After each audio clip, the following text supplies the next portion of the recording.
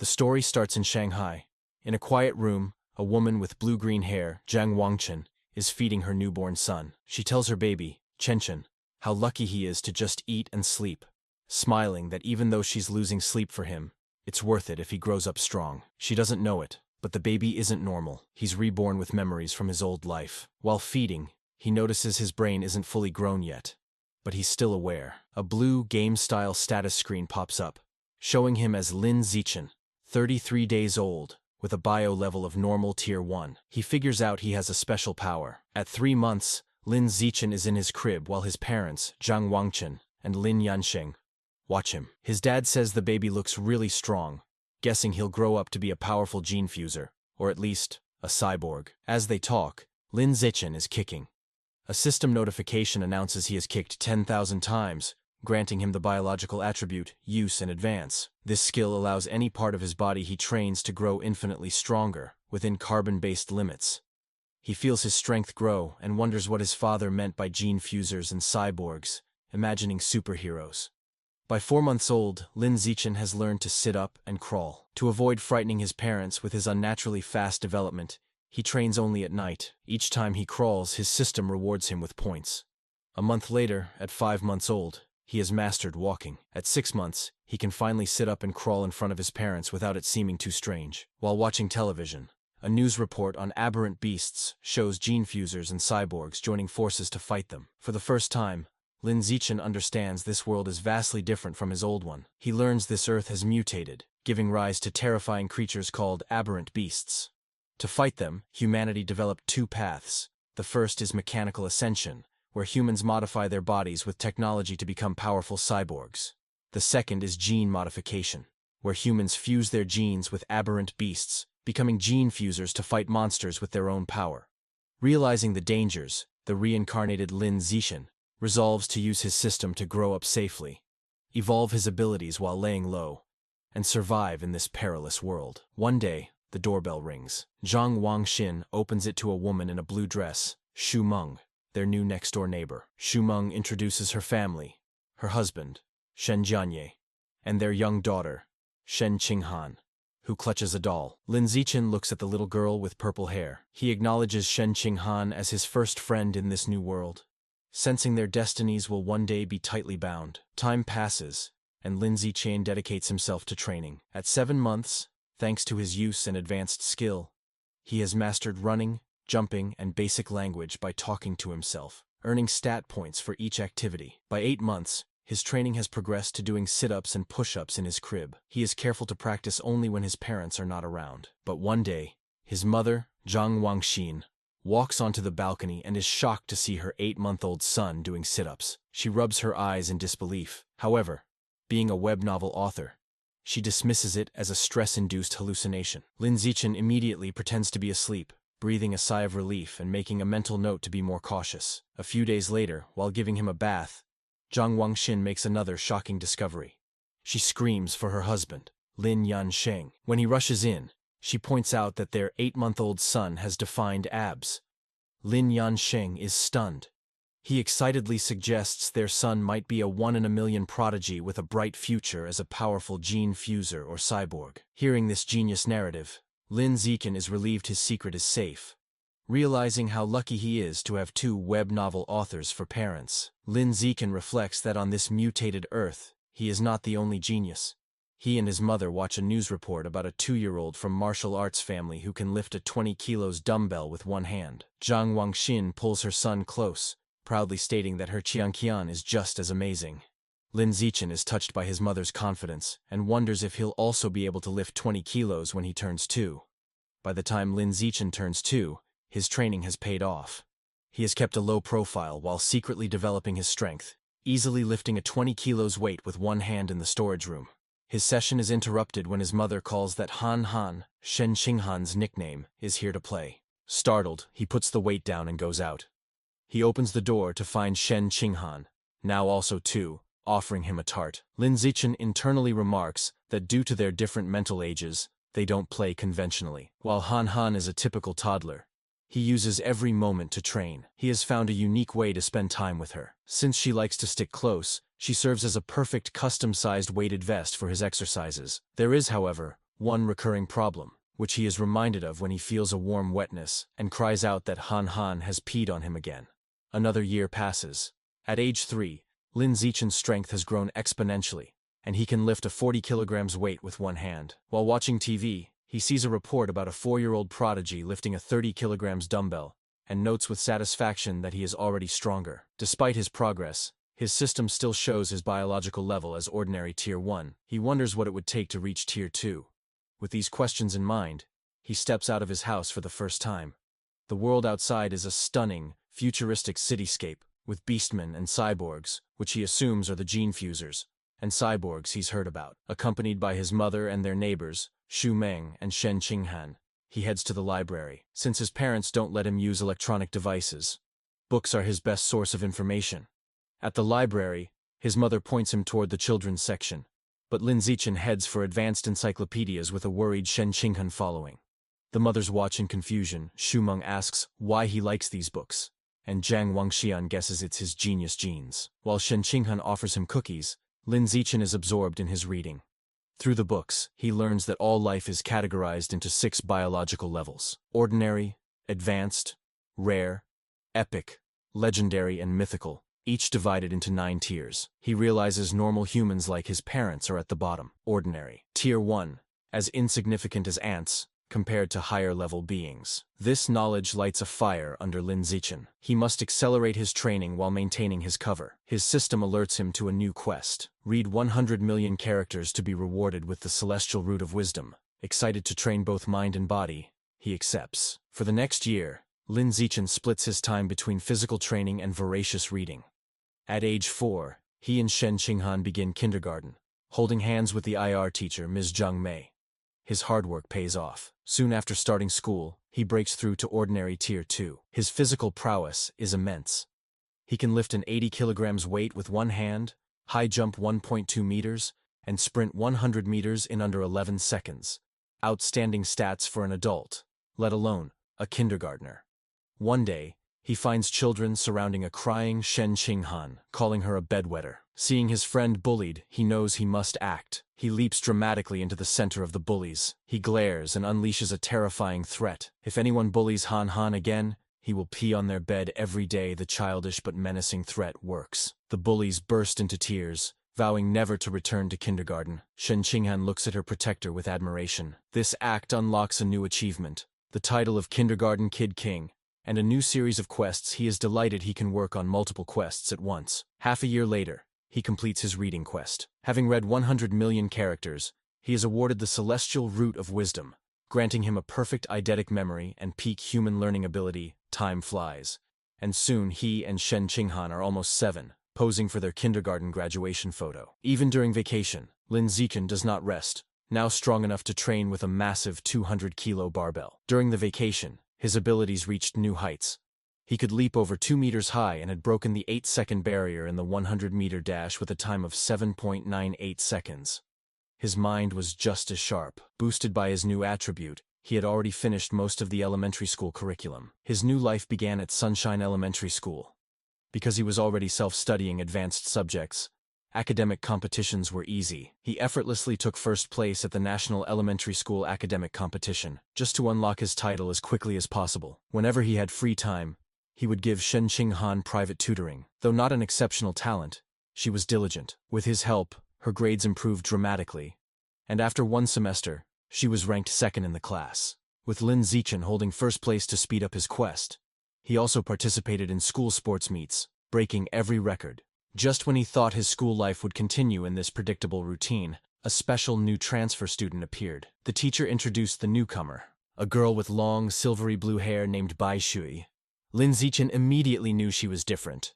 As she stood in the doorway, he could sense a faint, unusual aura that did not belong to a normal human. As the new transfer student, Bai Shui, walks to find a seat, the other students watch her curiously. Shen Qinghan leans over to Lin Zichen, whom she calls Xiao Chen, and whispers about how pretty Bai Shui's hair is, like winter snowflakes. However, Lin Zichen is not in the mood to discuss aesthetics. As Bai Shui sits near him, his mind is on the strange, non-human aura he senses from her. He wonders if she could be a gene fuser, or the descendant of one. In the following days, Bai Shui proves to be an enigma. She doesn't speak to anyone, and lays her head on her desk the moment class ends, remaining motionless. She barely even gets up for the restroom. At first, students are curious, even taking photos with her while she sleeps. But as her behavior doesn't change, they lose interest, and the classroom returns to its routine. This peace is shattered over a month later. A bizarre phenomenon begins. Bai Jue starts to secrete a viscous white liquid. The substance has a foul odor and drips down her clothes and legs. The other students react with disgust,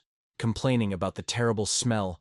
A mean-spirited boy sneers a crude comment about the liquid, and then pours his water bottle over her head, claiming he's washing her out. Humiliated and soaked, Bai Shui clenches her fist on the desk, and tears stream down her face as she begins to cry, her shoulders shaking with silent sobs. The bullies erupt in cruel laughter at her distress. Watching from their desks, Shen Qinghan turns to Lin Zichen with a worried expression, asking if they can help poor Bai Shui. Lin Zichen is confused. He had sensed Bai Shui was dangerous, so he can't understand why she is crying. He agrees to help. As he walks towards the bullies, he reevaluates his assessment. While he still doesn't understand her, he realizes that for now, she isn't a threat. She is just a weak being bullied, and he has to step in. Lin Zichen walks up to the main bully and grabs him by the collar, calling out his name, Guan Chun. With a menacing smile, he orders the boy to wipe the water off Bai Shui's desk. Guan Chun is terrified and stammers that he'll wipe it up right away. The other bullies know they are in trouble. Lin Zichen is notorious at school for being skilled at both academics and fighting. Not even 6th graders dare to mess with him. Knowing it's to comply, they quickly grab tissues and clean up the mess. Once the desk is clean, Lin Zichen's gaze sweeps over the group. He commands everyone involved to apologize to her immediately.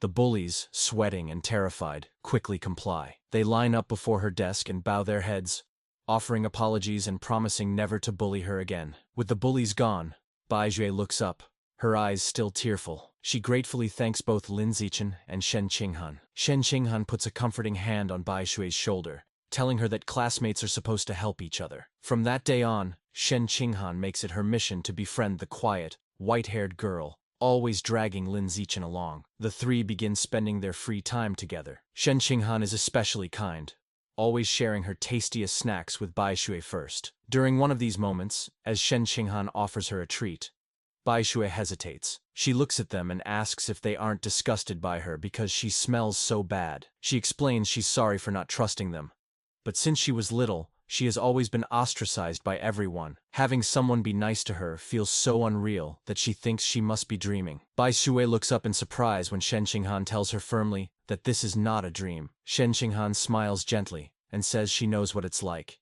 so she would never be disgusted by her.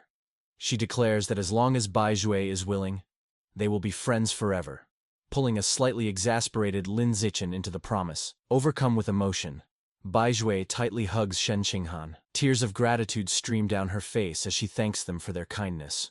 After composing herself, she tells them she wants to give them a gift in return. She holds out a necklace with a pair of beast fangs, explaining it was a birthday present from her mother. She gives it to them, hoping it can be a symbol of their friendship. Shen Qinghan enthusiastically agrees, and the three children stand together in the schoolyard as the sun sets, joyfully declaring they will be friends forever. However, just as their newfound friendship was solidified, the unexpected happened. One day, Shen Qinghan is stunned to learn that Bai Shui has transferred out of the school.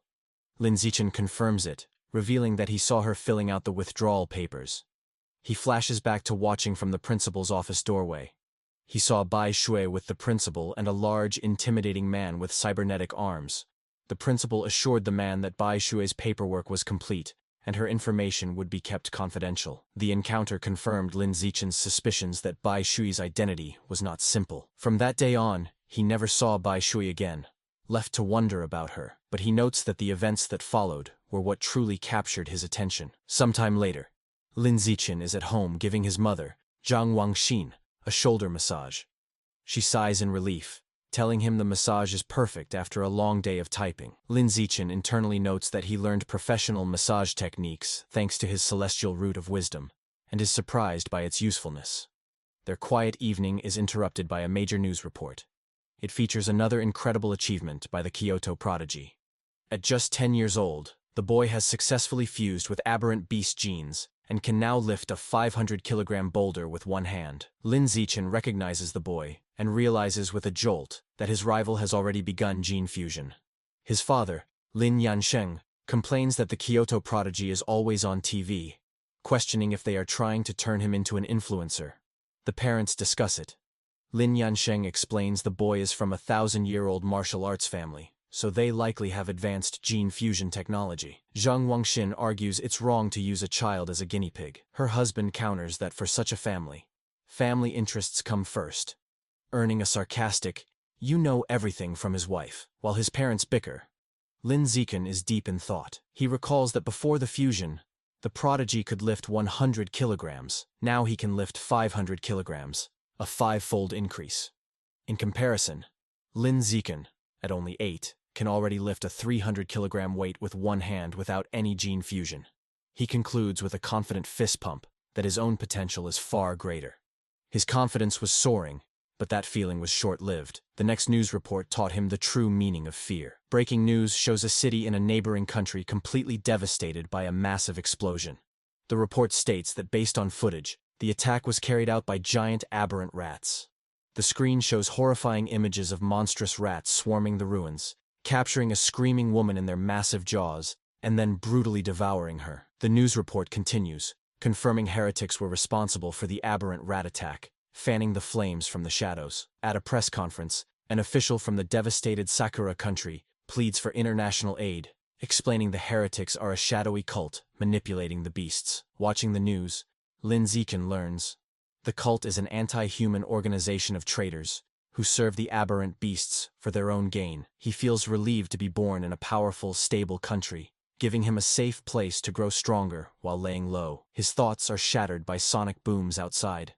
He rushes to the window and pulls back the curtain to see a squadron of heavily armed cyborgs flying through the night sky. He wonders why so many are being deployed, hoping nothing bad is happening. The next morning, everything seems normal. Lin Zichen waits for Shen Qinghan, who runs up, apologizing for being late. As she approaches, he notices something strange. The beast fang necklace Bai Shui gave them, now worn by Shen Qinghan, emits a bright blue glow. He realizes the fang is from an aberrant beast, and the source of the faint, non-human aura he'd sensed from her. The glow fades as quickly as it appeared, and the two don't think much of it. However, between the cyborgs and the fang's reaction, Lin Zichen feels that something bad is about to happen. On their way to school, a striking woman with long red hair and a black dress leans against a lamppost, watching them. She comments on what adorable kids they are, and steps in front of them, asking if they are brother and sister. Shen Qinghan proudly corrects her, explaining they are childhood best friends. The woman smiles wistfully,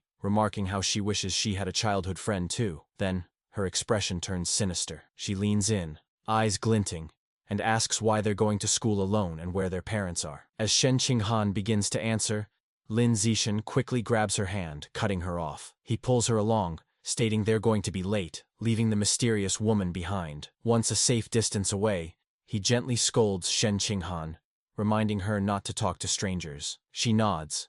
After school, Lin Zichen leads them through a deserted alleyway. Shen Qinghan nervously comments on how creepy it is. Lin Zichen explains the area is scheduled for demolition, and everyone has already moved out. Their walk is interrupted by a familiar voice. The red-haired woman from the morning appears, commenting on how they are finally out of school. She's not alone. A large, muscular man named Sheng is with her. The woman tells Sheng she's got the kids over here. Lin Zichen is alarmed. He had deliberately chosen a different route, but she had somehow followed them. The woman tries to lure them closer with a sweet voice, offering them treats. Her accomplice, Sheng, grows impatient. He tells her to stop talking and just knock the kids out so they can get it over with. Without another word, Sheng rushes toward them with a cloth, shouting he's in a hurry to sell them for cash. As he closes in, Lin Zichen shoves Shen Qinghan out of the way and squares up to face him. He clenches his fist and throws a powerful punch with all his might. The blow connects squarely with Sheng's face, stopping the larger man in his tracks. The immense force sends Sheng flying backward down the alley with a pained cry. The red-haired woman watches in utter disbelief, shocked that an elementary schooler could send a grown man flying. On the ground, Sheng coughs up blood, stunned. With Sheng down, Lin Zichen turns to the red-haired woman. Before she can react, he lands a solid punch to her midsection, followed by a powerful uppercut that knocks her unconscious. Standing over the defeated kidnappers, his expression hardens. He picks up a nearby brick, his intentions grim. He reasons that with no cameras in the deserted alley, he must finish them off. If they live, his superhuman powers will be exposed, ruining his plan to lay low and grow stronger. Just as he's about to deliver the final blow, the ground trembles violently. A powerful earthquake shakes the alley, catching them off guard. A moment later, a massive clawed hand smashes through a nearby building wall. A monstrous, giant, aberrant rat emerges from the dust and rubble, towering over them. The beast ignores the children and looms over the unconscious woman. But instead of devouring her, it decapitates her with a swift swipe of its claws. The rat then picks up her severed head as Shen Qinghan screams in terror. Recognizing the danger, Lin Zichen scoops the horrified Shen Qinghan into his arms. He tells her it's a giant, aberrant rat and they have to get to safety. He turns and sprints away, carrying her as they flee. As they escape, a flash of red and gold streaks through the sky. A female cyborg with blonde hair and rabbit ear attachments on her helmet dives into the alley. She moves with incredible speed, a blur of motion as she zips past the rat. Shen Qinghan, looking over Lin Zichen's shoulder, exclaims how unbelievably fast the cyborg is. The cyborg lands gracefully behind the monster. Facing the rat, the female cyborg prepares her attack. Her gauntlet glows as she charges her weapon and announces, "Anesthetic smoke." She fires projectiles at the monster, causing massive explosions that rock the alley. Lin Zichen shields Shen Qinghan from the blast. The aberrant rat is caught in the fiery explosions, roaring in pain, and is left dazed by the anesthetic smoke. Seeing her opening, the cyborg surges forward and finishes off the weakened beast in a flurry of strikes. Later, Lin Zichen watches a news report about the incident at home. He analyzes the fight, concluding the cyborg's power level probably isn't very high. He reasons she had to weaken the rat first, and it still took her 7 minutes to kill it. He reflects on the danger of giant aberrant rats, knowing they are tough creatures that can grow over 10 meters long and reach ordinary 5th tier. Fortunate that they escaped unharmed, the incident reminds him of the world's dangers. He resolves to increase his training to protect himself and those he cares about. He is later seen in his training space, doing weighted squats with a heavy barbell, his system rewarding him with points. Although the threat of aberrant rats looms, life continues. Soon he and Shen Qinghan celebrate their 9th birthday with both families around a large cake. After making wishes, they exchange gifts. Thanks to his celestial root of wisdom, Lin Zichen had taught himself to carve in one night and crafted an intricate wooden hairpin for Shen Qinghan. She is overjoyed, placing it in her hair and exclaiming how much she loves it. Time passes quickly, and soon Lin Zichen and Shen Qinghan graduate from elementary school and start middle school. As they leave, his system notifies him that he has completed the Dominate 9 years of compulsory education achievement, unlocking the Kindergarten Kid, King, and Elementary School Top Dog titles. He becomes excited to unlock the Middle School Overlord title next, which will grant him the Survival of the Fittest attribute. During the break, he sticks to a high-intensity training regimen. His training includes 1,000 push-ups with a massive boulder on his back, granting him huge stat boosts. His hard work pays off. Just before school begins, after a 10 kilometers run, his system announces his biological level has broken through to ordinary 3rd tier. His physical attributes increase dramatically. He can now lift 700 kilograms with one hand, has a vertical jump of 4 meters, and can run the 100-meter dash in 6 seconds. As his power grows, he wonders what level the Kyoto prodigy has reached. Coincidentally, a news story airs on TV the night before school starts. The report reveals the now 14-year-old prodigy has fused with giant ant genes, and can lift a 2,000 kilograms alloy block with one hand. Lin Zichen calculates that since giant ant genes increase strength by a factor of 4 to 8, the prodigy's true lift without the gene enhancement is only around 500 kilograms. This means Lin Zichen is still fundamentally stronger.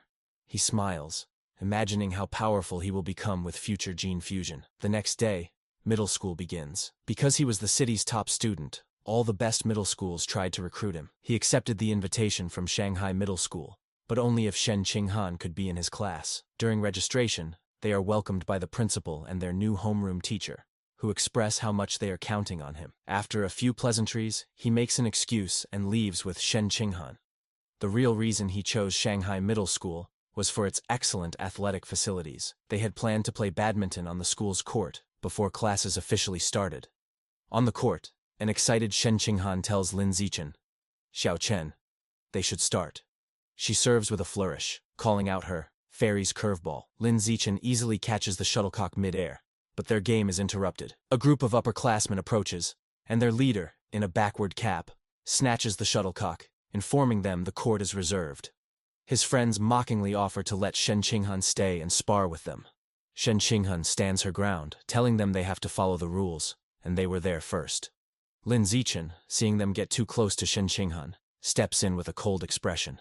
He tells them to get away from her and reminds them of the first come, first served rule.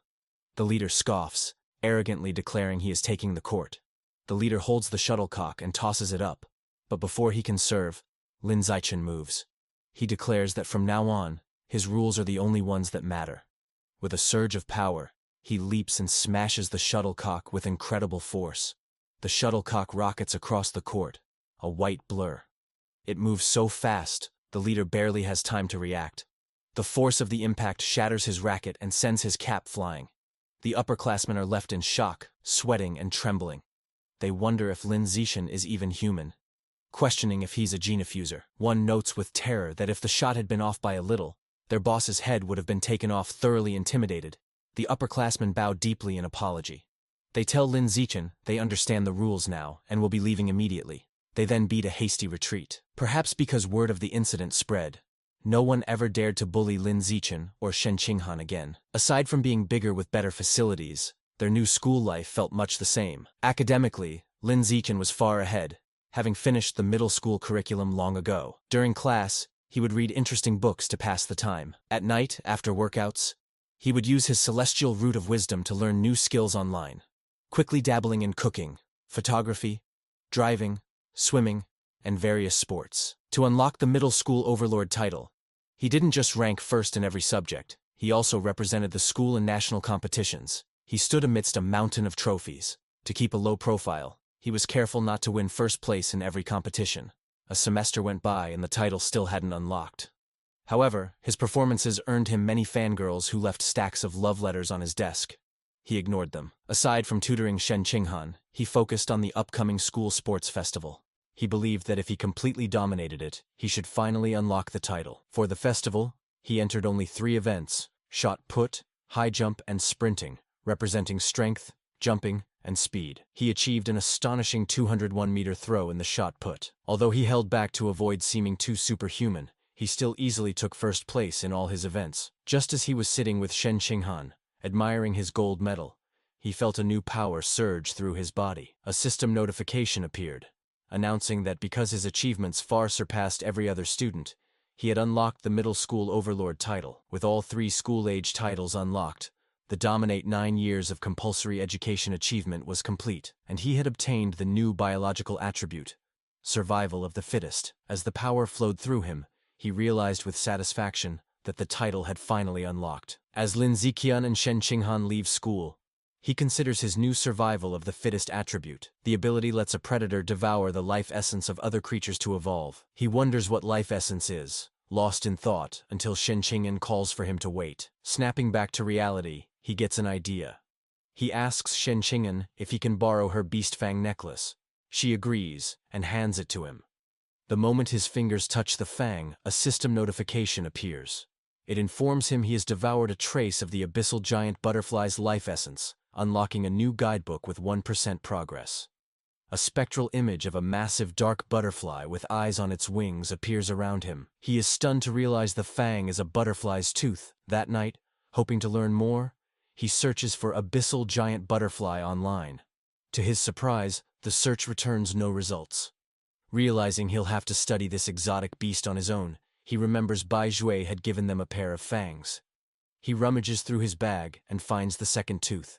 Holding the second fang, he once again absorbs its power. Another system notification confirms he has devoured a second trace of life essence, but the guidebook progress only increases to 2%. He looks at the fang with disappointment, realizing there isn't much life essence left in it. He concludes he must find another way to unlock the abyssal giant butterfly's full power. The next day after school, to boost his training and ensure a quick escape route from any aberrant beasts, Lin Zichen starts biking Shen Qinghan to and from school every day. As they leave the school grounds, a man calls out to him. "Zichen, The man in a tracksuit stops them and introduces himself as Coach Guo from the school's martial arts team. He praises Lin Zichen's performance at the sports meet as the best in school history. With great enthusiasm, Coach Guo formally invites him to join the team, insisting his athletic talent surpasses his academic abilities. He urges Lin Zichen to say yes, but also offers him time to learn about the team before deciding. Coach Guo speaks so quickly and passionately that Lin Zichen doesn't get a chance to say no. Waving goodbye as they ride off, the coach tells them the martial arts team is in room C of the gym, and that he'll be waiting for him if he's free to visit the next day. As the sun sets, Lin Zichen is back in his room, ready to test his new ability. He claps his hands, squashing a cockroach and a mosquito he found. He opens his hands to examine the dead insects, but feels no power surge. He realizes killing such small, ordinary creatures didn't trigger the skill. He deduces that only powerful or exotic beasts carry enough life essence to be devoured for his evolution. To verify his new theory, Lin Zichen decides to visit a supermarket that sells beast meat. With Shen Qinghan on the back, he piked them into the city. They soon arrive at a large, multi-story supermarket. Inside, they walk through the aisles and Lin Zichen notes that while there is plenty of beast meat, it's all pre-packaged. He knows he can't test his theory without touching the meat. Just as he's feeling frustrated, he hears a butcher advertising fresh-cut beast meat. He spots a counter with a sign reading, "Fresh beast meat, not pre-packaged, safe to eat," where a butcher is cutting up large sides of meat. Telling a confused Shen Qinghan to wait, he says he's going to check out the meat. He doesn't explain further, eager to confirm his suspicions, and rushes to the counter. He reaches out and places his hand on a slice of freshly cut beast meat. The moment he makes contact, a powerful surge of purple energy flows into him. Just as he thought, the beast meat contains a strong surge of life essence. He clenches his fist in excitement, a wide grin on his face. Shen Qinghan watches, bewildered, wondering why he is so excited just from touching meat. She approaches him with a look of confused concern, asking how the meat feels. Trying to play it cool, Lin Zichen casually tells a bewildered Shen Qinghan that the meat just feels fresher than normal, and asks if she wants to touch it too. She frantically waves her hands and refuses, saying he has touched it enough for both of them. Having confirmed his theory, Lin Zichen decides to buy some of the beast meat to try at home, surprising Shen Qinghan. He isn't surprised by her reaction, knowing beast meat is incredibly expensive. Even the cheapest option, the ghost shadow squid, costs nearly 1,000 yen per jin. Deciding to go with the squid, he picks up a package. Shen Qinghan panics at the price, telling him it's too expensive, and that he should ask his mother first. Lin Zichen simply smiles and pats her head reassuringly. He tells her not to worry, making up a lie that his mom had already told him to buy plenty for both of their families. A flashback shows his mother, Zhang Wangxian, happily agreeing to cook a feast. Internally, Lin Zichen admits that while sharing is part of his plan, his other, more important reason is to test if he can absorb life essence through consumption, as he worries direct absorption might spoil the meat. At the checkout, he buys 3 packages of the ghost shadow squid for a hefty 29 yen and 94 sen. The female cashier thanks him. As they leave, Lin Zichen thinks about how expensive the meat was, wondering when they'll be able to afford it again. By the time they finish shopping, it is after 9 p.m. Knowing the city has been chaotic lately, they decide to head straight home for safety. On the ride home, Lin Zichen can't stop thinking about his experiment. Unable to wait, he discreetly places his hand on the package of meat in the basket. He immediately feels a familiar surge of purple energy. His system confirms he has devoured a trace of the ghost shadow squid's life essence. A new guidebook for the creature is unlocked, but his progress is only 0.1%. A spectral image of the menacing, multi-eyed squid appears in his mind.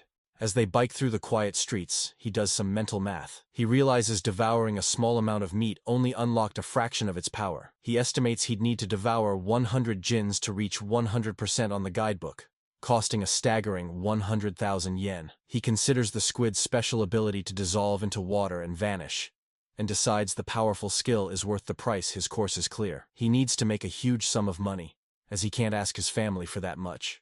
He then remembers his second reason for buying the meat: to test if absorbing its life essence would cause it to spoil. He glances at the package. It's been a while, but the meat looks perfectly fresh. He grins, delighted that absorbing the essence doesn't ruin the meat. As he continues to absorb its power, his progress bar for the squid climbs to 3%. His concentration is broken when Shen Qinghan shouts a warning.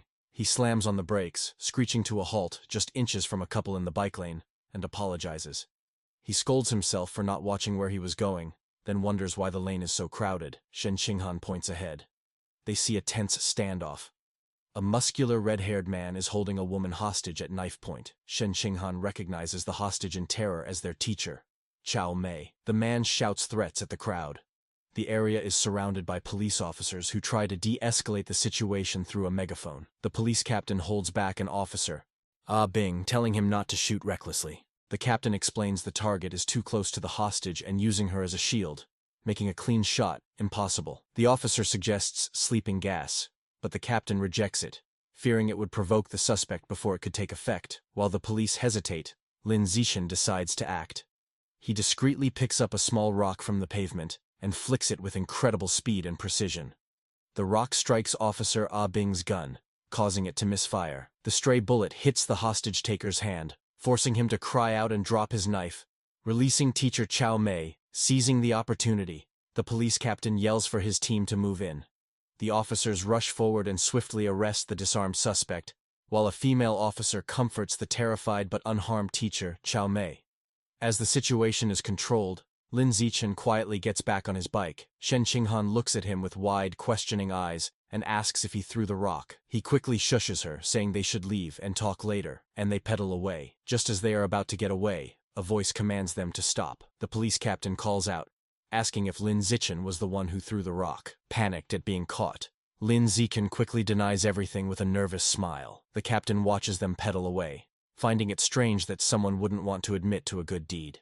He muses aloud that there's a reward for bravery. The word reward instantly catches Lin Zixin's attention. Needing money, he slams on his brakes, skids to a halt, and rushes back to the captain. He sheepishly retracts his denial, admitting he threw the rock, and explaining that the money is really important to him. The captain tells him to come to the station to make a report, promising to help him apply for the reward. After informing their families, Lin Zixin and Shen Qinghan prepare to head to the police station. He assumes everything will go smoothly, but as the police lead the cuffed suspect away, something goes horribly wrong. The suspect's face begins to twist grotesquely. The police realize with horror that he's a heretic and is mutating into a giant aberrant rat right before their eyes. The monster breaks its cuffs and goes on a rampage, swiping its massive claws at the officers. The police captain gets on his radio, ordering all forces to open fire but to protect the civilians. The officers unload their weapons, but the bullets have no effect. A frantic report comes in, identifying the heretic as having fused with Rat King genes and calling for immediate backup. Realizing the danger, Lin Zixin apologizes, grabs both of them and pulls them away, urging them to run. He is relieved the monster isn't chasing them, but knows they need to get away fast. As they flee, a new figure streaks down from the sky in a purple aura. It's a female cyborg in sleek, futuristic armor. She lands a powerful blow on the giant rat, sending it staggering backward.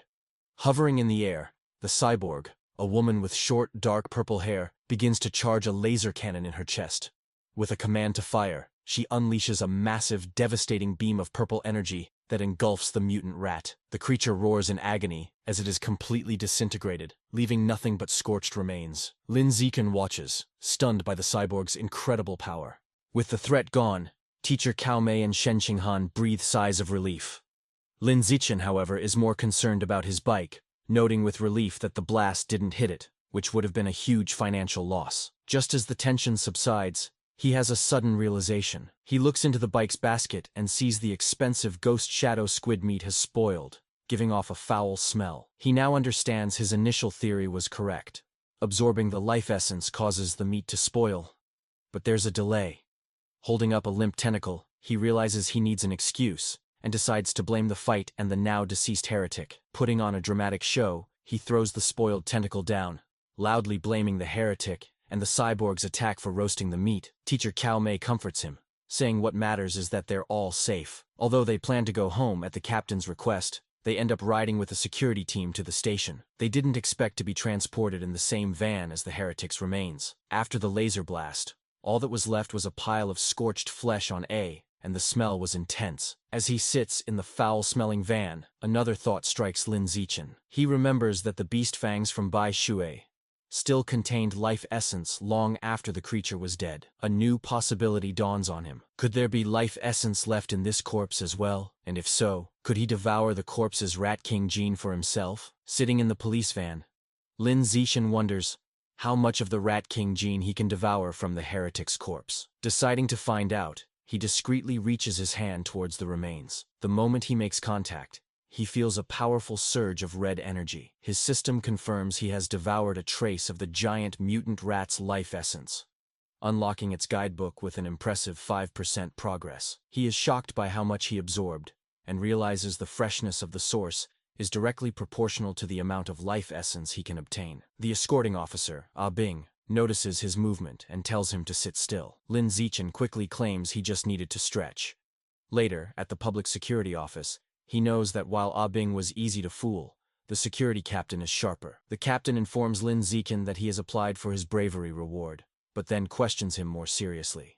He asks how a middle schooler, at such a distance and in poor lighting, managed to so precisely hit the heretic's knife hand with a rock. Lin Zichen gives a vague answer, claiming it's because he often trains his right hand. The odd response leaves the captain speechless. Their conversation is interrupted when Shen Qinghan calls out that her auntie is here. Lin Zichen is surprised to see his parents rush into the station. His mother runs towards him in a panic, calling his name with a terrified expression. She throws her arms around him in a tight hug, asking if he's all right and telling him he scared her half to death. He tries to calm her, reassuring her that he's fine, and even got a bravery reward.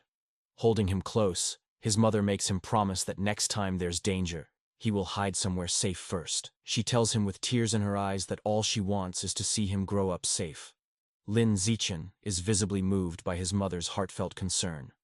As they leave, Lin Zichen reassures his mother he will always protect himself first. The police captain watches them go, still pondering the boy's strange abilities. On their way out, Lin Zichen passes two female police officers discussing the case. One remarks that perverts are getting more brazen, and her colleague reveals the heretic was a liberal arts student from Guangyuan University, brainwashed by the rat god cult. The first officer curses the cult, but the second points out they need to eliminate the root cause, the self-proclaimed Rat King. The name instantly catches Lin Zichen's attention. In the car home, he immediately starts researching the rat god cult on his phone.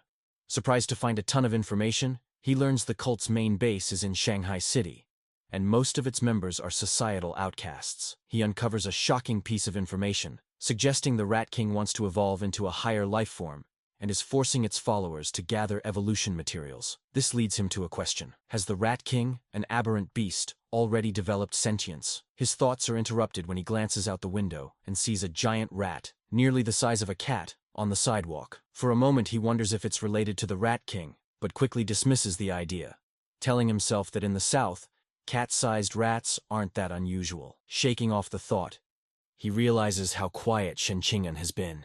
He looks over and sees her squirming uncomfortably, her knees pressed tightly together. He immediately understands. He recalls that ever since she was a child, whenever she gets nervous or startled, she can't control her bladder. While embarrassing for her, Lin Zichen has always felt this peculiar reaction might be linked to some hidden potential within her. When they get home, Lin Zichen's mother, Jiang Wangxin, is shocked that the nearly 3,000 yen worth of beast meat is gone. Lin Zichen quickly thinks of an excuse, sheepishly claiming that during the emergency, he must have dropped it while running away. His mother immediately puts his safety first, telling him to forget the meat and that all that matters is he is unharmed. Lin Zichen breathes an internal sigh of relief, glad he fooled his mother. However, his father, Lin Yansheng, is more stubborn. He announces he is going back to look for the expensive meat. Boasting that a fated wage slave like him is tough, Lin Zichen tries to stop him, arguing it's too dangerous and the meat is already spoiled. His father becomes suspicious, asking how he could know it had gone bad. Sweating nervously, Lin Zichen quickly claims it was an obvious guess. Meanwhile, back at the now empty public security office, the police captain is still pondering the night's strange events. As he smokes a cigarette, he can't shake the question of how an ordinary middle schooler could have thrown a rock with such incredible power and precision. Suddenly, he hears a strange noise from the corner. His eyes widen in shock as he sees a massive rat, far larger than any normal rodent, perched on top of the filing cabinets. Before he can react, the giant rat leaps down. The captain instantly draws his pistol and opens fire.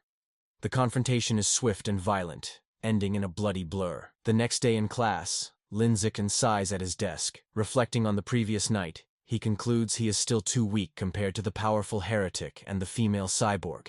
He needs to make money fast to buy more beast meat like the ghost shadow squid to fill his guidebook's progress bar. He considers becoming an influencer or selling study materials, but dismisses the idea as too flashy and against his goal of keeping a low profile. Suddenly, an idea strikes him. He remembers that in this world, martial arts and gene fusion are more important than academics. He decides it's time to act. Later, he heads to the gym where the martial arts team practices in Building C. He finds Coach Guo drinking from a thermos and greets him. A surprised Coach Guo asks if he is there to join or just to learn more about the team. Instead of answering, Lin Zichen leans in and discreetly asks if joining the team offers a chance to compete in city tournaments, and if the prize money is high. The coach smiles, confirming he would have a chance and that prizes are worth tens of thousands. With his main concern addressed, Lin Zichen shakes the coach's hand and announces he is joining the martial arts team today. Coach Guo happily welcomes him. The coach gathers the team to announce their new member. He introduces Lin Zichen, reminding them of his performance as the sports meet champion. The other team members, Zhang Kai, Huang Tiansheng or A Xing, Li Shutong, and Han Yiguo, introduce themselves. Finally, Lin Zichen introduces himself. Since Lin Zichen has no formal martial arts training, Coach Guo demonstrates basic fist and leg techniques. The coach explains the moves look simple but are difficult to master, noting that the team's fastest learner, Li Shutong, took a week to perfect them. He then encourages Lin Zichen to try. Lin Zichen assumes a ready stance, thanks to his celestial root of wisdom attribute, which grants him heaven-sent martial insight. He has already memorized and understood every detail of the demonstration just by watching. As he practices the fist techniques, a system notification awards him points in vitality, strength, dexterity, and proficiency. He executes the hand and fist movements with flawless precision and speed. He transitions seamlessly into the leg techniques, performing powerful fluid kicks. Another system notification grants him points for his leg muscles, dexterity, and proficiency. The coach and the team watch in stunned silence. The coach's jaw drops, and he almost fumbles his thermos, unable to believe it. He wonders how someone could learn the complex forms perfectly after one look. Staring at the flawless performance, a single thought forms in his mind. He must be a once-in-a-million martial arts prodigy. That evening in Shanghai, Lin Zichen's mother, Zhang Wangxin, calls him for dinner. He rushes out eagerly, spoon in hand, asking what she made. She proudly presents a large platter of the ghost shadow squid he wanted. The aroma is incredible, and he tells his mother how amazing it smells. She urges him to eat while it's hot. He takes a bite and praises her cooking as the best in the world. Pleased, she tells him to eat a lot, as she bought 3 full gins for him. As he eats, a system notification appears. He has devoured a trace of the ghost shadow squid's life essence by consuming it, bringing his guidebook progress to 3.01%. He realizes with frustration that eating the meat works just as well. If he had known, he wouldn't have spoiled the first batch by touching it. While they eat, a news report catches their attention. It's about a 14-year-old genius girl, the youngest cyborg in history, after fusing with an energy core. Her energy system grants her superhuman abilities, lifting a 5,000-kilogram SUV with one hand, sprinting 100 meters in 3 seconds, and jumping 8 meters vertically. Watching this, Lin Zichen ponders the debate in his world between the Kyoto prodigy's gene fusion and this girl's cybernetics. Which path is stronger? His thoughts are interrupted by another breaking news story. It announces that the security captain they met, He Chun-shan, was killed in his office. Surveillance footage showed he was attacked and devoured by a giant mutant rat that infiltrated the station. Medics are shown wheeling his body into an ambulance. Lin Zichen is horrified. He recalls the large rat he saw the night before and wonders if it was connected. He imagines a giant rat rampaging through the city. The captain's death is a grim reminder of the escalating danger. Staring intently, Lin Zichen decides he must intensify his training immediately. Following the police captain's death, Lin Zichen dedicates himself to a grueling training regimen. After intense practice, he can now sprint 100 meters in a blistering 4.61 seconds. His physical power has skyrocketed. His vertical jump is 5.3 meters, and he can lift an astounding 1,200 kilograms with one hand. In addition to his personal training, he continues his martial arts practice with the school team, hoping to boost his strength quickly for the upcoming tournament. The next morning at school, he heads to the gym to practice. with a curious Shen Qinghan tagging along. On their way, a girl with pink hair warmly greets Lin Zichen and offers him a bottle of fresh milk. He politely declines, thanking her, and walks past with Shen Qinghan, leaving the girl disappointed. Watching from a distance is his teammate, Zhang Kai. He clenches his fist in anger, resentful that the person who beat him at the sports meet is rejecting a gift from the girl he admires. Unable to contain his frustration, Zhang Kai rushes forward and blocks their path. He confronts Lin Zichen, scolding him for his poor manners and for hurting the girl's feelings. When Lin Zichen calmly explains he is allergic to milk, Zhang Kai refuses to believe him and calls him a liar. Enraged, Zhang Kai points at Lin Zichen and challenges him to a spar. He sets the terms. If he loses, he will never bother Lin Zichen again. But if Lin Zichen loses, he must drink the whole bottle of milk. Just as the challenge is issued, a new system notification appears. A new achievement mission has been triggered. Defeat 1,000 different opponents in formal competition for the survival of the fittest biological trait. A sly grin spreads across Lin Zichen's face. This is the opportunity he has been waiting for. Surrounded by a menacing purple aura, he accepts the challenge, his eyes glinting with anticipation as he agrees to the spar. Word of the duel spreads quickly through the school. 2 students excitedly decide to go watch the fight between the popular junior, Lin Zichen, and a senior. By the time they are ready, the gym is packed with onlookers in a large circle around the sparring area. The crowd is clearly on Lin Zichen's side. Many of his female fans cheer him on, telling him to teach his opponent a lesson, including the pink-haired girl from earlier who gets her phone ready. Zhang Kai scoffs, annoyed that everyone assumes he will lose. He internally admits Lin Zichen's talent has grown incredibly over the past month. He sees this duel as his last chance to put the rising genius in his place and show off his own strength. In contrast to his opponent's intensity, Lin Zichen seems unfazed. He casually states that he needs to go home for dinner and asks if they can make the fight quick. Taking this as an insult, Zhang Kai smirks and agrees to grant his wish. Coach Guo steps between them to officiate. He raises his hand to start, reminding them of the rules. However, before the fight begins, Zhang Kai shouts for them to wait. With a condescending grin, he offers Lin Zichen a handicap. He points out that he has trained for nearly 2 years, while Lin Zichen is a novice of only a month. To be fair, he declares he will let Lin Zichen have the first 3 moves. Lin Zichen simply agrees. The moment he agrees, Lin Zichen explodes into motion. He closes the distance in a blur, catching Zhang Kai by surprise. Before his opponent can raise his guard, Lin Zichen unleashes a single devastating punch. The blow connects with brutal force, sending blood flying from Zhang Kai's nose. He is knocked out instantly, collapsing unconscious on the gym floor. The entire gym is stunned into silence. Coach Guo's jaw drops as he stares in disbelief, shouting that the fight was over in 1 punch. The rest of the martial arts team and the crowd are equally shocked, calling the outcome ridiculous, unable to process that the duel was over in a single second. The silence is broken by a roar of celebration. Shen Qinghan throws her fist in the air, ecstatically cheering for Lin Zichen's victory. The other girls, including the one with pink hair, join in, shouting about how amazing he was. Standing over his defeated opponent, Lin Zichen receives a system notification. It informs him that by defeating a rival and winning the affection of the opposite sex, he has obtained priority mating rights. More importantly, his new mission progress is now 1,000. He reflects that he has a long way to go to unlock the natural selection attribute.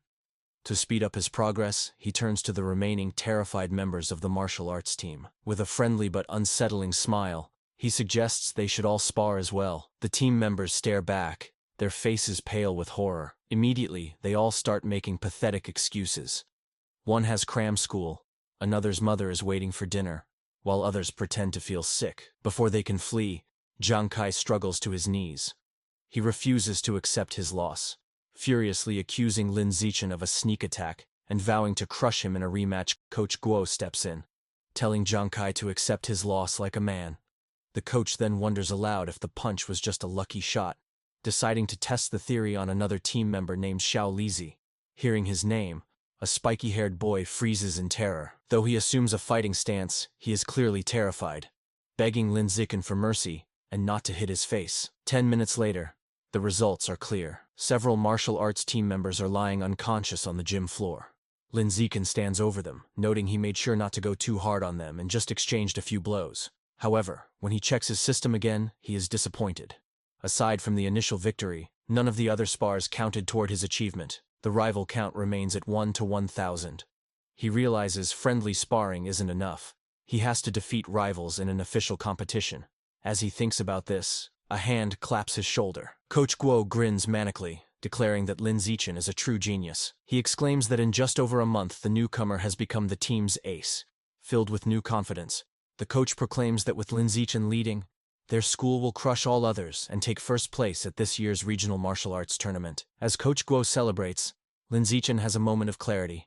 He realizes the coach is right. The upcoming tournament is the perfect opportunity to face many official opponents at once. He becomes determined, understanding that as long as he defeats them in an official competition, each victory should count toward his progress. His thoughts are interrupted when a defeated Zhang Kai calls his name. Having regained consciousness, Zhang Kai stands, points at Lin Zichen, and formally accepts his loss with a bizarre and overly graphic declaration of submission. His strange words leave everyone, including Shen Qinghan, Coach Guo, and Lin Zichen, completely shocked and disturbed. With the duel over, the spectators and coach quickly flee, leaving a bewildered Zhang Kai alone, complaining he hadn't finished his speech. In this world, high schoolers must choose between martial arts or academics. Given the world's dangers, the martial arts class is considered the superior choice. Determined not to be left behind, Shen Qinghan decides to join the martial arts class and begins training rigorously with Lin Zichen. Their daily routine is intense. They start with a 3,000-meter run, followed by an hour of hand-to-hand combat practice. After that, they do sit-ups and push-ups to build strength. To conclude each session, Lin Zichen gives Shen Qinghan a massage to relieve her muscle tension. Of course, Lin Zichen doesn't slack on his own training. He pushes himself to the limit daily, driven by the goal of winning the tournament and unlocking the natural selection attribute as quickly as possible. 1 month later, all their hard work is about to be tested. The day of the regional martial arts tournament has arrived, and a determined Lin Zichen is ready to compete. The tournament is at the massive city gymnasium, with a huge crowd around a central fighting ring. In the waiting area, the mood is tense. Coach Guo nervously reviews the roster, complaining that their school, Shanghai High, drew a match against the strongest team, Shanghai number 1 High. Another team member adds to the anxiety, mentioning their opponents have a fighter who can run the 100-meter dash in under 9 seconds, leaving them feeling outmatched. Sensing the team's low morale, Lin Zichen calmly raises his hand and volunteers to fight first. Though still worried, Coach Guo agrees to let his ace take the stage. As Lin Zichen walks into the arena, Shen Qinghan cheers him on from the sidelines, while Coach Guo shouts encouragement through a megaphone.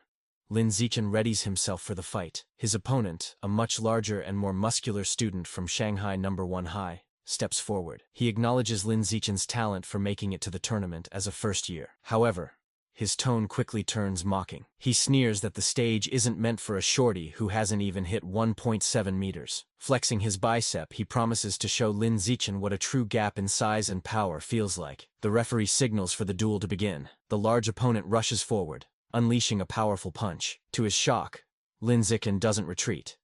He effortlessly sidesteps the blow and counters with a swift punch to his opponent's chest. The impact is devastating. The force sends the massive student flying backward across the arena, knocking him out cold. The announcer stares in stunned silence before stammering a victory for Lin Zichen. On the sidelines, Shen Qinghan jumps to her feet, cheering that her Xiao Chen was amazing. The rest of the Shanghai High team erupts in celebration, mobbing their coach and shouting that Lin Zichen is insane, dismissing his opponent's dead muscle. Meanwhile, on the other side, the coach for Shanghai number 1 High is furious. He berates his defeated student for charging in blindly without using his footwork. Back in the ring, Lin Zichen receives a system notification confirming he has defeated another tournament rival, improving his ranking and bringing his elimination count to 2001. He clenches his fist, satisfied that these matches are what he needs to advance. The opposing coach, determined to stop this, calls his next fighter forward, a boy named Chen Feng, and orders him to crush the first year as quickly as possible. Chen Feng calmly agrees. He steps onto the stage and assumes a ready stance, looking far more composed than the last fighter. The announcer signals for the second duel to begin. Chen Feng immediately showcases his superior technique, moving with incredible speed and launching a flurry of attacks. Lin Zichen calmly meets the assault, blocking a powerful kick with one hand. However, the force of his block sends Chen Feng spinning wildly through the air before he crashes hard onto the arena floor. unconscious. Medics rush in with a stretcher and carry Chen Feng away, stating he needs a head scan. The crowd is left bewildered. They murmur among themselves, questioning what just happened and speculating that the student from Shanghai High must be insanely lucky. Some angry spectators shout that the tournament must be rigged, demanding a refund.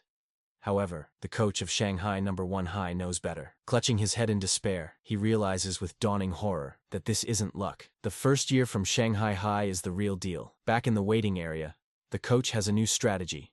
He calls his next fighter, a spiky-haired boy named Gao Fei, and gives him strict orders to focus entirely on defense, warning him that he cannot afford to lose. Gao Fei, however, is brimming with confidence. He calmly tells his coach not to worry, assuring him he will win. As he walks to the ring, Gao Fei internally dismisses Lin Zicheng's victories. He believes his opponent isn't strong and has only won through tricks. With his superior speed, running the 100-meter dash in under 9 seconds, and greater experience, he is certain he can't lose. The crowd is buzzing. Spectators discuss Gao Fei's reputation, marveling at his speed. One person mentions his father is a gene user, explaining his enhanced abilities. The consensus is that Lin Zicheng's impressive run is about to end, though they acknowledge his great potential. The announcer signals for the duel to begin. Ignoring his coach's instructions, Gao Fei immediately goes on the offensive. Lunging at Lin Zicheng with a powerful kick, he follows up with rapid strikes, unleashing his special technique, the flowing water-shattering rock fist.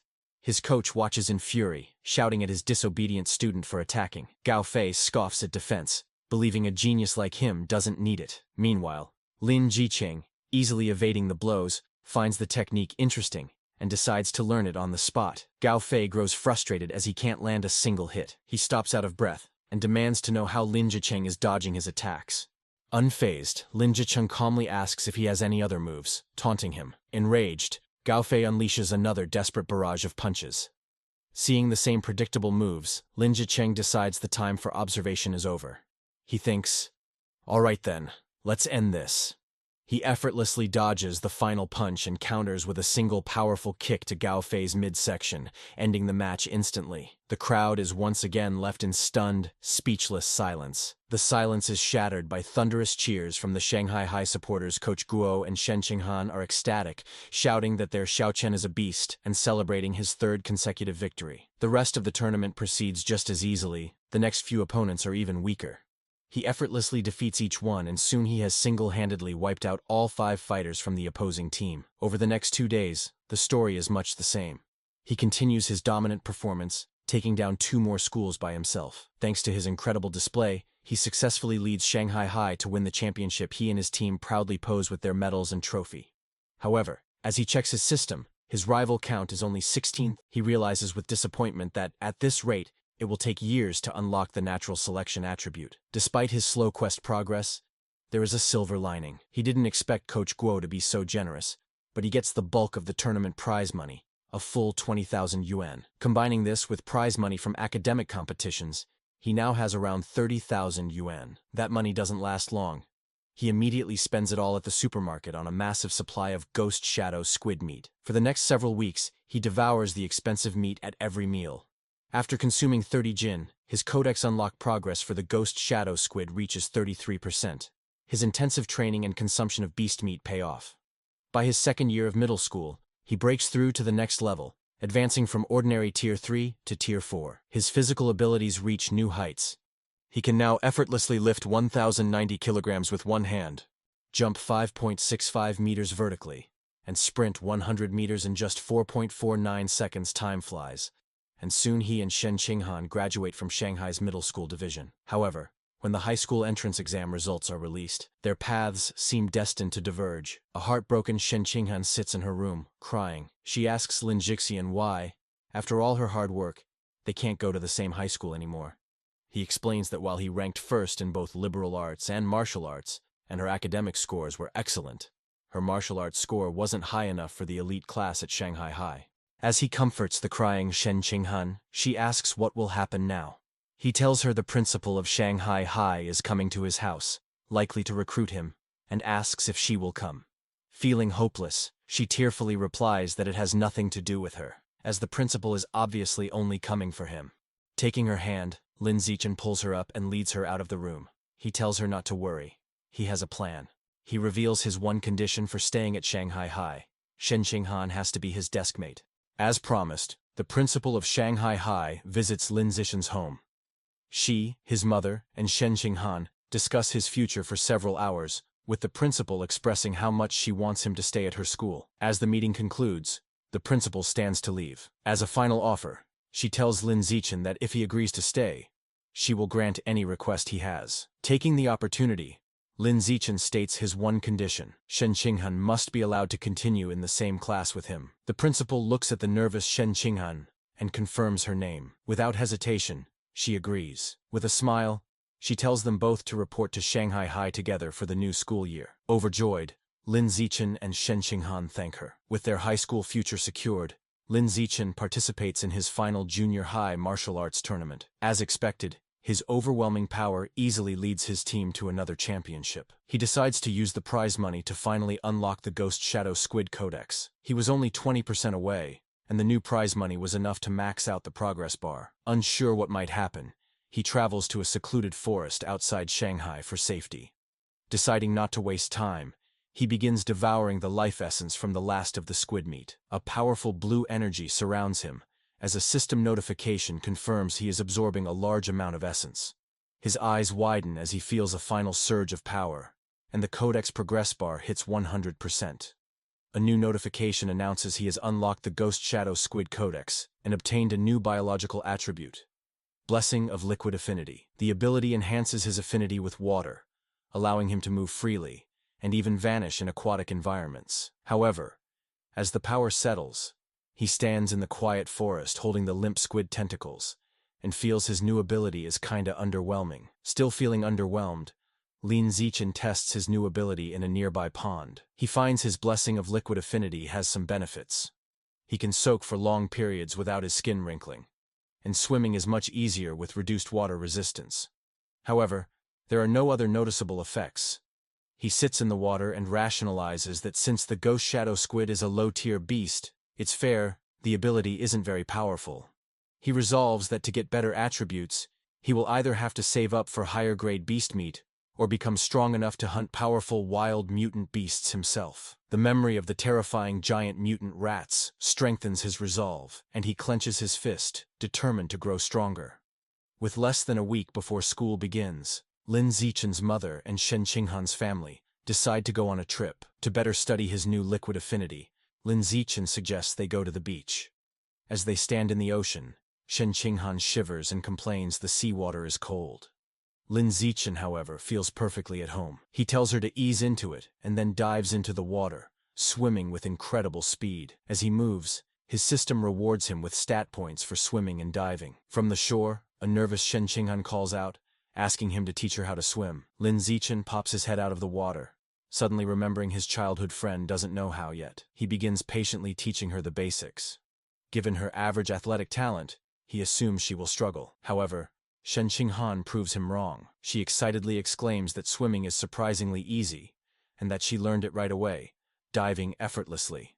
She swims gracefully and surfaces with a look of shock, surprised she can dive without any instruction. Lin Zixin watches in shock as a strange blue aura of water seems to emanate from her. After she surfaces, she excitedly tells him how amazing it feels. She notes that while opening one's eyes underwater usually stings, she feels no discomfort. In fact, she finds it cool and pleasant. Her words leave Lin Zixin deep in thought. He watches her swim away, finding the situation unusual. He reasons that even with a natural talent for water, there's no way she could have mastered all the skills so instantly. Her rapid learning is simply not normal. Suddenly, a realization dawns on him. He recalls her lifelong problem with bedwetting when nervous.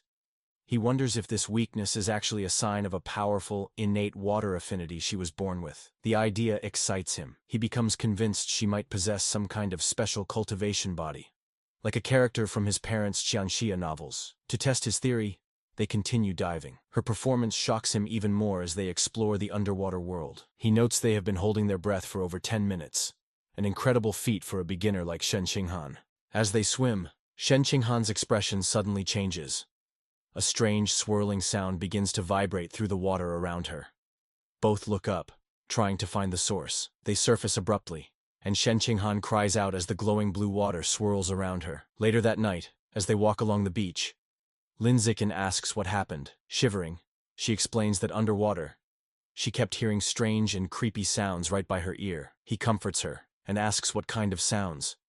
She tells him she couldn't understand the language, but it was a female voice that echoed non-stop until she surfaced. To help a frightened Shen Qinghan calm down, Lin Zichen brings her back to their hotel room. Later, he searches online for information about the strange female voice, but finds no results. Unsettled and unable to sleep, he uses his restless energy to train. As he performs 1,000 weighted sit-ups, he feels a sudden surge of power. A system notification announces his hard work has paid off. He has advanced to ordinary Tier 5. Surprised but pleased, he considers his new strength. He realizes that at Tier 5, he is powerful enough to rival a fully grown giant mutant rat. A determined glint appears in his eyes as he clenches his fist, confident that tearing the beasts apart with his bare hands is no longer impossible. Eager to test his new limits, he goes to the empty beach at night. The stat boost is immense. His 100-meter dash time has dropped to a mere 3.64 seconds, and his vertical jump has increased to an incredible 6.98 meters. To test his strength, he finds a nearby car and discovers he can now lift the 1,600-kilogram vehicle with one hand. With this new progress, his life moves forward. The vacation ends, and he and Shen Qinghan begin high school at Shanghai High. On their first day, they arrive early for class duty. Two new female classmates immediately recognize him, whispering excitedly about how handsome he is and how lucky they are to be on duty with him. While he is surprised his classmates know him, something even more unexpected happens. Simply performing class duty triggers a new system quest. The achievement requires completing 1,000 cooperative tasks for a new biological attribute, social animal. As he cleans the classroom with Shen Qinghan, he wonders what this new attribute will do. Since the school year has just begun, he takes the opportunity to visit the Mammoth supermarket after school. Now that he has unlocked the Ghost Shadow Squid Codex, he knows it's time to choose a new target for his ability. As he browses the expensive beast meat section, his eyes lock onto a new item. In one of the refrigerated cases is the packaged head of a savage giant eagle, priced at 1,998 yuan per jin. An eager grin spreads across his face as he picks up the package, making his decision. This will be his next target. The savage giant eagle is a higher-tier aberrant beast than the Ghost Shadow Squid.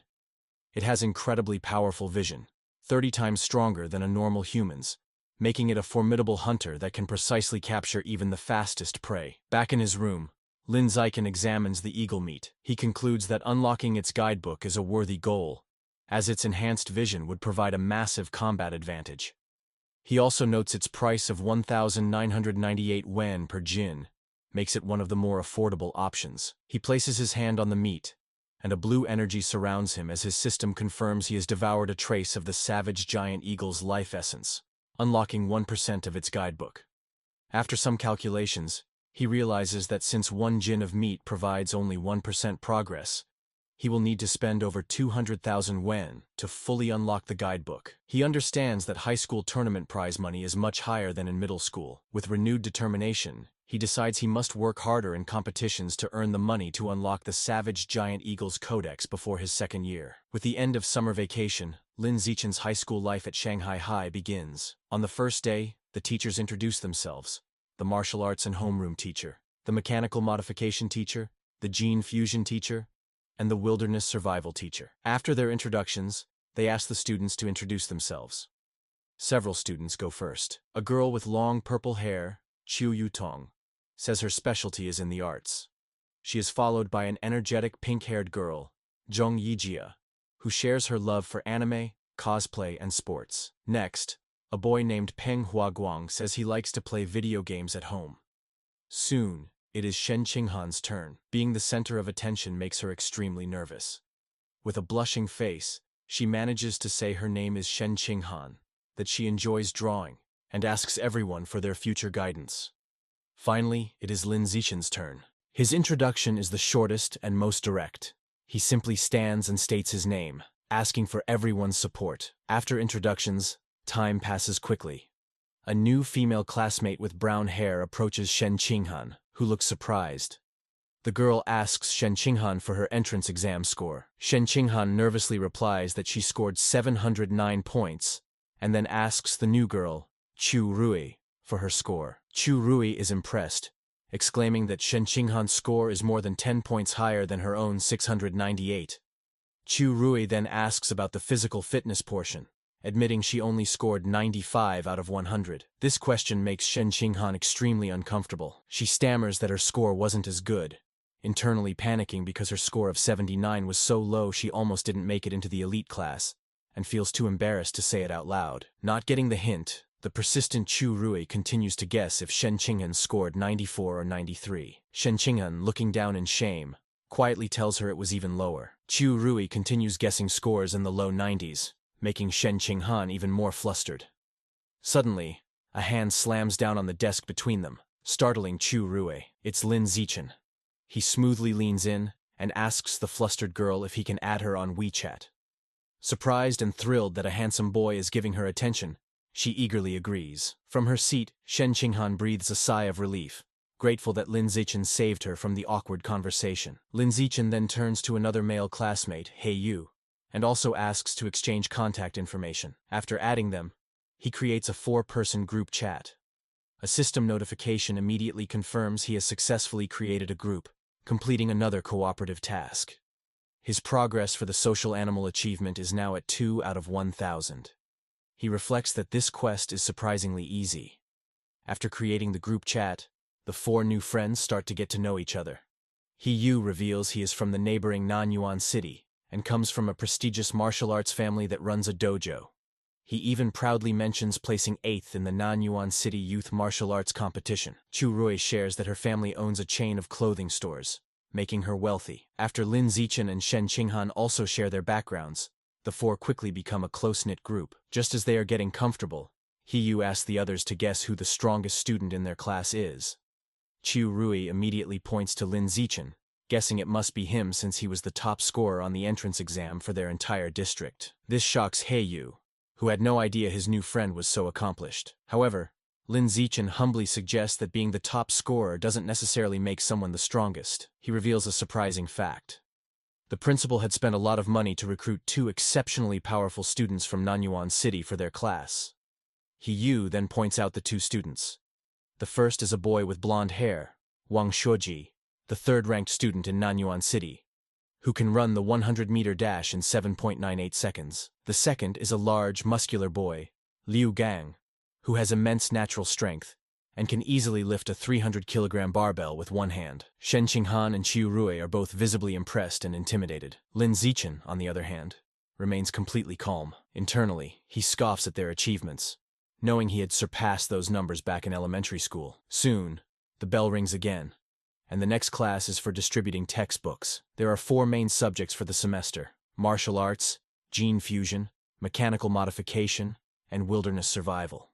Since Lin Zichen had already self-studied all the material, he decides to use the free time to find a secluded spot to train. As he trains, his thoughts turn to the larger threats. He remembers the dangerous rat god cult is still active. The police have only captured some lower-level heretics, but the powerful Rat King, their leader, remains at large. This grim reality fuels his determination. He clenches his fist, resolving to increase his power as quickly as possible and reach at least Tier 6, a level he believes will be strong enough to confront even the Rat King. The first practical class is wilderness survival. The teacher, Xu Chengbei, gathers the students in a wooded area and asks if any know how to make a fire by drilling wood. He Yu mutters, "It's a useless skill." To everyone's surprise, both Wang Xujie and Lu Gong step forward and successfully start fires using the primitive method. The teacher is impressed and asks how they learned. Lu Gong explains he learned at a summer camp, while Wang Xujie says he taught himself by watching videos online.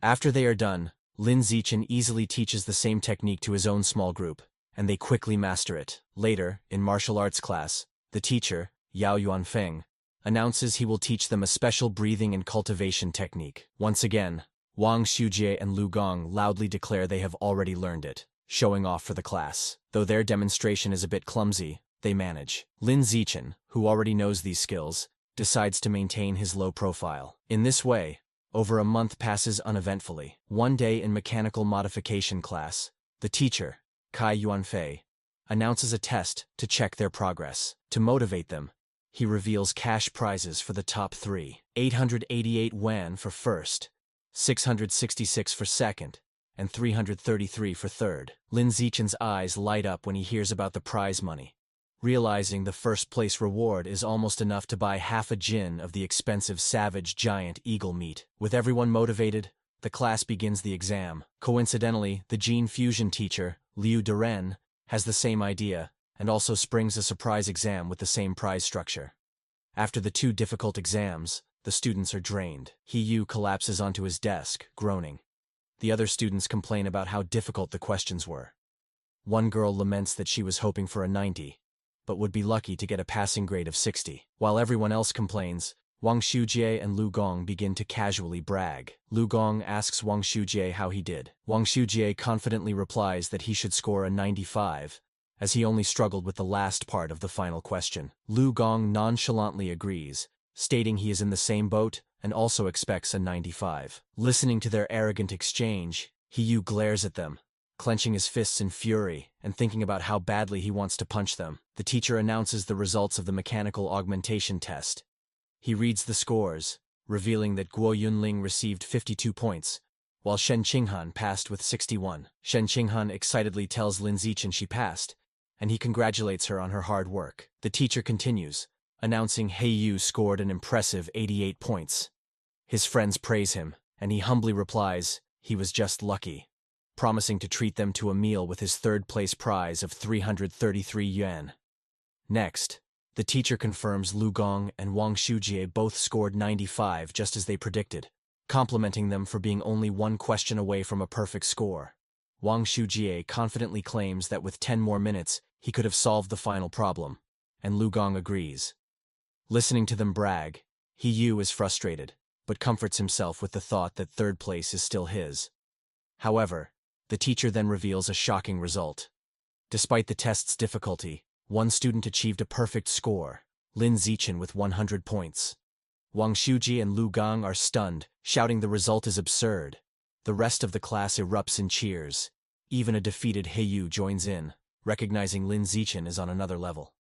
Shen Qinghan and Chu Rui celebrate his victory as the glory of Shanghai. Ignoring the praise, Lin Zichen's focus is on the prize.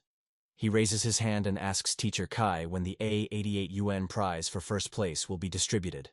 The teacher promises to send it later, internally finding Lin Zichen's intense focus on money strange. An hour later, the gene fusion exam results are announced. The teacher, Kai Yuanfei, reads the scores. This time, the Nan-Yuan duo did not perform as well. Lu Gang scored 81 and Wang Shujie 83. Though still good scores, they are clearly disappointed. In contrast, Shen Qinghan achieves an excellent 78, placing her in the top 5, and she celebrates with Chu Rui. To the shock of his classmates, Lin Zichen once again secures a perfect score, effortlessly winning another prize. This second crushing victory deals a huge blow to the confidence of He Yu, Wang Shujie, and Lu Gang, who are left demoralized. Unable to accept their defeat, Wang Shujie and Lu Gang question how anyone could get full marks on such a difficult test, openly suggesting Lin Zichen must have known the answers in advance.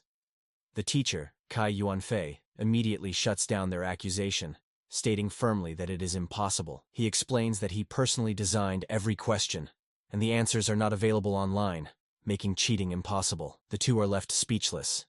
Their classmates are not so kind. He Yu and Chu Rui laugh, mocking Wang Shujie and Lu Gang for being sore losers.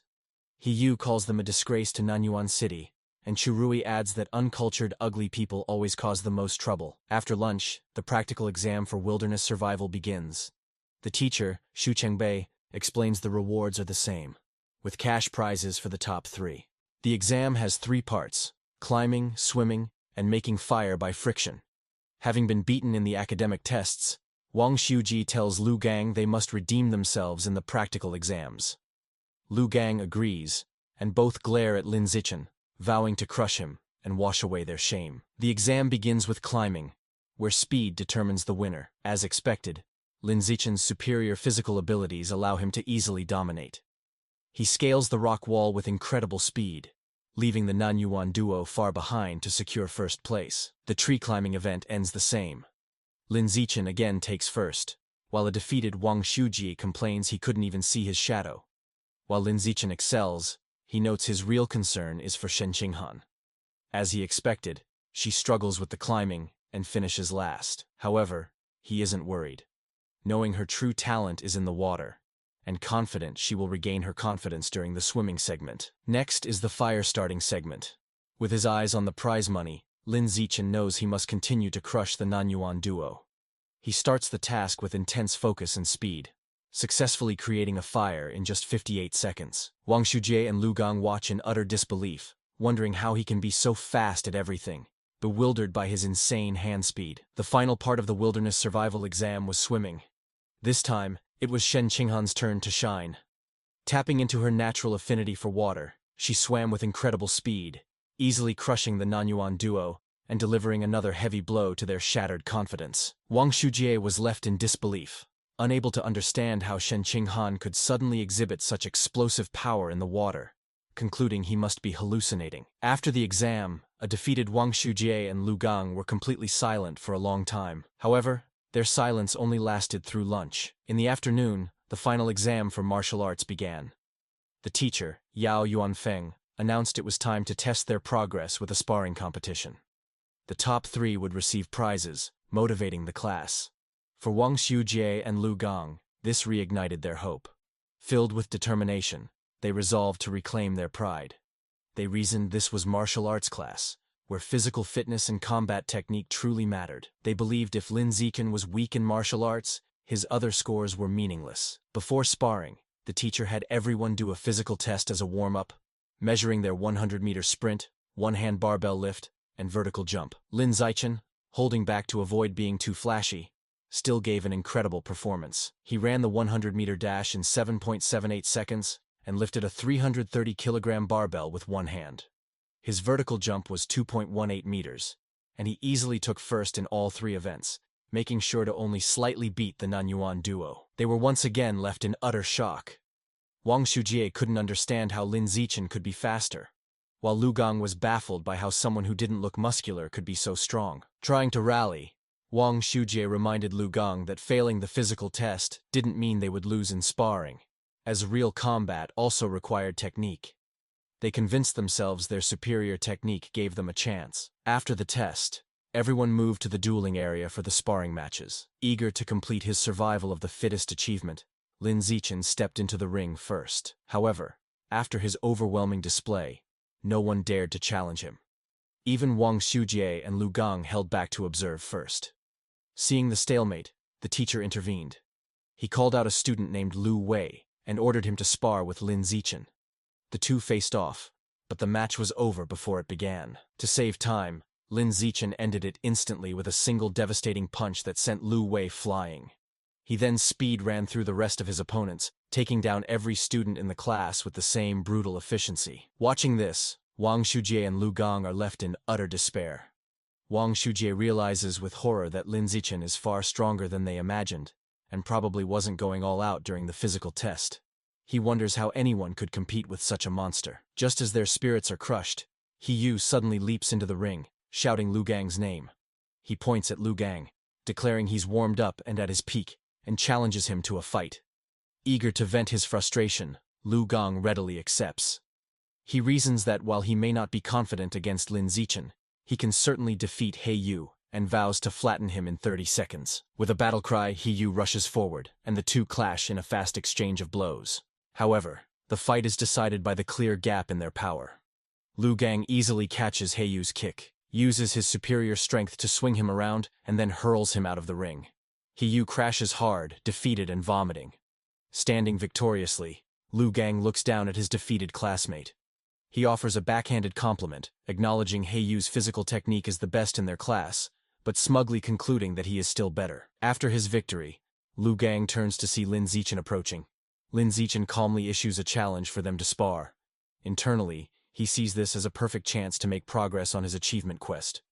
Fresh off his win and brimming with confidence, Lu Gang smirks and accepts, declaring he is not afraid. Lu Gang immediately goes on the offensive with a powerful punch. However, the gap in their abilities is apparent. Lin Zichen moves with blinding speed, effortlessly dodging the attack and leaving after-images.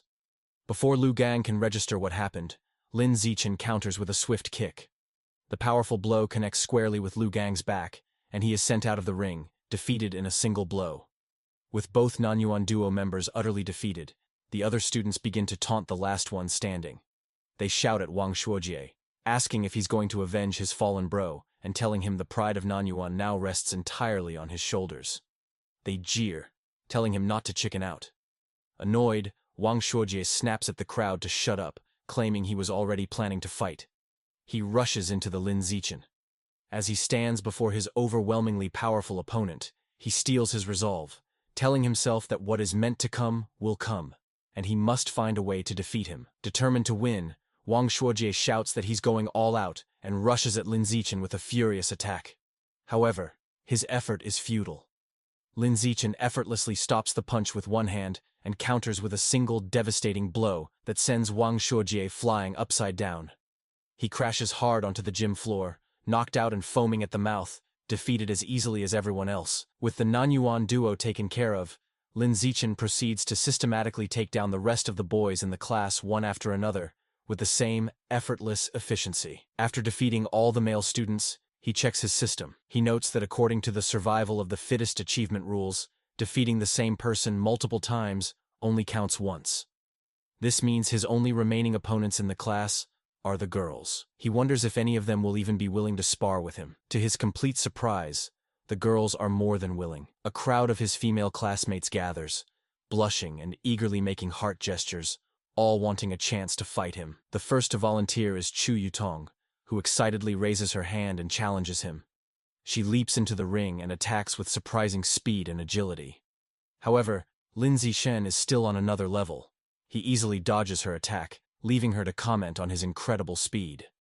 She gracefully lands, disappointed that she came so close but couldn't even grab him. Unexpectedly, after Chu Yutong's defeat, the other girls also volunteer to challenge him one by one. Of course, Lin Zichen holds back considerably when facing the girls. His main goal isn't to hurt them, but simply to win the official matches and complete his achievement as quickly as possible. Soon, Lin Zichen finishes sparring with all the girls in his class. While he has successfully defeated every student, he is still far from completing his achievement task. He is a bit disappointed, but his mood quickly changes when his teacher, Yao Yuanfeng, suddenly announces some good news. The teacher praises the class and tells them that as elite students, they must learn to challenge those above them. He then announces that in 1 month, their class will challenge the strongest regular class in the second year, and he expects them to be ready. Lin Zichen, who was just feeling frustrated about the lack of opponents to speed up his survival of the fittest achievement, is overjoyed. A new match has been delivered right to his door. A true blessing. After the teacher dismisses the class, a newly humbled Lu Gang approaches Lin Zichen. He admits he had underestimated the school and declares that from now on, he will consider Lin Zichen his rival for the next 3 years. Lin Zichen realizes that with the teacher's plan to constantly challenge other classes, completing his achievement within a year might not be impossible. Wang Shuojie also confronts him, vowing to wash away the humiliation of his defeat before they graduate. Lin Zichen, however, is more focused on the practical benefits. He calculates that he has earned over 3,000 wen from the exam prizes alone. This excites him, as he can now use this money to buy more beast meat. He clenches his fist, completely ignoring the Nan Yuan duo, who are left fuming at his arrogant dismissal. That night, back in his room, he considers his financial situation. Although he earned some money from the rewards, it is still far from enough to buy all the beast meat he needs. To earn more money, he decides to follow in his parents' footsteps and registers as a web novel author, beginning his writing journey. Thanks to his celestial root of wisdom, his writing is exceptional. The next morning, he finds a contract invitation from the Yuan platform in his messages. After signing the contract, a piece of news from that very day catches his eye. The report is about a terrifying incident just 2 hours ago. A giant mutant rat had attacked a frozen meat cold storage facility on the outskirts of the city. The news report details the horrific attack. The mutant rat was over 5 meters long and so powerful that it bit a responding cyborg in half. In a final, desperate act, the captured cyborg activated its hidden backup energy core to self-destruct, taking the enemy with it. The resulting explosion was massive, blowing the giant mutant rat to pieces on the spot. Reading the news, Lin Zichen is horrified.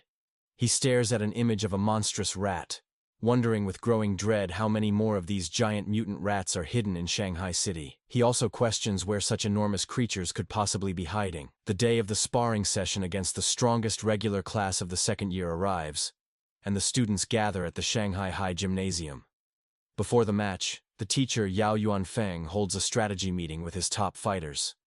He warns them that while their top fighters are strong, the opposing class is stronger overall and will likely use defensive tactics to wear them down. He orders them to finish their fights as quickly as possible. The moment the meeting is over, Lin Zichen rushes towards the ring, eager to defeat as many new opponents as possible to complete his survival of the fittest achievement. He volunteers to go first. His opponent, a tall girl with long blonde hair from the second-year class, steps into the ring. Seeing who she's up against, she immediately complains to her teacher, pointing out that the elite class has sent their strongest fighter out first. She claims she is the weakest student in her own class, and questions how she is supposed to fight him. Hearing this, teacher Yao Yuanfeng storms over to the opposing teacher, an older man he calls Brother Feng. He angrily accuses him of breaking the unspoken rules of class sparring, which dictate that the weakest students should fight first. He demands to know why the other teacher sent his strongest student to fight in the first match. To settle the dispute, Teacher Yao orders Lin Zichen down from the stage, telling him he can go later and to let the weaker students go first. Lin Zichen reluctantly agrees and steps down. The teacher then points to Zhong Yijia and tells her to go first, but she is caught off guard and protests that she isn't ready. Seeing an opportunity, Shen Qinghan steps forward. She volunteers to fight, telling teacher Yao that since she is the weakest, she should be the one to go first. Shen Qinghan nervously enters the ring to face the tall blonde girl, clearly intimidated. From the sidelines, her classmates, including Chu Rui and He Yu, begin to cheer loudly, shouting encouragement for their friend, Han Han. However, the sudden pressure only makes Shen Qinghan even more nervous. The match begins, and the blonde girl immediately attacks with a powerful punch, which Shen Qinghan manages to block. Despite being outmatched, Shen Qinghan is determined. She knows she can't win, but resolves to hold on for as long as possible, adopting a purely defensive strategy to drain her opponent's stamina. Her plan proves surprisingly effective. 3 minutes later, the blonde girl is breathing heavily. Surprised by Shen Qinghan's endurance, she realizes that if the fight continues, she will run out of stamina and decides she must finish the match quickly. She rushes forward with a final decisive punch. The blow lands, and Shen Qinghan is knocked to the ground, defeated. As she gets back on her feet, she is visibly embarrassed. The teacher, Yao Yuanfeng, praises her performance. He gives her a thumbs up, telling her she did great and that her defensive strategy was very smart. Lin Zichen also comforts her, patting her head gently. He tells her she did well, lasting over 3 minutes against a senior with an extra year of training, and that she has made big progress. Reassured, Shen Qinghan looks up at him with a happy smile. Following Shen Qinghan's defeat, another female classmate with brown hair from the elite class steps into the ring. Seeing that her senior opponent is running out of stamina after the previous match, she sees an opportunity and rushes in to attack. She throws a powerful kick, but the more experienced senior easily dodges the blow and counters with a swift punch to the face. The brown-haired girl is quickly overpowered and pinned to the ground, where she cries out in pain and is forced to surrender. Standing over her defeated opponent, the senior mockingly asks if she was looking down on the regular class by charging in so recklessly. She continues to taunt the girl, telling her that while she may not have her talent, she has trained for a whole year longer. She dismisses her, telling her to come back and fight again after she's trained for another year. Just then, Chu Rui steps forward. Filled with determination, she declares that she will avenge Shen Qinghan and crush the senior. Chu Rui proves to be a formidable fighter. She easily defeats her senior opponent with a single powerful punch. From the sidelines, Shen Qinghan cheers enthusiastically, calling out how amazing Chu Rui was. Lin Zichen tells Shen Qinghan that she was amazing too, explaining that Chu Rui's victory was easy only because Shen Qinghan had drained the senior's stamina first. Shen Qinghan smiles happily. 2 hours later, the sparring session continues, and the elite class has evened the score. Teacher Yao Yuanfeng approaches the second-year teacher, Brother Feng, and taunts him, pointing out that his class only has 4 fighters left, and that he is confident his class will win the bet. However, he then turns to his students and warns them not to get complacent. He declares that the true strength of their class lies with their 4 top fighters, Lin Zichen, Wang Shouji, Lu Gong, and He Yu. The real showdown is just beginning. Following his teacher's declaration, He Yu is ordered to go up next. He cracks his knuckles with a determined look and enters the ring with a dramatic ground-pounding pose. He strikes a fighting stance and theatrically asks his senior opponent if he is prepared to face his fists, which he claims are thirsty for battle. The senior, a boy with brown hair, smirks and tells Yu not to be so childish and overly dramatic. Annoyed, Yu immediately attacks with a swift kick, sending the senior crashing to the ground in defeat. Standing over his fallen opponent, Yu mocks him, questioning where he got the confidence to act so tough with such a low skill level and calling him trash. Just as Yu celebrates his victory, another, more formidable senior with purple-tinged hair stomps into the ring. He glares at Yu, calling him arrogant for his taunts. The senior immediately lunges with a powerful punch, vowing to teach his junior opponent some intensity. To the senior's shock, Yu moves with incredible speed, effortlessly dodging the attack. Yu then counters with a powerful kick that sends the senior flying, knocking him out. Seeing his impressive victory, Chu Rui and Shen Qinghan erupt in cheers, shouting encouragement for Yu. Fueled by his success, Yu goes on an incredible winning streak, defeating several more opponents in quick succession. After taking down 5 consecutive fighters, Yu stands exhausted, breathing heavily. Despite his fatigue, he puts on a brave face and defiantly shouts for the next opponent, boasting he can still take on 10 more. However, it's clear he is running out of stamina. His impressive run ends when he is defeated by his 6th opponent. With Yu eliminated, the situation looks dire for the elite class.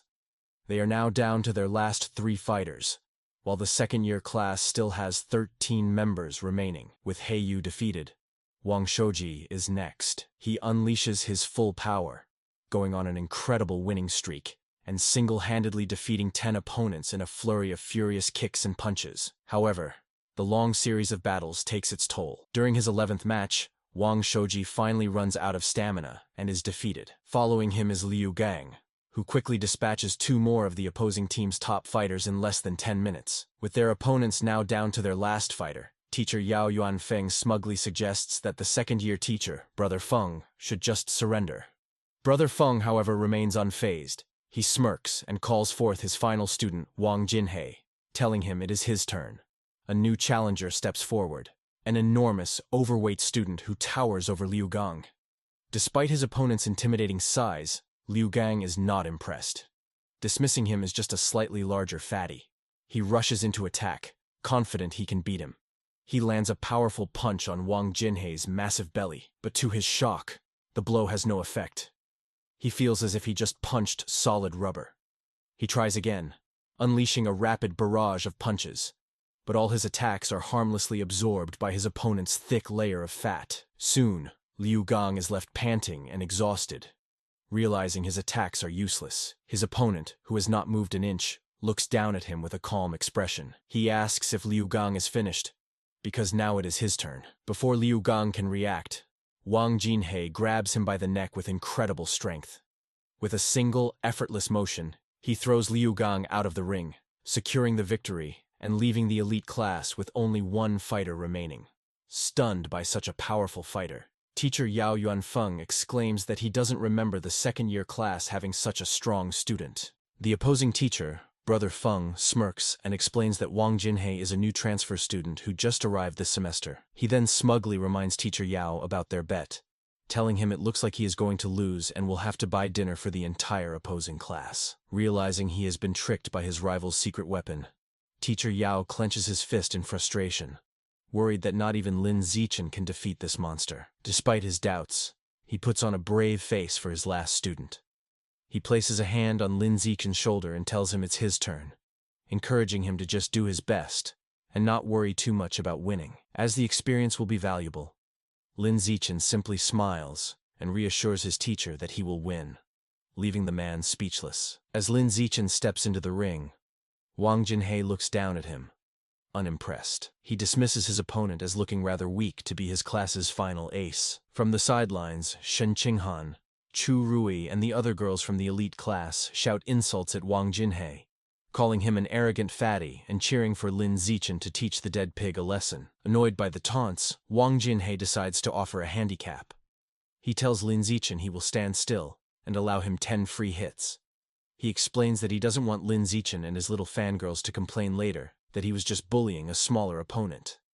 Lin Zichen happily accepts the offer, Wang Jinhei tells him to come at him with his full power. Without hesitation, Lin Zichen unleashes a single devastating punch to his opponent's massive stomach. The force of the blow is so immense that it sends the enormous Wang Jinhei spinning through the air before he crashes hard onto the floor, knocked out cold. Both classes are left in stunned silence, which is quickly broken by a massive, tearful cheer from the elite class as they celebrate Lin Zichen's incredible victory. A few moments later, Wang Jinhei slowly begins to regain consciousness, completely disoriented. He groggily wonders where he is and what just happened, muttering that the outcome was completely illogical and unscientific. After Lin Zichen's victory, the second-year teacher approaches Yao Yuanfeng, the elite class's teacher. He remarks on how powerful Lin Zichen was, comparing his one-punch victory over Wang Jinhei to a former prodigy named Wu Tiancheng. Yao Yuanfeng replies that while Lin Zichen is strong, he isn't at Wu Tiancheng's level yet, explaining that Wu Tiancheng was a monster who terrified the principal as a first year. Overhearing the name, Lin Zichen walks over and asks his teachers who Wu Tiancheng is. Yao Yuanfeng excitedly explains that Wu Tiancheng was a legendary student from a few years ago. As a first year, he single-handedly defeated the entire third-year elite class, shocking the school leaders. The teacher continues by listing Wu Tiancheng's incredible stats as a first year: a 100-meter dash in 6.12 seconds, a 3.96-meter vertical jump, and a 650-kilogram one-handed barbell lift. He asks Lin Zichen if he is impressed. Lin Zichen smiles nervously and admits he is a little impressed. However, he internally thinks Wu Tiancheng's feats were only on par with the strength he possessed during his 6th-grade summer vacation. That night, the class celebrates their victory at a restaurant. Teacher Yao Yuanfeng holds up a soda for a toast. He joyfully announces that because Lin Zichen secured their win, the second-year teacher had to honor their bet and pay for everyone's feast. The entire class raises their glasses, cheering for Lin Zichen's performance. During dinner, Lin Zichen is surrounded by his classmates, including He Yu and Shu Rui. Now famous in school, they are all eager to know his training secrets and add him on WeChat. Lin Zichen finds this new attention a bit strange. Amidst the chaos, he observes that Shen Qinghan hasn't changed. Worried he won't be able to eat, she quietly puts food on his plate. During the celebration, Shen Qinghan suddenly gets a shocked expression. Looking flustered, she quickly tells Lin Zichen she needs to go to the restroom and rushes away. As she leaves, Lin Zichen notes that while some things change, her urge to pee when nervous or excited has remained the same. In the restroom, two of their female classmates are gossiping. One complains about how Shen Qinghan fawns over Lin Zichen like a maid, always pouring his drinks and peeling his shrimp. The other agrees, questioning how someone with Shen Qinghan's lack of strength could have gotten into the elite class if not for being his sycophant. She cruelly adds that their relationship won't last, as the difference in their abilities is destined to drive them apart. Unseen, Shen Qinghan overhears their entire conversation and is visibly hurt. However, instead of hiding, she confronts them. With newfound determination, she firmly tells the startled girls that she is not a sycophant. She is his childhood friend. Later that evening, as they walk home, Lin Zichen notices she seems dejected and asks if something is wrong. Looking down sadly, Shen Qinghan confides in him. She explains her mother always said she would grow out of wetting her pants. However, she reveals with frustration that even now, she still has to wear diapers to bed every night. Looking up at him, she says she feels disabled, like she can't even control her own bladder. Lin Zichen looks at a distraught Shen Qinghan and firmly tells her she is not disabled. He gently places his hands on her shoulders to comfort her, explaining that her inability to control her bladder is actually a superpower that hasn't fully developed yet. Shen Qinghan looks up with wide, hopeful eyes, questioning if it's really a superpower. Lin Zichen confirms it, telling her that her natural talent in the water is a manifestation of this power. Intrigued, Shen Qinghan asks if his own amazing abilities are also because he has a superpower. Lin Zichen confidently replies that yes, just like her, he also has a superpower. Excited by the idea, Shen Qinghan wonders what kind of power she might have. Lin Zichen reassures her it will definitely be a very powerful one. However, their path is blocked. A special team in protective gear is cordoning off a building, and an officer with a megaphone instructs the public to stay back while they exterminate rats. Their attention is drawn to the chaos inside.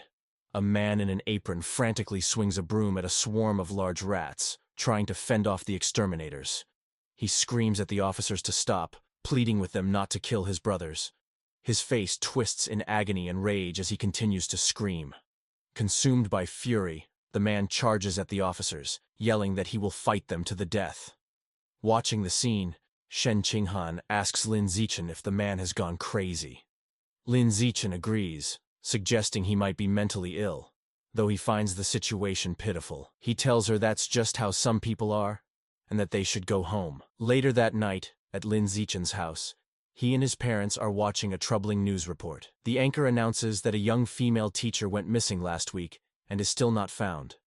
His mother, Zhang Wangshan, expresses her alarm, noting this is the fourth young woman to disappear this month. His father, Lin Yansheng, corrects her, stating it is the fifth. The report continues, showing photos of the missing women, all young and attractive. It issues a public warning for young women to avoid going out alone at night. Worried, Zhang Wangshan tells her son he must not let Shen Qinghan go anywhere by herself. Lin Zichen smiles and promises to look after her. Meanwhile, at a public security office in Shanghai City, the man from the market has been taken into custody. A doctor in a lab coat is speaking with a police officer. The officer asks for the doctor's opinion, wondering if the man is mentally ill. The doctor replies he isn't certain, explaining that he has tried to communicate with the suspect, but the man has remained completely silent. The officer finds this strange, saying the man was screaming non-stop at the market earlier. Suddenly, the officer's eyes widen with a terrifying realization. Both he and the doctor whip their heads around to look at the man, who is now hunched over, surrounded by a dark, menacing aura. Before their horrified eyes, the man begins to transform, mutating into a monstrous, giant, aberrant rat. As the creature grows, the terrified officer screams into his radio, frantically calling for backup and requesting a cyborg team, yelling that the person in the interrogation room is turning into a giant, aberrant beast.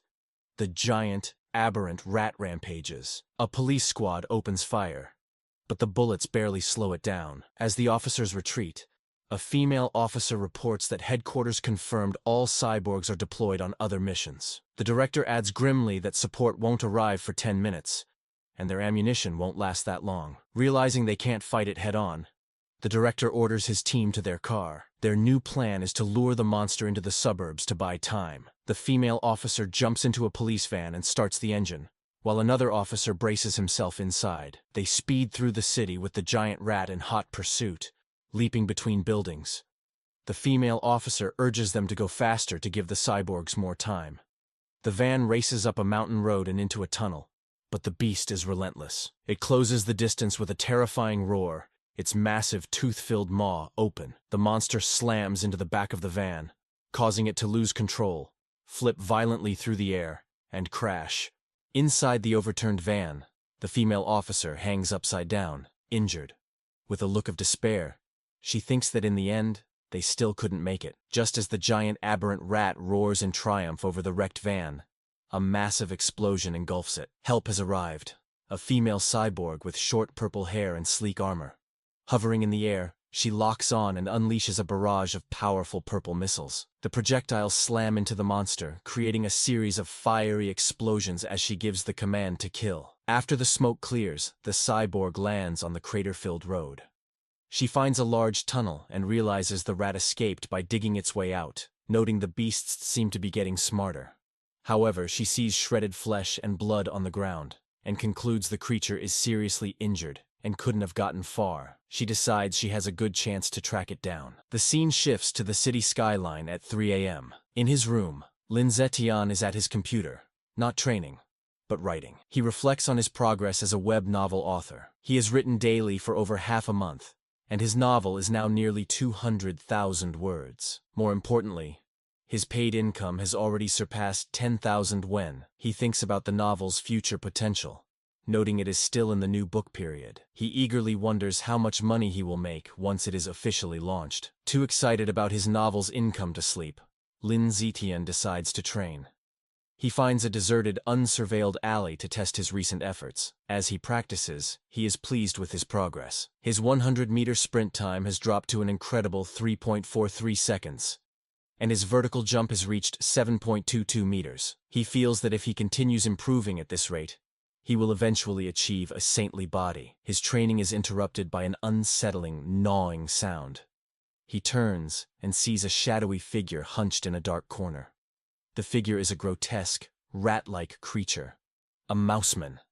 It is chewing on a human arm. Noticing Lin Zetian, the creature begs for its life, pleading for forgiveness, and explaining it was just too hungry.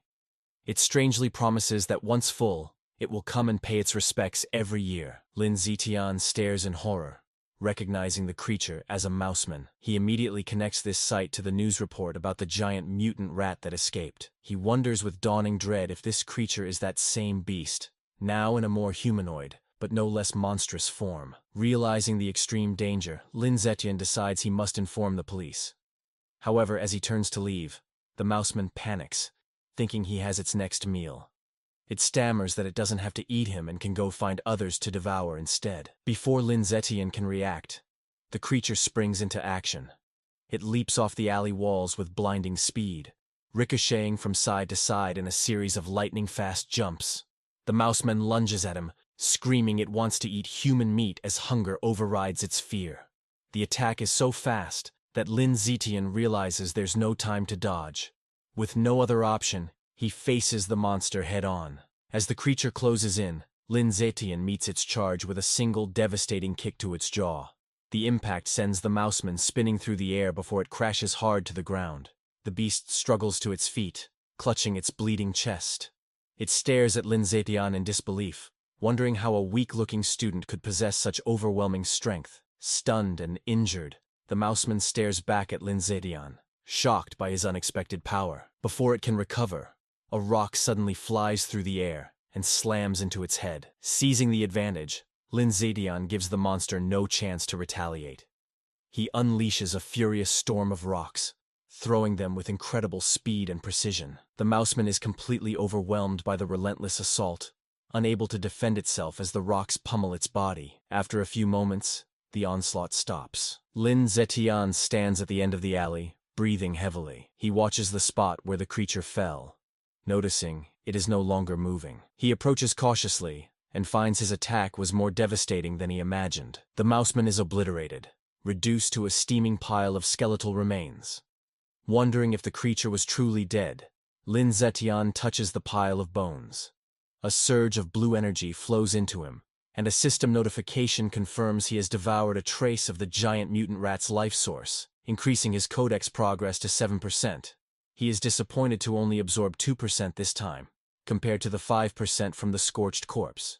He theorizes the difference is due to the varying amount of Rat King gene each heretic had consumed. Realizing it was nearly morning and unsafe to stay, he heads home. Moments after he leaves, the purple-haired female cyborg lands in the empty alley. She stands over the steaming bones, wondering who could have killed the rat man. The scene shifts to a dark building where a sinister ritual is happening. A hooded cultist carries an unconscious woman to a large, glowing red summoning circle. He places her in the center and kneels, offering her to his lord rat god to enjoy. From the darkness, menacing, multi-lensed red eyes glare back. A deep, angry voice questions why there is only one woman, accusing the cultist of trying to starve it. The voice complains the offering isn't even a mouthful, and threatens to make the cultist part of the sacrifice. The cultist prostrates himself in terror, desperately begging to explain. Still on the floor, the terrified cultist explains that young women have become cautious lately, rarely going out at night and always traveling in groups, making them hard to capture. The massive, shadowy rat god looms over him, its deep voice commanding that if women are too difficult, he should catch young men instead. The cultist immediately agrees. Suddenly, a large, bloody chunk of raw meat is thrown onto the floor. The cultist greedily grabs it and begins to devour it raw, thanking his lord rat god for the blessing. As he eats, the ritual reaches its gruesome climax. Massive red tentacles emerge from the summoning circle, wrapping around the unconscious woman and lifting her into the air. The monstrous, multi-eyed maw of the rat god opens wide and devours her whole. Sounds of chewing and crunching echo through the building. After its meal, the Lord Rat God gives one final chilling order. It tells the cultist not to capture ordinary people next time, complaining their meat is too bitter. The entity declares it wants to eat nobles who live in luxury, believing their meat will be more tender. To help Shen Qinghan improve her martial arts grades, Lin Zichen holds special training sessions with her at her house. During one session, he acts as her personal coach, correcting her form. He adjusts her arm, stance, and shoulders, explaining how to generate more power and maintain better balance. Once her posture is corrected, he tells her to attack him with her full strength. She lunges at him with a determined punch. Lin Zichen easily catches her fist, praising her for the precise angle and improved power. He also catches her follow-up kick, pointing out a flaw in her form and demonstrating the correct technique by physically moving her leg into the proper position. After the intense session, an exhausted and sweaty Shen Qinghan collapses onto the floor. She catches her breath, telling him that even though she is exhausted, she can feel her martial arts strength has genuinely improved. Still kneeling on the floor, a motivated Shen Qinghan tells Lin Zichen that training 3 times a week isn't enough and asks if they can do it every day. Lin Zichen tells her that isn't necessary, explaining her body couldn't handle a daily high-intensity regimen. Shen Qinghan agrees and decides to stick with their current schedule. Just then, Lin Zichen's phone buzzes. As he takes it out, Shen Qinghan leans in curiously, asking if it's a special news report. He looks at the screen and sees 2 major headlines. The first announces that the Jishin Corporation will provide free treatment for former mechanical prodigy girls left disabled by early mechanical modifications. The second, more shocking report reveals a genius from Beijing University has successfully fused with a 1,000-threaded spider beast gene, breaking the record for the youngest person to undergo a dual gene fusion. Lin Zichen's eyes widen as he reads the second story, immediately realizing this genius must be the same prodigy from the capital he's been competing with for years. Most people cannot undergo gene fusion until adulthood, as a younger body can't withstand the backlash from beast genes and risks severe mutation. However, this prodigy has now successfully undergone a second gene fusion at the young age of 18. Lin Zichen is left to ponder the prodigy's incredible physical talent and wonder if gene fusion is indeed the best path to power. At his house, Lin Zichen is busy with his new career as a web novel author. Thanks to his incredible writing speed, his novel is an instant hit. The comment section is filled with readers amazed by his output, with one calling him a tentacle monster for posting 50,000 words on the first day. Lin Zichen reflects that with his use in advance and celestial root of wisdom attributes, a month of practice allows him to type at 10,000 words per hour. This efficiency means writing takes only about an hour a day, leaving him plenty of time for training. His father, Lin Yansheng, enters and praises his success. He estimates that if Lin Zichen maintains a stable plot and a 10,000-word daily pace, he could earn around 50,000 yen in his first month. He adds that once the novel's word count grows, making 100,000 yen a month would not be a problem. Lin Zichen is thrilled. With an income of 50,000 to 100,000 yen a month, he will no longer have to worry about funding his quest to unlock the exotic Beast Codex. He sets a firm goal. He will use his first 2 months' fees to finally unlock the Savage Giant Eagle Codex. The scene shifts to his martial arts class, where the teacher, Yao Yuanfeng, announces a sparring session to assess progress. Lin Zichen's overwhelming power is on full display. He completely crushes the field, effortlessly defeating every opponent with powerful kicks and punches. No one lands a single hit on him. After the session, his teacher presents him with his prize money. Lin Zichen reflects on the successful day, pleased that he not only earned another 888 yuan, but also gained crucial experience points toward his survival of the fittest achievement. While Lin Zichen dominated, Shen Qinghan's results were not as stellar. As usual, she ranked last. Her friend, Chu Rui, tries to comfort the dejected girl. However, her training with Lin Zichen has clearly paid off. She now has the ability to fight back. A flashback shows her previous match against Wen Yuntong, the second worst student in the class, where she was defeated in under 3 seconds. This time, Shen Qinghan held her ground for nearly 3 minutes. More impressively, she actively traded blows, landing several punches and kicks. Her martial arts teacher, Yao Yuanfeng, was very impressed by her progress. He praised her hard work and encouraged her to keep it up. With the sparring session concluded, the teacher gathered the class and made a new announcement. He declared that in 1 month, their class would challenge the elite class of the second years, setting an ambitious goal for them to take down every student, except for their top 3 fighters. The class roared back in confident agreement. The teacher was pleased with their fighting spirit. A month passes quickly. Lin Zichen's web novel has been a massive success, and he checks his bank account to see a balance of 89,000 wen. With his new funds, he immediately heads to the supermarket to finally buy the beast meat he needs. He tells the female employee at the counter he would like to purchase some savage giant eagle meat. The employee informs him of a special promotion. If he buys 100 jin all at once, he will receive a 5% discount. After a moment of thought, Lin Zichen decides to hold off on the purchase for now.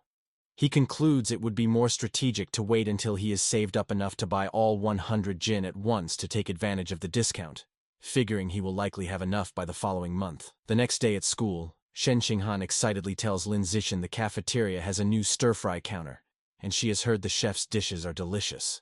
He agrees to go with her. They arrive at the counter where several chefs are busy, and both are impressed by the amazing aroma. After getting their food, they sit down at a table. Lin Zichen comments that it was a good thing they arrived early as a long line has already formed. Their meal is interrupted by a loud argument in the line. One student accuses another of cutting, but the second claims his deskmate was saving his spot. The argument escalates with the first student insisting saving a spot is still cutting, and the second becoming defiant. Shen Qinghan recognizes one of the voices and points out to Lin Zichen that their friend, He Yu, is the one arguing. She asks if they should check on him. Lin Zichen glances over and calmly tells her it probably isn't necessary. Observing that He Yu has an aggressive presence and seems to have already scared the other guy off, Lin Zichen's assumption is incorrect. The student He Yu was arguing with stands his ground, looking down at He Yu with a condescending expression and calling him a punk. He Yu finds himself surrounded as the student is joined by his friends. The leader of the group asks He Yu what his deal is. One of the other bullies smugly states they have no deal. They are simply cutting in line. Enraged, He Yu yells at them to get to the back of the line. He is shocked by their audacity and realizes he is outnumbered. Despite this, He Yu tries to hold them back, spreading his arms to block them. He wonders why no one in the crowded cafeteria is stepping in. From their table, Shen Qinghan watches with concern, pointing out to Lin Zichen that their friend He Yu is being bullied. Just as the bullies are about to push past He Yu, a hand clamps down on the leader's shoulder. It is Lin Zichen, his face shadowed and intimidating. He calmly tells the student to please line up properly. The bully turns around and confronts Lin Zichen with a smirk, defiantly asking what he can possibly do about it if he refuses. Instead of escalating the fight physically, Lin Zichen responds with a sly grin. He pulls out his phone and coolly informs the bully that he will report him. The bully leader scoffs at the threat, calling reporting shameful. With He Yu smirking beside him, Lin Zichen coolly retorts that he finds cutting in line even more shameful. Unwilling to be reported, the group of bullies gives up and walks away in frustration. The scene shifts to a luxurious villa in a wealthy district of Shanghai City, where the rat god cult is holding a secret meeting. Their leader, a man in a black hooded robe, sits on a throne-like chair and addresses his followers. He announces that one of their members, Sha Chang, is dead, explaining that he went crazy at the market and was killed after provoking the security squad. Another cultist mutters that it is good riddance. The leader then introduces a new young man who will be taking Sha Chang's place. He relays a new chilling order from their Lord Rat God. From now on, they must only capture and sacrifice noble elites as their god finds ordinary people to be too bitter. This new directive causes concern. Two members speak up, arguing that capturing nobles is too risky. They reason that while a missing ordinary person might be overlooked, a missing noble would cause serious trouble. The cult leader suggests they target the sons of rich but powerless merchants to lower the risk. He then turns his attention back to the newcomer. He instructs him that as he is new, he should not go after nobles yet. Instead, he is to practice by capturing a handsome young man as a sacrifice to one of the rat god's subordinates. The newcomer, his face hidden in the shadows of his hood, confidently accepts the mission, promising he will not just find any handsome man, but will offer the most handsome man in the entire city to the divine child. In the classroom, He Yu is still fuming about the cafeteria. He tells Lin Zichen he investigated the students who cut in line and discovered they are from class 3 of the second year, the same top honors class they are scheduled to challenge. He Yu can't believe students from an elite class could be so rude. Leaning against the lockers, Lin Zichen looks at his phone and remarks that good grades don't mean a person has good manners. His expression shifts as a news alert catches his eye. He reads that another wealthy heir has gone missing. the fifth recently. Knowing the kidnappers haven't asked for ransom and remembering the rat god cult's order to capture nobles, Lin Zixin grimly concludes the cult is behind these disappearances.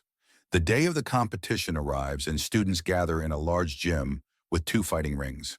Tension between the classes is high as the students who bullied you glare at him, and you makes a defiant gesture in return. After both classes warm up, the sparring matches begin. Just as she did last time, Shen Xinghan takes the first fight.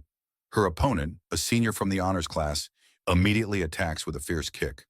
Shen Xinghan blocks the strike, but the senior's power is too great. Her defense is broken and she is knocked to the ground, defeated. The senior is formidable as other first-year girls, including Chu Rui, are also swiftly defeated one by one without landing a single hit. The first year's losing streak is broken when a muscular, short-haired girl defeats the senior with a powerful kick. However, this victory is short-lived. The next senior, a girl with long red hair, immediately seizes control. She is an overwhelming opponent, defeating 9 first-year students in a row in less than 10 minutes, including 3 boys. The first-year class is now down to its last 4 fighters: Lin Zixin, Wang Shuji, Lu Gong, and He Yu. The situation is bleak as the second-year honors class has only lost 5 students, all girls. A staggering 36 of their students, none of them boys, have yet to fight. Their teacher, Yao Yuanfeng, clenches his fist, feeling the gap in strength is hopeless. With limited options, Yao Yuanfeng tells He Yu it is his turn, asking if he can take out the 6 remaining girls on the opposing team. He Yu confidently agrees, declaring it will be easy, particularly motivated by fighting more attractive female seniors. True to his word, He Yu handles the matches with ease and successfully knocks all 6 remaining girls out of the ring. With the female fighters defeated, the second-year class's first male student enters the ring with a threatening stomp. He strikes a menacing pose and asks He Yu if he is ready to die. He Yu retorts that his opponent has no manners. Recognizing the student as a bully from the cafeteria, Yu believes he's a pushover and sees a perfect chance for revenge. He Yu's confidence is misplaced as the bully rushes him with surprising speed. Before He Yu can react, the senior lands a powerful punch to his stomach. He Yu collapses to his knees, stunned. The bully taunts him for being weak and tells him to admit defeat. Enraged, He Yu struggles to his feet and throws a punch, but his opponent easily dodges and counters with a swift kick that sends He Yu flying out of the ring. Defeated. Lying on the ground, Yu realizes with pain that his opponent's strength is far from the lowest among the boys and curses himself for letting his guard down. Having defeated He Yu, the senior bully turns to Lin Zixin, who is standing by the ring. He mockingly asks if Lin Zixin still wants to meddle and challenges him to a fight. Lin Zixin gracefully leaps into the ring, internally noting that he was hoping for this chance. His classmates erupt in cheers, shouting for their brother Chen to crush his opponent and avenge He Yu for his shameful behavior. The match begins and the bully, Chi Wei, rushes at Lin Zixin with a high kick. Lin Zixin, however, is unfazed. He effortlessly blocks the kick with one hand, then grabs Chi Wei's leg and slams him headfirst into the ring floor with incredible force. The impact knocks Chi Wei out cold. Lin Zixin stands over him for a moment before casually kicking his unconscious body out of the ring. The second-year students are in stunned disbelief. One points out that Chi Wei is one of the top 5 strongest fighters in their class, yet he was taken out instantly. They can't comprehend how a junior could be so powerful. Watching from the sidelines, their teacher Yao Yunfeng concludes that Lin Zixin must be hiding a great deal of his true power. Lu Gong and Wang Shojie are equally horrified, wondering if he is even human. Lin Zixin turns to the remaining second-year male students and calmly asks who's next. Their faces contort in fear, terrified by the display. 30 minutes later, the outcome is decided. All 29 remaining students from the second-year class lie defeated. Standing over the last opponent, Lin Zixin wonders about his progress toward his survival of the fittest achievement. A system notification informs him his total count of opponents eliminated is now 119 out of 1,000. He looks at the number with disappointment, realizing the progress is far too slow. He reflects that in every class sparring session, he is always the last to fight, and he decides this slow pace cannot continue. Concluding his strength has far surpassed the high school level, he sees no reason to follow their rules anymore. and resolves to make the rules himself. The following Monday, a shocked shout is heard from the principal's office.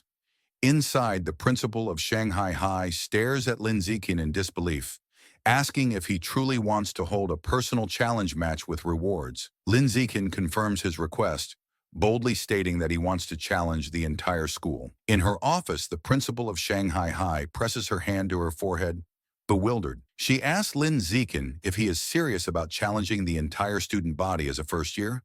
He confirms his intentions and asks her to come to the gym, promising to prove he has the necessary strength. Later, they arrive at the empty gym. The principal crosses her arms and asks why he brought her there so late. As he removes his school jacket, revealing his muscular build, he confidently tells her he is there to show his true power. The principal, flustered, momentarily misinterprets his intentions and tries to stop him. However, Lin Zikin walks over to a heavy barbell and grips it. To her astonishment, he lifts the massive 700-kilogram barbell into the air with one hand, holding it effortlessly. The principal stands frozen in shock. It dawns on her what he meant by showing his power. She realizes his strength already surpasses that of the school's most legendary student, Wu Tencheng, during his first year. Completely convinced, the principal gives Lin Zikin a thumbs up. She agrees to his request, promising to arrange an event for him to challenge the entire school. With a sheepish grin, he reminds her they must set up rewards, explaining that without prize money, no one would be motivated to challenge him. He then lays out his clever plan for the prizes. He suggests two types of rewards, a participation prize to encourage everyone, and a larger cumulative prize pool that grows with each challenger. Whoever defeats him wins the entire pool. If no one can beat him within the time limit, all the money will be his. The principal, intrigued, smiles and agrees. Lin Zikin makes one final request: keep his true strength a secret for now. Otherwise, students might be too intimidated. She playfully pats his shoulder and agrees. Later in her office, she shows Lin Zikin the finalized plan. He confirms it is perfect, thanking her for her hard work. As they speak, two teachers, Yao Yuanfeng and Liu Duran, walk by. They are shocked to see the principal's unusually cheerful demeanor towards Lin Zikin, wondering what is going on. Yao Yuanfeng is bewildered, remarking internally how the principal, usually a stern-faced she-devil, is now smiling so pleasantly, completely misinterpreting the situation. At 2 in the afternoon, the student body gathers in the gym, surrounding two large fighting rings where Lin Zikin and the principal stand. The principal takes the microphone and begins the announcement. She introduces Lin Zikin, details his recent victories, and explains the rules and prizes for his personal challenge against the entire school. The announcement causes an uproar. The crowd erupts in disbelief and mockery, with many shouting that the principal must have gone crazy. They are insulted by a first year's arrogance, questioning his confidence. One student angrily points out that defeating the second year's strongest class doesn't mean he can take on the third year's, while another calls him arrogant. Facing the hostile crowd, Lin Zikin calmly announces that starting the next day, he will be in the gym for 2 hours every afternoon, welcoming challengers. Internally, he is pleased by their anger, thinking that, with so many eager to fight, he has a good chance of completing his survival of the fittest quest early. The scene shifts to a bustling city street at night. A young man with blonde hair walks alone, sipping a drink. His walk is interrupted when two attractive women step in front of him and invite him to a bar. The blonde man looks at them with a cold expression and bluntly tells them to get lost. As they walk away, they mutter that he has no charm. The young man watches them go, annoyed, wondering if Shanghai City is always this lame. The blonde young man is a new member of the Rat God cult. Struggling with his first mission, looking down at the people, he complains that after searching for days, he still hasn't found a single man attractive enough to be a worthy sacrifice. He is consumed by anxiety, picturing his cult leader and worrying how he will be perceived if he fails. He fears failure will lead to being ostracized. He had considered kidnapping a male celebrity, but realized it was impossible, as they are constantly surrounded by bodyguards, and he lacks the power to overcome them. As he walks, the pressure mounts. His deadline is fast approaching, and he is growing desperate. Just as he is lost in thought, Lin Ziyan, out for a run in a tank top and shorts, sprints past him. The blond man turns and his eyes widen. He is immediately struck by Lin Ziyan's appearance. Thinking he has finally found an incredibly handsome man, He has found his target. The blonde cultist watches Lin Zeshan run, feeling triumphant relief. After searching for so long, he has found the perfect target without even trying. A wide, sinister grin spreads across his face as he confirms his decision. Lin Zeshan will be his sacrifice. He begins to follow his target, watching as Lin Zeshan turns down a deserted industrial alleyway. Seeing the secluded area, the cultist's face twists into a horrifying black-eyed grin. He knows this is the perfect opportunity, deciding it is time to strike. He unleashes his power and undergoes a grotesque transformation, his body contorting into a monstrous beast with a massive tooth-filled maw. However, just as the transformed cultist is about to attack, a brick comes flying out of nowhere and smashes directly into its head with a sickening, bloody impact. The transformed cultist stumbles, clutching its head in pain and confusion after being struck by the brick. From the shadows, Lin Zeshan emerges, holding the brick he just threw. He calmly remarks to himself that he didn't expect to find a rat person while out for a run, seeing it as a fortunate chance to increase the unlocked progress for his guidebook. The monster trembles in terror, thinking that this human is horrifying and is speaking words it cannot comprehend. It feels incredibly unlucky to have run into him. Before it can react further, the monster collapses to the ground, dead. Lin Zeshan looks on in surprise, finding it hard to believe that he killed the creature just by picking up and throwing a single brick. He wonders how a follower of the rat god cult could possibly be so weak. Deciding not to dwell on it, he quickly kneels beside the dead monster to absorb its life essence before anyone else arrives. A system notification appears, confirming he has devoured a trace of the giant mutant rat's life essence, and that his guidebook progress has increased to 8%. He looks at the result with disappointment, noting that it only went up by 1%. He concludes that the pathetically low amount of essence is why this particular rat person was so weak. Thinking about his safety, Lin Zeshan decides that he won't be coming out for night runs for a while. He knows that not all of the cult's followers are this weak. Some of the more powerful members have incredibly strong bodies after transforming, durable enough to even withstand firearms. The next morning, Lin Zeshan is at home when he sees a shocking news report on television. He learns that at 3 o'clock that morning, the Municipal Public Security Bureau, in cooperation with a chemical tutor from Shanghai University, successfully wiped out the rat god cult. The report explains that the tutor is a high-level gene fuser who single-handedly defeated the monstrous rat king. The broadcast shows footage of the incredible battle where the massive, multi-eyed beast unleashes a terrifying barrage of sharp spikes at the winged, red-haired gene fuser. The tutor endures the powerful attack, but ultimately emerges victorious. The entire fight lasted only 30 seconds, ending with the colossal Rat King collapsing in defeat as the gene fuser lands, securing a swift and decisive victory. Watching the display, Lin Zeshan is left in deep thought, his expression grim. He contemplates the immense power he just witnessed, wondering if this is the true strength of a high-level being and acknowledging how truly formidable it is. In a modern, well-lit room, two men in tactical gear are having a conversation. A blue-haired man, sipping from a cup, asks his companion, a man with spiky orange hair named Tian Cheng, if he has been able to contact their teacher yet. Tian Cheng confirms that their teacher is still out of contact. He adds that the entire group of powerful individuals who went to suppress a riot at a place called Source Site 36 remain missing. The blue-haired man then asks about the current situation at the site. Tian Cheng replies that it is relatively stable, explaining that if it weren't, he wouldn't have been free to come and clean up the little shrimp that escaped during the initial chaos.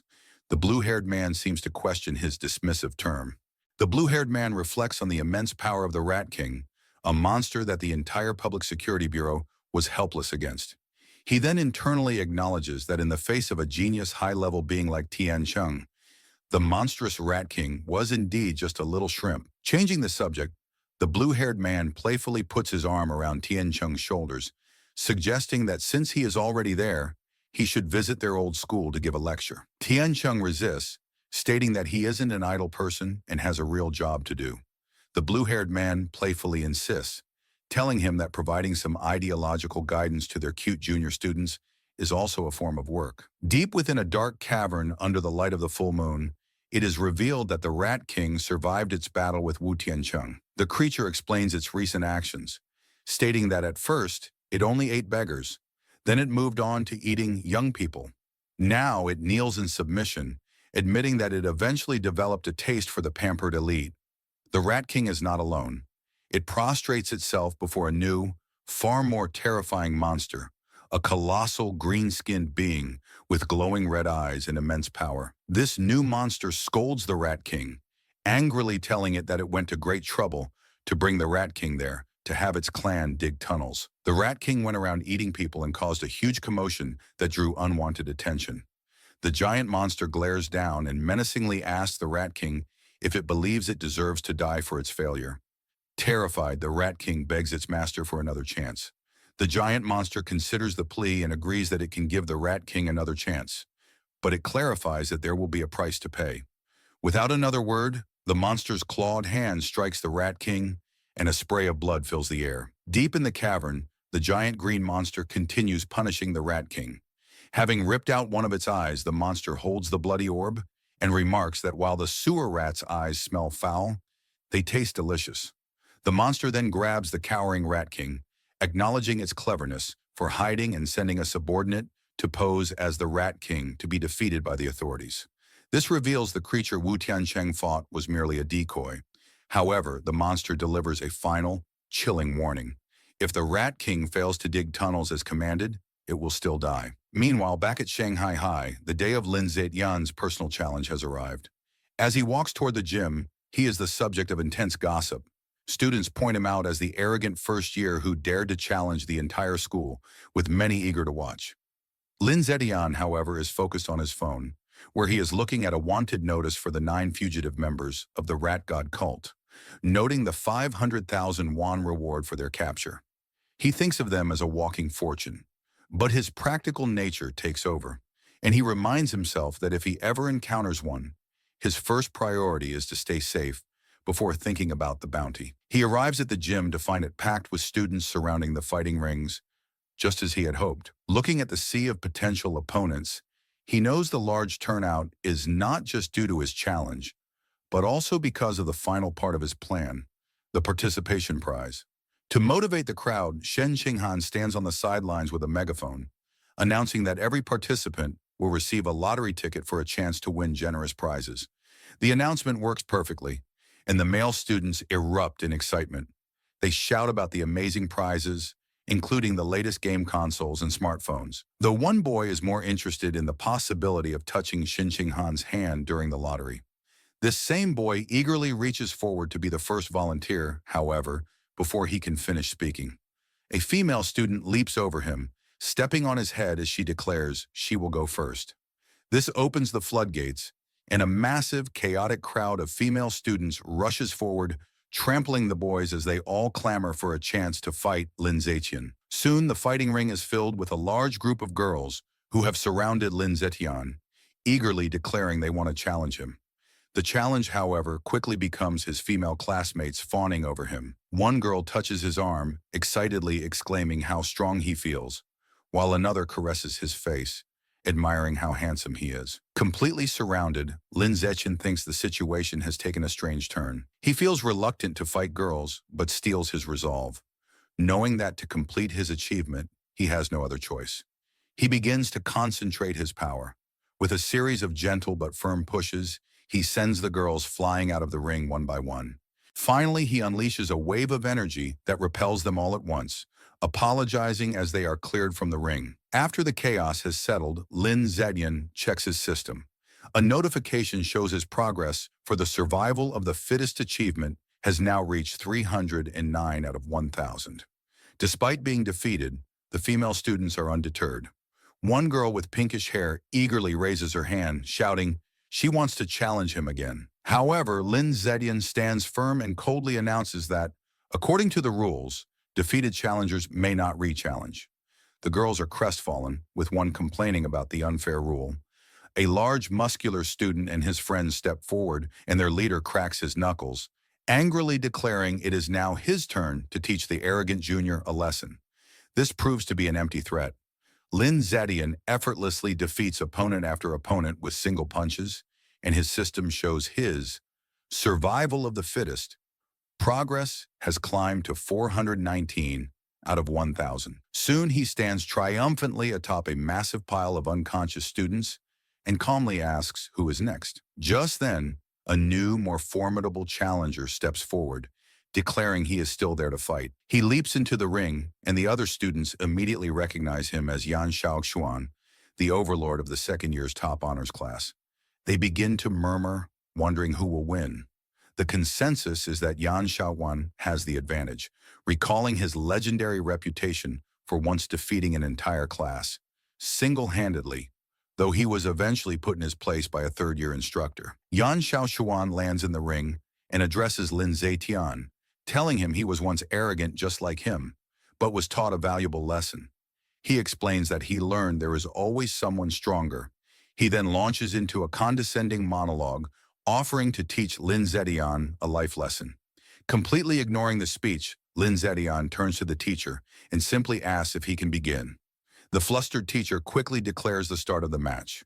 Before Yan Xiaoxuan can finish his advice, Lin Zetian interrupts him with a single, devastating kick that sends him flying across the ring. As Yan Xiaoxuan crashes into the far wall, Lin Zetian casually puts a finger in his ear, remarking with relief that it is finally quiet.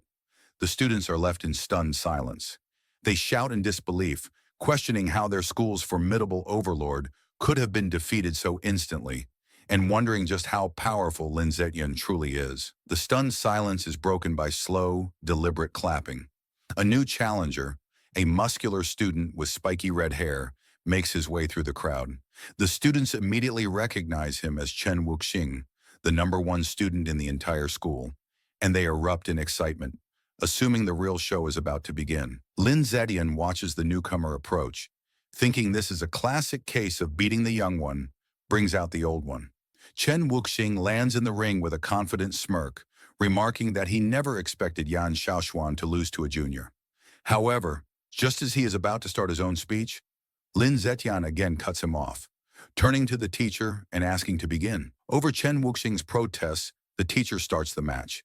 Enraged at being ignored, Chen Wuxing charges forward, surrounded by a blue aura, declaring it seems he will have to beat his opponent to make him listen. Lin Zetian meets the charge, his own fist glowing with a yellow aura. Their powerful blows collide in a massive shockwave. Chen Wuxing apologizes, but Lin Zetian simply states that he is in a hurry and unleashes a powerful punch. The blow is too much for Chen Wuxing. It sends him flying backward, his shirt torn, his face a mask of disbelief as he questions how this is possible. The entire student body watches in absolute shock, their jaws hanging open as they witness the instantaneous defeat of their school's strongest fighter. With the school's strongest fighters defeated, Lin Zetian turns to the still stunned crowd. He points to a random student and tells him to get in the ring to fight. The student points to himself in disbelief, and Lin Zetian confirms it, stating they haven't fought yet. The student nervously asks him to be gentle, but Lin Zetian smiles and reminds him that if he participates, he will get a lottery ticket. Motivated, the student rushes into the ring, and Lin Zetian promises to go easy. His promise is short-lived as he immediately knocks the student out with a single punch. A system notification confirms that his achievement progress for survival of the fittest has increased by 1. Seeing this, the rest of the student body realizes there is no shame in losing to someone so overwhelmingly powerful, and they still have a chance to win the lottery prizes. Renewed enthusiasm sweeps through the crowd as they all surge forward, motivated by the prospect of winning a new smartphone. What follows is a systematic and effortless series of victories for Lin Zetian. He stands his ground, easily dispatching every student who challenges him with his system's counter ticking up by 1 with each defeated opponent. After the final student is defeated, a large system notification appears, announcing that by eliminating 1,000 different competitors, he has successfully completed the achievement.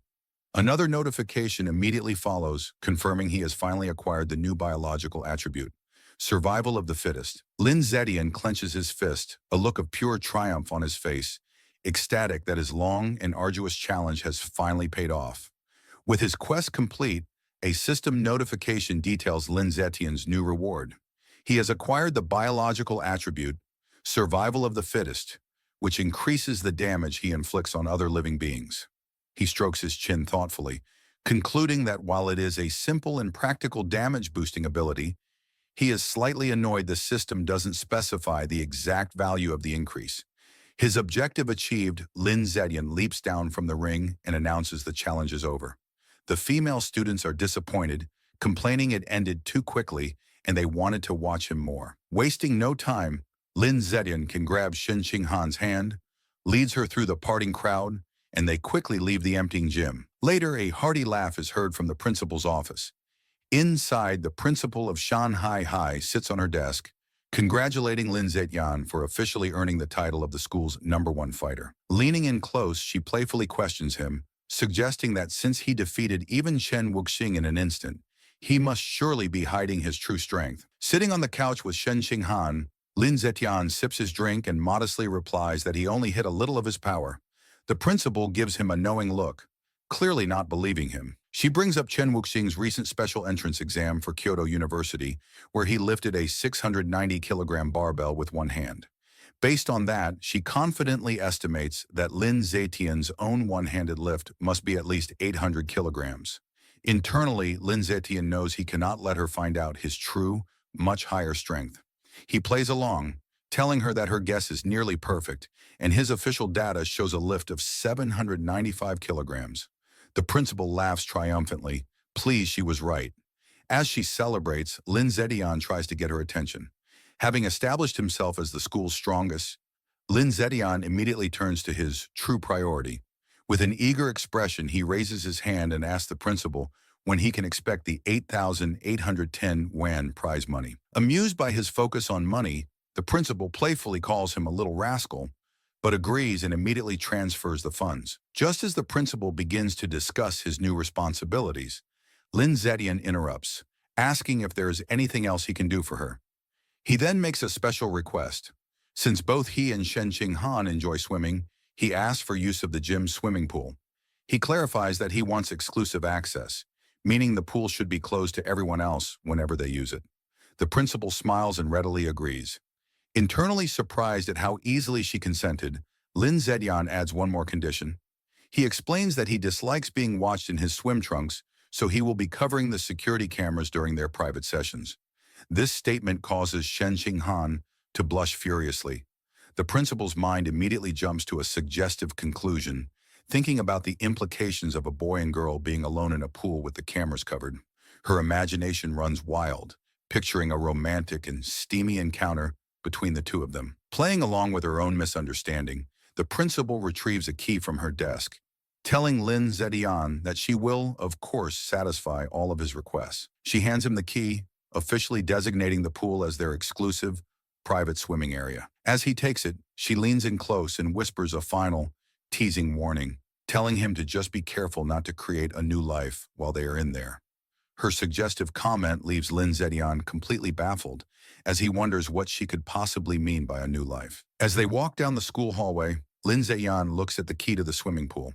He thinks to himself that with exclusive access, he can finally begin to properly explore the true nature of Shen Qinghan's mysterious abilities. His thoughts are interrupted when Shen Qinghan stops him, saying she has a favor to ask.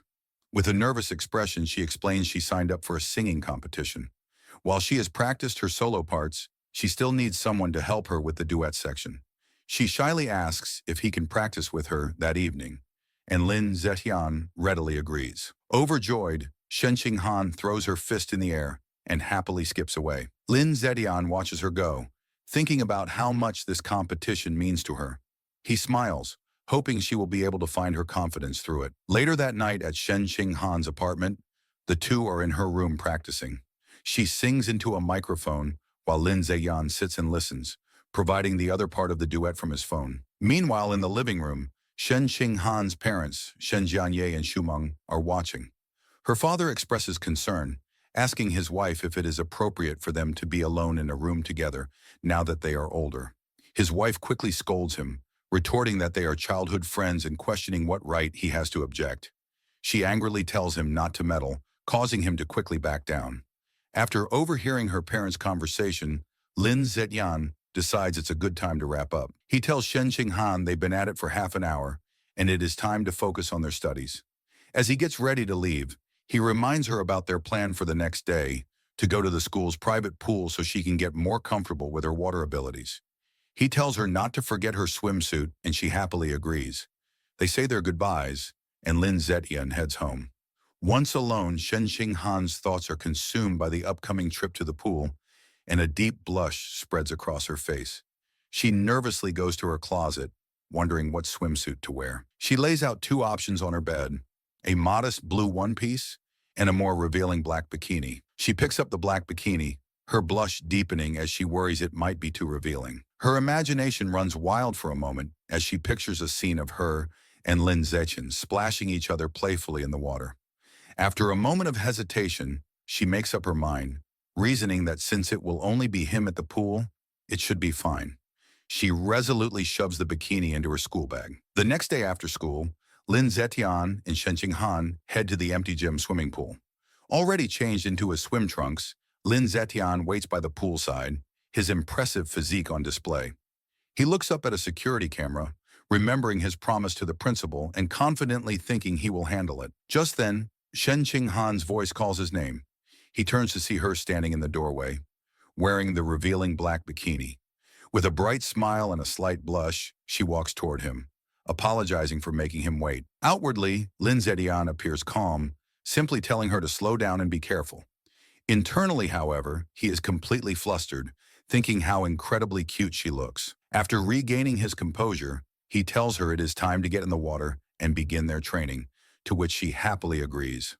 The two enter the water and begin to swim gracefully. Underwater, Lin Zetian takes Shen Qinghan's hand, and they continue to swim together. Suddenly, her eyes widen in shock as she feels something strange. She quickly gets Lin Zetian's attention, looking startled. She frantically points towards the surface, indicating they need to go up immediately. Understanding, Lin Zetian grabs her and pulls her swiftly towards the air. They break the surface with a splash, and a concerned Lin Zetian holds her close, asking what happened. With a look of utter astonishment and excitement, Shen Qinghan exclaims that the water can pass directly through her body. To demonstrate, she holds out her hands just below the surface and tells him to watch. Just as she described, the water flows straight through her palms as if they were intangible before splashing back into the pool. At the school pool, Shen Qinghan looked at her hands in amazement as water flowed right through them. Confused, she asked Lin Zetian why her body seemed to be leaking water. He observed her, realizing he was witnessing her latent superpower. He seriously asked to see her hand to examine it. Upon touching her palm, he noted that aside from the strange ability, there seemed to be nothing abnormal. To investigate further, he suggested they get out of the pool so he could check the rest of her body. A noticeably blushing and nervous Shen Qinghan shyly agreed. Shortly after, Shen Qinghan was lying on a lounger by the pool, covered in water from Lin Zetian's tests. As he poured water over her, she asked how much longer the examination would take. After checking her 3 times, Lin Zetian thoughtfully concluded there were no other abnormalities. Helping her sit up, he told her that, for now, it seemed only her hands had this ability, and she nodded in understanding. Sitting on the edge of the pool, Shen Qinghan asked if her lifelong problem of bedwetting could be related to this power, speculating that perhaps another part of her body also let water pass through. Lin Zetian admitted it was a possibility and told her that the next time she felt the urge to pee, she should let him know. Visibly blushing, he added that she should try to feel if any other part of her body had the same sensation as her palms. He immediately felt embarrassed, thinking he had almost sounded like a pervert. Suddenly, Shen Qinghan's face lit up. She exclaimed with joy that this meant she wasn't a useless girl, but a superpower user with water-related abilities. With newfound determination, she thought that maybe, if she managed to fully develop her power, she could finally stand by Lin Zetian's side as a worthy partner. The story continues in a bustling city at night, with large holographic ads for cyborgs. Lin Zetian enters a supermarket where a friendly female clerk welcomes him. He confidently walks to the counter, slides a card across it, and makes an astonishing request: 100 jin of the expensive savage giant eagle meat. The clerk is shocked by the massive order. She nervously takes his payment card and a note with a delivery address, stammering her agreement. As Lin Zetian leaves, the clerk watches him go, wondering which wealthy young master could be so extravagant. Despite her surprise, she professionally completes the order form, even asking for a good review with a smile. Later, in a secluded industrial area, Lin Zetian receives his delivery. He reflects on his finances, noting he had just received 120,000 yuan from his web novel, bringing his total funds to 210,000 yuan. He thinks this is more than enough to cover the cost. Looking at the large box of beast remains, he prepares to unlock its power, telling himself it's time to see what surprise the codex will give him as he places his hand on the meat. Immediately, a powerful vortex of white energy erupts and surrounds him. A blue system notification confirms he is devouring the savage giant eagle's life source, and the codex unlock progress has reached 100%. He then receives a vision of the eagle's power, the magnificent white bird soaring high, diving into the water and hunting a massive purple squid-like creature with its powerful talons. As the vision fades, Lin Zishan stands in a radiant blue light. A final system notification announces he has successfully unlocked the Savage Giant Eagle Codex and acquired a new biological attribute, Eye of the Sky. A system notification explains his new ability, Eye of the Sky. It informs him that his field of vision and ability to track moving objects are greatly enhanced.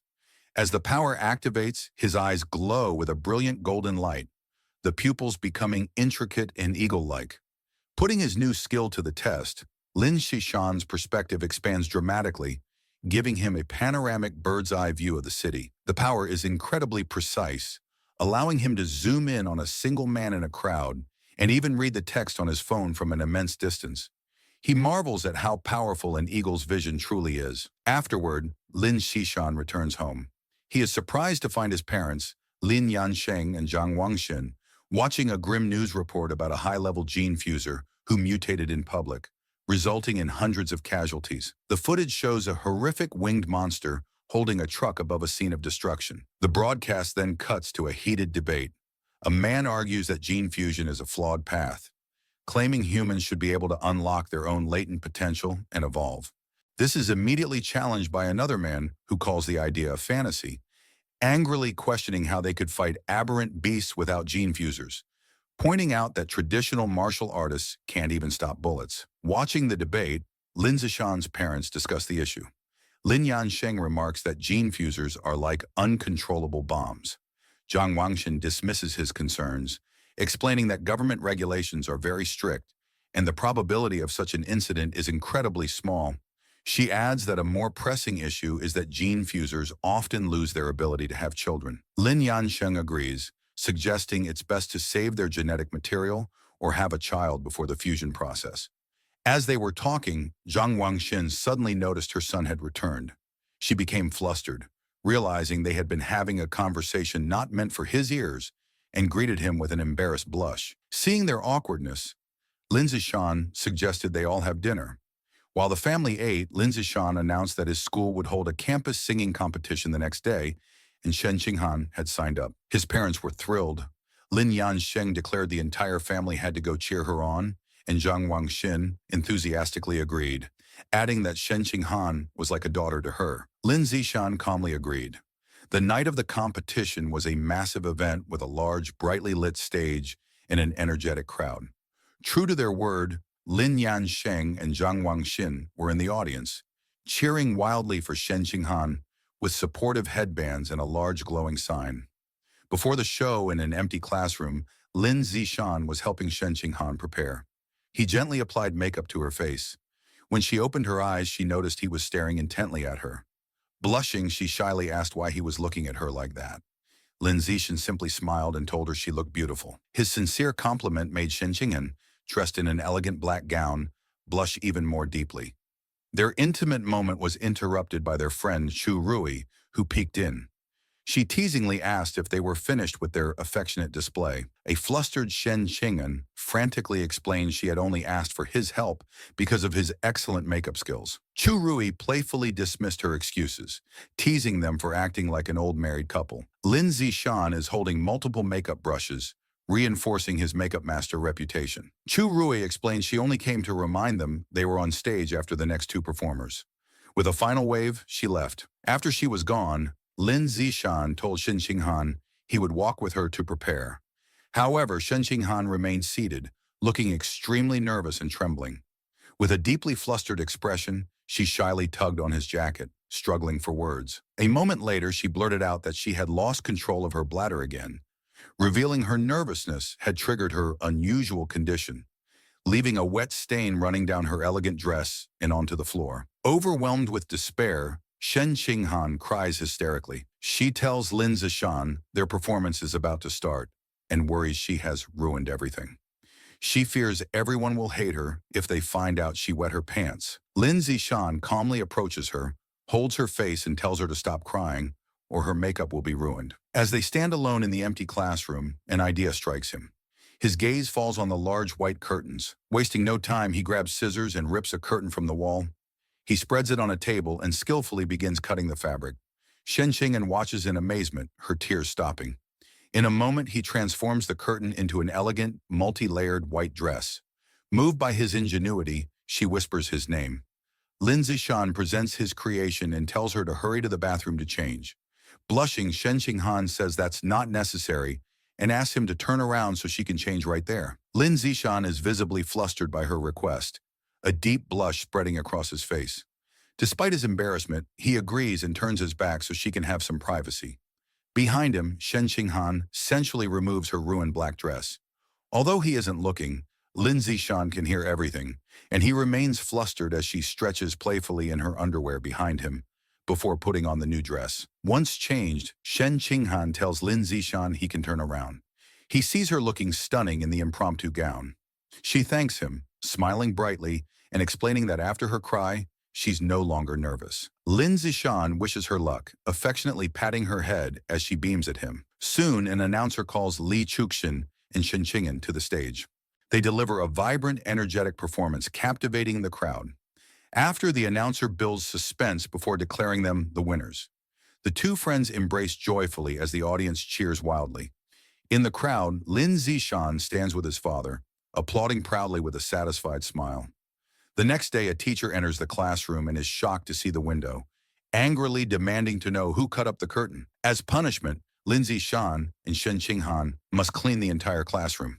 While mopping, Lin Zishan thinks it's a fitting atonement. Suddenly, a system notification pops up, announcing he completed an achievement for cooperating 1,000 times. His reward is the gregarious animal attribute, which increases his combat power based on nearby allies.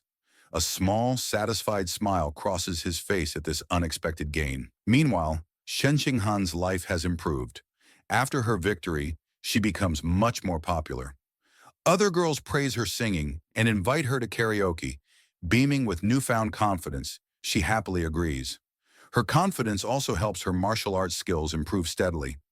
Lin Zishan also progresses, winning a major martial arts tournament, the first for Shanghai High in 5 years.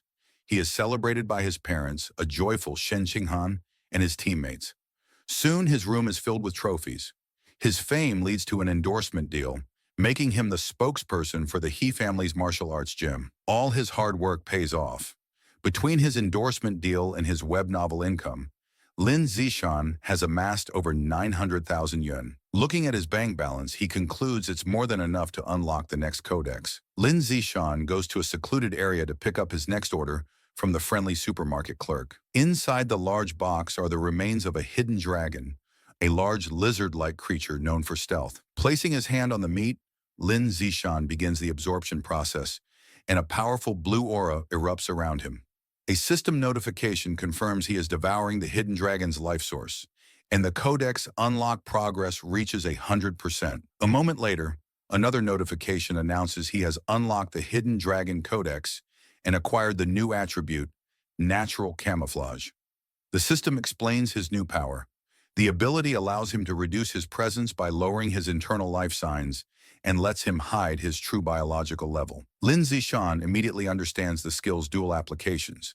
He can become stealthy for ambushes, or hide his true strength to lull enemies into a false sense of security. With his main objective complete, he remembers he needs to buy a cake for his mother and walks through the city. His thoughts are interrupted by a shout. He turns to see a startling scene, a beautiful red-haired woman being forcefully escorted by 2 guards in tactical gear. Suddenly, a young man involved in the arrest calls his name in surprise. Lin Zishan recognizes him as Zhong Kai, a senior from his school. His attention is drawn to Zhong Kai's powerful cybernetic legs. Zhong Kai explains nonchalantly that after failing to get into high school, He became a biker and broke his leg so badly in an accident, they had to be amputated. Zhongkai explains he was lucky enough to join a mechanical modification experiment run by the Mechanical God Group, which unexpectedly transformed him from a disabled person into a cyborg. Curious, Lin Zishan asks about the arrested woman. A guard explains she is a remnant of the rat god cult, the only female among 9 fugitives. Just then, Zhongkai's colleague calls for him to leave. As he hurries off, he waves goodbye, promising to talk later, and Lin Zishan waves back. Watching them go, Lin Zishan becomes suspicious. The public security department searched for the rat god cult fugitives with all its resources and found nothing. Yet the Mechanical God Group captured one with ease. He concludes this group is not to be underestimated. His thoughts are interrupted by a call from his mother, Zhang Wanshan. She asks if he bought the cake and when he'll be home. He says he's on his way and will be back soon, and she reminds him to be careful. The scene shifts to a lively birthday celebration. Since their birthdays are a day apart, their families always celebrate together. Their parents are gathered singing happy birthday. For their 18th birthday, they stand side by side and blow out the candle on their cake. After, their mothers tell them to exchange presents. As they happily give each other gifts, their happy moment is shattered as the room begins to tremble violently. The families are thrown off balance, someone shouting if it's an earthquake. Lin Zichen instinctively grabs Shenxing to steady her, but Lin Zichen immediately senses this is no ordinary earthquake. Something feels terribly wrong. Deep beneath the city, the true cause is revealed. A massive cavern teeming with an endless swarm of rats, their red eyes glowing as they surge upwards. The next morning, a TV news report dismisses the previous night's event. An anchor explains that Shanghai City is not on a tectonic plate boundary, so a major earthquake is unlikely, and advises citizens not to panic. At breakfast, Lin Zichen finishes his meal and tells his parents he is leaving for school. His father tells him to be careful. Outside, Shen Xinghan is waiting and cheerfully asks to walk to school together, to which he agrees. As they walk, she happily remarks that since they have celebrated their 18th birthday, they are officially adults. Lin Zishen adds that the college entrance exams are also approaching. Shen Xinghan admits she gets nervous just thinking about it. Some time passes and Lin Zishen finally saves up enough money to unlock his next codex. He begins the absorption process and a powerful purple energy swirls around him as he targets the void crocodile. A system notification confirms he is devouring the creature's life source, and the codex unlock progress reaches 100%. He receives a vision of a large crocodilian beast with fish-like fins swimming powerfully, trying to escape from the savage giant eagle. A final notification announces he has successfully unlocked the Void Crocodile Codex and acquired a new biological attribute, danger perception. The system explains this ability allows him to sense hostility from other creatures within a certain range, and makes it easier to judge their biological level. Lin Zichen thoughtfully concludes this will be a useful skill for preventing sneak attacks. To test his new power, he goes to a busy shopping mall.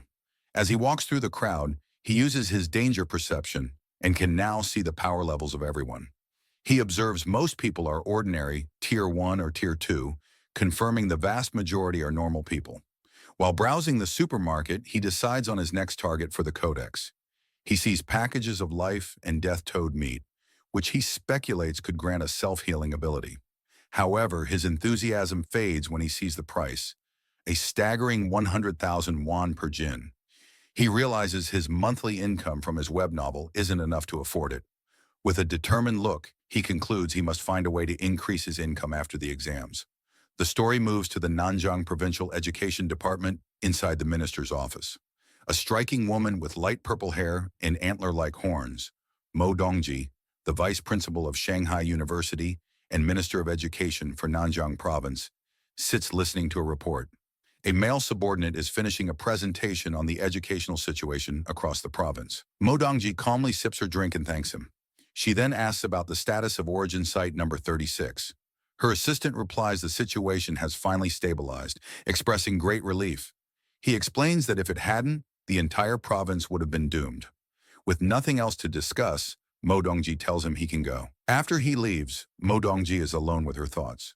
She muses to herself that it has been many years since she last accepted a disciple. She walks to the large window, which looks out onto a beautiful tropical beach, and stares at her own reflection. The martial arts college entrance exam is an intense 9-day ordeal. The first day consists of a written exam in the morning and a physical fitness assessment in the afternoon. From the second to the 8th day, students are sent into a forest for a week-long practical combat and survival test. The final 9th day is dedicated to an aptitude test for gene fusion and mechanical modification. The story picks up on June 7th, the first day of the exam. Lin Zixin and Shen Qinghan walk together, but she is clearly on edge. She nervously tugs on his sleeve, confessing how tense she is, her primary fear being that she might lose control of her bladder again. Lin Zixin looks at her with a warm smile. He pulls her into a comforting hug, telling her not to be nervous. Holding her close, he reminds her that her theoretical knowledge is solid and she has already taken precautions by wearing a diaper. So she just needs to do her best. His closeness makes her blush. Flustered but comforted, she promises she will do her best and tells him he needs to do his best as well. He agrees. During the written exam, Lin Zixin sits with a confident expression, easily filling out the test paper. He finishes long before time is up, with nothing else to do. He rests his head on his hand and brainstorms new plot ideas for his web novel. After the exam, he notices Shen Qing'an walking with her head down, looking upset. He worries she might not have done well. He approaches to comfort her, putting a hand on her shoulder and reminding her they only need to pass the written portion. However, Shen Qinghan quickly tells him she did very well and doesn't need his comfort. Confused, Lin Zixin asks why she looks so unwell. Blushing furiously, Shen Qinghan quietly confesses she had an accident and wet her pants again. She quickly tells him to wait while she runs to the restroom. Lin Zixin reminds her to be quick, as the physical fitness assessment is about to begin. Later, during the weightlifting portion, Lin Zixin demonstrates his overwhelming power. An announcer declares his final score as he effortlessly lifts a massive 950-kilogram barbell with one hand, leaving the other students speechless. His classmates erupt in shouts of disbelief, recalling his other incredible results: a 5.12-second 100-meter dash and a 4.91-meter vertical jump. After completing her own tests, a tired Shen Qinghan, in her gym clothes, approaches Lin Zixin. He asks how she did. With a weary but proud smile, she reports her impressive scores: a 9.32-second 100-meter dash, a 1.62-meter vertical jump, and a 125-kilogram lift. She adds with a small sigh that her results are still nothing compared to his. Lin Zixin praises her, telling her that with scores like that, she is a top-tier female student. He gives her an affectionate pat on the head, and she looks up at him with a happy expression. Sometime after, their classmate He Yu runs up, excitedly announcing their written exam scores are available. He tells them he heard Wang Shuojie and Liu Gang scored in the high 80s, and he himself got an 80. As he asks about their scores, a nervous Shen Qing'an checks her phone. Her face lights up with joy as she exclaims she got an 82. He Yu is stunned. They both turn to Lin Zixin. He calmly holds up his phone, showing a perfect score of 100. Shen Qinghan cheers for him, while a dumbfounded He Yu mutters that Lin Zixin is as freakishly talented as ever. Later, as they walk home, Shen Qinghan expresses her nervousness about the next phase, the week-long practical test in the forest. Lin Zixin takes her hand and reassures her, telling her not to worry because he will stay by her side and protect her. Comforted, she agrees to stick close to him. Meanwhile, in a private room, two mysterious figures discuss the exam. One man in a formal suit and a sinister plague doctor mask hands a small wooden box to a younger man. The masked man instructs his subordinate to make good use of his position as a safety officer. The young man takes the box. Inside are 10 dark, seed-like objects, which the masked man calls demon seeds that will aid him in his mission. The masked man promises that if the young man succeeds, he will be recommended to become a full member of their organization. The young man seems more interested in a different reward, stating he would prefer a rare, different fruit. The masked man scoffs, calling him short-sighted. He explains a single fruit could only help him evolve to a mid-tier rank, whereas joining their organization opens the door to evolving into a truly advanced being. After a moment, the young man is convinced, agreeing that becoming an official member is the more valuable prize. A convoy of buses travels through a dense, foggy forest. An announcement informs students they are about to arrive at the practical exam location. Inside a bus, Shen Qinghan is sleeping on Lin Zixin's shoulder. He gently wakes her, letting her know they have arrived. An automated voice directs students from entrance 9 to get off the bus and proceed to the assembly point. The students gather at a large staging area where the rules of the week-long exam are explained. Numerous score tokens are hidden throughout the forest, some in hard-to-reach places and others carried by beasts. Safety officers are stationed near dangerous creatures, but calling for their help results in immediate disqualification. The most powerful beasts and the highest scores are located deep within the forest. A student's final grade is determined by the points from tokens and a performance review based on camera footage. With 100,000 students competing for 50,000 tokens, at least half will fail to score any points. The exam encourages both cooperation and competition. Students can team up to share tokens or steal them. An official announces they have 1 hour to prepare. Immediately, students begin trying to form alliances. One student loudly tries to recruit teammates by boasting about his father. Their attempt is quickly shut down by a strict female instructor who warns them against such open recruiting. Nearby, Lin Zichen and Shen Qinghan are snacking when a group of female students asks Lin Zichen to team up. He bluntly refuses. Just then, another student, a young man with brownish-red hair, walks up and asks if he could buy some of their food. Instead, Lin Zichen tosses him a package of toast as a gift. Impressed, the student suggests they team up, introducing himself as Hong Junping from a top high school. While eating his snack, Lin Zichen politely rejects the offer. A bit dejected, Hong Junping thanks him for the food and walks away. Watching him leave, Shen Qinghan comments on how strange the guy was. Lin Zichen gives her a knowing smile and explains that the man's true intention was not about the food, but about the great beauty with him. Realizing he was trying to hit on her, Shen Qinghan blushes. With their break over, Lin Zichen takes Shen Qinghan's hand, and they set off into the forest. As they enter the vast wilderness, Lin Zichen decides on a cautious strategy. To help Shen Qinghan acclimate, they begin by searching for score tokens in the safer, outer regions. To aid their search, Lin Zichen activates his Eye of the Sky ability, his eyes glowing with golden light. His enhanced vision lets him instantly spot a target. He tells Shen Qinghan he has found a token at the top of a nearby tree and instructs her to get it. Eagerly, Shen Qinghan leaps high into the air with incredible agility. A moment later, she triumphantly holds up a token with the number 1 on it, happily shouting to Lin Zichen that she got it. With his Eye of the Sky active, Lin Zichen systematically scans the area, directing Shen Qinghan from one hidden token to the next. Soon she has collected a small handful of 1-point tokens. Overjoyed, Shen Qinghan throws her arms around Lin Zichen in an excited hug, exclaiming how amazing he is. Their celebration is cut short as they are surprised by an unexpected arrival. It is Hong Junping who greets them with a smile. He holds up a large score token, stating he has already gathered 28 points. He claims he wants to repay Lin Zichen, but internally his motive is to get to know the incredibly cute Shen Qinghan. He formally offers to team up, suggesting they split all points evenly among the 3 of them. Lin Zichen flatly rejects the offer. He tells Hong Junping that if he is serious about repaying them, he can simply hand over all his score tokens. Hong Junping is visibly shocked and angered by this outrageous demand. His friendly demeanor vanishes, and surrounded by a surging aura, he charges forward, shouting that they have chosen the wrong path. As Hong Junping charges, yelling they have chosen the wrong path, Lin Zichen calmly smirks.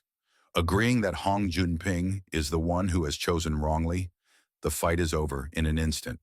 Lin Zichen lands a single devastating punch to Hong Junping's stomach, causing him to double over in agony and spit up blood.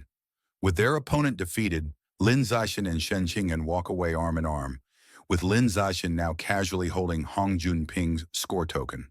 Behind them, their attacker lies unconscious. A concerned Shen Qinghan asks if he will be all right, but Lin Zichen nonchalantly reassures her that he didn't even use any real force. Over the next few days, Lin Zichen continues to guide and train Shen Qinghan. He helps her find more score tokens, pushes her to improve her strength by having her lift massive boulders, and teaches her practical survival skills like hunting wild boars. Their time is not all work. They also enjoy simpler moments, like gathering fresh fruit. They work as a perfect team, easily fending off other students who try to ambush them. When tired, they rest together under a makeshift roof. As Shen Qinghan sleeps on his shoulder, Lin Zichen looks at her fondly, wishing the peaceful moment could last longer. Finally, they arrive at the central area of the forest. Shen Qinghan points out a wooden sign that ominously reads, Danger, aberrant beast zone. However, as they venture deeper, they find it eerily quiet. Shen Xing'an observes that they might have arrived too late. As there are no aberrant beasts in sight, the only evidence that anything was ever there are large, unsettling bloodstains splattered across the path. As they walk through the forest, Shen Xing'an is disappointed, lamenting that if they'd arrived earlier, she could have earned the genius title by killing aberrant beasts. Lin Zichen comforts her with a pat on the head, telling her the title doesn't mean much and it's time to go back. He reflects that with cameras everywhere, hunting beasts is impossible, so it's more practical to focus on training Shen Xing'an's survival skills. After the combat assessment, the students are taken to the next phase, the gene fusion compatibility test.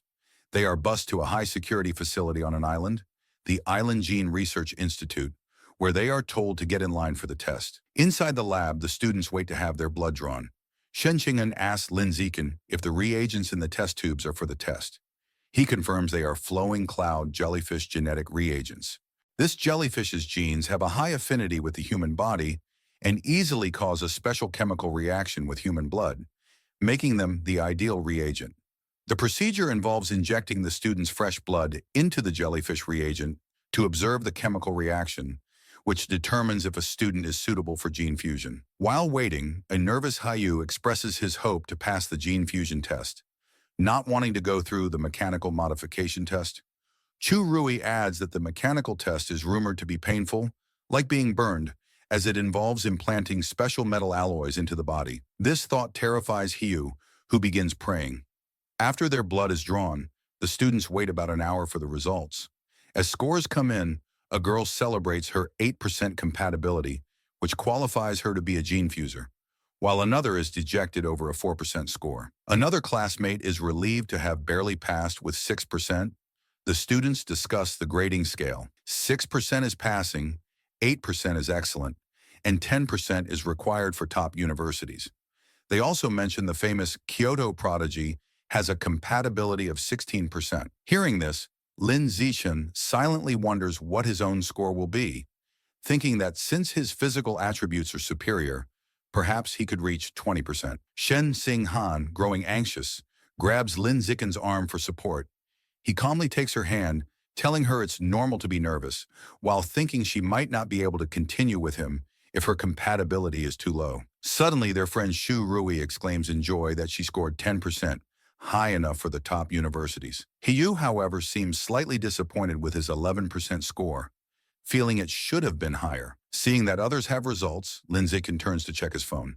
Shen Xing'an, too scared to look at her own score, asks him to check his first and then hers. He agrees and looks at his phone. The result is an impressive 15%. Overjoyed, Shen Xing'an immediately throws her arms around Lin Zichen in a celebratory hug, exclaiming that with a score like that, he is surely the top scholar in the province.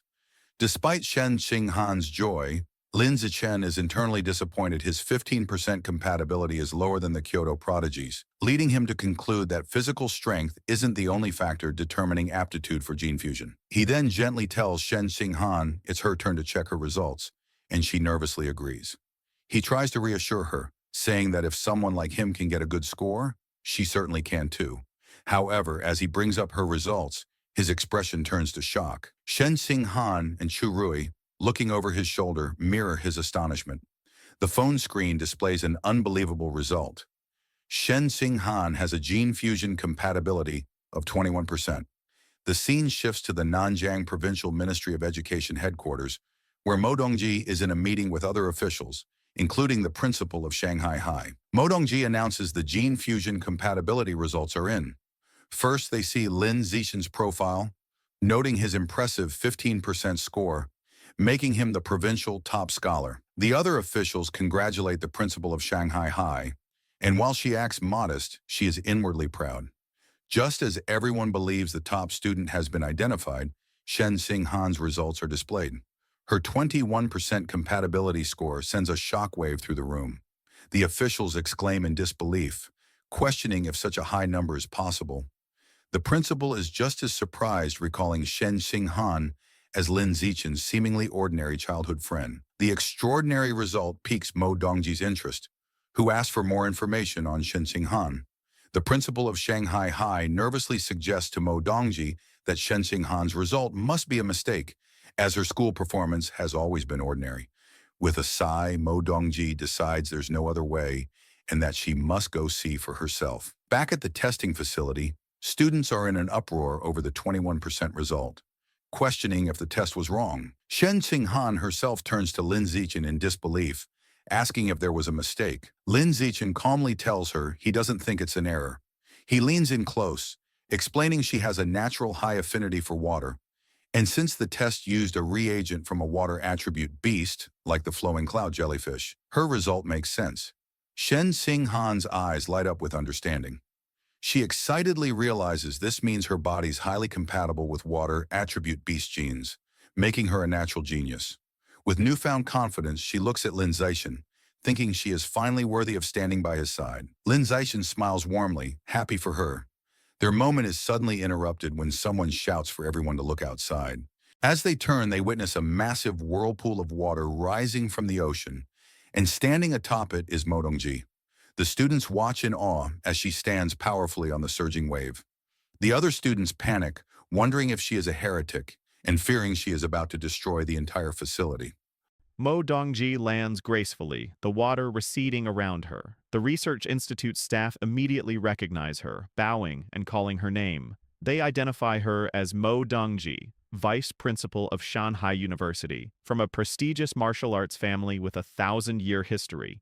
Staff members whisper rumors that her family once tamed dragons and fused with their genes, which would explain her incredible ability to manipulate water. Ignoring the staff, Mo Dongji walks directly to Shen Xinghan and asks if she is the one. To verify the extraordinary test result, she orders a scientist to draw Shen Xinghan's blood and retest it 3 more times. Afterward, a drained Shen Xinghan sits with her friends. He Yu expresses his concern, and she admits her arm is a bit numb after the repeated blood draws. Soon, a scientist calls for Shen Xinghan to follow him, and she complies. She is led to a private office where Mo Dongji is waiting. Mo Dongji smiles, announcing the results are in. She leans close to the nervous girl, exclaiming that all 3 tests consistently showed 21% compatibility. Getting straight to the point, Mo Dongji makes a life-changing offer. She wants to take Shen Xinghan as her disciple. Shen Xinghan is completely stunned, stammering at the sudden request. To demonstrate the power she could learn, Mo Dongji effortlessly levitates water from a glass on her desk, swirling it in a controlled vortex. She tells Shen Xinghan that as her student, she will easily be able to perform such feats. Overwhelmed, Shen Xinghan asks for time to think, wanting to consult Lin Zichen first. Mo Dongji dismisses her hesitation, stating there is nothing to consider, as becoming her disciple offers only advantages, while continuing her impressive display of water manipulation. Mo Dongji asserts her authority, stating that as Provincial Minister of Education and Vice Principal of Shanghai University, she has decided Shen Xinghan will attend her university now that they have a master-disciple relationship. She leans in close, asking the nervous Shen Xinghan if she has anything to say. Overwhelmed and intimidated, Shen Xinghan meekly replies that she has nothing to add. Feeling completely railroaded, she nervously adds Mo Dongji's contact info to her phone. Mo Dongji then informs her that she has another disciple, who will be Shen Xinghan's senior sister. She explains this student is of a similar age, but began her training over 10 years ago. Mo Dongji sends a photo to her phone, saying she'll introduce them when the time is right. Shen Xinghan is shocked when she sees the picture of a white-haired girl with a spear, surrounded by skeletal remains and standing over a monstrous carnivorous plant. She immediately recognizes her as her old friend, Bai Shui. She asks Mo Dongji for her senior sister's name. Mo Dongji reveals it is Luo Qian Shui and asks if Shen Xinghan knows her. Shen Xinghan explains that she had a friend in elementary school named Bai Shui, who looked just like her, but she transferred away suddenly. She wonders if they could be the same person. Mo Dongji dismisses the idea as impossible. Still puzzled by Shen Xinghan's score, Mo Dongji tells her that her gene fusion compatibility is beyond anything she has ever seen. She decides to conduct a physical examination to see if there is anything special about her body. As she places a glowing hand on Shen Xinghan's chest, she becomes visibly surprised, muttering that something is strange. A worried Shen Xinghan asks if something is wrong with her body.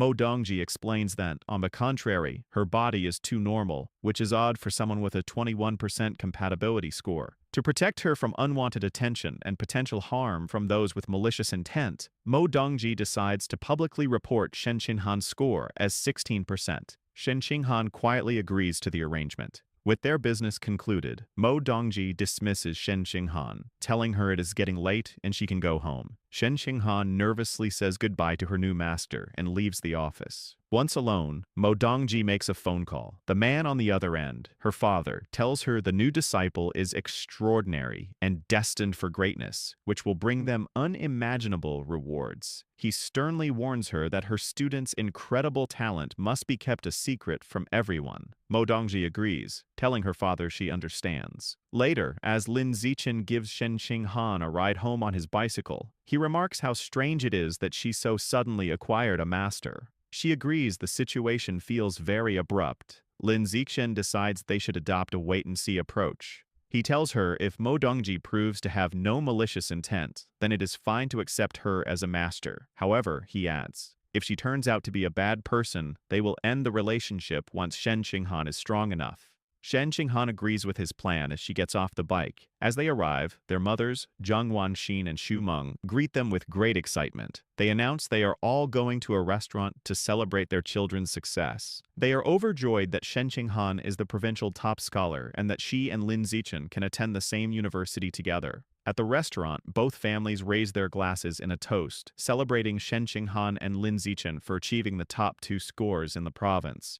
After the joyful dinner, the families part ways, wishing each other a safe trip home. That night, under a full moon, there is a knock at Lin Zichen's door. His mother, Zhang Wanxin, opens it to find Shen Qinghan standing there in her pink pajamas, looking flustered. Zhang Wanxin smiles and teasingly asks if she has come to sleep with Lin Zichen again. Flustered by Zhang Wanxin's teasing, Shen Qinghan quickly denies any romantic intentions, insisting she has something very important to discuss with Lin Zichen in person. She tells Zhang Wanxin she's going to find him and rushes into his room. Amused, Zhang Wanxin watches her go, wondering to herself if the important matter is a love confession. Shen Qinghan knocks on Lim Zikim's door, telling him she has something important to say. When he opens the door and asks what's wrong, she explains it is about the matter with her new master from earlier that day. Inside his room, she sits on his bed, hugging a pillow for comfort. She tells him that her master, Mo Dongji, performed a full physical examination on her, but found nothing out of the ordinary, concluding that her body was no different from a normal person's. Shen Qinghan reveals the crucial detail. Even with her power, Mo Dongji was unable to detect her strange ability to let water pass through her body. Lin Zichen is internally stunned by this revelation. He reflects on Mo Dongji's immense power, capable of controlling massive waves, yet she was unable to uncover the secret of Shen Qinghan's body. He concludes that her physical constitution is far more mysterious than he had ever imagined. He places a reassuring hand on her shoulder, advising her that they must keep this ability a secret from everyone for now, as they cannot predict the consequences if it were to be revealed. He suggests they can slowly study it later when they are stronger and more experienced. Shen Qinghan agrees, telling him she will follow his lead. She then brings up another topic, remembering that her master mentioned she has a senior sister. Shen Qinghan explains that she saw a photo of this senior sister and was shocked by how much she looks like her old friend, Bai Shui. She then shows the picture on her phone to Lin Zichen. He takes the phone and examines the photo of Luo Qianshu. He acknowledges the resemblance, but notes that her aura is completely different from the Bai Shui he remembers. His attention, however, is drawn to the strange, forested background of the image. He asks Shen Qinghan if she has any idea where the photo was taken. Shen Qinghan tells Lin Zichen she doesn't know where the photo was taken, but she will ask her master. She sends a text to Mo Dongji, asking about the location. Mo Dongji gives a one-word reply. Source site. When Shen Qinghan asks for more details, her master cryptically responds that she will find out when she becomes stronger. Shen Qinghan relays this information to Lin Zichen, telling him she couldn't get any more details. Lin Zichen decides they should put the matter aside for now and revisit it in the future. Later, as they lie on his bed, both looking at their phones, Shen Qinghan quietly watches him for a moment.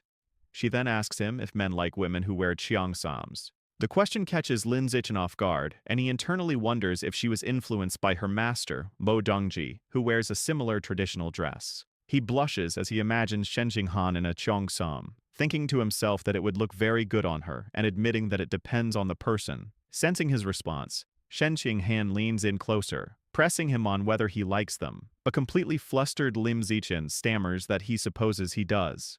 She continues her questioning, asking about stockings and whether he prefers black, white, or nude-colored ones. He wonders why she is asking such strange questions. Pinned down on the bed, he finally relents, admitting that if he had to choose, he would pick black or white stockings. Satisfied with his answers, Shen Qinghan immediately sits up and starts ordering a cheongsam and stockings on her phone, leaving a bewildered Lin Zichen to wonder what just happened. The conversation is interrupted by a knock at the door. It is Zhang Wangshen, who has brought a bag for Shen Qinghan. She explains that Shen Qinghan's mother sent over some toiletries and told her to just sleep over for the night. A completely flustered Shen Qinghan takes the bag, stammering that she never asked her mother to send anything, and wondering why she would act on her own. As she leaves, Zhang Wangshen cheerfully tells them not to worry, as they are both adults now, so it is perfectly fine for them to sleep over together before closing the door. An awkward silence fills the room as both Shen Qinghan and Lim Zichen blush, unsure of what to do next. Resigning herself to the situation, Shen Qinghan sits on the bed and opens the bag, stating that she will just change her diaper and go to sleep. However, as she looks inside, she pulls out an object with a surprised expression, asking what it is. To her absolute horror, she realizes she is holding a box of those things for safety. Utterly mortified, she wonders what on earth her mother was thinking by packing such an item in her bag. In a complete panic, she stammers that she is going to change her diaper and scrambles off the bed, tripping over her own feet and falling face first onto the floor in her haste to escape. Lin Zichen is left sitting on the bed, completely bewildered by the chaotic scene and wondering what is going on. Lin Zichen and Shen Qinghan have been accepted into the Evolution Academy of Shanghai University. Lin Zichen tells Shen Qinghan, who is sitting on the back of his bicycle, to hold on tight because they're about to get going. She obliges, wrapping her arms around his waist. They have both also signed up for the He family's martial arts gym and are on their way to a promotional event today. As they ride through the bustling city streets, Lin Zichen suddenly notices that a strange group of people is blocking their path.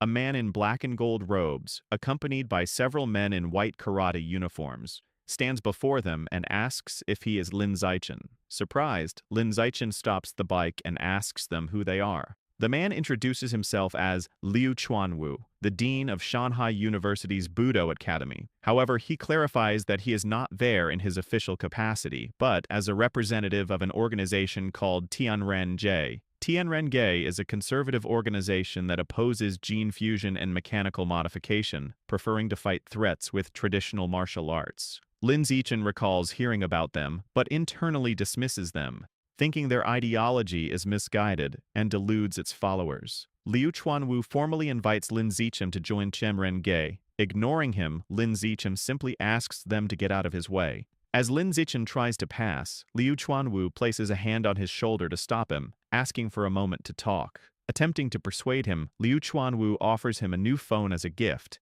but Lin Zichen is clearly made uncomfortable by the insistence. Later, Lin Zichen, Shen Qinghan, and Liu Chuanwu are sitting in a cafe. Liu Chuanwu explains that his organization, Tianren-Ge, researches how to unlock the potential of pure-blooded humans without gene fusion or mechanical modifications. He passionately claims that their goal is to help humans break through the ordinary biological barriers and evolve into advanced, rare, or even epic beings. To prove his point, he tells Lin Zichen that they have already achieved some results and shows him a video on his phone. In the video, Liu Chuanwu, who states his own biological level is ordinary tier 9, is seen facing a formidable opponent. He explains that the video shows him defeating a high-level gene fuser.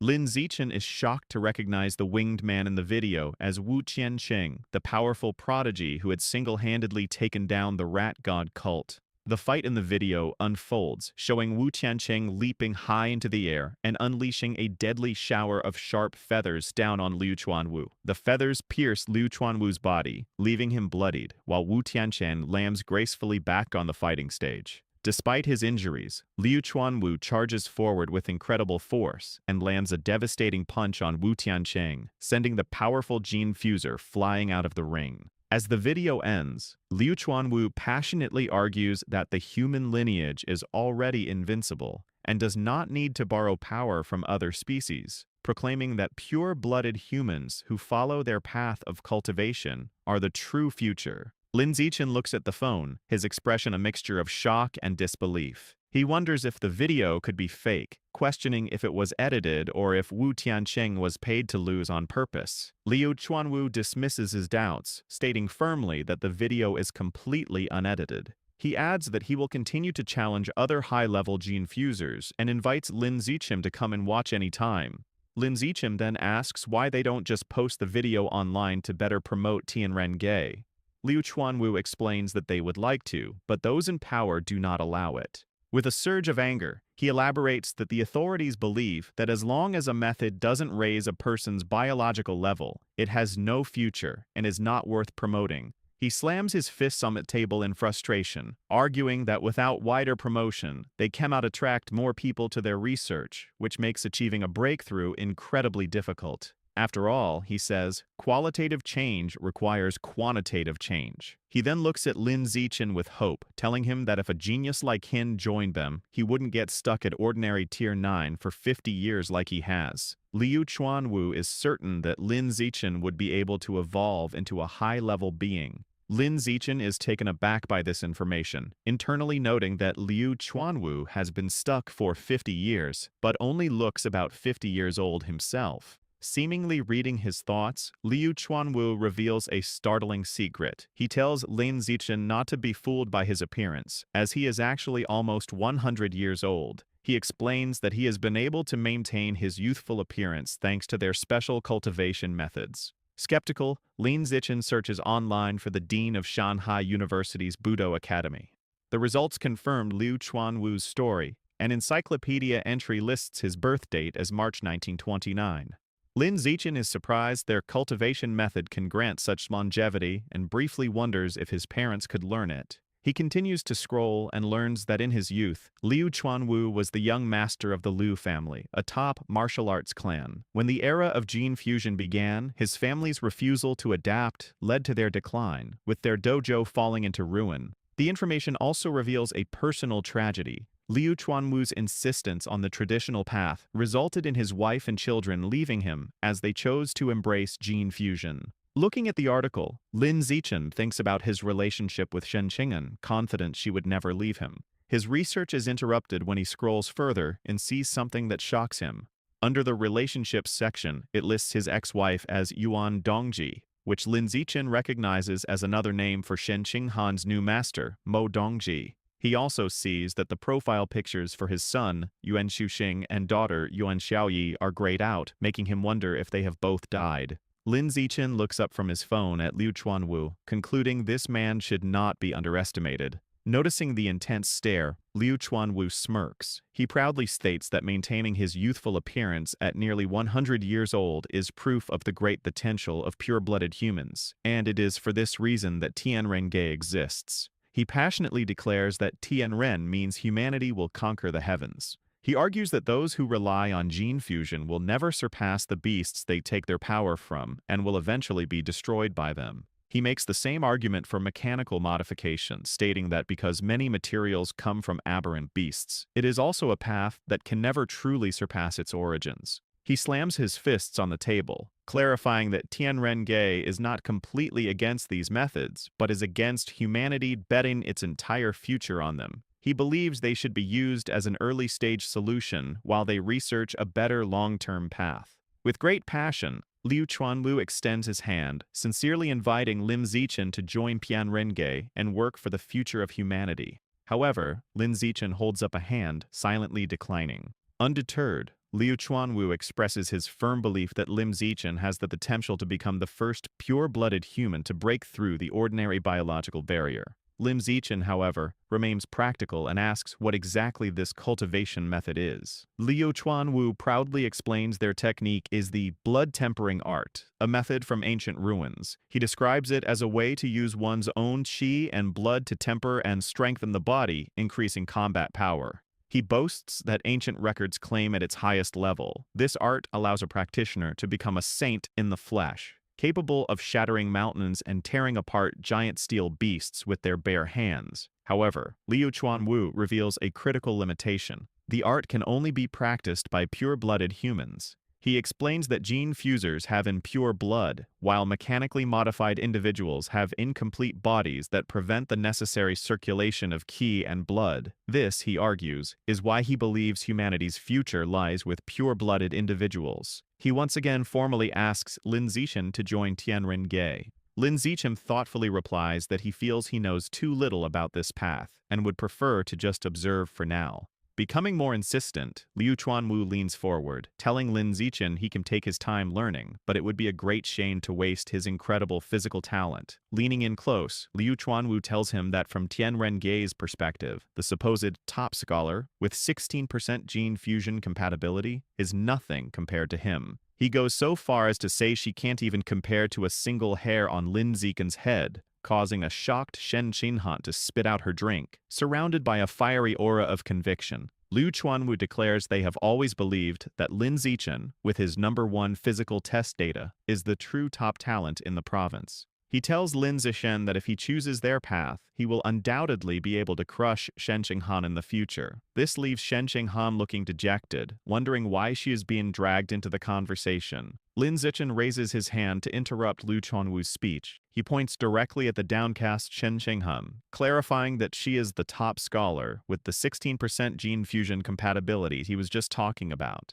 Shen Qinghan gives an awkward wave as Liu Chuanwu begins to sweat nervously. Deciding to end the conversation, Lim Zichim announces it is getting late. He picks up the phone Liu Chuanwu had offered him earlier. Standing up, he takes Shen Qinghan's hand, thanks Liu Chuanwu for the phone and drinks, and informs him they are leaving. In a panic, Liu Chuanwu reaches out desperately, pleading with them to wait and offering a trial period of half a year. As they walk away hand in hand, he shouts after them, offering to double whatever benefits the Evolution Academy gives him. When that doesn't stop them, he becomes even more desperate and raises his offer to triple the benefits. The word triple makes Lim Zichen stop, his eyes wide with shock. The scene changes abruptly as Lim Zichen is suddenly back at the table, telling Liu Chuanwu he has always agreed with Tianren Ge's philosophy. With a fiery look of determination, Lim Zichen clenches his fist and declares he has decided to bring his talent to Tianren Ge and contribute to the cause of pure-blooded humanity.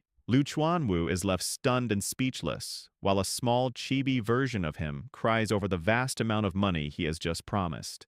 Having made his decision, Lin Zichen tells Liu Chuanwu he has a question. He asks if he knows what the source site is. Liu Chuanwu is visibly surprised, wondering how a young student could know about such a place. His expression turns solemn as he explains that the source site is believed to be the origin of all life. He elaborates that all the aberrant beasts in the world originate from there. Lin Zichen reflects on the information, realizing the source site is the origin of all aberrant beasts. He asks Liu Chuanwu if the beast meat sold in markets also comes from there. Liu Chuanwu confirms this, explaining the meat on Earth isn't enough to feed the general population. Lin Zichen then asks about videos of the place. Liu Chuanwu shakes his head, explaining that no electronic devices function there, so the only way to record anything is through realistic drawings. This triggers a memory for Lin Zichen. He recalls the image of Shen Qinhan's senior sister, Luo Qianshui, and realizes what he thought was a photograph was a highly detailed painting.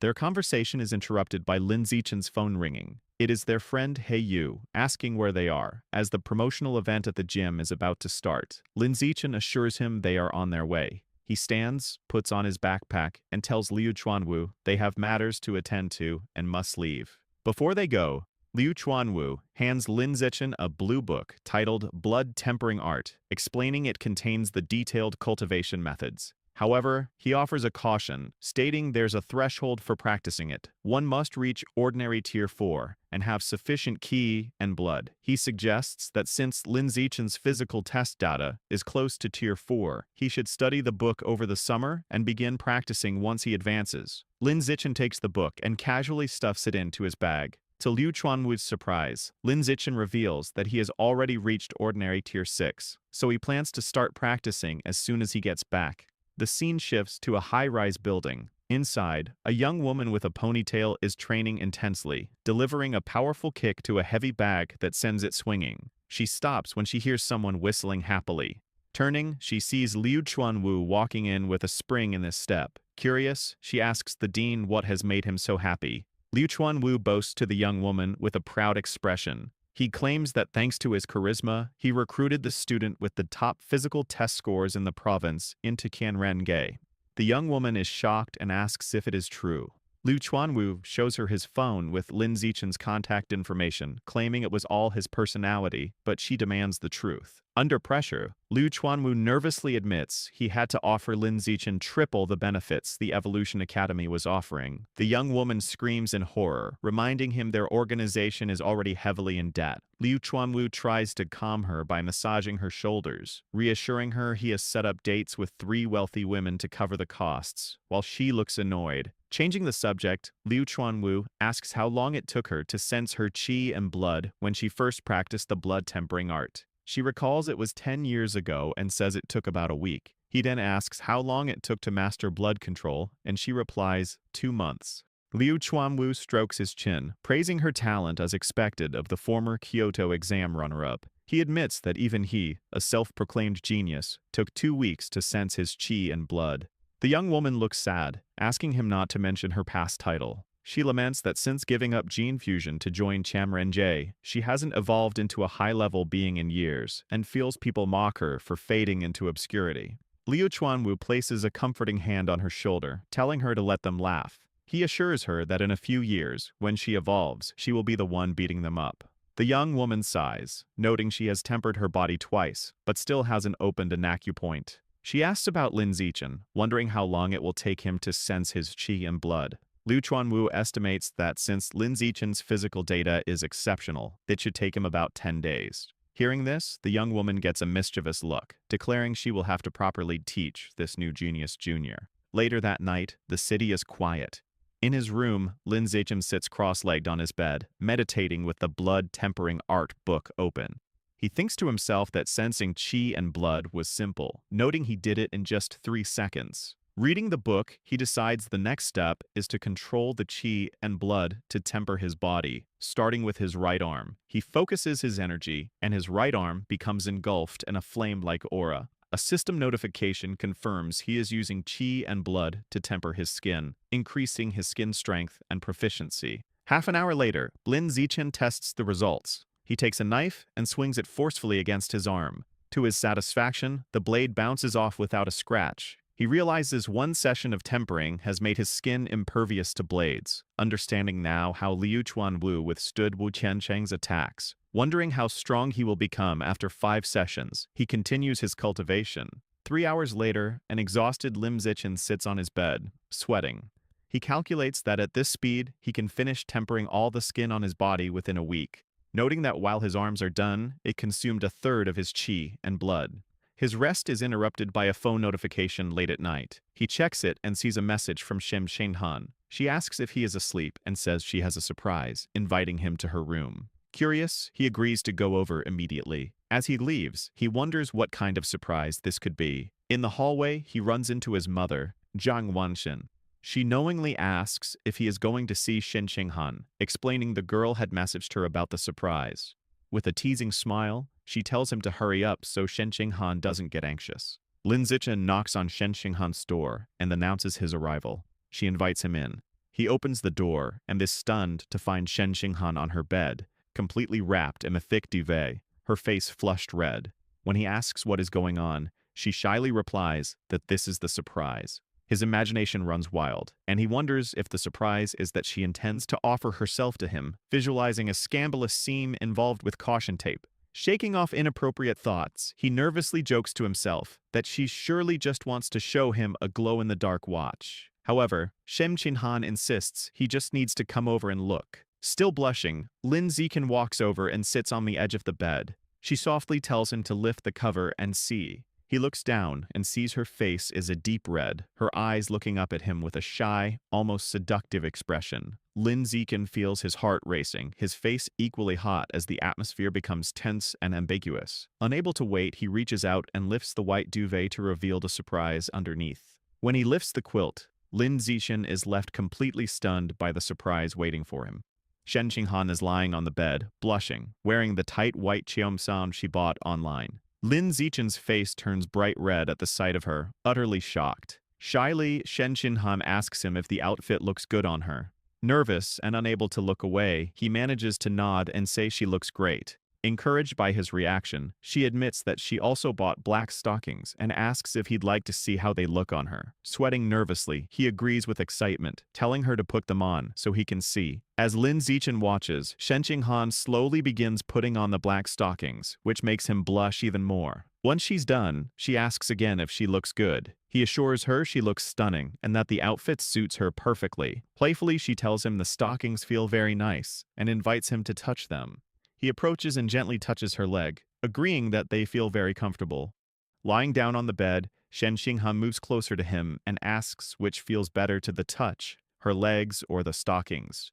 Blushing but smiling, Lin Zichen replies that her legs definitely feel better, something she seems to agree with. Suddenly, their intimate moment is interrupted by Zhan Wanshen's voice from the other side of the door. She shouts that Shen Qinghan's mother just brought her some toiletries and hung them on the doorknob for her to pick up later, startling a confused Lin Zichen. Startled by her sudden appearance, Lin Zichen stands up and heads to the door to answer her. With a puzzled expression, Lin Zichen picks up the bag her mother left at the door. When he looks inside, he blushes upon seeing a box of those things for safety that Shen Qinghan's mother prepared for him, confirming his suspicions. Embarrassed and a bit annoyed, he puts the box back in the bag, thinking to himself that they haven't even kissed yet, and wondering why the rush. Shen Qinghan tells him it's already late and that he should stay the night. Then shyly, she asks him to turn around so he doesn't see her, while she puts on her diaper. Blushing, Lin Zichen turns around while she changes clothes at the back of the room. Once she's done, she approaches him and says she's ready. They can turn off the light and sleep. Both of them are visibly nervous. Later, the two lie in bed, side by side under the same quilt. Unable to sleep, Lin Zichen asks Shen Qinghan if she used any perfume, since he notices a pleasant scent in the bed.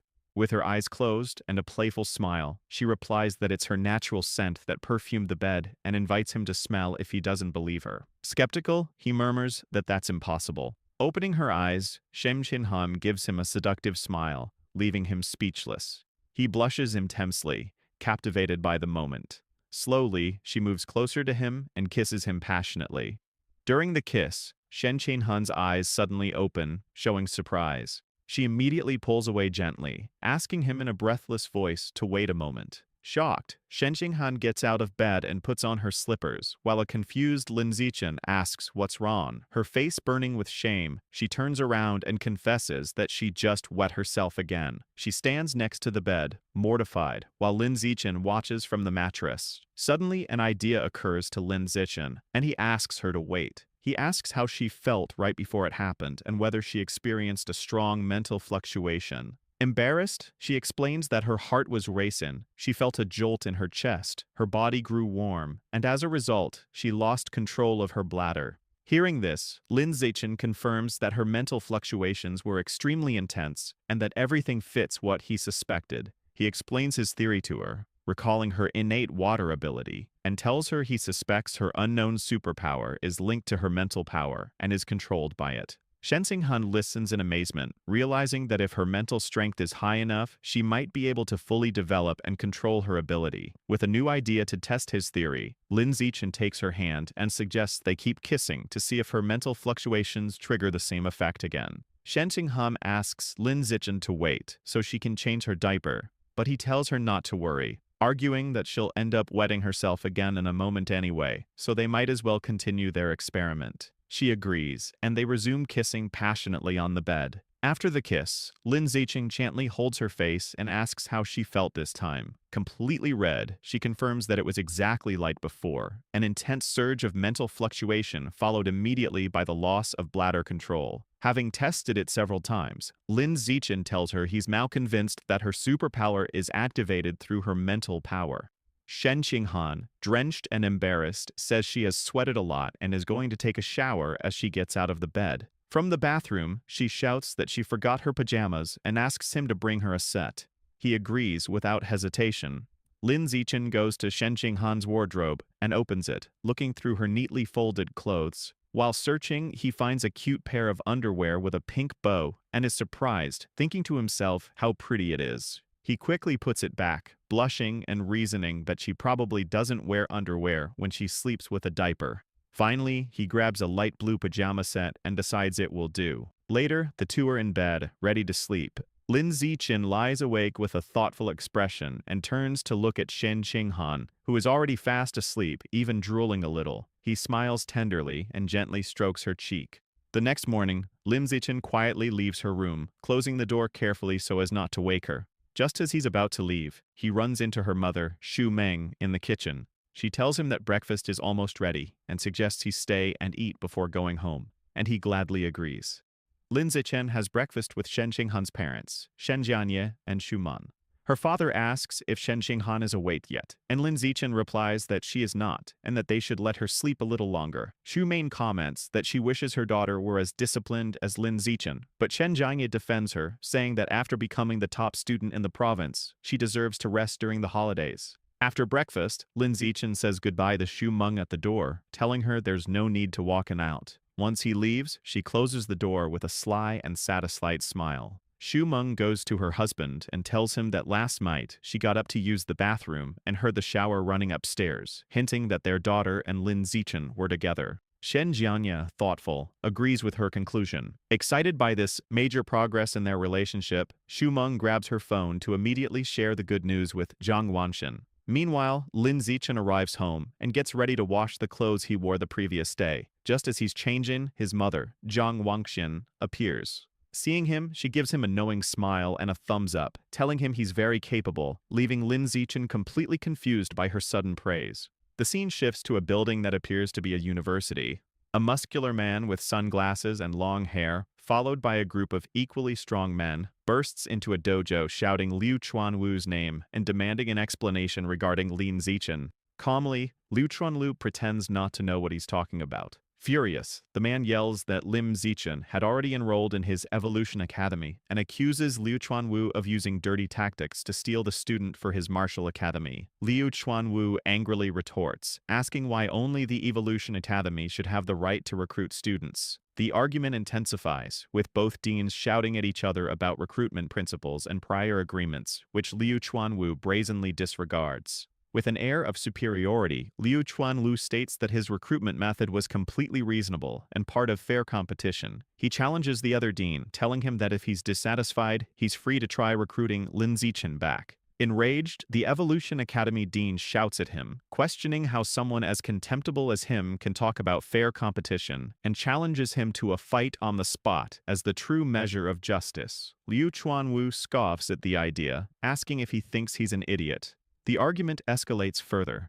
Liu Chuanwu points out the massive difference in their power levels, explaining that the dean is a level 5 advanced, while he is only a level 9 ordinary, which would make the fight unfair.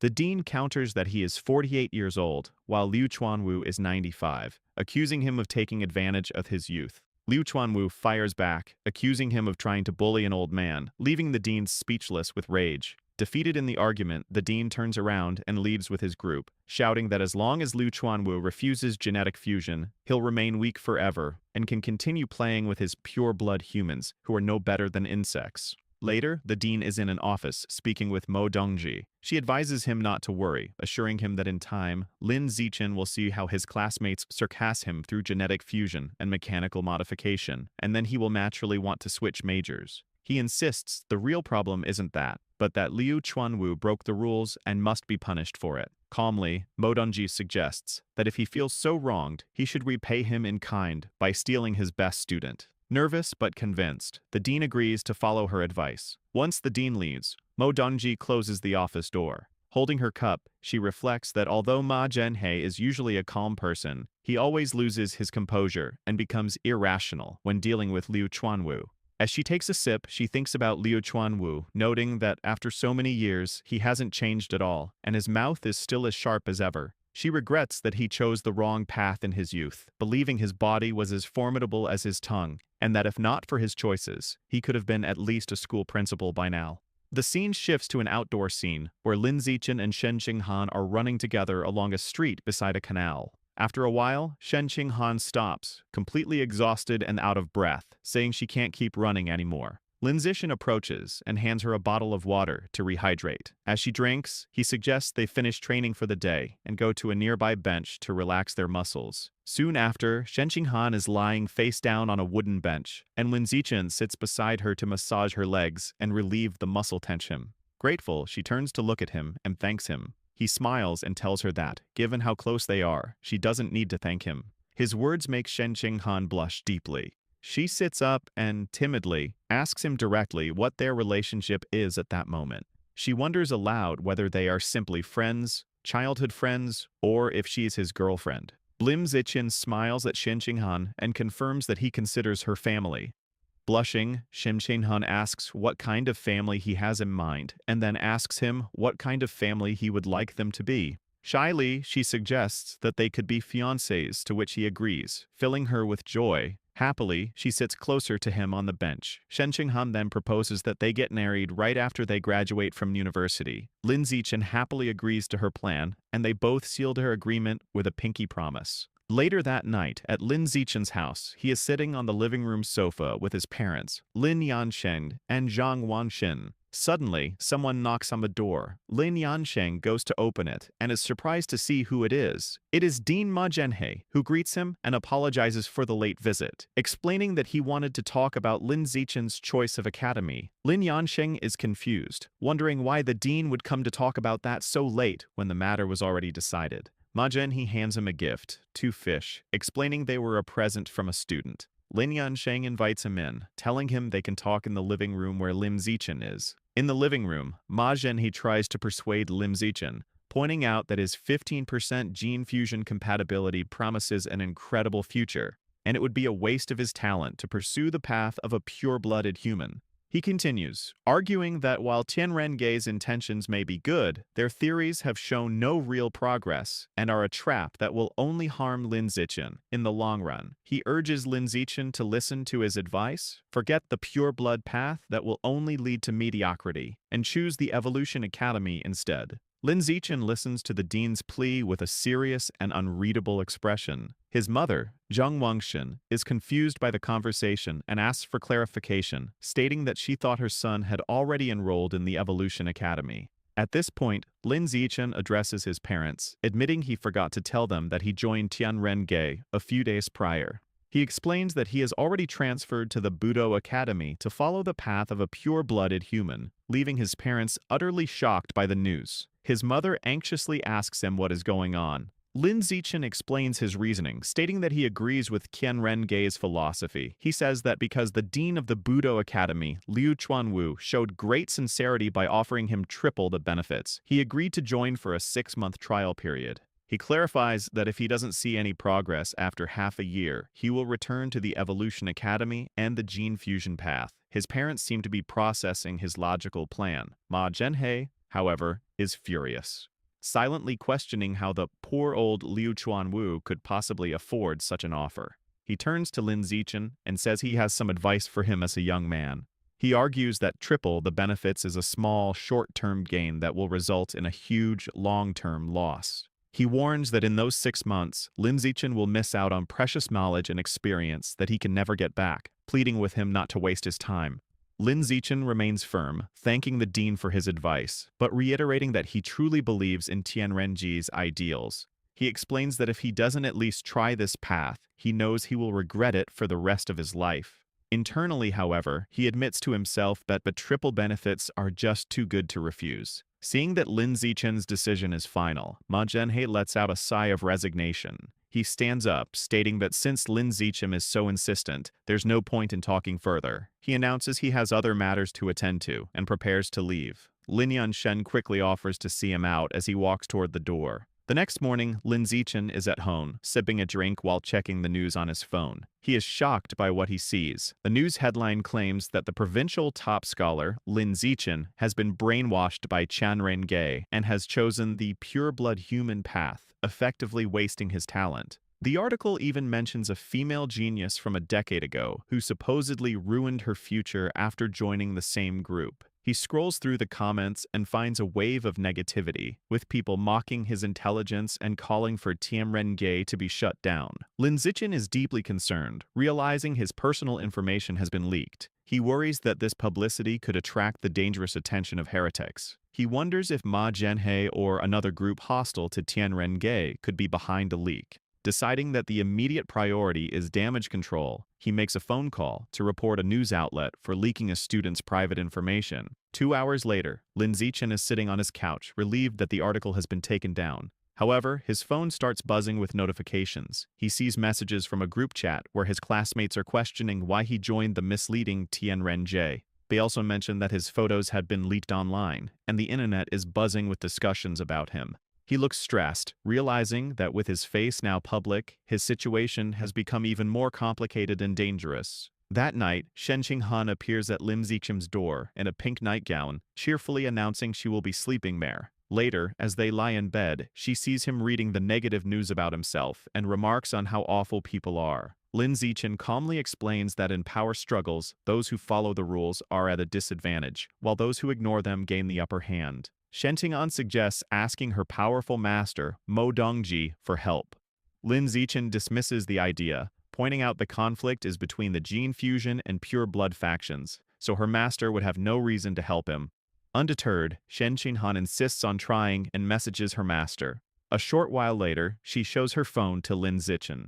Mo Dongji has replied that the problem is solved. Shen Qinghan is amazed it was handled in just half an hour, and Lin Zichen is equally shocked. A quick online search confirms all news related to him has been completely erased. Lin Zichen is left wondering why Mo Dongji would help him, speculating if it's because she's doting on her new disciple or due to some sentiment for her ex-husband. Regardless, he acknowledges he has benefited. He asks Shen Qinghan to thank her master for him. Playfully, she leans in close and asks how he plans to thank her. When he asks what she wants, she tells him to kiss her. The two lean in for a kiss, both blushing. Later, Lin Zichen sits cross-legged on his bed, meditating as a white, misty energy swirls around him. He takes a deep, controlled breath. A system notification announces his biological level has increased to Ordinary Tier 7.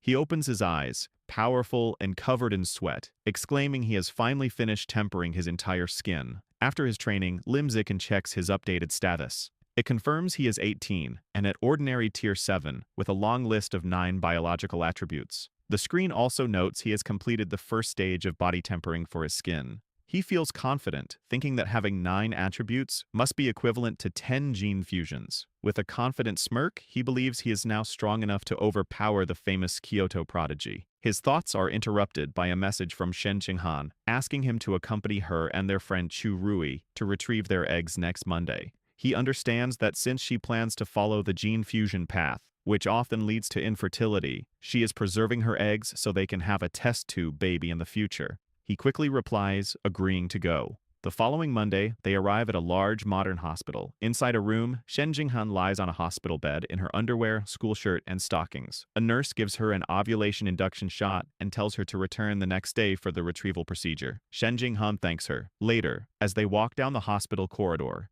Lin Zichen comments on how troublesome the process is. Shen Qinghan admits she still feels a bit nervous. Hearing this, Chu Rui puts an arm around her shoulder and suggests they go shopping to take her mind off things. Shen Qinghan happily agrees. The girls ask Lin Zichen if he wants to join them, but he declines, explaining he has other things to do.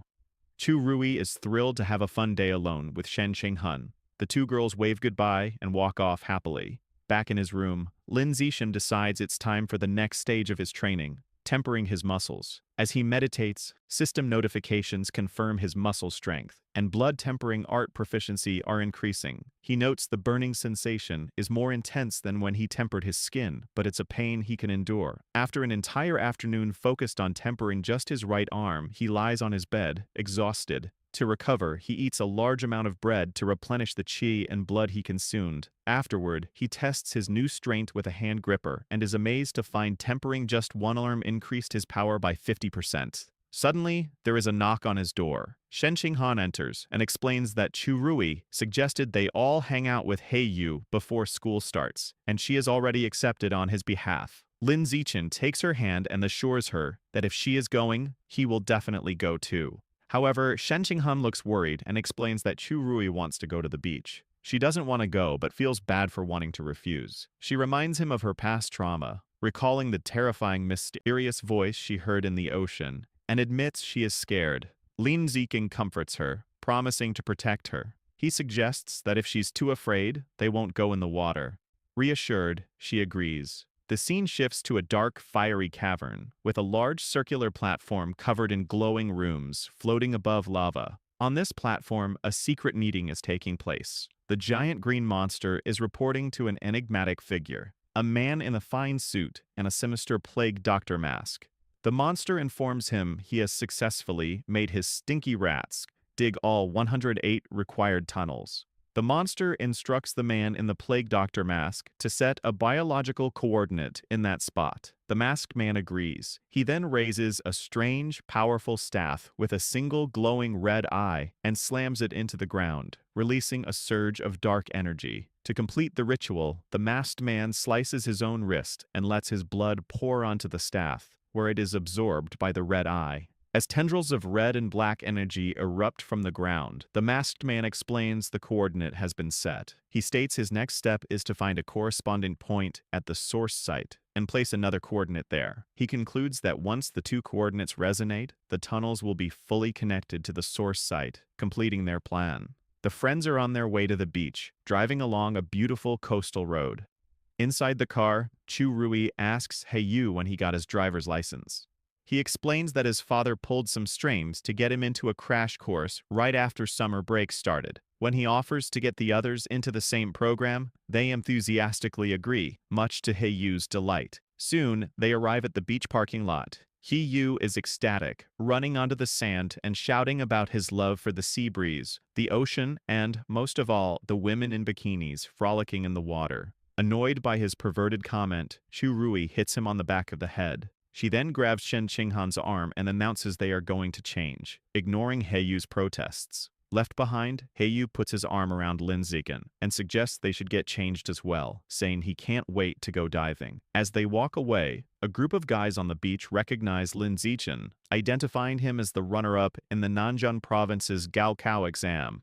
They begin to gossip, mentioning that he is the one who joined Tianrenge. They speculate that he must have been brainwashed or was brain damaged to begin with, concluding that he has completely ruined his future. Yu overhears their conversation and becomes furious. He confronts the gossips, angrily demanding to know who they think they are to judge the provincial runner-up and yelling at them to keep talking. The group is left speechless and terrified by his sudden outburst. Just as Yu is about to escalate the confrontation, Lin Zichen calmly grabs his arm, telling him to forget it and not waste his breath on them. Yu expresses his frustration, saying that Lin Zichen has a good temper and that he would have punched the guys. Lin Zichen explains that he simply doesn't care about their opinions, but if they had said something he truly cared about, he would have definitely gotten physical. When Yu asks what he cares about, Lin Zichen just gives him a look and glances to the side, as if the answer is obvious. Just then, Chu Rui and Shen Qinghan return,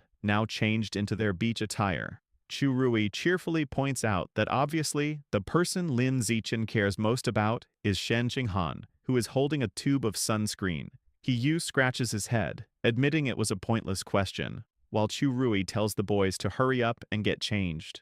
A short time later, Lim Zikin and Yu reappear in their swim trunks, showing off impressive, muscular physiques. Lin Zikin teasingly offers to apply sunscreen for Shen Qinghan. From their lounge chairs, Shen Qinghan happily accepts the offer. As Lin Zikin rubs sunscreen onto her back, she confirms that he is doing a good job. Yu watches with a jealous blush, thinking to himself that Lin Zikin has some serious moves. Inspired, he tries the same line on Chu Rui, who bluntly tells him to get lost. As Lin Zichen continues to apply sunscreen, now on Shen Qinghan's lower back and buttocks, she thinks about how amazing he is. Suddenly, she hears a mysterious, powerful voice in her mind.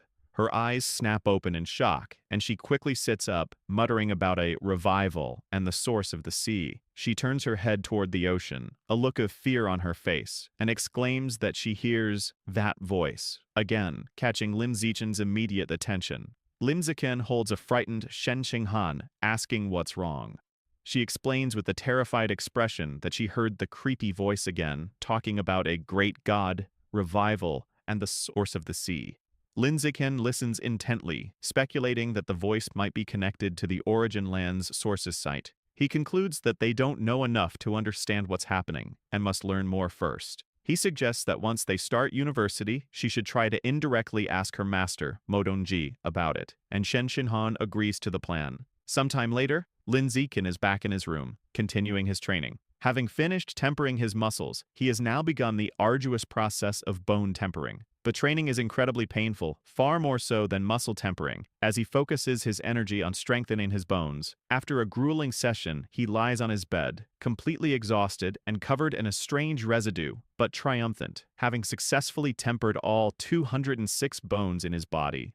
His hard work is rewarded with a system notification congratulating him on evolving to Ordinary Creature Rank 9, leaving him just one step away from becoming an advanced creature. Lying on his bed, he studies the blood tempering art book, understanding that he now needs to open the apertures in his body to achieve the next evolution. However, he finds the instructions in the book to be vague. With a determined look, he closes the book, resolving to figure out the method on his own. The scene shifts to the impressive campus of Shanghai University, where Lin Zichen and Shen Xinghan have finally arrived to begin their college life. One of their parents calls out to them, announcing they are here. As they walk through the campus with Lin Zichen's parents, Shen Xinghan, now dressed in a stylish new outfit, excitedly points out an old ice cream shop that is still there. As they walk through the bustling university town, Lin Zichen confirms Shen Xinghan's nostalgic observation that the ice cream shop is indeed the same one they used to visit when they were children. His mother, Jiang Wanshen, suggests they stop for a treat since it's still early, and Shen Xinghan happily agrees. Inside, Shen Xinghan enjoys a large bowl of strawberry milk-flavored ice cream, delighting in how delicious it is. She then sweetly offers a spoonful to Lin Zichen, who takes a bite while his parents watch the tender moment with smiles. Their peaceful outing is interrupted by a commotion from a nearby bar, which catches Lin Zichen's attention. He looks through the window and overhears a man complaining to a woman named Jiaxin that her skirt is too long, making it difficult for him to grope her. Inside the bar, Brother Yang has Jiaxin sitting flirtatiously on his lap. She suggests he can just slide his hand underneath her skirt, as she wouldn't mind. Another man at their table urges Brother Yang to stop touching the woman and focus on their game. Outside the ice cream shop, two other men are talking about a girl named Huan Jiaxin. One of them mentions that she acts like a goddess of the Art Academy, but is now letting men from the Evolution Academy get close to her. The other man comments that students from the Evolution Academy have bright futures, making them attractive to women. This conversation makes Lin Zichen think about the university's structure. Shanghai University is divided into two distinct areas, an outer campus for arts and culture students, and a heavily guarded inner campus for those studying evolution, mechanical modification, and martial arts. The inner campus is a high-security zone, closed to the public and even students from the outer campus, due to the sensitive nature of gene fusion and mechanical modification research. It is constantly patrolled by armed guards and surveillance drones. Back at the table, Lin Zichen's mother, Jiang Wanshen, advises him and Shen Xinghan that even though university life offers more freedom, they must remain focused on their studies and not get distracted. Her husband, Lin Yansheng, reassures her that their children are responsible. He tells Lin Zichen and Shen Xinghan it is time for them to head to the inner campus. Since the parents cannot enter the restricted area, Lin Yansheng reminds his son to take good care of Shen Xinghan, and Lin Zichen promises he will. At the heavily guarded entrance to the inner campus, a guard asks them to present their admission notices. Lin Zichen hands his over, but as Shen Xinghan searches for hers, the guard stops her. He recognizes Lin Zichen as the top student from the provincial exams, who recently made news for joining Tianrengei and allows them to pass without further checks. Inside, the campus is bustling with gene fusers and cyborgs, a common sight in this specialized area. After they both complete their registration paperwork, it is time to go to their separate dormitories. Shen Xinghan waves goodbye to Lin Zichen, promising to see him that evening before heading to her dorm in the Evolution Academy. Upon arriving at the Budo Academy, Lin Zichen is immediately swarmed by a group of enthusiastic female upperclassmen. They shower him with compliments about his good looks, offer to carry his bags, and eagerly ask for his contact information. Just then, a confident blonde senior steps forward, telling the others to back off and volunteering to personally escort Lin Zichen to his dormitory. He gratefully accepts her offer. As they walk, the senior asks if he'd like to see the school's combat power rankings. She leads him to a display with two lists, the peak ranking for the top 500 students school-wide, and the new student ranking for the top 100 freshmen. She explains that the top 3 students on the peak ranking are all powerful 4th years from the Evolution and Mechanical Academies. In contrast, only 3 students from the Budo Academy are on the list, and their ranks are much lower. The senior then tells him about a former star student from their academy who, like him, was a top scorer on the entrance exams and even made it to 6th place on the peak ranking. However, because she was a pure-blooded human, her progress eventually stalled, and she was surpassed by gene fusers and cyborgs. The senior reveals this person's name is Song Yuyan, and she is now an instructor at the academy and a key researcher for Tianren J, working as an assistant to Dean Liu Chuanwu. Soon, they arrive at his room. The senior leads him inside, revealing a spacious private apartment instead of a standard dorm room. She remarks with envy that being the top scorer comes with amazing benefits. Fanning herself, she then comments on how hot it was walking outside, and suggestively asks if she can use his shower. Lin Zikim, however, seems to miss the hint. He thanks her for her help and offers to buy her a milk tea from a shop across the way. The senior is left completely confused by his response, but agrees, wondering to herself why he didn't take the bait. After the senior student leaves, Lin Zichen stands alone in his new room, thinking to himself that by treating her to a drink, he has repaid the favor of her showing him the way. He then receives a text message from Shen Qinghan, who asks to see pictures of his dormitory. She has already sent in photos of her own accommodations, which are incredibly luxurious and even include a private gym. Comparing her lavish apartment to a simple single room, Lim Zichen feels a pang of envy, realizing how much wealthier the Evolution Academy is. He reluctantly takes a few pictures of his own modest room to send her. Upon seeing them, Shen Qinghan is surprised by how small his dorm is, and immediately suggests he move in with her, telling him her bed is even bigger than the one she has at home. Without a moment's hesitation, Lin Zichen grabs his suitcase and phone, declaring that he is on his way over immediately. As he leaves the Budo Academy dorms, he grumbles to himself about the stark difference in funding between the academies, feeling that his room, the best his school had to offer, is nothing compared to the student housing at the Evolution Academy. As he walks, he lets out a sigh, momentarily wondering if Dean Liu Chuanwu will truly be able to deliver on his promise of triple the benefits. When the elevator doors open at her floor, Shen Qinghan is there to greet him with a bright smile. She happily welcomes him into her spacious, air-conditioned apartment. Looking around the clean, luxurious space, Lin Zichen comments that her master, Mo Dongji, must care for her a great deal to provide such a place. Shen Qinghan agrees, saying her master treats her very well. Shen Qinghan stretches her arms out wide, joyfully declaring that this is now their little home, a place where they can be free without their parents around. A blushing Lin Zichen quickly tells her not to get too carried away with the idea. Announcing that she is sweaty from the move, she says she will shower first and begins to undress on the spot, leaving her clothes in a pile on the floor. Lin Zichen can only watch, asking her not to leave a mess. As she showers, a flustered Lin Zichen picks up her clothes. He decides to use the free time to check out the new university campus app he downloaded. He discovers an in-app store where students can use school credits to purchase resources for gene fusion and mechanical modification. He learns that there are 3 ways to earn these credits: placing on the school's power rankings, completing official school tasks, or achieving outstanding results in competitions. He realizes that for him, this will be even easier than earning money. His exploration is interrupted when Shen Qinghan calls out from the bathroom, asking him to bring her clothes in. He walks into the bathroom to give them to her, only to find her relaxing in the large bathtub. With a blush, she comments on how comfortable the water is, and invitingly asks if he wants to join her. A blushing Lim Zichen hesitates, then decides it would be a waste of so much hot water for one person. He agrees to join her and takes off his clothes. In the tub, he offers to wash her back, and she happily accepts, promising him it will be her turn to wash his back afterward. Later, after their bath and a meal, Lin Zichen meditates on the bed while Shen Qinghan lies beside him. He begins the second stage of tempering his skin using the blood tempering art. The process is grueling. He finds it much harder than the first time, taking 2 full hours just to temper his right hand.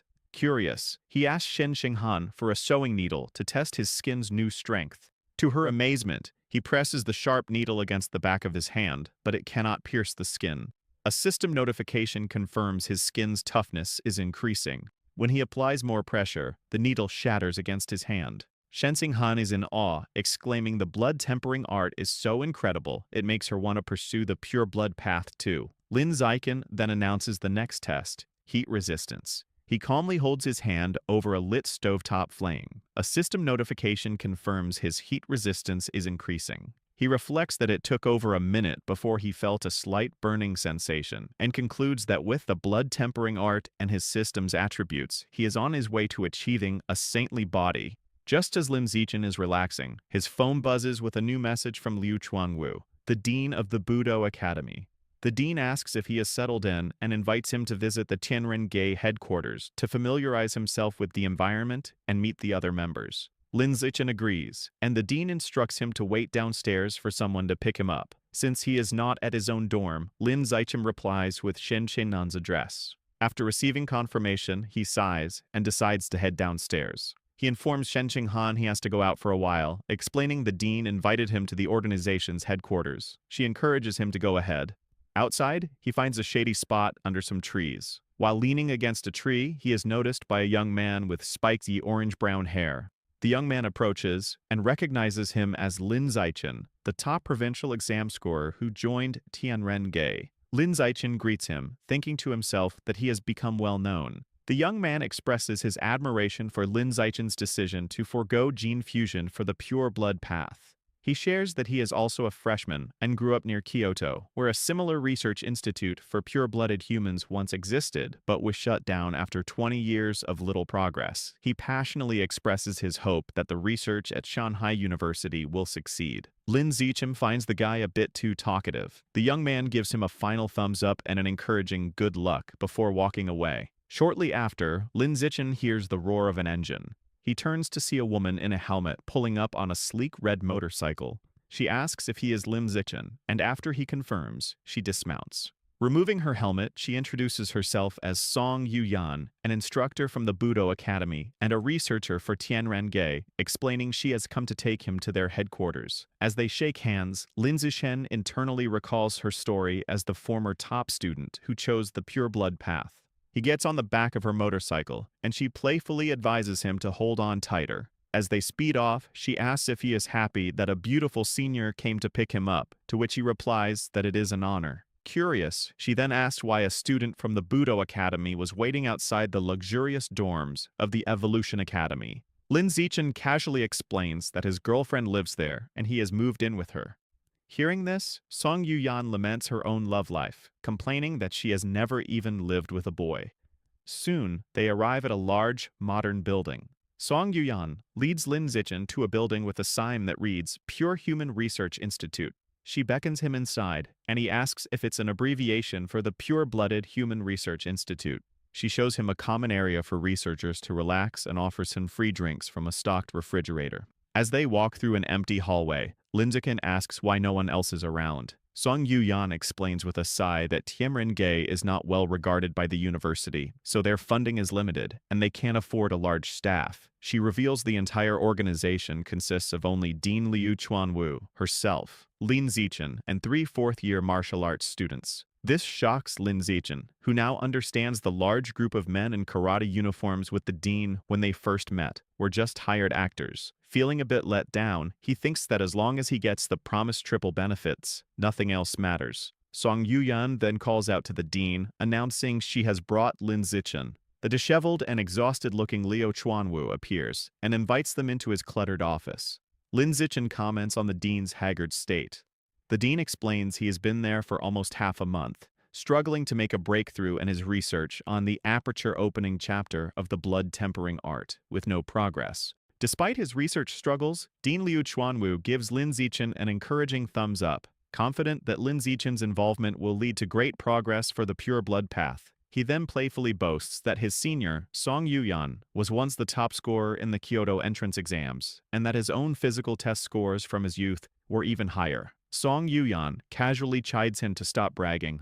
The dean's tone turns serious as he explains that with Song Yuyan's help, he finally broke through a decades-long plateau and completed his third body tempering. This breakthrough gave him the power, as an ordinary Tier 9 human, to defeat a high-level gene fuser. Putting his hands on both their shoulders, he assures Lin Zichen that with time, he has the potential to surpass even Song Yuyan. Changing the subject, Liu Chuanwu asks about Lin Zichen's progress with the blood-tempering art. He questions if Lin Zichen has managed to learn blood control and reach the required ordinary tier 4 to begin skin tempering. Lin Zichen calmly confirms he has. Pleased, the dean assigns Song Yuyan as his mentor, explaining that with her guidance, he should be able to complete his first skin tempering by the end of the semester. He notes that she herself accomplished this in just 3 months. Song Yuyan confidently accepts. However, Lin Zichen interrupts, plainly stating a mentor won't be necessary. He reveals that he already completed the first round of skin tempering during his summer vacation. This shocking announcement leaves both Liu Chuanwu and Song Yuyan completely stunned and speechless, wondering if they heard him correctly. Song Yuyan finds it impossible that Lin Zichen could have mastered the complex art of skin tempering on his own over the summer. Lin Zichen casually explains that the book had detailed instructions, and he just studied it for a few days, though he internally admits it only took him half an hour. Still skeptical, Dean Liu Chuanwu asks to examine his hand to confirm. Before presenting his arm, Lin Zichen discreetly activates his natural camouflage ability, deciding to mask his true power. He sets his visible biological level to ordinary tier 5, just high enough to be consistent with having completed 1 round of skin tempering. He then allows the dean to inspect his arm. The moment Liu Chuanwu touches him, both he and Song Yuyan are left speechless. The dean confirms in amazement that Lin Zichen has indeed completed a full skin tempering. Still shocked, Liu Chuanwu asks what his current biological level is. Feigning nervousness, Lin Zichen tells him it is ordinary tier 5. This revelation sends the dean into pure ecstasy. He throws his hands in the air and shouts that Lin Zichen is a peerless genius and the future of the pure-blood path is secure. Overjoyed, he pulls a surprised Lin Zichen into a tight hug, declaring that with such a talent, they will surely break through the limits of ordinary beings. Watching them, Song Yuyan reflects that there is always someone more talented. She smiles, thinking it is good to have a more capable person leading their cause. Filled with renewed hope, she excitedly suggests to the dean that they should immediately publicize Lin Zichen's potential to attract more talented individuals and secure more funding. However, Liu Chuanwu immediately rejects the idea. He sternly explains that Lin Zichen's abilities must be kept a secret for now, as suddenly revealing his progress on the pure-blood path could expose him to danger. The dean elaborates that their strategy should be quality, not quantity. Now that they have a prodigy like Lin Zichen, they must concentrate all their resources on helping him break through the ordinary biological barrier. When Song Yuyan raises concerns about finances, the dean reassures her. He promises to use all his connections to gather the necessary evolution resources. His plan is to wait until Lin Zichen's power is undeniable, find him a powerful backer, and only then begin to promote the ideals of Tianren-ge. Song Yuyan praises the dean's thoughtful planning, and he proudly accepts the compliment. Lin Zichen listens quietly, thinking how shocked they would be if they knew his true power, that he is already at ordinary tier 9, has completed tempering his flesh and bones, and is in the middle of his second tempering cycle. The dean then informs Lin Zichen that he no longer needs to attend basic classes at the Budo Academy. Instead, he will work directly at the Research Institute with Song Yuyan as his assistant. An annoyed Song Yuyan clenches her fist, protesting that making her an assistant to a junior is an insult. The dean dismisses her concerns, telling her pride is worthless in their research. Changing the subject, he announces that the following afternoon, the university will hold a freshman trial to determine the new king, the strongest first year. He confidently tells Lin Zichen that with his abilities, the title is practically his. He encourages him to participate to bring honor to the Budo Academy, offering a reward of 10 qi and blood pills. When this fails to elicit a reaction, he adds that the winner will also receive 10 school credits. The mention of credits immediately grabs Lin Zichen's full attention. Soon, the day of the freshman assembly arrives, and a large crowd of students gathers in the university auditorium. As Lin Zichen and Shen Xinghan sit together, they become the subject of gossip among other students, who recognize Lin Zichen as the top scorer who joined Tianren-ge and wonder about his relationship with their goddess Shen Xinghan. Their conversation is interrupted by a familiar face. The talkative, spiky-haired freshman from before approaches and asks if Lin Zichen remembers him. Lin Zichen confirms he does. Leaning in, the freshman points at both of them and bluntly asks what their relationship is. Holding a blushing Shen Xinghan's hand, Lin Zichen plainly tells him they are engaged childhood sweethearts who plan to marry after graduation. This news seems to disappoint the freshman, who can only manage a forced smile. As the assembly continues, the auditorium fills with other first-year students. In the crowd, a girl with dark hair, purple tips, and cat-like ears sits quietly. She turns and gives Lin Zichen an intense, somber stare. He notices her gaze, feeling a slight sense of unease. Meanwhile, the talkative freshman has returned to his seat and is chatting animatedly with his neighbors. Soon, a man at a podium announces the start of the ceremony and calls for the freshman representative to come to the stage. To everyone's surprise, it is the talkative, spiky-haired freshman who stands up. As he confidently walks toward the stage, other students murmur in disbelief. They question why he, with his dyed hair and chatty personality, was chosen as the representative, a role usually reserved for the strongest student, whom they had assumed would be a gene fuser. The freshman is pleased by their reaction. He thinks this is the perfect opportunity to make a big impression. Taking the microphone, he begins his speech by asking the crowd if they have heard of Li Yijin. Lin Zichen internally scoffs, thinking that everyone knows about the famous genius from Kyoto. Continuing his speech, the freshman reveals that the famous prodigy Li Yijin has an equally talented younger brother. He explains this brother was the top scorer in the Kyoto entrance exams, boasting a 16% gene fusion compatibility and the highest national physical test scores, tying with the top scorer from Nanjian province. With a confident smile, he then dramatically reveals that he is that very brother, Li Moyu. He goes on to declare that he and his older brother made a pact to dominate the records at Shanghai and Kyoto universities. To demonstrate his power, Li Moyu unleashes the full force of his biological pressure, announcing that this is the power of an ordinary Tier 5 being. The entire auditorium is overwhelmed by the immense aura, and the other students gasp in shock, realizing the vast gap between their own abilities and those of a true genius. Pleased with their reaction, Li Moyu smugly tells everyone to remember his name. Back in the audience, Shen Qinghan whispers to Lin Zichen, mocking Li Moyu's arrogance and commenting that he has no idea Lin Zichen could defeat him with a single finger. Lin Zichen simply tells her to keep a low profile, and she playfully agrees. After Li Moyu's speech, the announcer invites the next speaker to the stage, Zhou Han, the president of the student council. A young man with dark blue hair walks to the podium, where the announcer hands him a script. Addressing the crowd, Zhou Hong introduces himself and states he has 3 important things to share.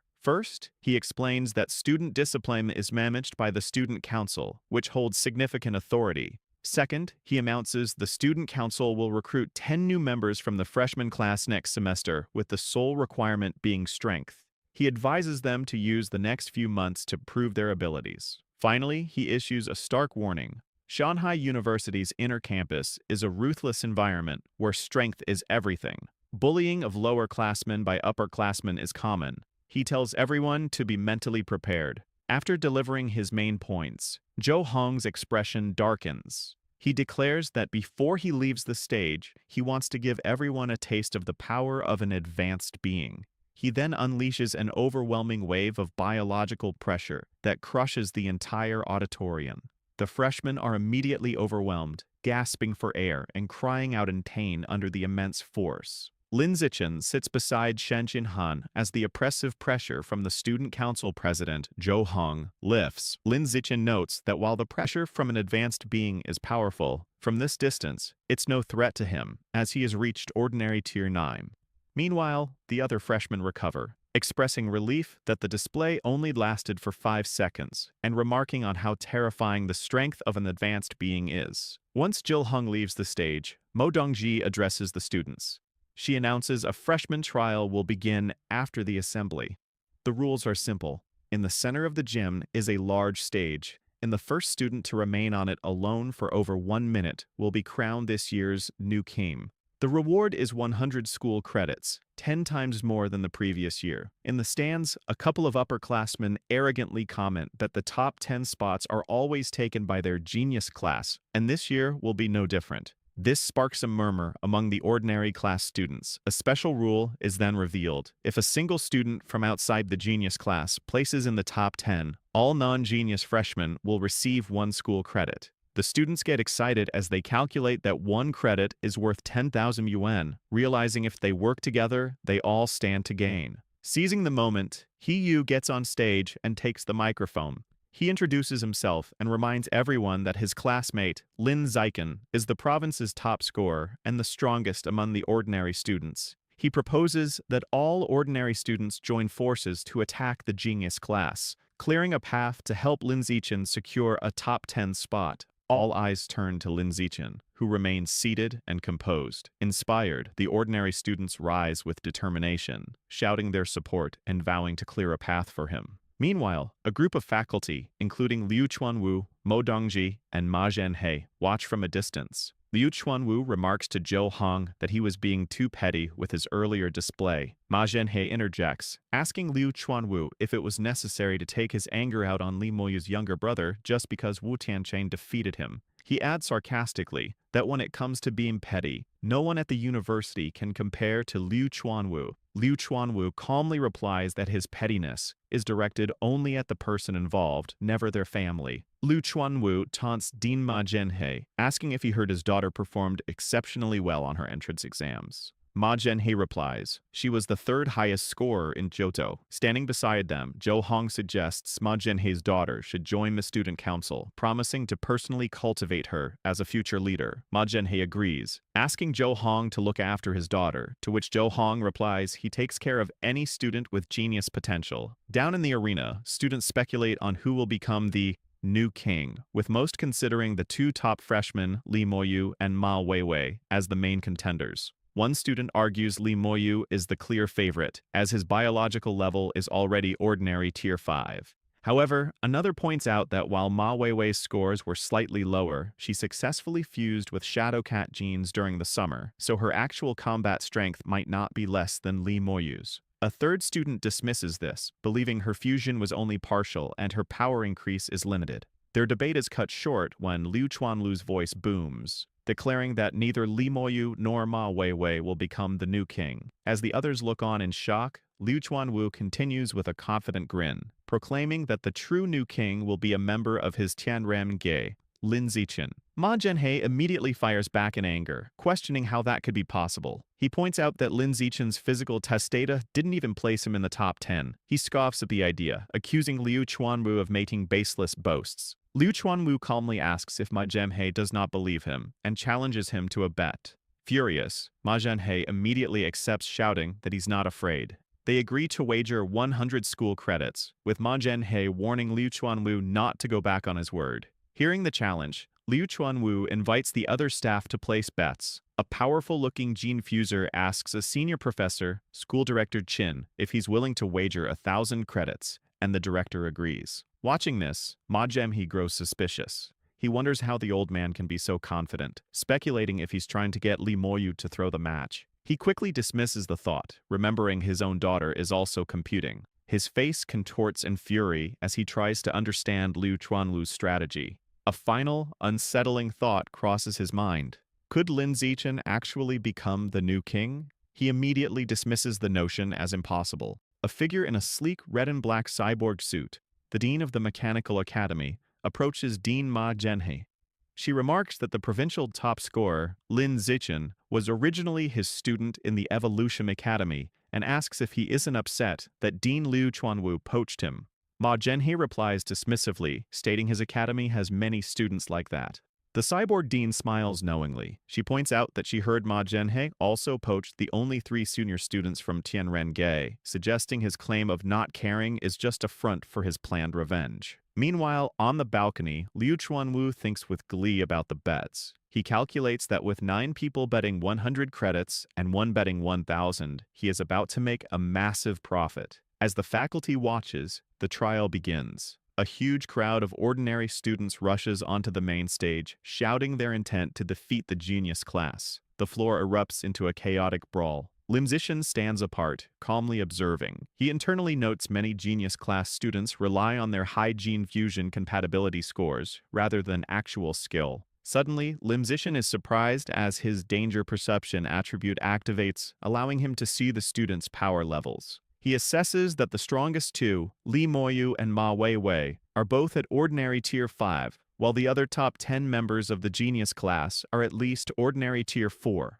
After the initial clash, the ordinary students cheer, having defeated several members of the genius class who now lie on the floor. One student shouts that the genius class wasn't so tough after all. Fueled by their success, the remaining ordinary students charge forward, shouting at the genius class members still in the stands to come down and fight. In response, a very large and muscular student with white hair leaps down. He lands powerfully on the stage, arrogantly telling the mob to come at him so he can make them understand how weak they are. The ordinary students don't hesitate and charge at him as a group, shouting that with their numbers, they can overwhelm him if they each land one punch. However, the muscular student meets their charge with a single, powerful, sweeping kick. The attack sends a wave of students flying backward in shock, knocking them all out as they crash onto the floor. The muscular student remarks that ants will always be ants, and no matter how many, they can't harm an elephant.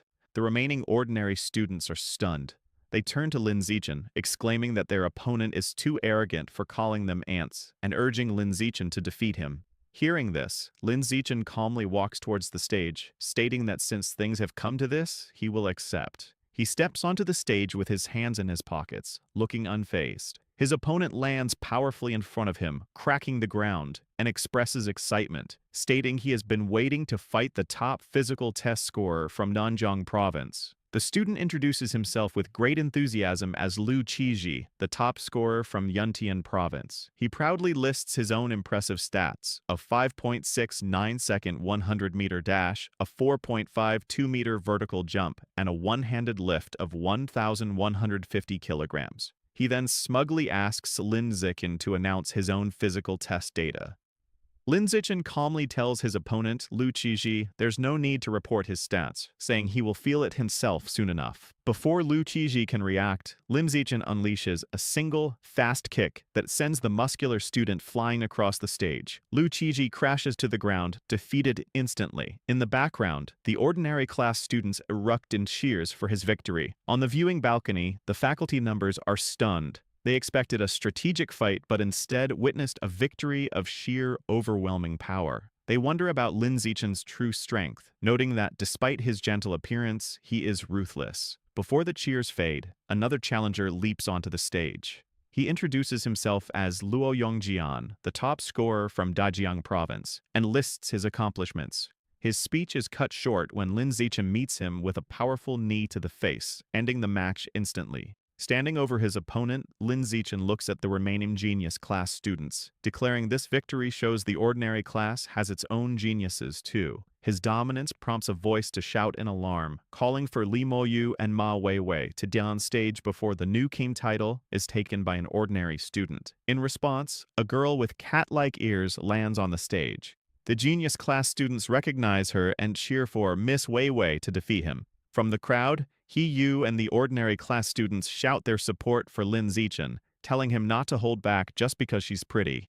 As he faces his new opponent, Lin Zichen thinks this is a good opportunity to observe a gene fuser up close. The fight begins as Ma Weiwei charges Lin Zichen with blinding speed. She follows up with a powerful high kick, but Lin Zichen effortlessly dodges by leaning back. He wonders if her agility is from her Shadow Cat gene fusion. Ma Weiwei is shocked he dodged her attack so easily. Realizing the massive gap in their abilities, she knows continuing the attack is meaningless. She gracefully leaps backward, putting distance between them. She looks at him with determination and requests half a minute, explaining she needs time to fully activate the Shadow Cat genes within her before they can truly compete. Lin Zichen, unfazed, calmly agrees, telling her to take her time. He thinks this is a rare opportunity to witness gene activation firsthand. As she prepares, Ma Weiwei undergoes a dramatic transformation. Crouching on all fours, a long furry tail sprouts from her back, and her fingernails elongate into sharp claws as a powerful aura envelops her. Watching from the stands, the faculty is impressed. One comments to Ma Zhenhe on his daughter's incredible gene integration, praising her immense talent.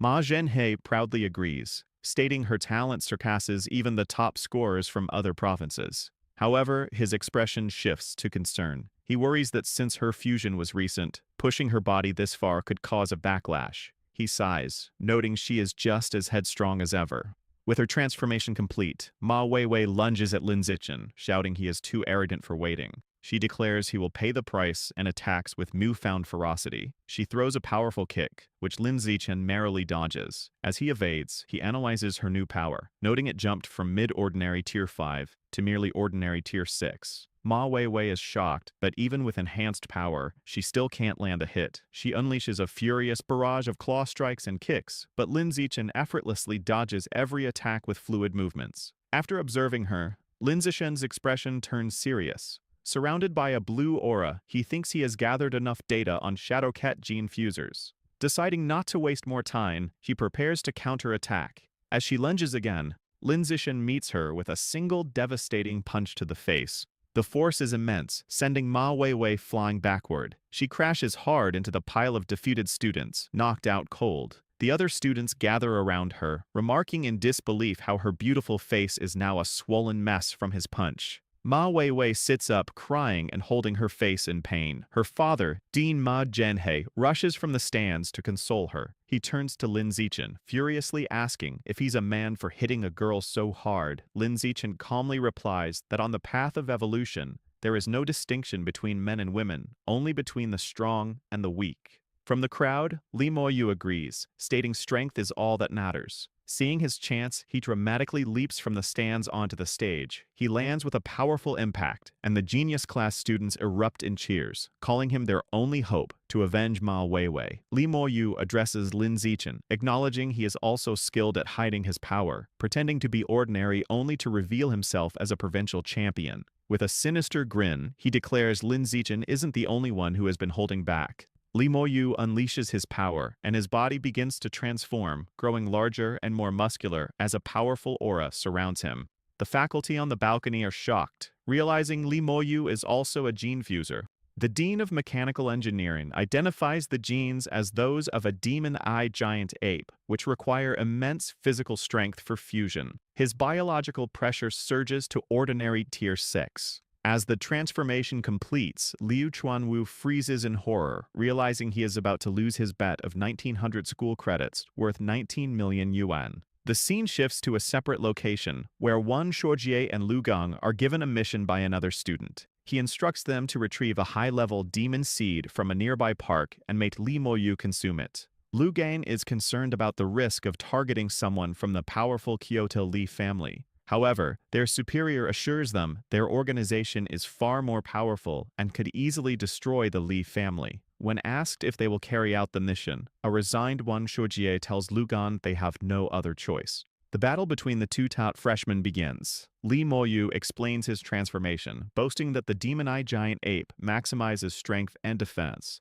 Though it is usually slow, his power level is far superior, creating a massive gap between them. He taunts Lin Zichen, wondering if he can remain as relaxed now that he faces a true genius. Instead of replying, Lin Zichen immediately attacks, charging forward with a punch. As they clash, Li Moyu reacts to the attack, leading Lin Zichen to note that his opponent's reaction speed is decent enough to dodge a blow controlled at ordinary Tier 6 speed. Deciding to push harder, Lin Zichen increases his output to test ordinary Tier 7 speed. This increase is too much for Li Moyu, and Lin Zichen lands a heavy, direct punch to his face. Li Moyu stumbles back, angrily accusing Lin Zichen of a sneak attack. Lin Zichen calmly analyzes that the beast's defense is indeed strong, comparable to a high-level ordinary Tier 6. Furious, Li Moyu regains his stance, vowing Lin Zichen's fists will not touch him again. Lin Zichen continues his offensive. However, he internally notes that although his speed is superior, he has not yet managed to inflict any significant damage.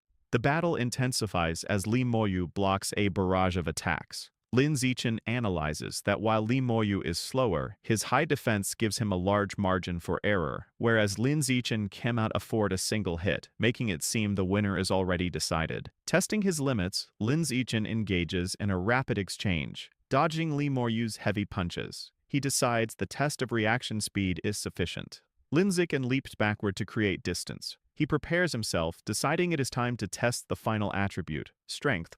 Li Moyu smiles menacingly, admitting he underestimated Lin Zichen's speed, but mocking his strength as too weak to cause harm, declaring that Lin Zichen is destined to lose. Lee Moyu announces it is his turn and winds up a massive, energized punch. As the giant fist descends, onlookers scream for Lin Zichen to dodge, but he stands completely still, ready to receive the blow. On the viewing balcony, the deans place their hands on Liu Chuanwu's shoulders in pity, convinced Lin Zichen is about to be crushed. The dean reminds a weeping Liu Chuanwu not to forget the 100 school credits he wagered. Back in the ring, a massive impact creates a shockwave as Lee Moyu punches Lin Zichen's face directly. The result is shocking. The bones in Lee Moyu's hand shatter instantly on impact. He collapses to the ground in agony, clutching his hand and screaming that it has been broken. The audience is left in absolute shock, unable to process that Lin Zichen has apparently won. They mutter in disbelief, finding the outcome too bizarre to be real. Standing over his defeated opponent, Lin Zichen analyzes the situation. He realizes that while the Demon Eye Giant Ape Fusion granted Lee Moyu immense strength, his body wasn't durable enough to handle the recoil. Essentially, Lee Moyu hit Lin Zichen so hard that the impact shattered his own hand because Lin Zichen's defense was superior.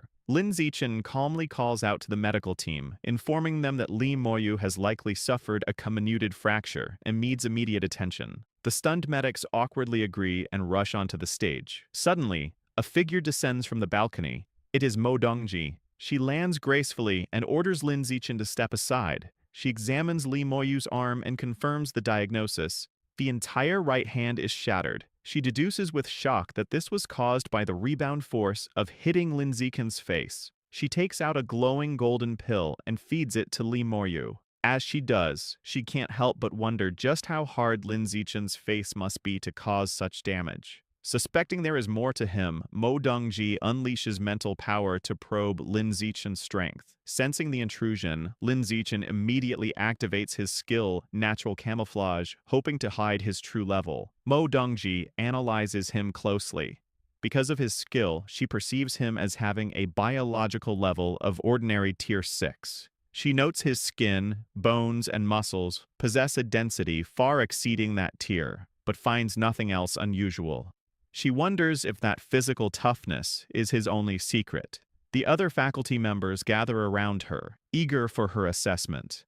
Mo Dongji reports her findings. Lin Zichen is simply at ordinary Tier 6, with exceptionally high physical durability, and there are no other abnormalities. Hearing this, Lin Zichen maintains a stoic expression, but internally breathes a sigh of relief, glad his camouflage successfully deceived them. Meanwhile, the pill Mo Dongji administered takes effect instantly.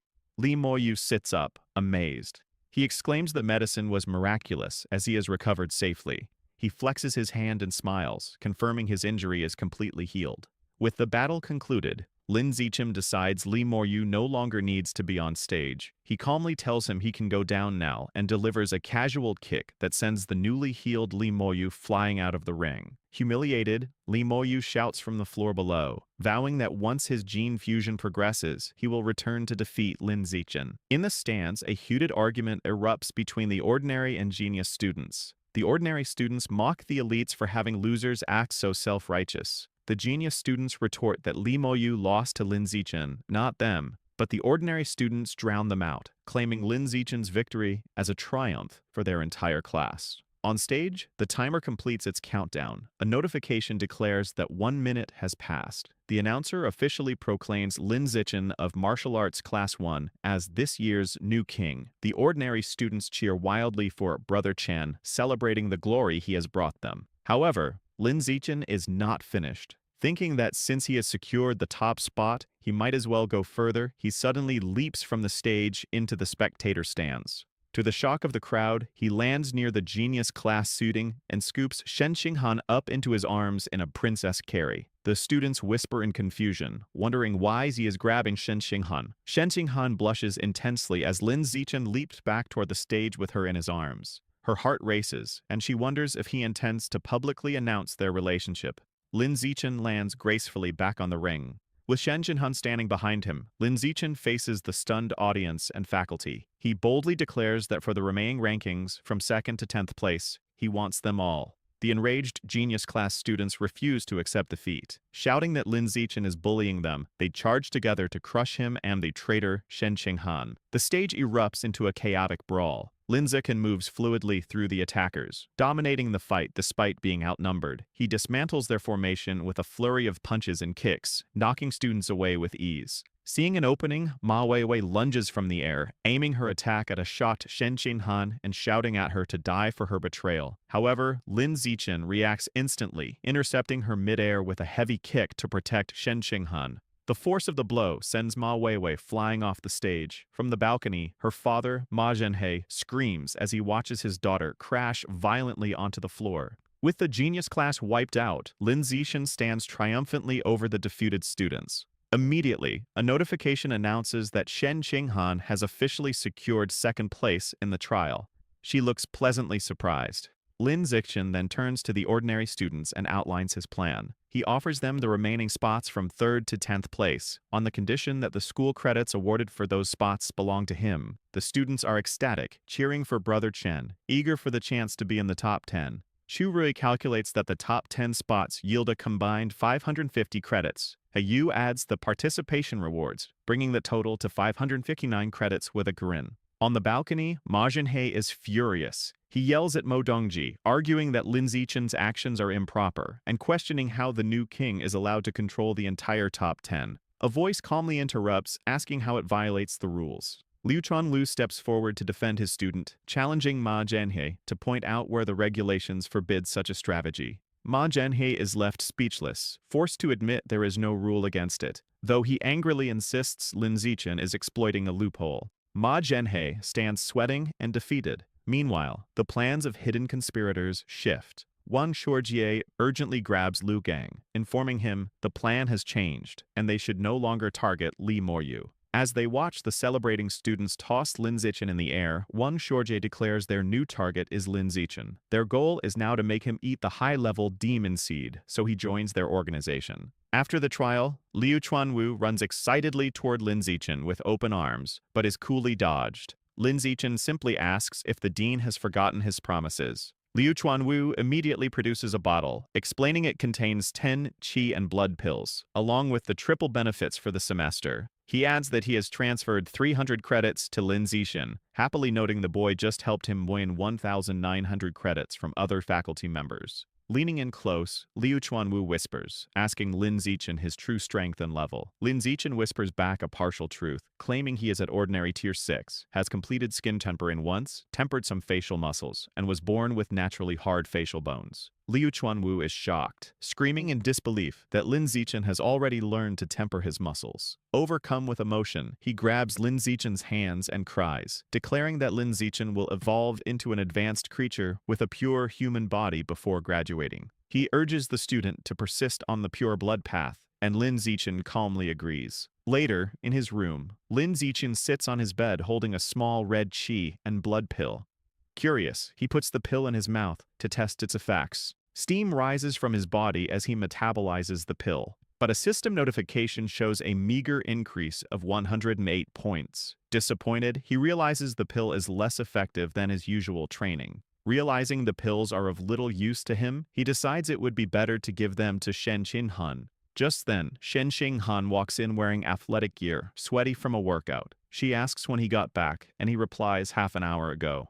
Lin Zichen calls her over and hands her one of the red pills, instructing her to eat it. Shen Qinghan curiously takes the pill and eats it. The effect on her is immediate. Steam erupts from her body as she blushes, exclaiming how hot she feels as her qi and blood surge. Seeing how effective it is, Lin Zichen hands her the bottle. He explains the pills don't do much for him, so she should take the remaining 8, advising her to take only 1 per day. Shen Qinghan happily agrees. The next morning, at the Tianrenge Research Institute, Lin Zichen greets Song Yuyan. She is in the middle of a workout and playfully calls him the new king. While stretching, Yuyan asks him to confirm what she heard from the dean. She asks if his biological level is truly ordinary tier 6 and if he has mastered muscle tempering. Lin Zichen confirms the stories he fabricated for the dean is true. Hearing his confirmation, Yuyan is overcome with excitement and rushes toward him. She exclaims that he is an absolute genius and declares that with his membership, Tianrenge will shock the world. As she rushes him, Lin Zichen agrees they will work hard together. Lin Zichen is busy studying in the research institute. He realizes Liu Chuanwu and Yuyan have failed to decipher the aperture opening chapter of the blood tempering art, so he decides he must find the answers in the original text himself. Thanks to his celestial root of wisdom, he finds researching such complex matters is easy for him. His study session is interrupted by Yuyan, who informs him that people from the student council are waiting at the door. She deduces they want to recruit him after his outstanding performance. Lin Zichen immediately dismisses the idea, stating he is not interested. However, Yuyan adds that student council members receive monthly credit subsidies. Hearing about money, Lin Zichen's demeanor instantly changes, and he is suddenly very interested. Lin Zichen goes outside to meet the visitor. It is Zhou Hong, the president of the student council, who extends his hand in greeting. They shake hands, and Zhou Hong explains that he has come to invite Lin Zichen to join, offering to groom him as a candidate to become the future president. Zhou Han elaborates on the benefits, painting a picture of wealth and luxury. He explains that besides special meals and the power to participate in school decisions, members enjoy monthly credit subsidies. Motivated by the rewards, Lin Zichen smiles and agrees immediately. However, Zhou Hong stops him, stating there is one condition. Zhou Hong demands that Lin Zichen must give up the path of the pure-blooded human and choose gene fusion instead. Lin Zichen looks confused and asks why. Zhou Hong arrogantly explains that the student council only accepts future geniuses. He declares the pure-blood path has no future, calling Dean Liu Chuanwu and Yuyan failures. He warns that without gene fusion, even Lin Zichen's talent will fade into mediocrity. Lin Zichen asks Zhou Hong, the president of the student council, if joining their organization requires gene fusion. After Zhou Hong confirms it does, Lin Zichen calmly says he will not be joining and turns his back, surprising them. Internally, he weighs the student council's benefits against what he gets from Tianrenge. Behind him, student council members mock his decision, questioning if the new king is wrong in the head for insisting on the pure blood path and predicting he will regret it. One tells Zhou Hong it was a waste of time, as Tianrenge's brainwashing is effective. Zhou Hong dismisses Lin Zichen as a genius with no future, which he considers trash, and tells his group they will recruit other talented people. Later, at the Tianrenge Research Institute, an enraged Yuyan slams her fists on the desk, complaining to Lin Zichen about the student council's hopeless mindset. Their conversation is interrupted by the arrival of Dean Liu Chuanwu, who looks utterly exhausted. Yuyan sarcastically praises him for his sacrifice for the pure-blood cause, including working day and night and selling his body for investments. Annoyed, Liu Chuanwu asks if she must always include that last part. He then warns Lin Zichen that women are a roadblock on the path of evolution and he should avoid them. Sitting in his office, Liu Chuanwu informs Lin Zichen that the university provides housing for the families of geniuses. He offers to arrange jobs for Lin Zichen's parents and asks if he wants to bring them to the city. Lin Zichen says he will discuss it with his parents over the weekend. Finally, Liu Chuanwu tells Lin Zichen he has granted him early access to school missions, explaining that with his current strength, there's no need to wait until next semester. Yuyan explains to Lin Zichen that she takes off-campus missions weekly for school credits. She suggests he could join her in the future to gain experience and offers to take him on an aberrant beast extermination mission. Lin Zichen politely thanks her. Deciding to explore his options, Lin Zichen checks the school's app for missions. He finds the school-published tasks are minor chores for only 1 or 2 credits each. He then browses student-published missions and finds a peculiar request for a female gene fuser training partner with beast ears and long legs for 5 credits a month. Amused, he checks the off-campus missions instead. He finds the off-campus missions are numerous and offer higher rewards. One is to capture robbers for 30 credits, and another is to hunt a powerful aberrant beast for 200 credits, though both are far away.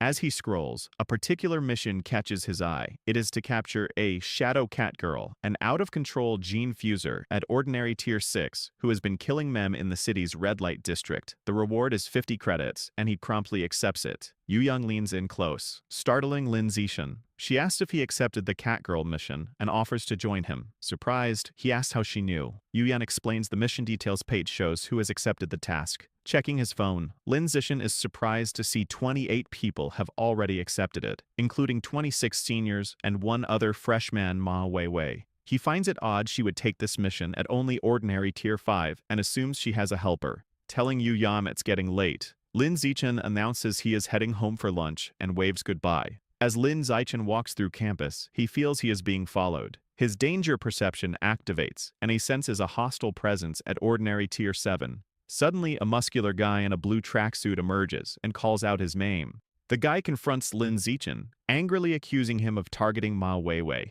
He furiously lists Lin Zichen's offenses, from slapping her during the trial to now competing with her for a mission, and questions if Dean Liu Chuanwu put him up to it. The guy continues his tirade, challenging Lin Zichen to a fight and calling him a bully. Lin Zichen looks on, annoyed. He asks if Ma Weiwei or her father sent him, but the guy insists he came on his own. When the guy repeats his challenge, Lin Zichen simply asks, "So what?"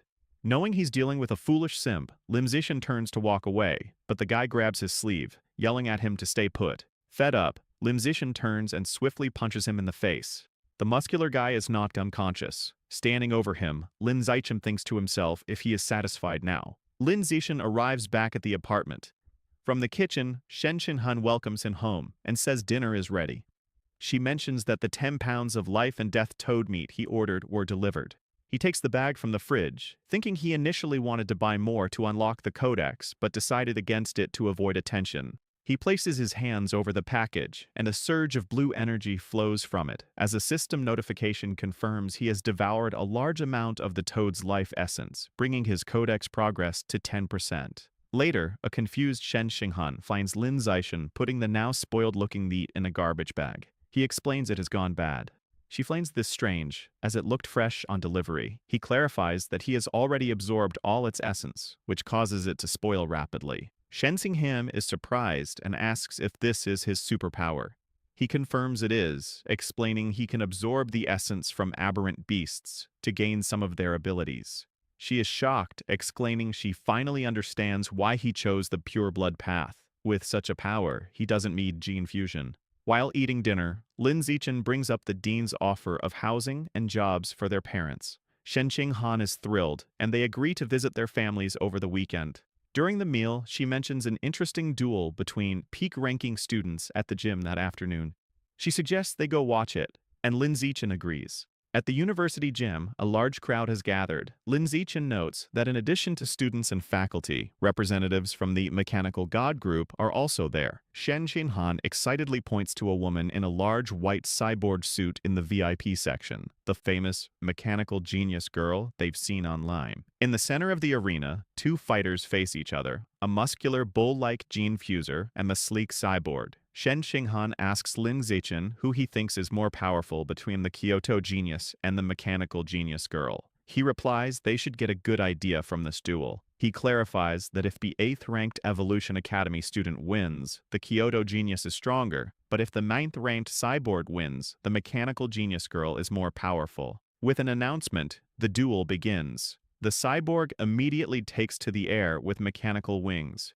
From above, the cyborg unleashes a massive barrage of missiles, which rain down on the bull-like opponent below. The bull-like gene fuser is overwhelmed by the relentless missile attack, trying to shield himself from the explosions tearing up the stage. After the barrage, the cyborg lands. The bruised gene fuser sees an opportunity for close-quarters combat. Both fighters charge forward at incredible speed, meeting in the center of the arena. The cyborg easily blocks the gene fuser's punch and delivers a devastating counterpunch to his face. The blow sends the gene fuser flying, and he crashes to the ground, defeated. The cyborg raises its fist in victory as the crowd erupts. Meanwhile, in a private office, Mo Dongji receives a video report from a subordinate. She informs her that source site number 36 has been quiet for months, and they are unsure if the enemy has abandoned it or is plotting something big. Mo Dongji asks for an update on Luo Qianshu. Her assistant reports that Qianshui is adapting well, growing incredibly fast, and is close to evolving to advanced Tier 2. Curious, the assistant asks about Luo Qianshu's origins, noting her special constitution doesn't seem human. Mo Dongji sternly cuts her off, warning her not to ask questions that don't concern her. After the assistant apologizes, Mo Dongji dismisses her to watch a student duel. Switching her monitor feed, she watches the end of the fight. She thinks that with the cyborg's upper hand, the mechanical god group is more powerful than she imagined. She concludes that mechanical modification has a greater advantage in adaptability, though she seems to have reservations. Modong-ji acknowledges a major limitation. No matter how powerful, cyborgs cannot enter the source site, as all electronic and mechanical devices malfunction there. Turning off her monitor, she concludes that in such an environment, even the strongest cyborg would become useless scrap metal. Sometime later, Lin Zichen and Shen Qinhan return from a weekend trip home with their parents. The two families enjoy a celebratory dinner. During their visit, they discuss the university's housing offer for their parents, and both families happily agreed. With that settled, Lin Zichen focuses on his next mission, capturing the cat girl in the city's Myeong-lit red light district. Walking disguised through the crowded streets, he reviews the mission details. The target is an ordinary Tier 6 gene fuser with incredible speed who lures and kills men. The file also notes she is a master of disguise and skilled with drugs. Lin Zichen understands why the mission remains uncompleted. The large area and her cunning make her hard to track. To begin his search, Lin Zichen uses his Eye of the Sky and Danger Perception for a wide area scan. As he activates his powers, his eyes glow with golden light behind his sunglasses. The crowd is startled by his strange appearance. Some are unsettled by his eyes, while others comment that he is handsome but has a creepy gaze. As Lin Zichen stands out, a large muscular man confronts him, demanding to know who he is staring at. Unfazed, Lin Zichen unleashes his biological pressure, telling the man to get out of his way and sending him flying as the crowd parts in shock. Standing over the unconscious man, Lin Zichen concludes his search yielded no targets and decides to move on. Just then, he spots some familiar faces. He sees Ma Weiwei with two other students, whom he identifies as ordinary Tier 7 seniors, likely there to assist her. Ma Weiwei and her female companion notice him. The companion points him out, and Ma Weiwei looks away, annoyed. The companion suggests they stay away, and Ma Weiwei agrees, leading her group away. Lin Zichen is bewildered by their sudden avoidance. Ma Weiwei states that since Lin Zichen accepted the mission, he must be there for the cat girl. She declares they must find the target first.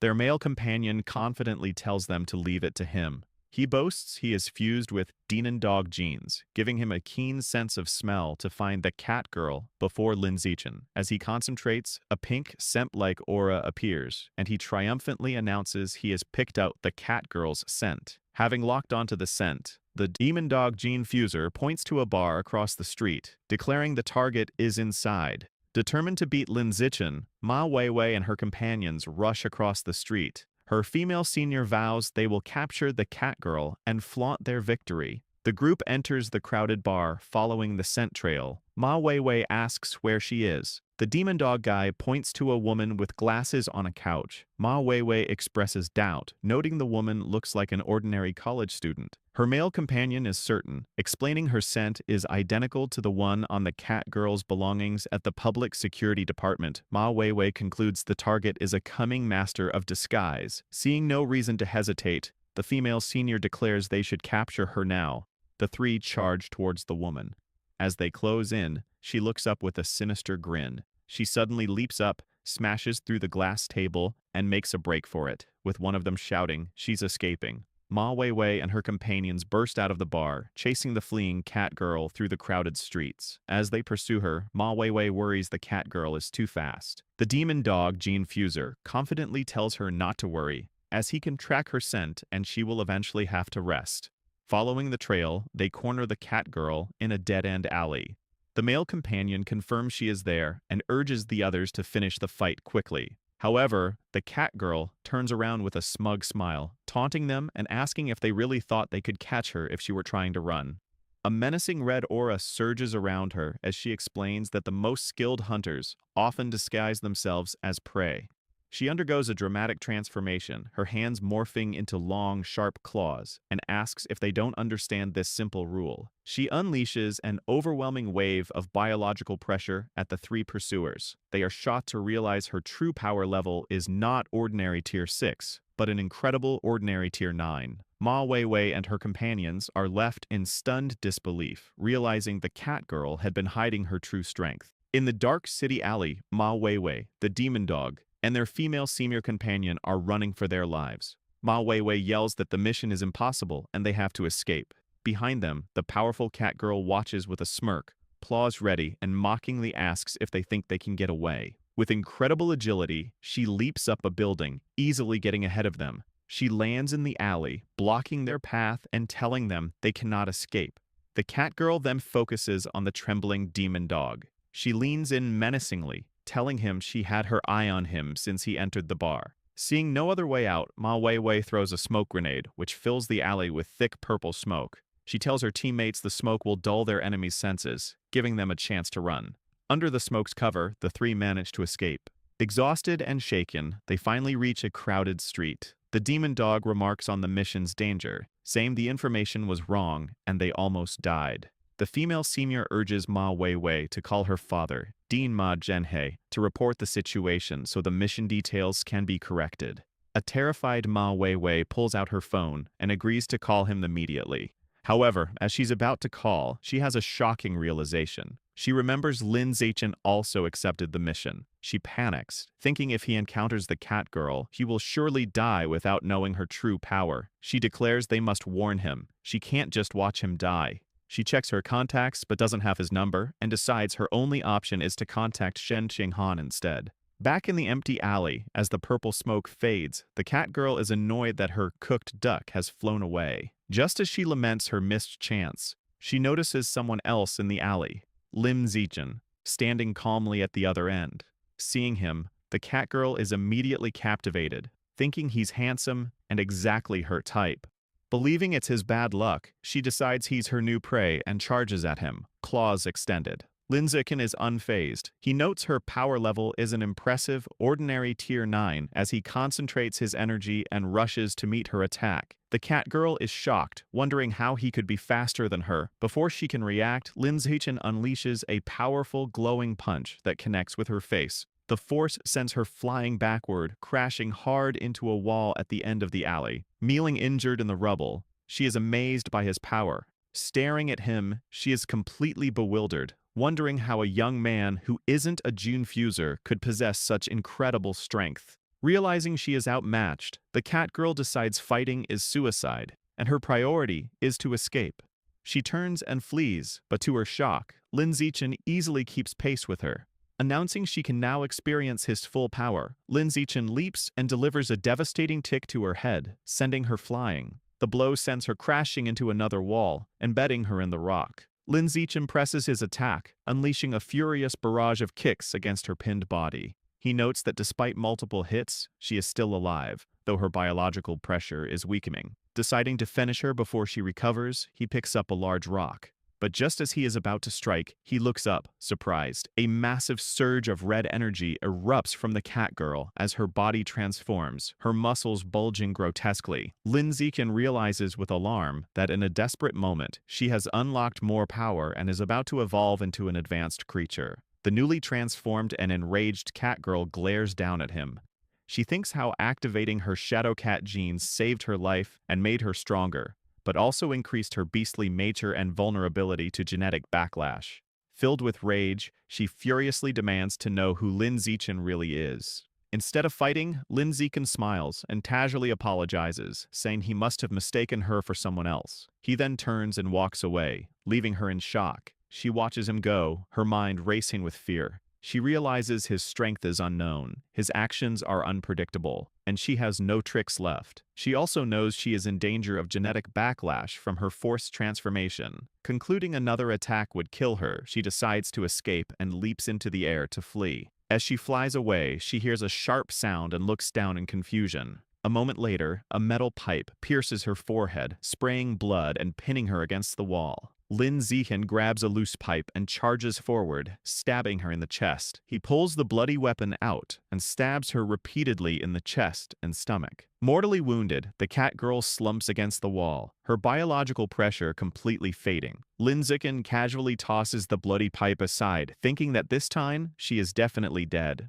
With the fight over, Lin Zichen snaps a photo of the cat girl's corpse, thinking he needs to upload it to the school app to prove he completed the mission. Afterward, he calls the public security department to report the body's location for cleanup. With official tasks done, Lin Ziqin turns to his real goal. He reaches for the body, and as red energy swirls around him, his system confirms he has devoured a large amount of the Shadow Knight Cat's life essence, increasing his guidebook progress to 36%. He is surprised by how much progress he made and speculates the genetic backlash she suffered must have concentrated the beast genes in her body. Meanwhile, Ma Weiwei and her companions are walking through the city. Ma Weiwei is on the phone with her father, Dean Ma Zhenhe, telling him the Catgirl mission information was wrong and almost got them killed. She explains the target was not an ordinary Tier 6, but a powerful ordinary Tier 9, which shocks her father. In his office, Dean Ma Zhenhe asks his daughter for a detailed report, promising to speak with the mission system director later.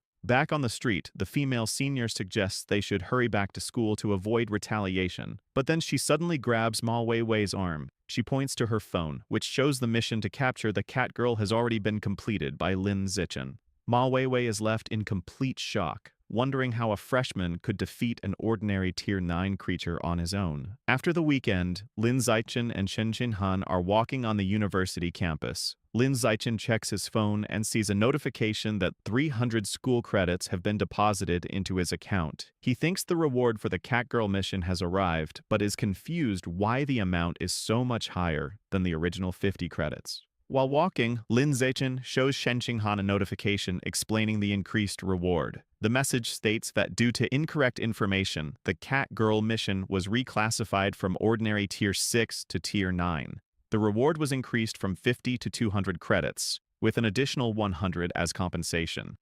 Shen Xinhan complains that the school's mission system is unreliable and tells Lin Ziqin he is lucky to be so strong. Otherwise, he could have been killed. Lin Ziqin agrees the system is a problem and says he'll be more careful accepting missions. He then tells Shen Xinhan that when suitable missions come up, he will take her with him so she can get used to real combat. Overjoyed, Shen Xinhan exclaims that it's great she can finally go on missions with him. As they continue, Lin Ziqin looks at his phone, deciding to use his new credits to order the 90 jin of life and death toad meat he needs.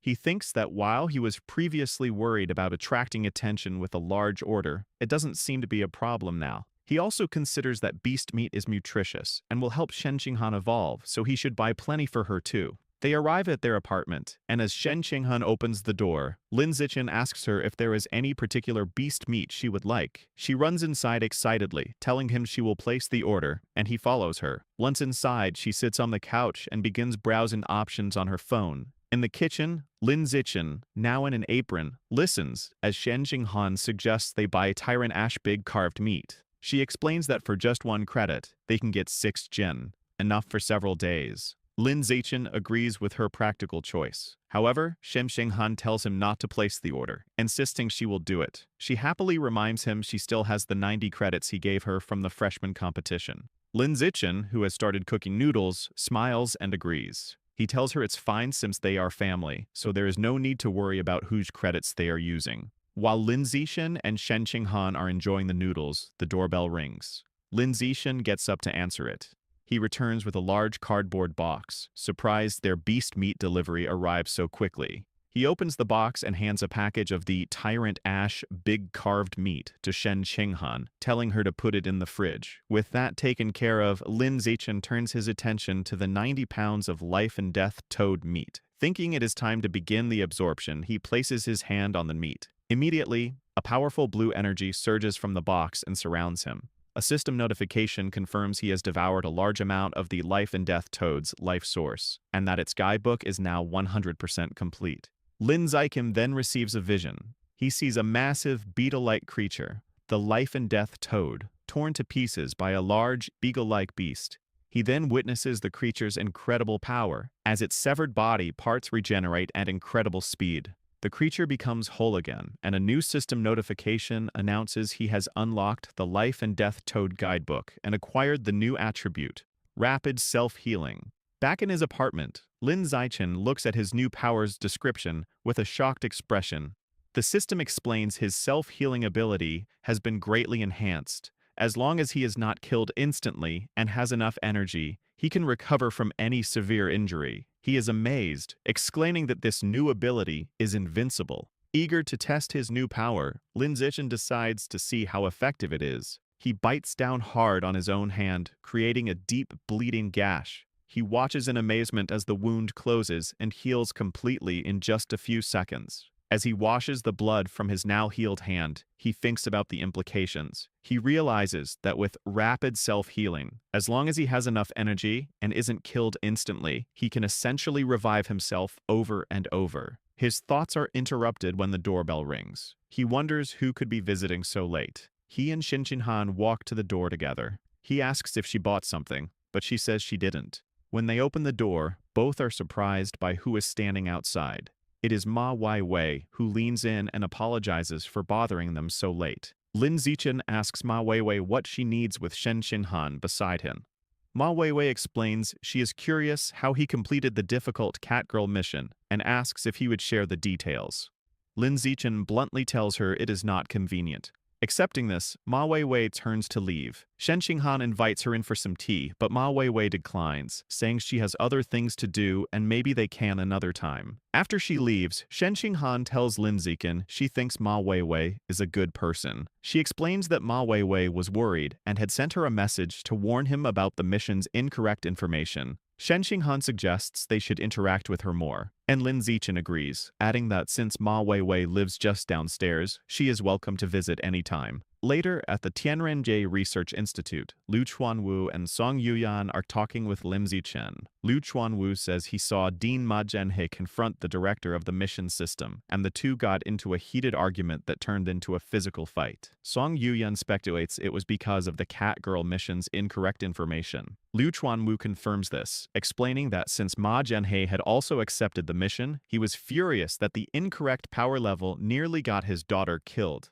Song Yuyan adds that the mission listed the Catgirl as Ordinary Tier 6, when her true strength was Ordinary Tier 9. She then asks Lin Zichen how he, being only an Ordinary Tier 6, could have completed the mission. Liu Chuanwu playfully asks if he had help from an expert or set some kind of trap. Lin Zichen denies both, stating he defeated her on his own with pure physical strength. This leaves both Liu Chuanwu and Song Yuyan stunned, their mouths open in shock as they wonder if he has been hiding his true power. As his mentors reel, Lin Zichen covers his face, looking weary. He thinks that after spending the past few days with them, he has found them to be decent people. He decides to tell them the truth about his abilities, as they could help him research the aperture opening technique. With a forced smile, he begins to explain that his true strength has recently reached Ordinary Tier 9. Before they can process this, he adds that he has already completed his first full body tempering and is in his second skin tempering cycle, which shocks them both again. As Liu Chuanwu processes the news, he trembles with emotion. Overcome with joy, he bursts into tears, exclaiming that his long years of dedication have finally been rewarded. He imagines himself and Lin Zichen on a mountaintop, declaring that with his talent, the path of pure-blooded humans will surely succeed, and one day, both their names will be known throughout the world. Back in reality, the Dean is crying. He explains he has spent decades researching the pure blood path, a journey that cost him his family's wealth, and even led his wife and children to leave him, all without progress. He feels that Mao, with a genius like Lin Zichen, the pure blood path will finally flourish. Lin Zichen, caught off guard, can only wonder why the old Dean is suddenly crying and laughing. Composing himself, Liu Chuanwu places a hand on Lin Zichen's shoulder. He marvels at Lin Zichen's incredible talent, remarking that if not for his lack of source power, he would have suspected him of being a stranger from the source land. The unfamiliar term surprises Lin Zichen. Liu Chuanwu explains his theory. In a world with aberrant beasts, it makes sense that their counterparts, strangers or gifted individuals, also exist. Song Yuyan is shocked, saying she has never heard this before. Lin Zichen then asks what source power is.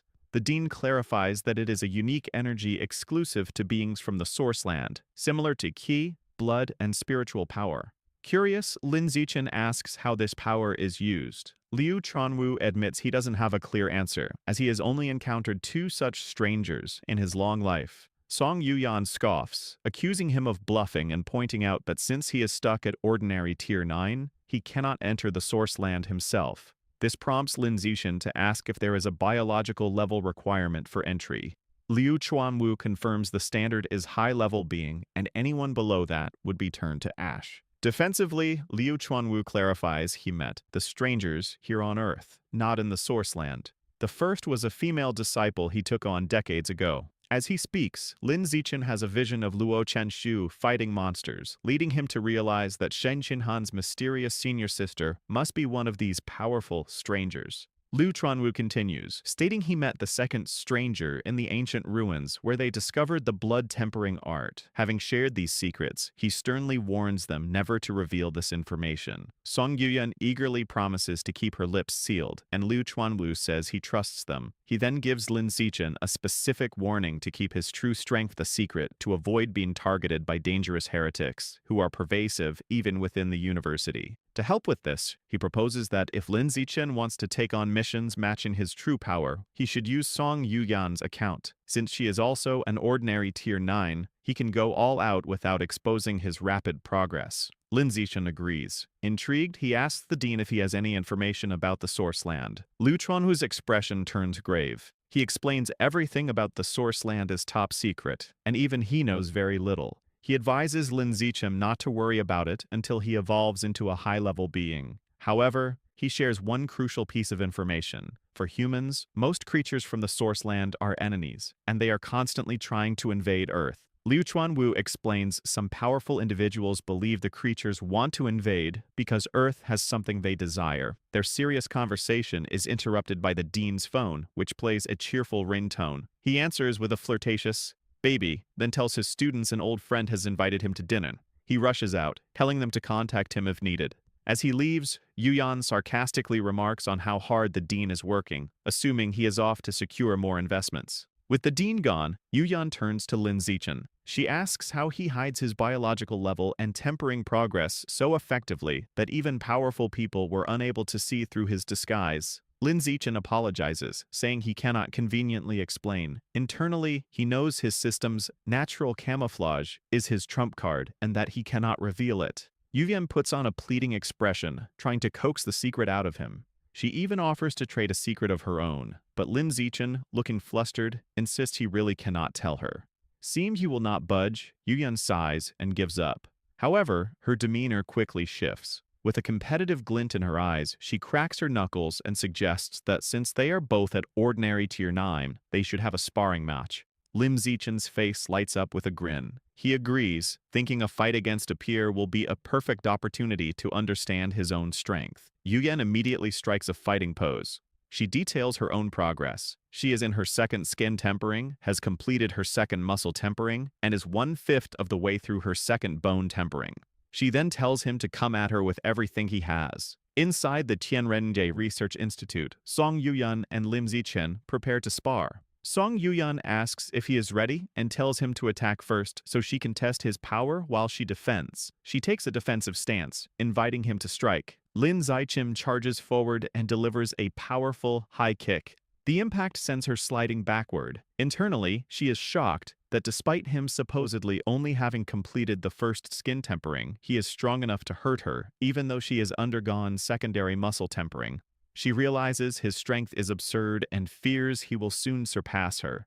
However, she decides she must show off her seniority while she is still stronger. Coughing in pain, Song Yuyan tries to act tough. She lectures Lin Zichen, claiming she is dissatisfied with his kick because he didn't aim for a vital point, preaching that real combat is about life and death. Lin Zichen, seeing she is hurting, plays along with a deadpan expression and agrees. Recovering her composure, Song Yuyan declares the official exchange will now begin and challenges him to last 5 minutes against her as she charges forward. Lin Zichen accepts and meets her attack. The two engage in a fierce, high-speed battle, exchanging rapid blows. As Lin Zichen unleashes a barrage of punches, Song Yuyan is forced on the defensive. She panics internally, realizing that even at full power, he is matching her blow for blow, and she begins to worry she might lose. The match continues, and Lin Zichen decides it's time to end it. When Song Yuyan throws a punch, he decides to fake his defeat to preserve her dignity. The blow connects, and he throws himself backward, pretending to be overpowered, and crashes to the floor.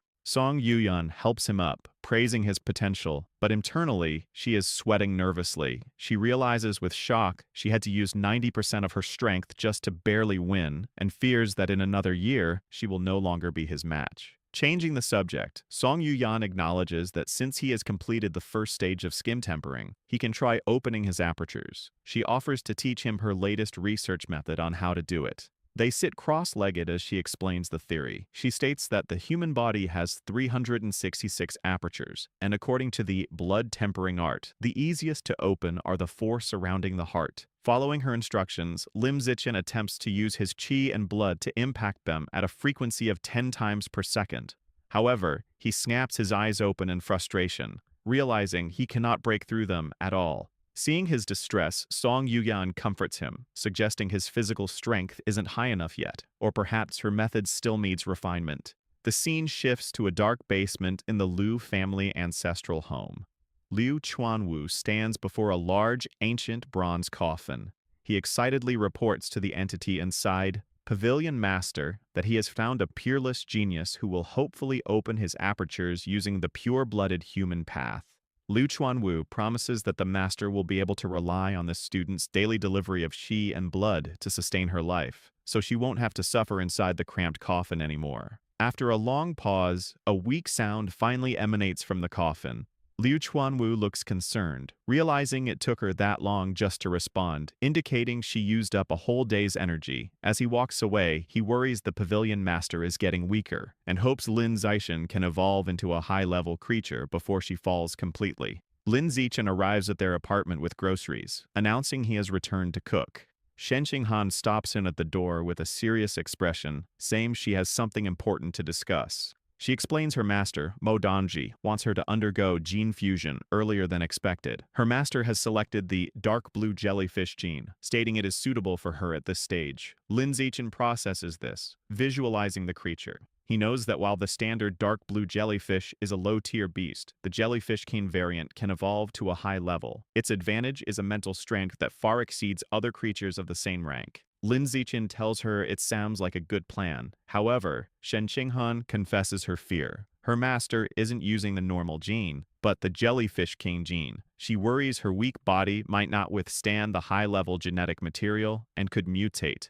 Hearing this, Lin Zichen is shocked. He realizes a jellyfish king gene is incredibly rare and expensive. He imagines Mo Donji carelessly throwing money around and feels a pang of envy. Pushing it aside, he comforts Shen Qinghan by patting her head. He reassures her that jellyfish-type beasts have a high natural affinity with the human body, and her incredible 21% compatibility score means she can fuse with a high-level beast gene without risk. Shen Qinghan then asks about side effects. Lin Zichen explains the standard consequences, loss of natural reproductive ability, and some physical beast characteristics. He reminds her she has already preserved her eggs, so if they want children, they can use those. As they hold hands, he explains that beast traits can usually be hidden if the genes are forced into dormancy. He then tries to cheer her up, noting many beast traits, like cat ears or foxtails, are considered attractive. His words work, and her mood lifts. She looks at him cheerfully, wondering what traits a jellyfish king will give her, and if she'll be more beautiful. She excitedly holds up her phone to show Lim Zichen a picture of the dark blue jellyfish, asking if he thinks it's beautiful. He leans very close, causing her to blush, and replies that while the jellyfish is pretty, it's not nearly as beautiful as she is. The conversation shifts. Shen Qinghan explains her master filmed the video by diving thousands of meters into the deep sea without protective equipment. Lin Zichen estimates that to withstand such pressure, her master's body must be at least at the rare level. Shen Qinghan wonders if she will ever evolve to such a high level herself. Lin Zichen reassures her with confidence, pointing out that with her 21% gene compatibility, reaching the rare or even epic level is within her grasp. Shen Qinghan remains practical, countering that compatibility isn't everything, and she will need a vast amount of evolution resources. Hearing her concern, Lin Zichen gives her a thumbs up and makes a firm promise. He tells her not to worry about resources because he will work hard to earn money and provide whatever she needs. Touched by his generosity, she adopts a playful and seductive demeanor. She kneels on the bed, teasing that she must properly please her new, wealthy patron. She picks up 2 pairs of stockings and, blushing, asks which color he prefers. Lin Zichen replies that he likes both. To satisfy him, she puts a black stocking on one leg and a white stocking on the other. Watching her, Lin Zichen thinks that while the combination is a bit strange, he can definitely enjoy it. With Shen Qinghan at her afternoon classes, Lin Zitin decides to skip the Pure Human Research Institute and stay home to train. While pouring water, he checks the latest news on his phone. An article catches his attention. Mysterious, unknown plants have appeared across Shanghai City. The article shows a large, menacing, flower-like plant emerging from a building as citizens watch in shock. The public is being warned to stay away. Lin Zichen instantly recognizes the strange flora, realizing they look identical to plants from the source site in a painting of Shen Qinghan's senior sister, Luo Qianshui.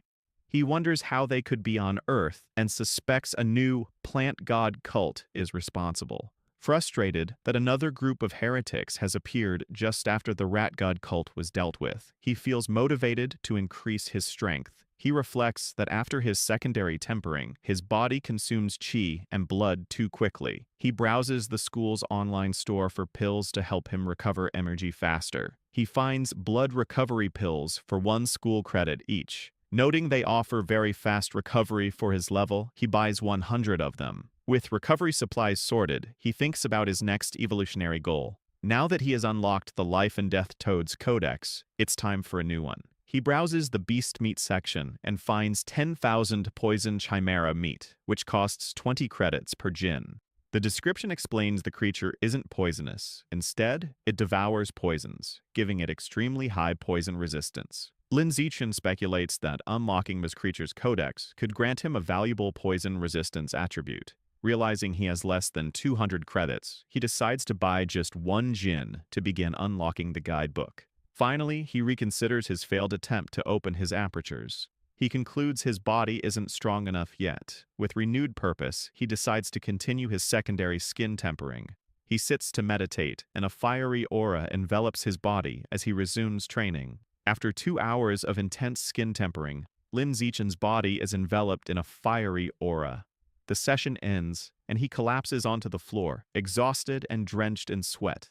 He realizes his qi and blood are being consumed too quickly, and he must rest. Overcome by extreme hunger and weakness, he stumbles to the refrigerator for food. The doorbell rings. A weak Lim Zichen opens it to find a delivery girl from the school with 2 packages. As he takes the boxes, a wave of dizziness causes him to lose his balance. He stumbles into the delivery girl, causing her to drop the packages. Despite falling, Lin Zichen quickly catches the heavy boxes with one hand before they hit the floor. The worried delivery girl asks if he is all right. After bringing the packages inside, Lin Zichen, still weak, immediately tests the blood recovery pills. He opens a box and pops one of the golden pills into his mouth. The effect is almost instant.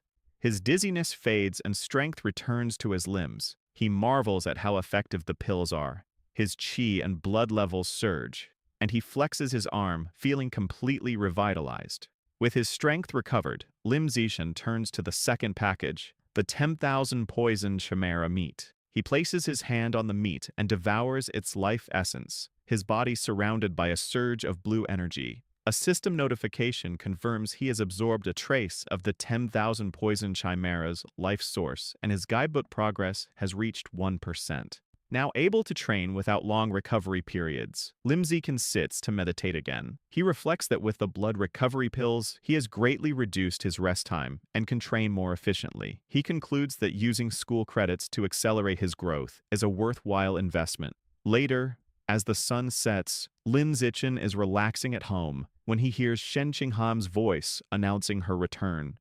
As he gets up to greet her, she playfully says she has brought a guest and challenges him to guess who it is. He opens the door and is surprised to see their friend Chu Rui beside Shen Qinghan. Chu Rui waves cheerfully, and Lin Zichen greets her, surprised. As they enter the luxurious apartment, Chu Rui expresses her envy, complaining she has to share a room while they live so nicely. Lim Zichen kindly offers her his single dorm room at the Budo Academy. While he offers her water, Chu Rui politely declines, explaining she enjoys having a roommate so she doesn't feel lonely. However, her friendly demeanor quickly shifts to anger. She announces the real reason for her visit is to complain about how outrageous the other university students are.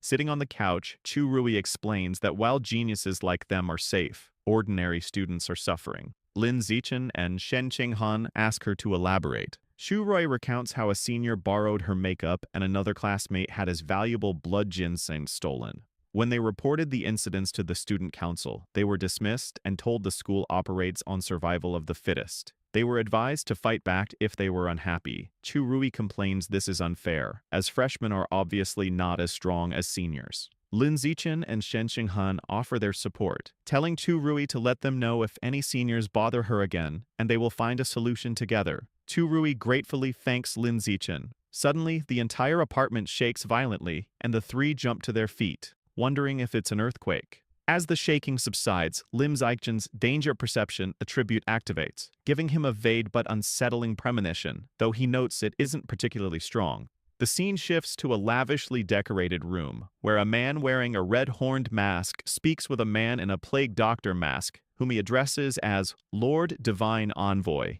The masked man asks for evolution resources to break through to a higher biological level. In recognition of his performance, the Divine Envoy gives him a strange, demonic-looking flower. He explains the flower has a strong aphrodisiac effect and advises him to have a woman nearby when he consumes it. Grateful, the masked man thanks the Divine Envoy and reports that a gifted genius has appeared among the new students at Shanghai University. He mentions a plan to make this genius consume a high-level demon seed to recruit him. However, the Divine Envoy dismisses this, stating the true geniuses are all in the source site. The masked man grows frustrated, knowing he can't reach the geniuses in the source site. The Divine Envoy interrupts, revealing he has received a message from there. They have found a corresponding boundary point and set up biological coordinates. Now, someone needs to activate the connection. Announcing he will go immediately, the Divine Envoy's body is engulfed in a purple aura, and he vanishes. Before he disappears, he gives the masked man a final chilling order. If they fail to make Lim Zichen consume the demon seed within 3 days, he will be replaced. The masked man looks at his watch with a furious expression, vowing to get it done within the 3-day limit. As Lin Zichen and Shen Shenhan walk on the university campus, she tells him her class is in a different direction and she has to leave. Just as they are about to part, a voice calls Lin Zichen's name, and they both turn in surprise. Two former high school classmates, Lu Gam and Wang Shuojie, rush toward them, looking distressed. Wang Shuojie explains that a stronger third-year senior is bullying them. Lu Gan adds that since Lin Zichen is the freshman's new king, the senior would surely back down if he helped. To convince him, Lu Gan offers Lin Zichen a bag of valuable evolution resources and spirit fruits from his family. Wang Shuojie pleads with him, reminding him they were classmates. Lin Zichen asks about the senior's power level, and they tell him he is at ordinary tier 6, which Lin Zichen realizes is no threat to him. He agrees to help and takes the bag, telling them to meet him at the Pure Human Research Institute at 5:30 that afternoon. Overjoyed, Lu Gan and Wang Shuojie promise to help him in the future. They thank him and leave, saying they will see him later. Once they are gone, a curious Shen Qinghan urges Lin Zichen to open the bag so they can see the spirit fruits, admitting she has never tried one. Lin Zichen holds the bag of spirit fruits out to Shen Qinghan, suggesting she take one. After picking a small one, Shen Qinghan examines it with a disgusted expression, telling Lin Zichen it looks gross and asking if it might be rotten. Taking the fruit to inspect it, Lin Zichen wonders aloud if it has gone bad. As he examines the small, seed-like object, his danger perception ability suddenly activates, shocking him. Realizing the danger, Lin Zichen quickly gets in front of the departing Lu Gong and Wang Shuojie, startling them by shouting for them to stop. He then urgently tells Shen Qinghan to contact her master, Mo Dongji, and ask her to come at once. Shen Qinghan agrees and runs to make the call. A moment later, Mo Dongji gracefully descends from the sky, asking what has happened. Lin Zichen holds up the strange red seed and explains that Lu Gong and Wang Shuojie gave him a bag of what they claimed were spirit fruits, but he found these suspicious seeds inside and suspects they are connected to the plant god cult, causing the two former classmates to tremble. Mo Dongji recognizes the object immediately, explaining it is a seed from a strange tree that controls anyone who eats it. She states this is a common method the plant god cult uses to recruit members. Lin Zichen is horrified, wondering if Lu Gong and Wang Shuojie were already under the cult's control. As Mo Dongji uses her power to lift the two into the air, they cry out that they were forced to do it. Mo Dongji tells Lin Zichen she will take them for questioning and inform him of the results. As they are carried away, Lu Gang and Wang Shuojie are terrified to find they can no longer speak.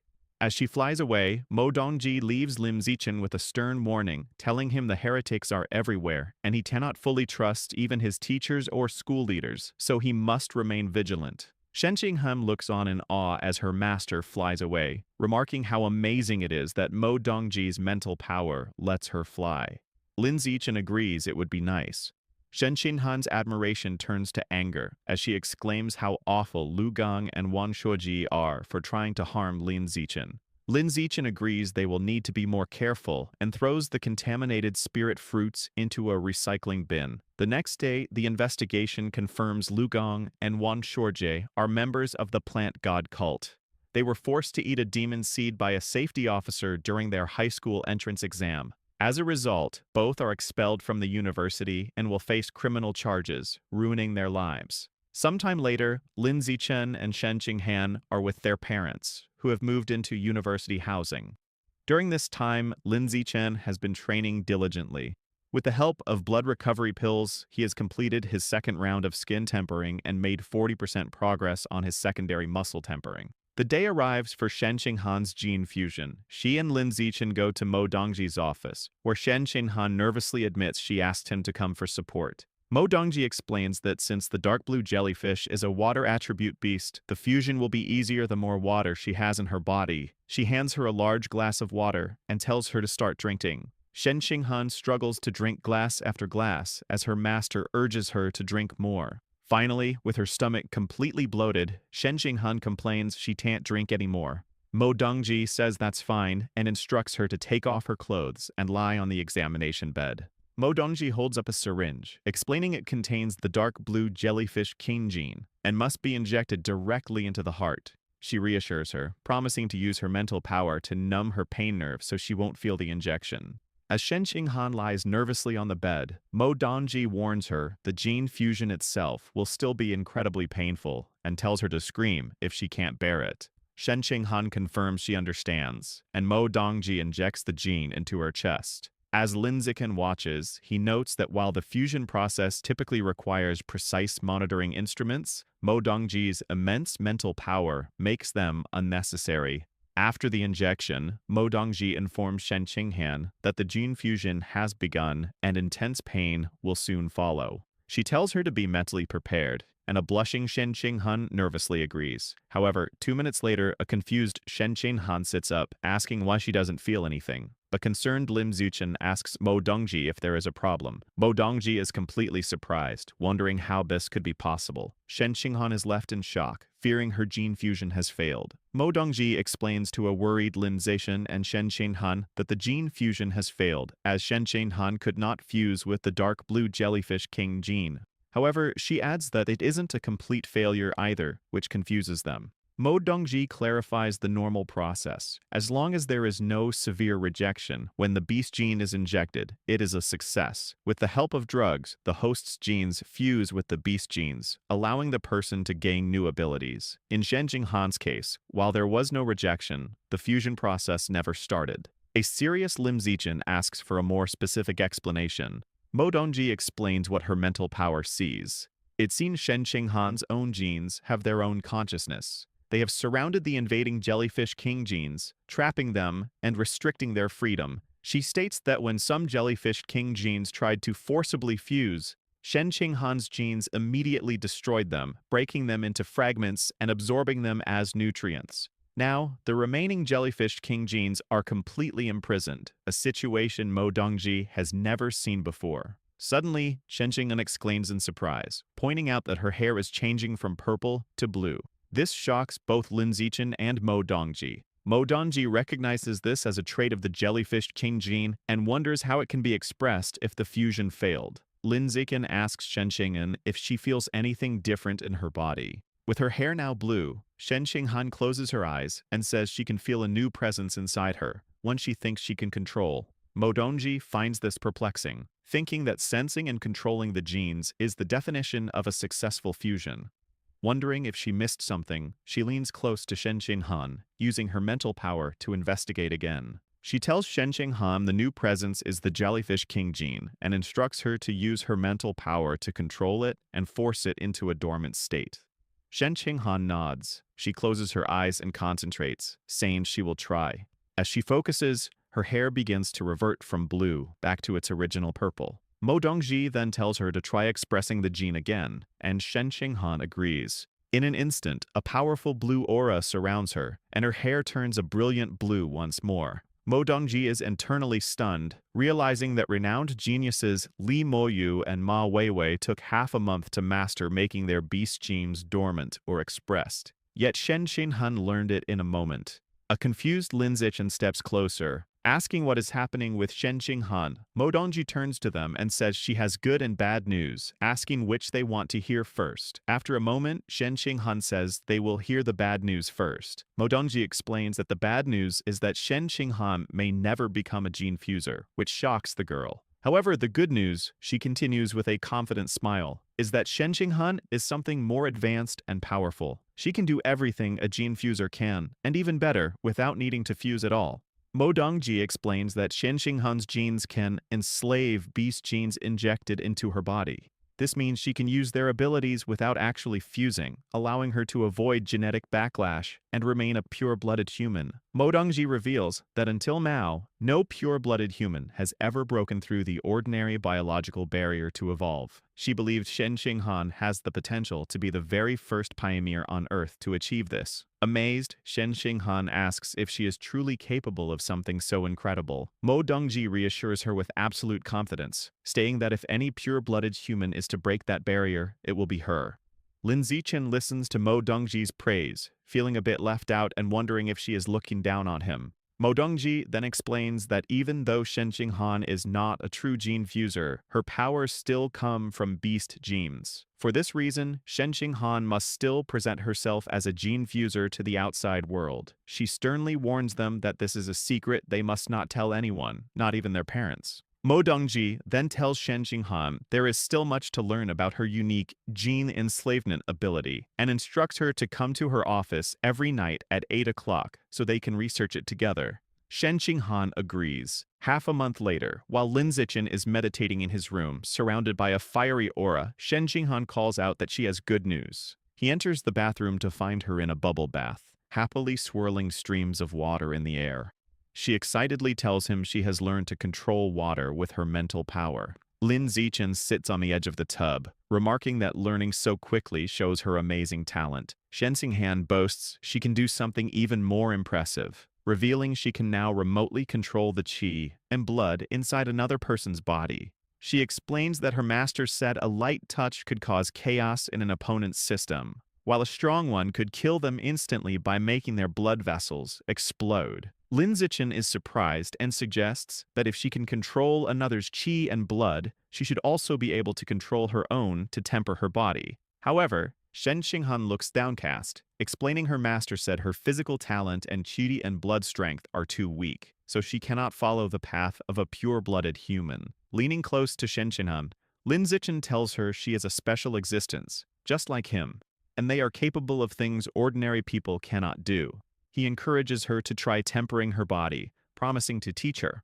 Flustered by his closeness, Shen Qinghan blushes, wondering if he is confessing his feelings. Filled with determination, she agrees she is special and declares she will be able to temper her body with her qi and blood. As she speaks, a powerful blue aura swirls around her. For the next while, Lin Zichen patiently teaches Shen Qinghan how to control her qi and blood to temper her body, with both of them meditating surrounded by fiery auras. After some time, a sweaty but triumphant Shen Qinghan exclaims she has succeeded and mastered the blood-tempering art, looking at her reddened, powerful hands in amazement. Lin Zichen smiles, pleased and surprised she succeeded on her first try. He reflects on how remarkable her achievement is, noting that while her biological level is only ordinary Tier 2, she learned a technique that should require the strength of someone at ordinary Tier 4. Overjoyed, Shen Qinghan throws her arms around Lin Zichen, exclaiming that now they are truly a perfect match. She can enslave beast genes, and he can devour beast meat for the same purpose, while both can follow the path of a pure-blooded human. Lin Zichen agrees, holding her close. In less than half a month of training together, Shen Qinghan completes her first full skin tempering, and her biological level evolves from ordinary Tier 2 to ordinary Tier 3. Later, as Shen Qinghan sleeps beside him, Lim Zichen lies awake, thinking it is time for her to experience real combat to temper her mind. He picks up his phone and browses the school's off-campus missions, settling on one to capture 21 armed drug dealers, noting the reward of 50 school credits.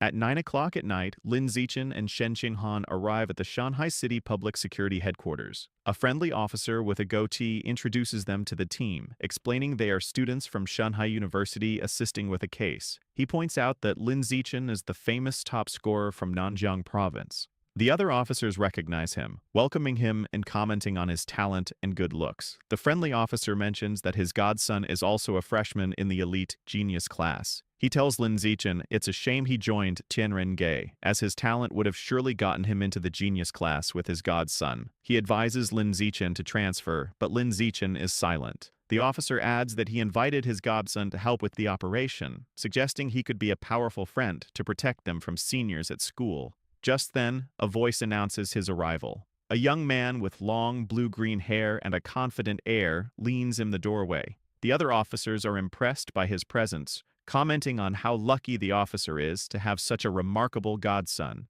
The officer proudly greets his godson, Xiao Jian, and mentions that he heard he recently evolved to ordinary Tier 5. Xiao Jian replies modestly that his progress is normal. The officer then tells him that 2 other freshmen are on the mission, including a very pretty girl, and offers to introduce them. The godson seems intrigued by the chance to impress her. However, when the officer leads him over for the introduction, the godson is shocked to see Lin Zichen and Shen Qinghan. His confidence vanishes, replaced by horror as he realizes his chance to show off is ruined. Oblivious to his godson's distress, the officer begins the introduction. Noticing his godson's pale face, the officer asks if he is unwell. Lin Zichen internally recognizes the young man as Luo Yongjian, the top scorer from Dajian Province, whom he defeated instantly during the freshman trial. Luo Yongjian stammers that it's nothing, he was just surprised to see people he knew. The confused officer asks if he knows them. Luo Yongjian introduces Shen Qinghan as the top scorer from Nanjiang, and Lim Zichen as the runner-up and the university's new king.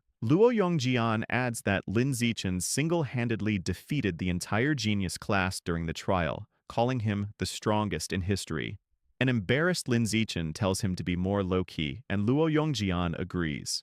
The officer is left completely shocked, realizing he has severely underestimated Lin Zichen. Later, at 11 o'clock, a convoy of armored vehicles drives through a dark wooded area toward the drug dealer's den.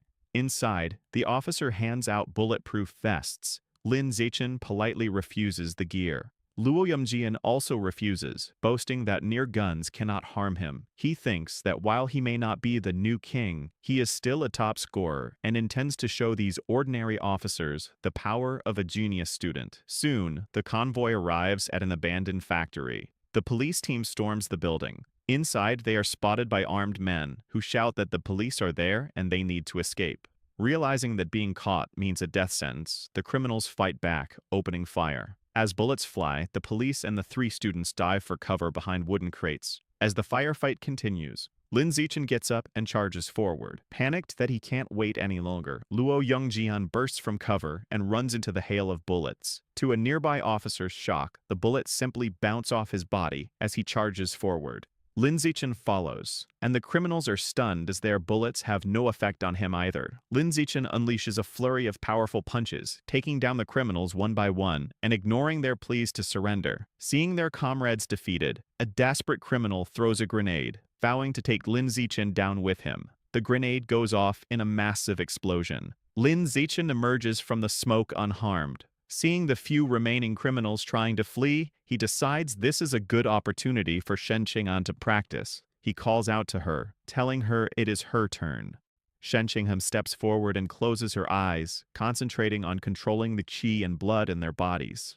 The fleeing criminals suddenly freeze, their bodies contorting as they scream in confusion. With a final command from Shen Qinghan, all remaining criminals collapse, unconscious. With the fight over, an officer reports finding a box of strange seeds inside the factory. The lead officer gathers Lin Zichen to examine the contents. He confirms they are demon tree seeds and must be related to the plant god cult. The other officer explains that according to the criminals, who were also human traffickers, a mysterious masked person paid them a large sum 2 months ago to spread these seeds. Now that the mission is complete, Lin Zichen tells the officer that he and his girlfriend will be leaving.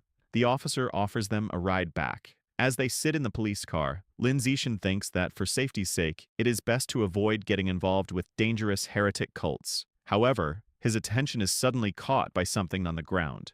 He notices a rat next to a pile of white powder, holding one of the red seeds. He realizes with a jolt that the rat is planting a demon tree seed and suspects a connection to the rat god cult. Turning to Shen Qinghan, he urgently tells her to inform her master, Mo Dongji, that the rat god cult may be colluding with the plant god cult to spread the seeds. A surprised Shen Qinghan agrees. At the same time, Lin Zichen calls the lead officer to report his findings, thinking matters involving heretics are best left to the public security team. Time passes. Half a month later, Shen Qinghan is on a mission capturing arms smugglers, while 3 days after that, Lin Zichen and Song Yuyan team up to fight robbers in advanced mechanical suits. As their first semester at university ends, life goes on. In their apartment, Lin Zichen sits on the bed, realizing he has completed the second stage of his body tempering. Just then, Shen Qinghan, who now has blue hair, hugs him from behind, excitedly announcing she has completed her first stage of body tempering. Lin Zichen is surprised she did it so quickly. Shen Qinghan praises him, noting that her own talent is extraordinary, but asks why she only reached ordinary tier 6 when he said she should reach tier 9. Lin Zichen theorizes it's because her innate physical talent is weak. Even though her control of ki and blood is strong, the physical enhancement she gets is limited. Dejected, Shen Qinghan cries, worried she will never catch up to him. Lin Zichen is taken aback. It would be strange if she could catch up, given his special system. Later, at the research institute, both Lin Zichen and Song Yuyan are frustrated with their studies. Lin Zichen wonders aloud how to open his body's apertures. To cheer him up, Song Yuyan offers some gossip about the messy private lives of the university's leaders. Lin Zichen then asks Song Yuyan how many school credits he has. She informs him that by using her account to complete high-level missions, he has earned 2,400 credits. A satisfied smile appears on Lin Zichen's face. He calculates that he has enough to buy the 99 jin of 10,000 poison chimera meat required to unlock its guidebook. He asks Song Yuyan to help him place the order. She is curious why he needs so much, but he simply says it is not convenient to explain. Respecting his privacy, she places the order for him. The meat is delivered to the research institute, but for safety, Lin Zichen takes the large box back to his apartment to begin the absorption. He places his hand on the meat, and a powerful blue energy surges around him. His system confirms he has devoured a large amount of the 10,000 poison chimera's life essence, bringing the guidebook's progress to 100%. A spectral image of the fearsome beast appears behind him, as a system notification announces he has acquired the new biological attribute, immunity to 100 poisons, greatly increasing his resistance to all toxins. To test it, Lin Zichen injects his arm with a paralyzing neurotoxin. 2 hours later, he flexes his muscle, completely unaffected. He concludes with satisfaction that the immunity had completely neutralized the neurotoxin. Soon after, Lin Zichen accompanies Shen Qinghan to a medical building for her second gene injection with her master. Inside a sterile room, Shen Qinghan lies on an examination table. Mo Dongji explains that before injecting a second gene, she must first examine the status of the jellyfish king gene within her. However, as she places her hand on Shen Qinghan's chest, Mo Dongji's expression turns to utter shock. She asks in disbelief how Shen Qinghan's biological level could have evolved so rapidly from ordinary tier 2 to ordinary tier 6. A shy Shen Qinghan explains to her master that she has been practicing the blood tempering art and completed her first full body tempering a few days ago. Mo Dongji is amazed and asks how she achieved this. Shen Qinghan explains she used the water control ability from the jellyfish king gene to help manipulate her own qi and blood. Overcome with pride, Mo Dongji caresses Shen Qinghan's shoulder. She calls her a true genius and predicts she will become one of humanity's strongest fighters. With this, Mo Dongji decides to test her students' limits. She holds up 5 syringes with different aberrant beast genes, explaining she will inject all of them to see the limits of the genes Shen Qinghan can enslave. The 5 genes represent the 5 core elements. Mo Dongji informs Shen Qinghan she is starting the injections, and she quietly agrees. Mo Dongji watches in surprise as Shen Qinghan's own genes immediately attack and destroy the first injected gene, the Earth attribute Armored Earth Dragon. She realizes the next 3 injections, representing fire, wood, and metal, all suffer the same fate, being completely destroyed by Shen Qinghan's dominant genes. Mo Dongji concludes that only the final gene, the water attribute Life and Death Toad, managed to survive. Shen Qinghan's genes successfully enslaved it, and she excitedly demonstrates her new ability to Lin Zichen. Mo Dongji theorizes that Shen Qinghan can only enslave water attribute genes. To confirm this, she injects her with 3 more different types of water attribute genes. After the procedure, Mo Dongji asks her student how she feels. Shen Qinghan complains that she feels uncomfortable, as if she has eaten too much. Mo Dongji realizes the 3 new genes were also destroyed and absorbed. She concludes that, for now, Shen Qinghan can only enslave 2 types of aberrant beast genes. As she helps Shen Qinghan sit up, Mo Dongji explains her theory for this. She suggests Shen Qinghan's physical or mental strength is not yet strong enough to enslave more than 2 genes. She reassures her that as her strength increases, she will be able to enslave more. Hearing this, Shen Qinghan's face lights up with joy, and she declares she will work hard on her training. Mo Dongji then explains the new abilities Shen Qinghan has gained from the Life and Death Toad gene, which allows her to secrete a special mucus with powerful healing and lubricating effects. With a suggestive tone, she adds that if they ever need it in the future, they can use it. This remark causes both Lim Zichen and Shen Qinghan to blush. Changing the subject, Mo Dongji makes an important announcement. She informs them that this year's freshman competition has been moved up to the middle of January. She tells Shen Qinghan she is looking forward to her performance and hopes she will place in the top 5, which would grant her a spot in a special winter training camp. Shen Qinghan accepts the challenge, promising to do her best. Lin Zichen, who has been listening quietly, looks surprised by this news. Later, in Lin Zichen's apartment, a meal is on the dining table. Chu Rui arrives, playfully announcing she's come to bother them again. Shen Qinghan tells her not to say that and to visit more often, while Lin Zichen welcomes her in. Shen Qinghan notices Chu Rui's many shopping bags and asks why she has so much. Chu Rui explains that her family's clothing store got a new shipment, and she found several couples' outfits she thought would suit them perfectly, bringing them as a gift. She hands a bag to Lin Zichen, saying she has already washed the clothes and that they should try them on. Moments later, Lin Zichen and Shen Qinghan are modeling the first outfit. Chu Rui asks them to pose for a picture, cheekily remarking she could use their photos as models for her online store. Lin Zichen playfully realizes her plan, while Shen Qinghan smiles for the camera.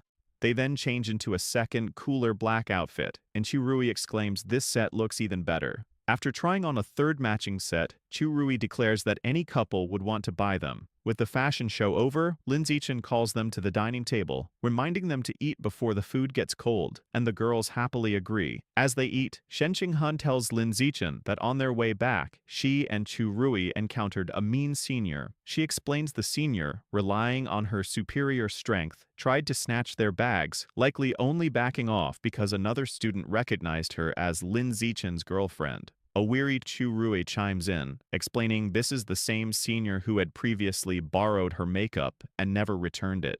She clarifies the senior was targeting her, and Shen Qinghan was unfortunately dragged into it. Shen Qinghan insists this is outrageous, and that they must seek justice after their meal. Chu Rui is hesitant, pointing out the bully is on the student council, and her boyfriend is also an official there, making her someone they can't afford to offend. However, Shen Qinghan is encouraged by Lin Zichen, who firmly states he will go with them, leaving Chu Rui to wonder what they have to fear with him on their side. The group knows the second-year students are having their martial arts class in the gym, so they head there. When Lin Zichen, Shen Shenghan, and Chu Rui arrive, the crowd immediately takes notice, recognizing him as the new king Lin Zichen and wondering why he has come. Shen Shenghan points out the bully, a senior with reddish-pink hair named Li Ziki. Lin Zichen asks her if it is true she borrowed makeup from his friend and hasn't returned it. Li Ziti dismissively replies she will return it when she is done, accusing Chu Rui of being petty. An angry Chu Rui retorts that Li Ziti always takes her brand new makeup and gives back nearly empty products. Li Ziti denies this, and her friend backs her up.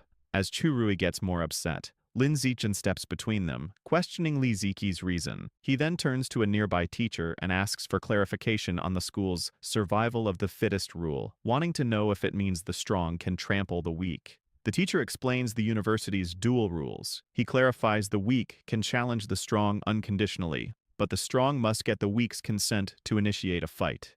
He explains strength is determined by combat power rankings, or by year level if the student is unranked. Lastly, he adds that to start a challenge, both participants must wager an equal amount of school credits, with the winner taking all. If they can't agree, the default wager is 1 credit. This last rule surprises Li Zizi. A confident smile appears on Lin Zichen's face as he understands the rule's implications. He states this means he can challenge her unconditionally right now. Li Ziqi taunts Lin Zichen, asking if a boy with a clear physical advantage is really planning to bully a girl like her. Internally, she is nervous, knowing her biological level is only ordinary tier 5 and that she would be no match for him. Seeing through her bluff, Lin Zichen turns to Shen Shenghan and instructs her to be the one to challenge Li Ziti, which surprises her. Understanding his intention, Shen Shenghan's expression becomes serious, and she agrees. A panicked Chu Rui immediately tries to intervene, warning Lin Zichen not to fall for the senior's taunts and begging him not to let Shen Shenghan fight.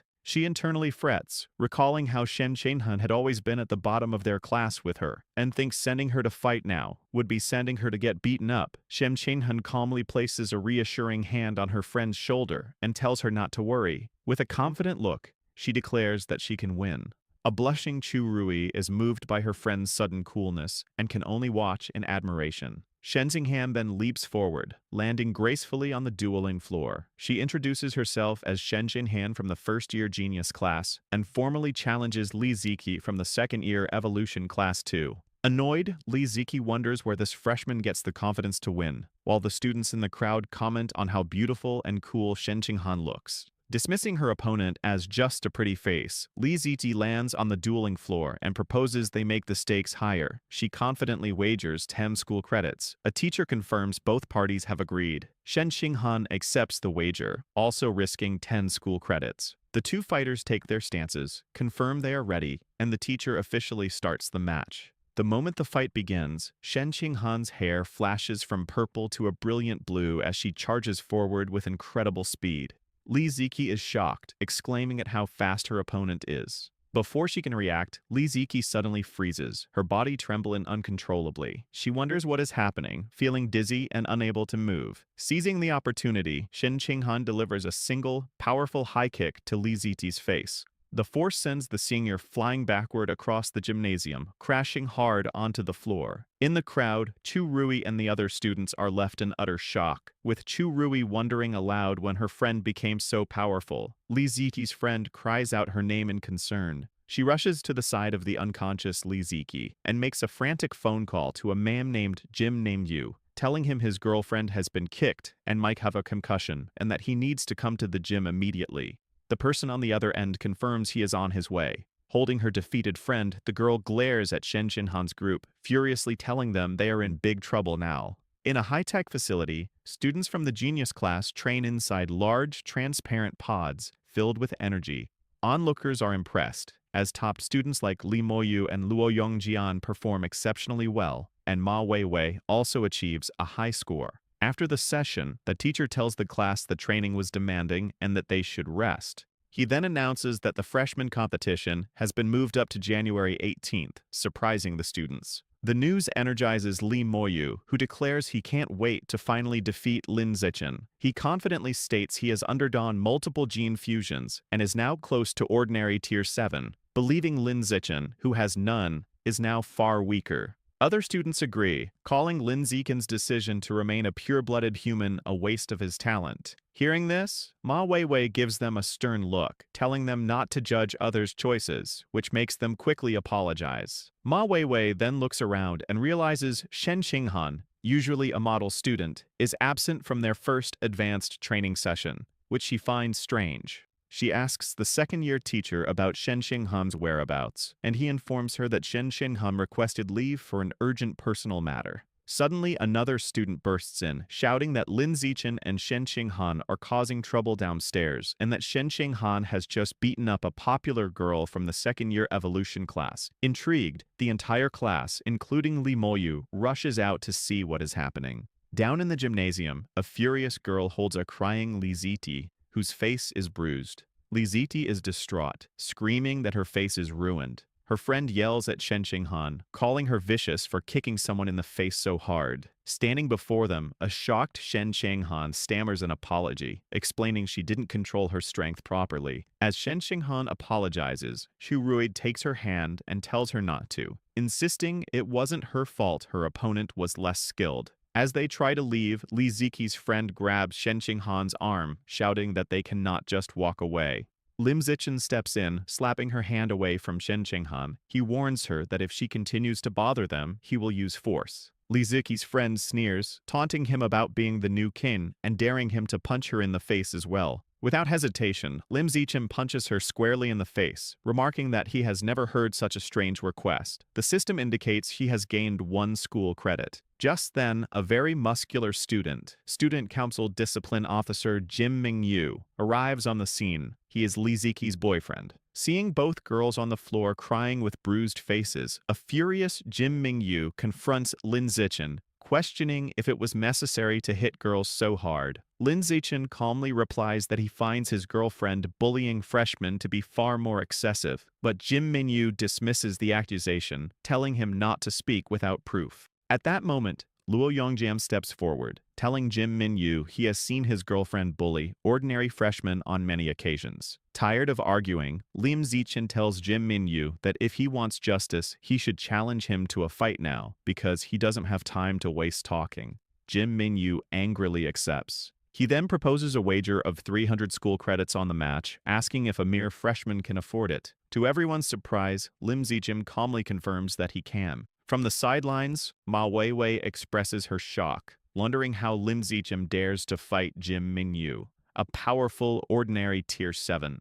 Luo Yongjian, however, seems amused, commenting that he has never considered such a bold way to show off. In the center of the gym's dueling floor, Lim Zichen and Jim Mingyu face each other as the challenge begins. Immediately, Jim Mingyu transforms into a massive, muscular lion-like creature with a wild mane and sharp claws. The pressure from his transformed state is so intense that the watching students are shaken, wondering how Lin Zichen could possibly win. With a roar, the transformed Jim Mingyu charges ferociously toward him. Despite the display of power, Lin Zichen remains calm. Jim Mingyu declares that since Lin Zichen's girlfriend dared to hit his girlfriend's face, he will now smash Lin Zichen's face. Jim Mingyu strikes Lin Zichen's face, sending a powerful shockwave through the air. The result is instantaneous and shocking. Jim Mingyu's hand shatters upon impact with Lin Zichen's face.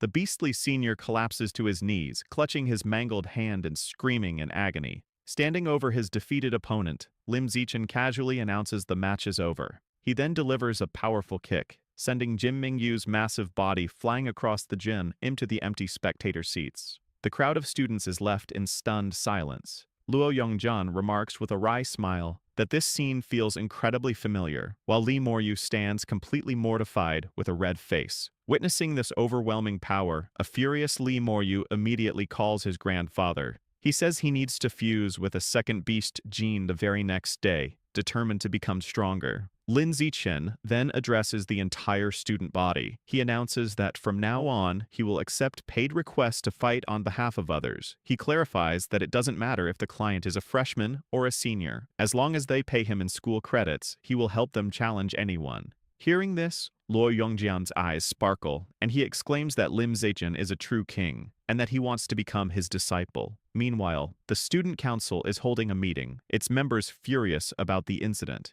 They complain that Lin Zichen is arrogant and has no respect for authority. They agree his actions are a direct challenge to their power and that he must be punished. One of the women turns to the president, asking for his thoughts on Lin Zichen's new proxy fight in service. The president, Zhou Hong, looks on with a dark expression, remarking that Lin Zichen is like a newborn calf that does not yet fear the tiger. Through Chu Rui, Lin Zichen gets his first proxy fighting job. He sits down with the client, a pink-haired girl named Hu Yingli, along with Shen Han and Chu Rui. Hu Yingli explains she's being bullied by a senior, Huang Jiamen, who has stolen her expensive clothes and bags. Because the bully's brother, Huang Jiarui, is in the student council, the job costs 11 credits, with a 1-credit referral fee for Chu Rui.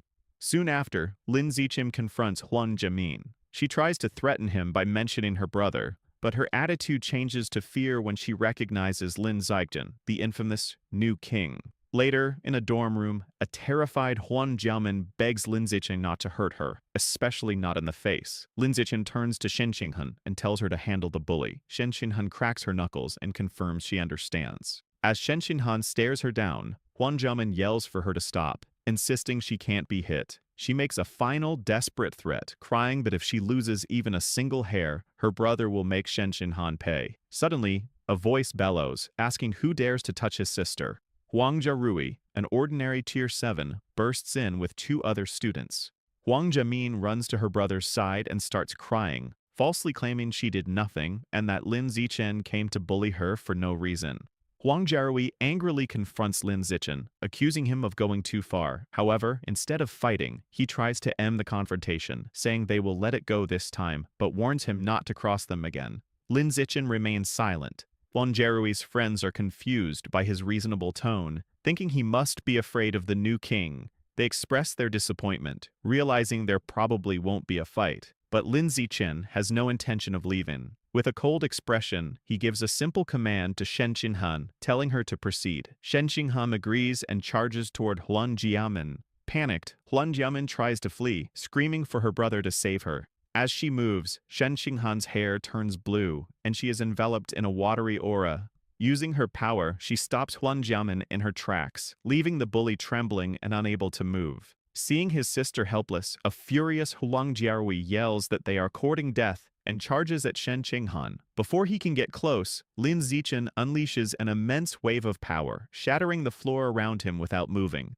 The incredible bile pressure slams into Huang Jiarui and his friends, stopping them instantly. They are left shocked, with Huang Jiarui wondering in terror if he is facing a high-level being. The overwhelming force crushes the 3 students to the ground, pinning them. Huang Jiarui concludes Lin Zichen must have a powerful master secretly helping him. With Huang Jiarui and his friends pinned down, Shen Xinghan leaps into the air and delivers a powerful kick, striking Huang Jiamin and knocking her to the floor. Defeated. Later, in the student council office, Huang Jiarui reports the incident to the president, Zhou Hong. He explains they all felt an overwhelming biopressure, which they believe came from a high-level expert.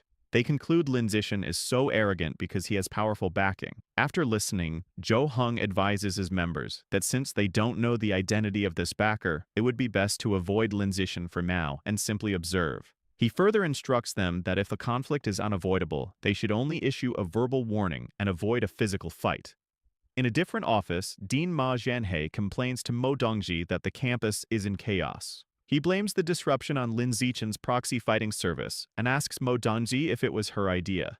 She calmly replies it was not. However, she adds that she actually likes what Lin Zichen is doing. She believes the student council has oppressed other students for too long, harming the school's long-term growth. As a frustrated Dean Ma Zhanhe trembles, Mo Dongji states it is time for the stagnant situation to be broken. Deep underground, 20,000 meters below Shanghai City, Lord Rat God, the Divine Envoy, and the giant green monster stand before a pulsating purple rift. The Divine Envoy explains that the biological passage to source site number 36 is now stable. He declares they can begin transporting the aberrant beasts from the other side. However, he clarifies they can only bring through creatures below the high-level tier for now. The newly opened passage is not yet fully reinforced, and transporting more powerful beings would cause it to collapse. The Divine Envoy summons a staff and warns the others to focus, as the transportation is about to start. The Divine Envoy begins a ritual, using his staff to draw glowing purple runes and directing them toward the portal. He channels his power and yells for the portal to open, causing the rift to surge with immense dark purple energy. From within, a horde of monstrous creatures begins to emerge, including multi-headed dragons and massive ape-like beasts. Soon, an army of 200,000 aberrant beasts has been transported. The divine envoy asks if they should continue the transport. As the army stands assembled, the purple portal begins to rumble and collapse. The divine envoy declares the passage is unstable and must be closed immediately. He gestures with his hands, commanding the portal to shut down. Suddenly, just as the rift is about to seal, a clawed hand rips it back open, surprising everyone. The giant green monster and the Lord Rat God ask the divine envoy what is happening. As a white-haired figure begins to emerge, the divine envoy grimly states they must prepare for a fierce battle. From the reopened portal, a beautiful woman with 9 flowing white tails and fox ears lands gracefully. Identified as the 9-tailed demon fox, she looks around with curiosity and wonders if this is the legendary planet Earth. Following recent events, Lin Zichen's proxy fighting business becomes a huge success. Thanks to publicity from his previous fights, he now receives over 10 requests daily. In half a month, he and Shen Qinghan complete more than 200 jobs, earning over 3,000 school credits. His actions divide the student body. Some see him as a hero cleaning up the school's bullying culture, with some even kneeling in gratitude. Others dismiss him as a merchant motivated only by credits. Lin Zichen doesn't care what anyone says, focusing only on the massive amount of credits he is earning. Later, in a classroom, Shen Qinghan is shocked to see her classmate Luo Yongjian walk in with his face bruised and swollen. Ma Weiwei, who is also there, explains that Luo Yongjian had foolishly tried to start his own proxy fighting service and was beaten up by the student council. Furious, Luo Yongjim clenches his fist, vowing to get revenge once he grows stronger. Ma Weiwei tries to calm him, reminding him that his talent isn't necessarily greater than the student council members he is up against. Her words seem to make him reconsider, and he grows dejected. She then begins to apply medicine to his bruised face, telling him to focus on healing for the upcoming freshman competition. Luo Yongjian complains that the medicine stings. On the day of the freshman competition, a massive crowd fills the stadium. Lin Zichen and Shen Qinghan both fight easily through the early rounds, successfully advancing to the top 8. In the audience, the school's deans, including Ma Zhenhe and Mo Dongji, watch the matches. The dean of mechanical engineering comments on Shen Qinghan's shocking progress. Ma Zhenhe agrees her growth is almost unbelievable, but adds that it is a shame, as she is now facing his daughter, Ma Weiwei, and will likely not make it to the semi-finals. Down in the arena, the match between Shen Qinghan and Ma Weiwei begins. Both girls immediately transform. Ma Weiwei sprouts cat ears and sharp claws, while Shen Qinghan is enveloped in a powerful blue aura. Ma Weiwei lunges forward with incredible speed. Instead of dodging, Shen Qinghan simply extends her hand, unleashing her ability to control qi and blood. Ma Weiwei freezes mid-charge, her body trembling uncontrollably. She is shocked to feel the energy inside her own body thrown into disarray by an external force and looks up in terror, wondering how Shen Qinghan could do such a thing. Seizing the opportunity, Shen Qinghan delivers a single high kick to Ma Weiwei's side, sending her flying across the arena and knocking her out of the fight. Watching from the stands, Dean Ma Zhenhe leaps to his feet in disbelief, shouting his daughter's name. Liu Chuanwu wonders aloud how this pair of childhood friends from simple backgrounds can possess such extraordinary talents. In the arena, Shen Qinghan herself is thrilled, barely able to believe she has defeated the powerful Ma Weiwei so easily. 10 minutes later, the semifinals begin, with the first match between Lin Zichen and Shen Qinghan. As they face each other, Shen Qinghan remarks that this is the first time they have ever competed against each other. Lin Zichen agrees, and they both prepare for the fight. Shen Qinghan attacks first with a kick, which Lin Zichen easily blocks. As he does, he critiques her move, explaining she should have used a punch instead. She then throws a punch, which he dodges, while noting that her angle leaves her open for a counter. The fight continues like the public training session, with Lin Zichen easily defending against Shen Qinghan's attacks while teaching her. Spectators remark how envious they are that Shen Qinghan has a boyfriend who spars with her like this. Soon after, an exhausted Shen Qinghan gives up, admitting defeat.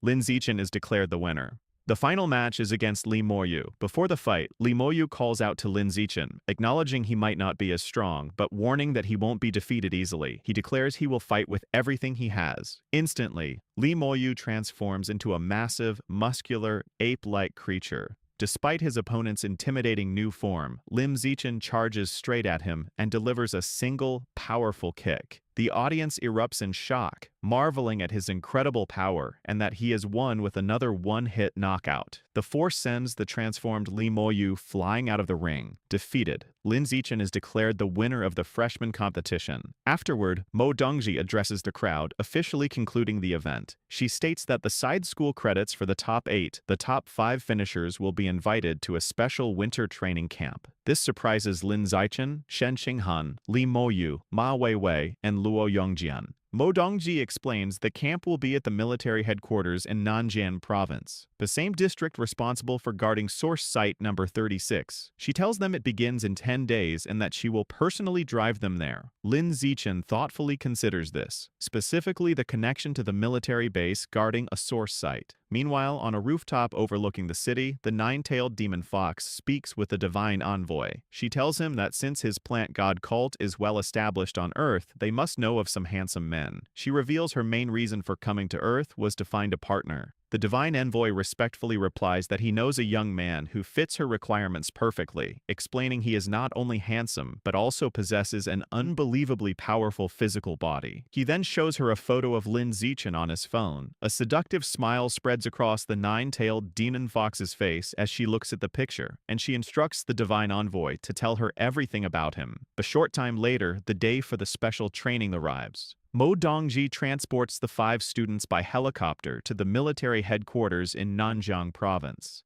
As they land, they see several figures in advanced mechanical suits waiting for them. It is explained that this special training is a large-scale event. In addition to the top 5 students from Shanghai University, the top 5 from Kyoto University are also participating, along with elite young members from both the military and an organization known as the Mecha God Group. On the ground, Luo Yongjian excitedly points to a massive red mech, telling the others that its combat power is said to be on par with a rare level expert and that these mechs were built by the Mecha God Group. Suddenly, a voice calls out to Lim Zichen and Shen Qinghan, causing them to turn in surprise. A young man in a sleek black mechanical suit approaches them. He is Zhang Kai and asks if they are the representatives from Shanghai University, which Lim Zichen confirms. Zhang Kai expresses his shock at seeing Shen Qinghan. He recalls that back in middle school, she used to get tired after just a few laps and can't believe she is now one of the top 5 freshmen. Lin Zichen explains that Shen Qinghan has a very high compatibility for gene fusion and became much more powerful after the procedure, having been the top scorer in the province. Impressed, Zhang Kai remarks on how strong Shen Qinghan has become. Shen Qinghan compliments him in return, saying that for Zhang Kai to be representing the powerful Mecha God Group, he must have also grown much stronger.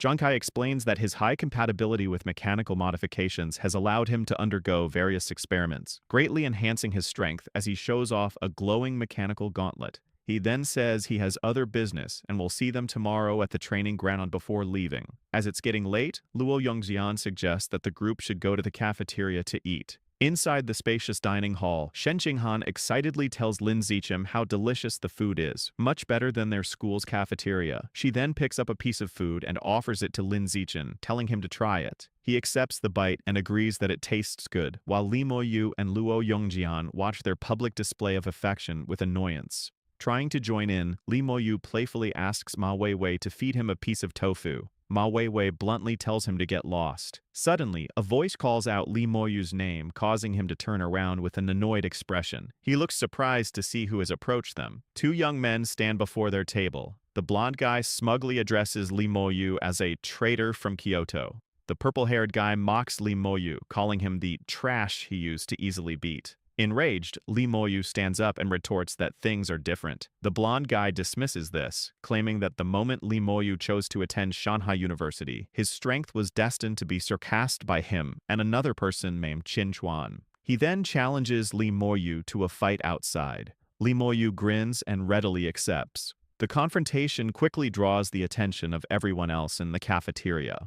The other diners stop eating and rush outside, excited to witness a showdown between a genius from Kyoto University and a genius from Shanghai University. Outside, Lee Moyu confidently tells his two opponents to come at him at the same time, stating it would be a waste of time to beat them one by one. The blonde young man, Gao Mu, retorts that it won't be necessary, claiming he alone is more than enough to crush Lee Moyu. He then leaps forward, landing directly in front of his rival. Lee Moyu scoffs, mocking Gao Mu as a perennial loser, and immediately transforms into his powerful White 8 form. Internally, he feels confident, thinking about how he fused with a Shadow Knight Cat Jeev the previous week. He believes this new fusion has compensated for his previous lack of speed and that there is no way Gao Mu can possibly defeat him now. In response, Gao Mu also transforms. His body becomes covered in tough, purple feather-like armor. Watching from the crowd, Lin Zichen analyzes the transformation. He recognizes that Gao Mu has fused with the gene of an armored earth dragon, an earth attribute beast renowned for its incredibly strong defense. Lin Zichen reflects that even a standard Tier 9 armored earth dragon is durable enough to withstand a full-powered punch from a high-level Tier 1 demonic eye giant ape. The fight begins with Lee Moyu throwing a massive punch, which Gao Mu easily blocks with his armored arm. The impact creating a shockwave, Lee Moyu follows up with a furious barrage of punches, but Gao Mu stands firm, his incredible defense absorbing every blow without him moving an inch. Frustration turns to panic as Lee Moyu realizes his opponent is unbelievably tough, and his attacks are having no effect. Watching the stalemate from the crowd, Shen Xinhan remarks to Lin Zichen that it looks like neither of them can harm the other, and that the fight will likely end in a draw. Lin Zichen, however, disagrees. He confidently states that it won't be a draw and that Gao Mu will win. He explains that Gao Mu is holding back his true strength, as he has another beast gene within him that he hasn't even activated yet. As if to confirm this, Gao Mu grins confidently, knowing that while he is still conserving his power, Lee Moyu is already fighting with everything he's got. Furious and unable to break through his opponent's ironclad defense, Lee Moyu grits his teeth in frustration. He yells out, accusing Gao Mu of being a coward who can only hide inside his shell like a turtle to drag the fight out into a boring draw. Hearing this, Gao Mu reveals a sharp-toothed, sinister grin. He decides that he is done playing around and announces that it is time to show Lee Moyu his true, full power. As he speaks, the air around him seems to vibrate. His body begins to swell, his muscles bulging and tearing through his clothes as he transforms even further. He takes on the terrifying, muscular characteristics of a demonic eye giant ape. The crowd watches in stunned silence, suddenly realizing that Gao Mu has fused with the very same beast gene that Lee Moyu possesses. Lee Moyu freezes, his face pale with complete shock. He yells that it has to be impossible. His mind races as he questions how someone with Gao Mu's average level of talent could have successfully fused two different and powerful beast genes in such a short amount of time without dying. Enjoying the look of horror on his rival's face, Gao Mu admits that his natural talent might be inferior to Lee Moyu's. However, he proudly states that Kyoto University's gene fusion technology is far superior to anything at Shanghai University. Before Lee Moyu can process this, Gao Mu lunges forward, throwing a devastating punch with massive force. Their fists collide with an explosive boom, shattering the stone ground beneath their feet and sending dust swirling into the air. As they trade heavy blows, Gao Mu taunts his rival, shouting that betraying Kyoto University to attend a place like Shanghai was the biggest mistake of Lee Moyu's life. The two engage in a brutal exchange of high-speed punches, their raw power shaking the entire arena. However, the spectators begin to notice a shift in the battle. They note that while the two fighters are matching each other in raw strength, Gao Mu possesses the added defense of the armored earth dragon gene. This means Lee Moyu has zero chance of winning a direct brawl. Just as the crowd predicts, the fight ends decisively. Lee Moyu lies sprawled on the broken ground, beaten, bloody, and completely unconscious. Standing over his defeated rival, Gao Mu delivers a final, cruel taunt. He leans down and asks the unconscious Lee Moyu if he knows why his family only supports his brother, Li Yi. He sneers, answering his own question. It's because Lee Moyu is, and always has been, completely useless. Gao Mu doesn't stop there. He continues to mock the fallen body, calling him trash for being easily beaten earlier by a mere local freshman named Lin Zichen. Turning his attention away from his defeated opponent, Gao Mu looks toward the group of Shanghai University students. He shouts, asking which one of them is Lin Zichen. Without hesitation, Lin Zichen steps forward from the group and calmly identifies himself. Gao Mu looks him up and down and issues a challenge. He states that he heard Lin Zichen has been dominating Li Moyu recently. He offers to fight him right now, promising a generous reward of 10 high-grade chewy and blood pills if Lin Zichen manages to win. Hearing the reward, Lin Zichen flashes a confident, almost predatory smile and simply agrees to the fight. As Lin Zichen prepares to step out, Luo Yongjian grabs his shoulder with a worried look to offer some advice. He warns him that Gao Mu is dangerous because his combination of genes gives him incredible attack power and rock-hard defense. However, he has a weakness: very low speed. Luo Yongjian urges Lin Zichen not to fight him head-on, suggesting that he should use his superior speed to wear Gao Mu down, since that monstrous transformation can't last forever. Lin Zichen nods but says nothing as he steps into the fighting area. Gao Mu immediately starts taunting him, questioning why someone would choose to remain a pure-blooded human in this era, calling it a waste of potential. Gao Mu grins to himself, thinking that by crushing Lin Zichen here, he will show Li Moyu the true, insurmountable difference in their power levels. Lin Zichen, looking completely unimpressed by the trash talk, simply tells him to shut up and get on with it. With a ferocious roar, Gao Mu charges forward, his armored body and sharp claws ready to rip his opponent apart. Ignoring Luo Yongjian's earlier advice completely, Lin Zichen does not retreat or dodge. Instead, he explodes forward with blinding speed. He moves so fast that he creates multiple afterimages, rushing straight in to meet his opponent head-on. As the two fighters close the distance, Lin Zichen pulls back his fist and unleashes a single, devastating punch that glows with intense, fiery red energy. The blow connects instantly with Gao Mu's defensive stance. The impact is terrifying, completely shattering the armored Earth Dragon armor like it was made of glass. The punch continues through the defense and lands squarely on Gao Mu's face. Blood goes flying as the massive fighter is thrown backward by the sheer force of the hit. He crashes hard onto the ground, sliding to a halt. He doesn't move.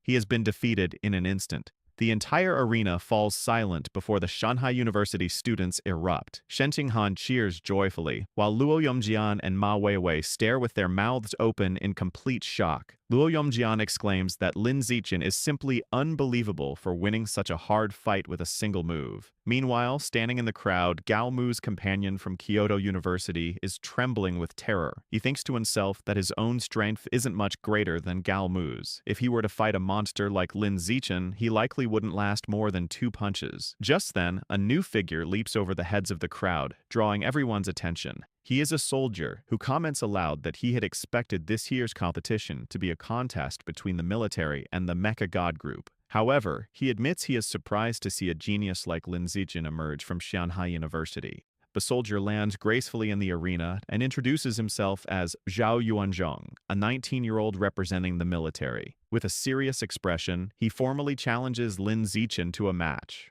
Lin Zichen calmly responds to Zhao Yuanzhong's sudden challenge. He looks the soldier up and down and states that while he is willing to spar, he isn't going to waste his precious time and energy without a prize on the line. Understanding the condition, Zhao Yuanzhong immediately offers a valuable spirit fruit. He explains that it is worth 1.5 million and is excellent for improving one's qi and blood. Hearing the value, Lin Zichen's interest is piqued.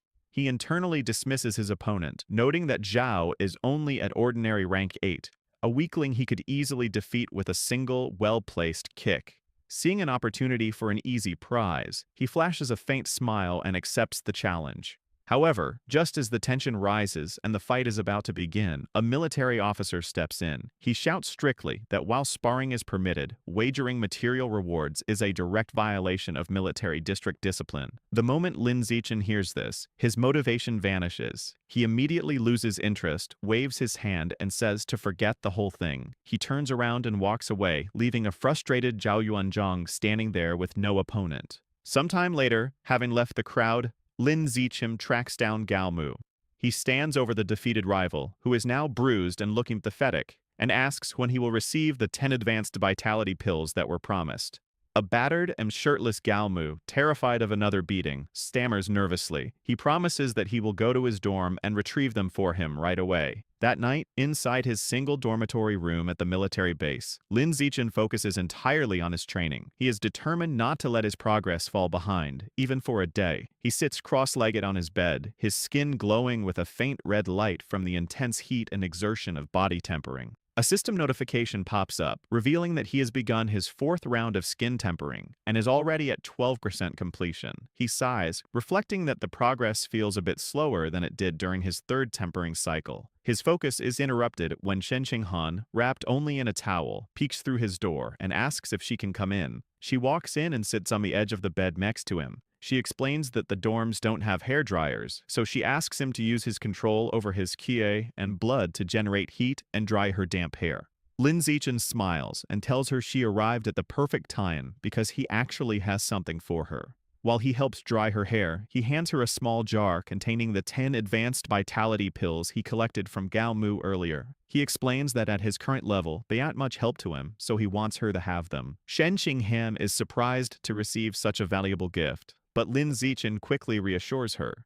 He tells her not to feel indebted because they are family, and her safety and well-being are the most important things to him. Touching the jar, Shen Qinghan smiles softly and accepts his gift. Immediately afterward, blushing, she leans over him as he lies on the bed and tells him that now it's her turn. She positions herself over him and, while massaging his chest, whispers that she will let him thank her properly. The next morning, the sun rises over the base as all the training participants gather outside. Zhao Yuanzhang spots Lin Zichen and greets him cheerfully, no longer upset about the cancelled match. Lin Zichen returns the greeting. Standing together, Lin Zichen asks Zhao Yuanzhang if the rumors are true that the younger generation of his military district has all entered the Sourceland for training. Zhao Yuanzhang shakes his head and replies that it barely counts as having truly entered. This confuses Lin Zichen, so Zhao explains further. He says the military has established fortified cities just inside the Sourceland. However, young soldiers who are only at the ordinary creature level are trapped in these cities doing menial chores. They are strictly forbidden from going out into the true wilderness, which is filled with dangerous, primitive competition. He adds that it is impossible to truly explore the Sourceland until one's biological level reaches the advanced stage. He explains that just as exotic beasts are repelled by the world power when they try to enter Earth, Earthlings experience a similar repulsion force when they enter the Sourceland. This invisible force tries to drive them out and mainly affects those below the advanced level. However, Zhao clarifies that the repulsion is much stronger for beasts invading Earth.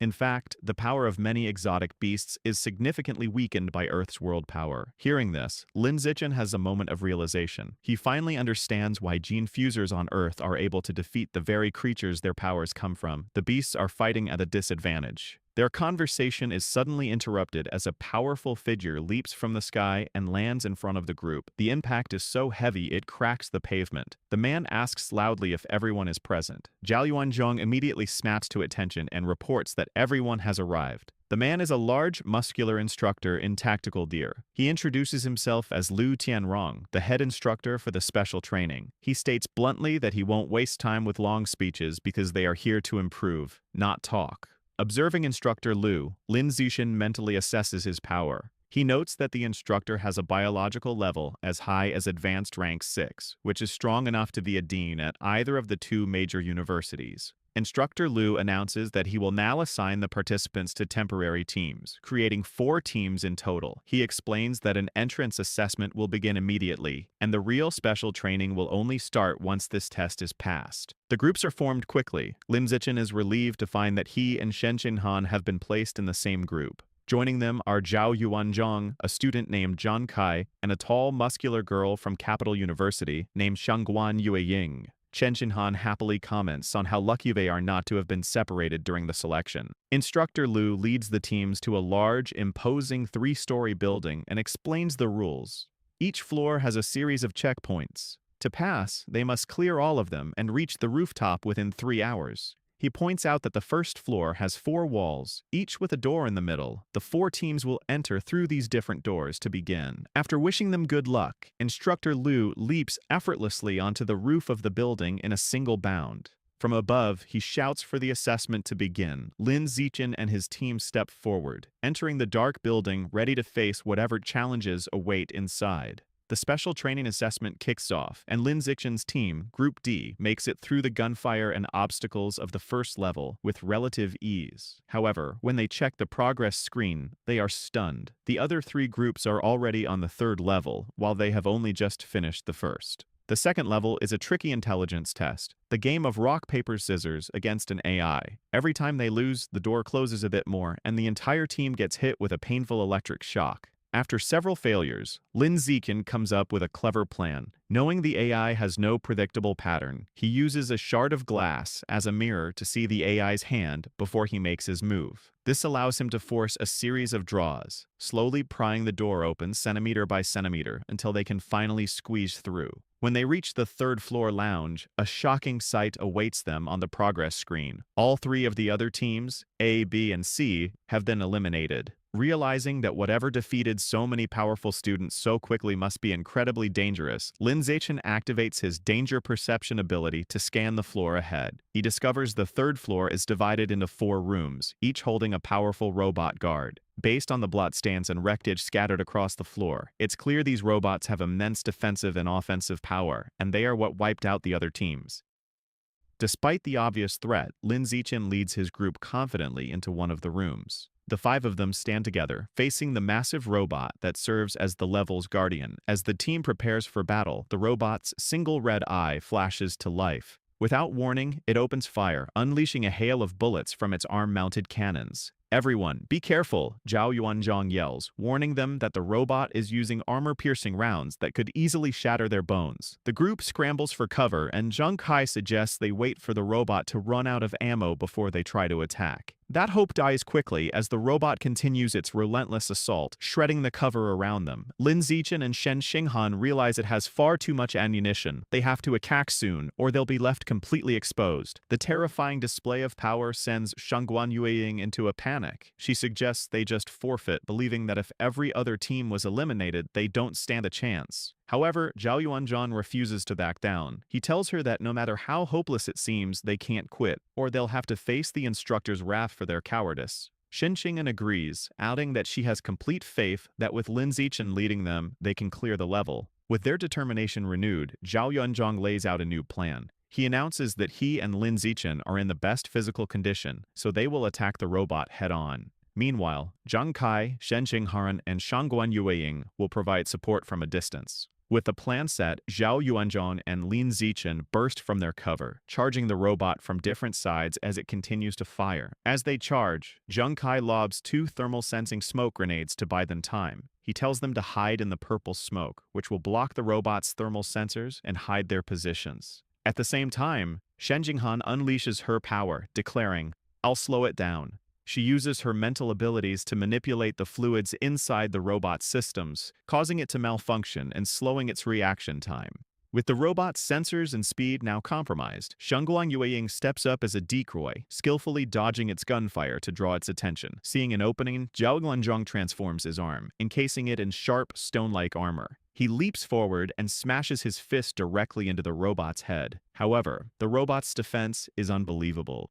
Zhao Yuanzhang stumbles back in shock and pain, his armored fist cracking from the force of the blow as he feels the bones in his arm break. Immediately after, Lim Zichen follows up with his own attack. Jumping into the air, he delivers a powerful kick to the robot's torso, noting that its power level seems to be at the peak of ordinary rank 8. Just like Zhao's punch, the kick does almost nothing to the heavily armored machine. A battered Zhao Yuanzhang shouts in frustration that its defense is too strong for them to break. He insists they need to fall back and recover before trying again. But just as they are about to retreat, the robot reveals a new weapon. A glowing blue energy blade forms from its arm, shocking Zhao Yuanzhang. He screams a desperate warning for everyone to run, realizing the robot's thermal sensors have recovered and it can see them through the smoke. The robot lunges, targeting a caught-off guard Shen Qinghan. It raises its massive energy sword high, preparing to bring it down as her teammates scream for her to watch out. In a flash, Lin Zichen moves to intercept. He grabs Shen Qinghan and leaps out of the way, rescuing her just as the robot's blade smashes into the floor where she was standing.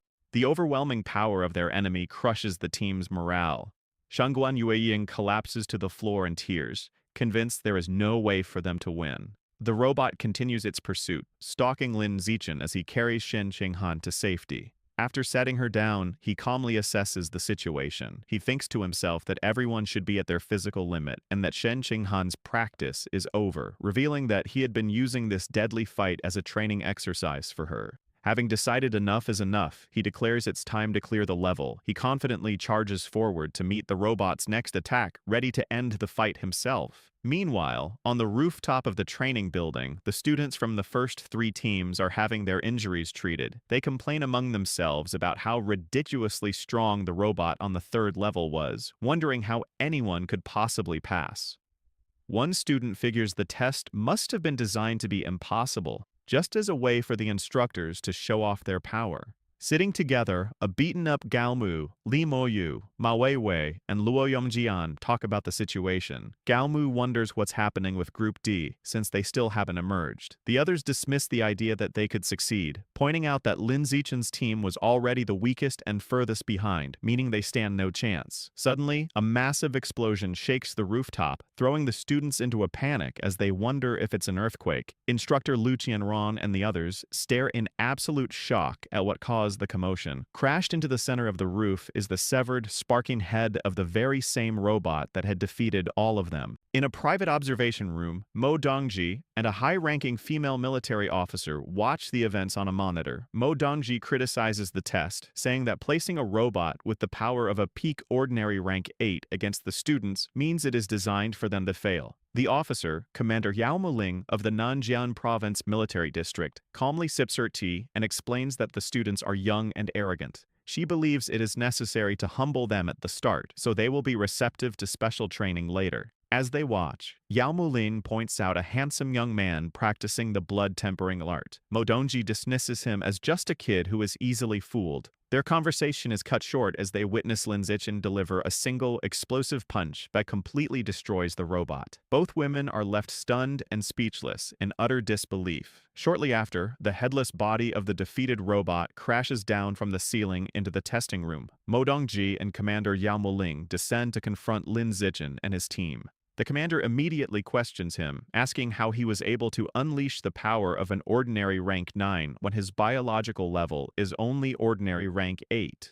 Lin Zichen offers a partial truth, claiming his innate strength, combined with the explosive power from the blood-tempering art, allowed him to achieve such a feat. Mo Dongji is internally skeptical that the art alone can provide such an immense power increase. She decides to use her mental power to scan him and discover his true strength. Sensing her intentions, Lin Zichen activates his natural camouflage ability to hide his true power, while also deciding to test her abilities by probing back. However, Mo Dongji's scan is powerful, and she quickly discovers the truth. Lin Zichen's entire body has already completed its first tempering, and his biological level is actually a full ordinary rank 9. She realizes he is lying. When Commander Yao Muling asks what she discovered, Mo Dongji makes a quick decision to protect his secret. She tells the commander that his biological level is indeed only ordinary ranked 8, but that his physical body is shockingly powerful, comparable to that of an early-stage ordinary ranked 9 gene fuser. Hearing this, the commander is thrilled. She throws her hands up in excitement, exclaiming that the path of pure-blooded human physical enhancement seems invincible, and that if Lin Zichen can truly break the biological barrier, his future will be limitless. After the test, the students are gathered in the large armory. Commander Yao Muling explains that all the weapons are forged from B-grade alloy, strong enough to cut through iron and withstand bullets. She instructs them to each choose a weapon for a combat exercise in 10 days. While the others select their weapons, Lin Zichen stands aside, deciding not to take one. He reasons that his own body, having undergone 3 tempering cycles, is far stronger than the B-grade alloy, and a weapon would only be a hindrance. After a while, Commander Yao Muling approaches a group of students, including Shen Xinghan and Li Moyu, and confirms they have all made their selections. Noticing Lin Zichen is empty-handed, she confronts him. Lin Zichen calmly replies that he is accustomed to fighting unarmed and does not need one.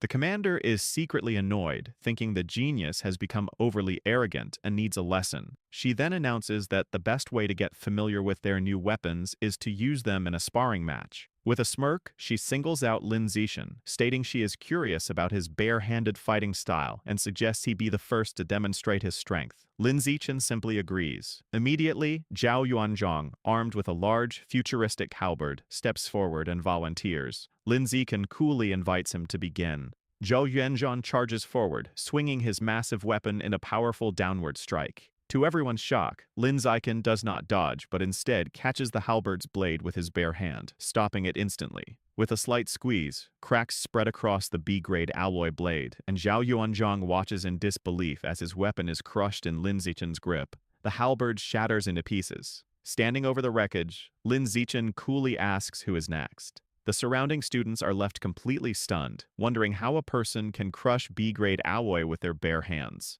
Following this incredible display, a new challenger emerges, a girl from the Mecha God group named Zhu Shishi, clad in a powerful white mechanical suit, hovers down using her jet boots. She issues a challenge, asking if he dares to face an enhanced armor-piercing bullet. A concerned Zhang Kai immediately warns Lin Zichen not to accept, explaining the challenge is far too dangerous. He says the bullets can easily pierce through 10 centimeters of solid steel plate from 10 meters away. Despite the grave warning, Lin Zichen is unfazed and calmly accepts. For safety, Zhu Shishi says she won't aim for any vital points and proposes he simply catch the bullet with his open palm. Lin Zichen agrees. As she powers up her arm cannon, she asks if he is ready. Lin Zichen simply holds out his hand and tells her to proceed. She fires the powerful energy blast at point-blank range. The shot results in a massive explosion, leaving the onlookers to wonder if Lin Zichen's hand was pierced. However, as the smoke clears, it is revealed that Zhu Shishi's mechanical arm has been completely shattered.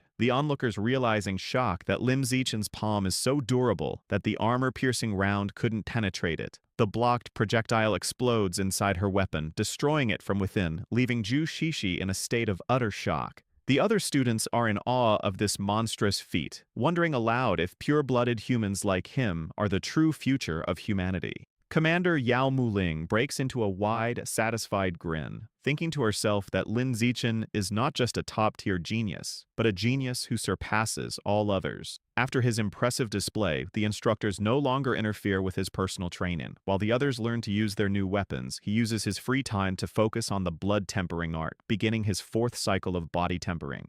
The next phase of the camp involves training in special futuristic pods designed to enhance the user's QI, blood, and spiritual power. Shen Qinghan emerges from her pod exhausted but having achieved incredible results. Her ki and blood can withstand level 6 intensity, while her mental strength reaches an astounding level 7, a feat that amazes everyone. When it is his turn, Lin Zichen enters a pod and calculates his limits. He estimates his body can handle a level 11 pod, equivalent to an advanced rank 2 expert. However, to avoid suspicion, he deliberately sets the machine to only level 8. Despite holding back, he still emerges to the shock of the instructors and students, who can't believe he withstood a level 8 mental training session. Lin Zichen thinks to himself that he was right to conceal his true abilities. He makes a plan to sneak back to the training room with Shen Qinghan later that night to test his true limits, which he hopes will also give him a clearer idea of his current biological level. Meanwhile, at the Pure Human Research Institute at Shanghai University, Song Yuyan sits alone in the library, surrounded by stacks of books. She complains to herself that with both Lin Zichen and Dean Liu Chuanwu away, she is left to do all the work. Suddenly, a voice greets her from behind, causing her to turn in surprise. She is confronted by the nine-tailed demon fox. The powerful creature puts her arm around Song Yuyan and, with a sly smile, asks if she knows where to find Lin Zichen. The nine-tailed demon fox forcefully grabs Yuyan by the face, pulling her intimately close to demand Lin Zichen's whereabouts. Under the fox's terrifying power, Yuyan's eyes glow a bright purple as she is completely hypnotized, mindlessly revealing that he is at the military headquarters. Later that night at the massive, heavily fortified military base, Lin Zichen and Shen Qinghan sneak up to a secured door. Shen Qinghan nervously asks if it is a bad idea to trespass, but Lin Zichen confidently hacks the electronic password lock, assuring her that a simple lock cannot stop him. The heavy doors slide open to reveal the advanced training pods. Lin Zichen explains he just wants to secretly use the machines to test his true limits, brushing off the risk of getting caught. Lin Zichen gets into one of the pods and pushes his physical body to the extreme, glowing with fiery energy while an anxious Shen Qinghan watches him from outside. He manages to endure a level 12 intensity for half a minute, proving his physical strength is incredibly high and merely at the 3rd stage of a high-level being. He then tests his mental limits, enduring intense mental attacks inside the machine while sweating heavily from the strain, finding out his mental strength limit is at level 10. Emerging from the pod, a tired but satisfied Lin Zichen reflects that his mental strength has reached the first stage of a high-level being, noting that this mental power is far more valuable and difficult to improve than physical strength. Sometime later, a military vehicle travels along a winding coastal road surrounded by green mountains. The day for real combat training has arrived, and Lin Zichen has been appointed as the team captain for a mission to destroy a local branch of the plant god cult. Inside the vehicle, Lin Zichen and Shen Qinghan review the mission details on a phone. They learn that the leader of the cult branch is a formidable enemy who has undergone 2 gene fusions. They read further that the cult leader has fused with the genes of the Shadow Knight cat and a giant shark, making them a peak ordinary tier 9 fighter who is just one step away from evolving into a high-level creature. Arriving at their destination, the team steps out of their vehicle into a dense forest. Shen Qinghan points out that the trees are unnaturally tall, even larger than those in a tropical rainforest. Li Moyu and Ma Weiwei note that the strange, overgrown environment confirms they have found the right place, proving this is the plant god cult's hideout.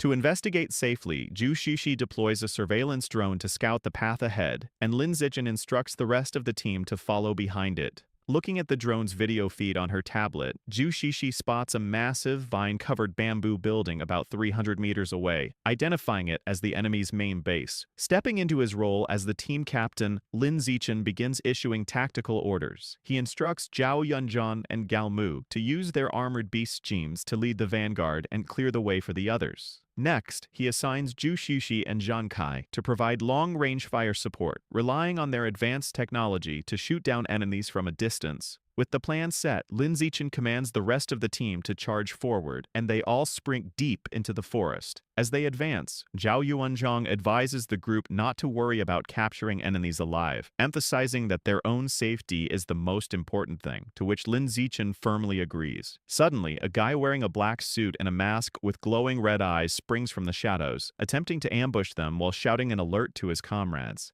However, Zhu Shishi reacts instantly. She aims her mechanical arm and fires a precise blast of energy, shooting the guard down before he can stop them. The team quickly reaches the massive bamboo building. Without slowing down, Lin Zichen uses his immense physical power to leap forward and smash completely through the heavy front doors, shattering them into pieces.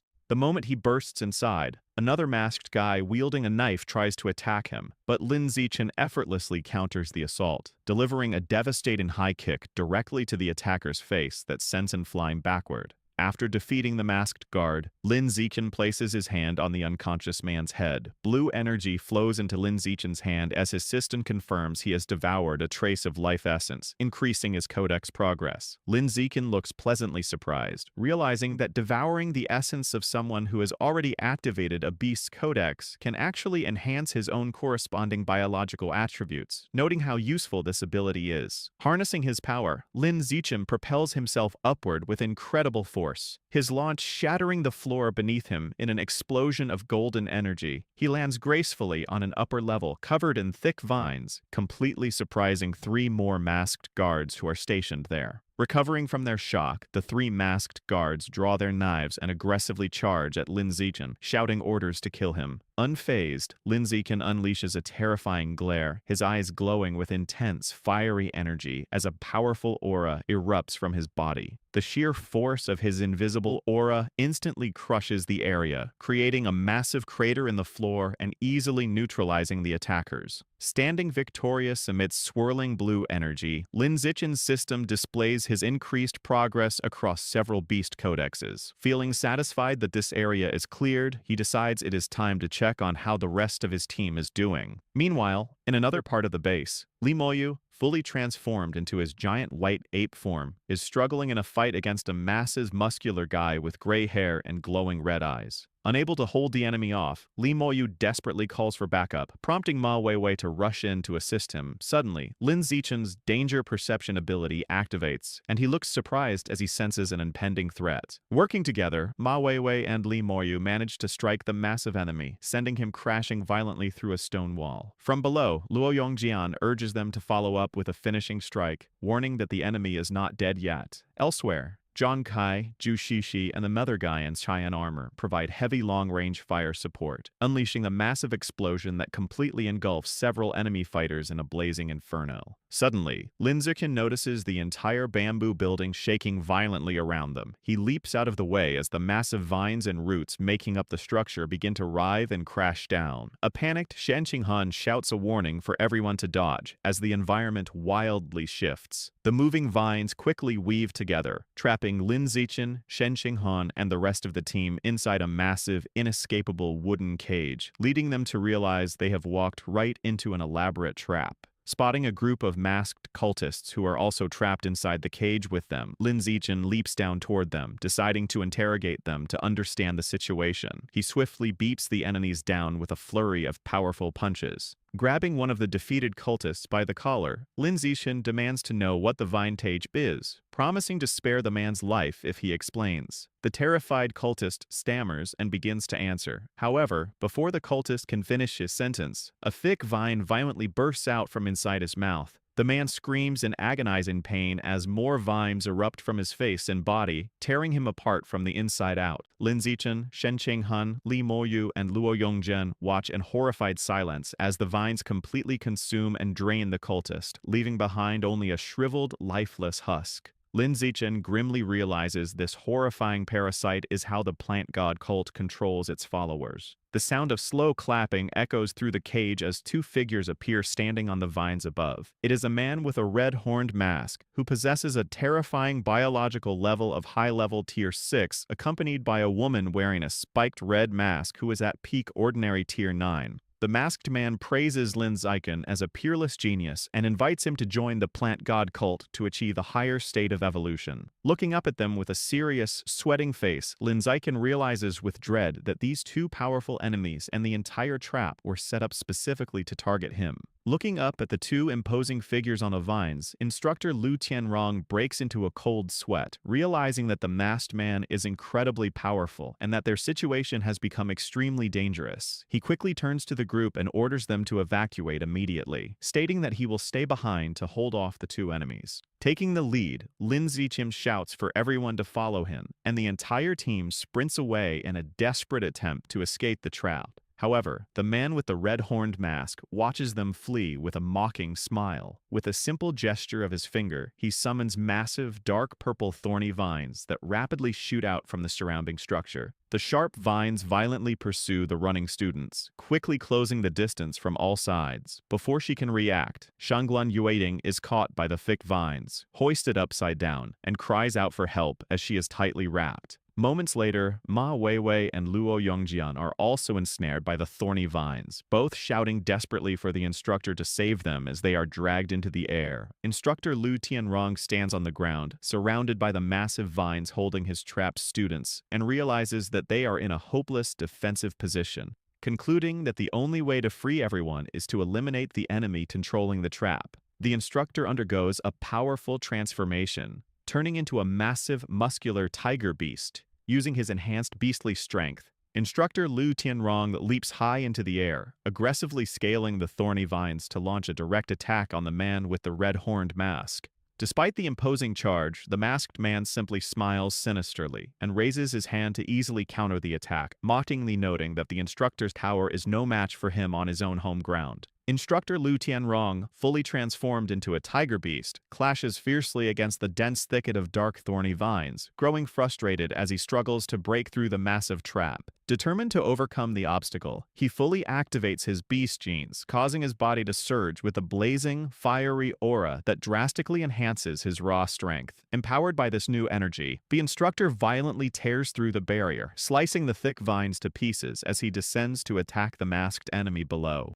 Meanwhile, Shen Qinghan looks up in shock as she watches Luo Yongjian and her other teammates being overwhelmed by the thorns. Urgently shouting for everyone to retreat immediately, springing into action to cover their escape, Lin Zichen leaps into the air and delivers a powerful punch, shattering a barrage of incoming vines. Caught in the chaos, Ma Weiwei is tightly bound by the sharp thorns, desperately calling out for Lin Zichen to save her. Hearing her plea, Li Moyu immediately declares that he is coming to help. He fiercely strikes the trapping vines with a heavy wooden club. However, he begins to sweat in frustration when he realizes the incredibly tough thorns refuse to snap even under his full strength. Suddenly, Lin Zichen rushes past him and effortlessly slices the sturdy vines into pieces with a single swift swipe of his bare hand. Moving with incredible speed, Lin Zichen dashes around the battlefield, leaving after images as he swiftly cuts through the thick bindings. He manages to liberate Ma Weiwei, Luo Yongjian, Gao Mu, and the rest of the trapped teammates, loudly echoing Shen Jinghan's command for everyone to fall back and retreat quickly. Just as he secures their escape, Lin Zichen is suddenly caught off guard when a strange, glowing pink mist drifts into his nose. Intrigued by the distinct floral scent of the mist, he rushes forward into the forest, following the swirling trail to investigate its mysterious source. As Lin Zichen rushes into the strange pink mist, his system alerts him that he is being exposed to a coma-inducing flower poison, but his innate poison resistance continuously neutralizes the threat without issue. Following the scent, he discovers several unconscious students lying on the ground and spots a shadowy figure standing nearby. Realizing this must be the branch leader of the plant god cult, the mysterious woman notes with surprise that Lin Zichen is completely unaffected by her poison and that he was able to detect her presence.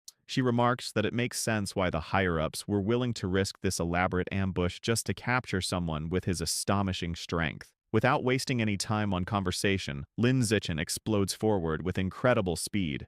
The masked woman is completely caught off guard by his sudden charge, and before she can even react, Lin Zichen delivers a devastating punch directly to her face. Standing over his defeated opponent, Lin Zichen absorbs her life essence. His system confirms that he has successfully devoured a large amount of the life source from both the Shadow Night Cat and the Ghost Giant Shark, manifesting their spectral forms behind him as his codex progress significantly increases. Meanwhile, back at the main battle, Instructor Lu Tianrong decides to push himself past his limits to defeat his powerful opponent. Roaring with fury, he forcefully overactivates both his four-armed demon ape and saber-toothed tiger genes, his body surging with an explosive, fiery aura. He lunges fiercely at the man with the red-horned mask, who hurriedly raises a defensive barrier, calling the instructor a madman for risking his sanity by overusing his beast genes. Unstoppable, Instructor Lu shatters the barrier and lands a brutal, bloodied punch directly on the masked man's chest, sending the villain flying helplessly through the air with tremendous force. Crashing hard into a rocky wall, the battered and bleeding man with the red-horned mask slumps to the ground. Clutching his wounded chest, he realizes how close he came to dying, noting that he only survived the devastating blow because he had previously fused with the resilient life-and-death toad gene.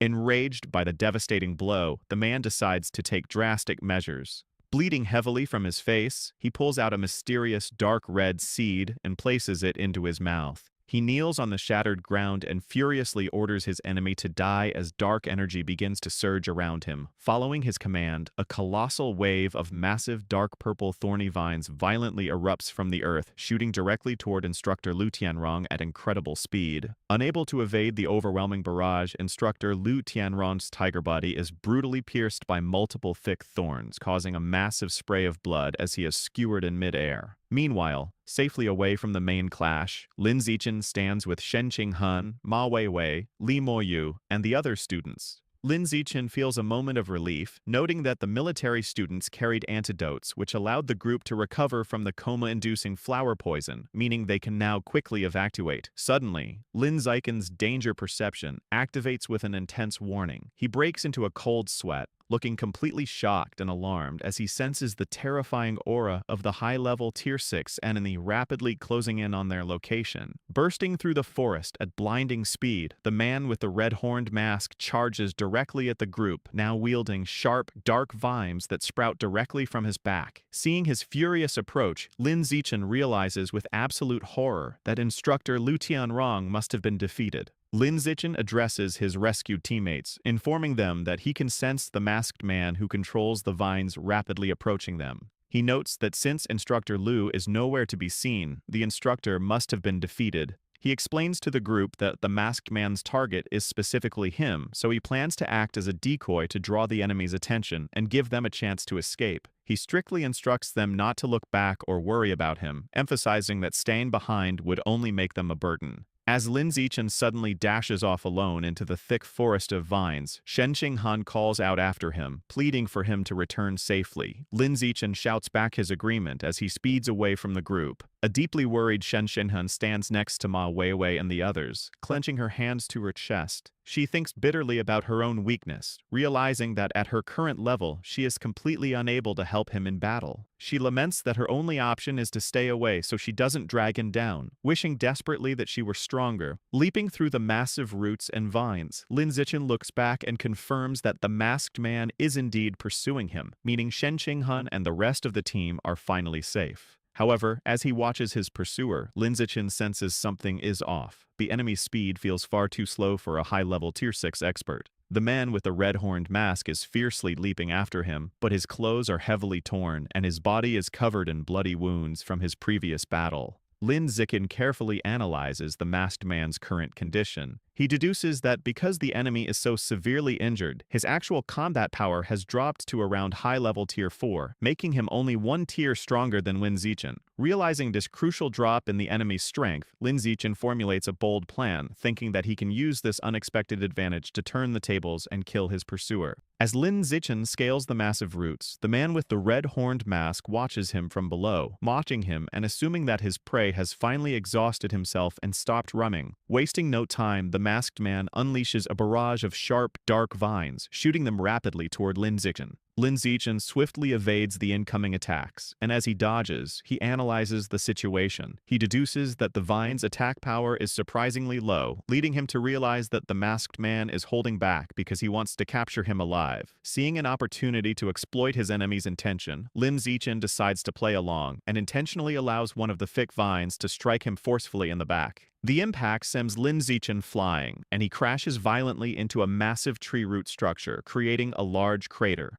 Slumped against the roots, Lin Zichen activates his natural camouflage to hide his true condition while appearing completely defeated. The masked man approaches his fallen prey, cursing him but acknowledging how fast he ran. He assumes Lin Zichen must have used some newly developed military stimulant to achieve a speed that far exceeded his biological level. Standing over Lin Zichen, the masked man angrily brings up the woman with the spiked mask that Lin Zichen had defeated earlier. He reveals that she was just one step away from evolving into a high-level creature and served as his personal servant. He expresses his fury that Lin Zichen killed her after he had spent 5 long years training her, still believing Lin Zichen only won because of a stimulant. Playing the part of a battered victim with his eyes closed, Lin Zichen internally pieces the information together, realizing the woman the masked man is referring to was the peak ordinary Tier 9 branch leader of the cult. The masked man's thoughts then turn to Shen Qinghan. He remarks that the blue-haired girl who was with Lin Zichen is incredibly beautiful,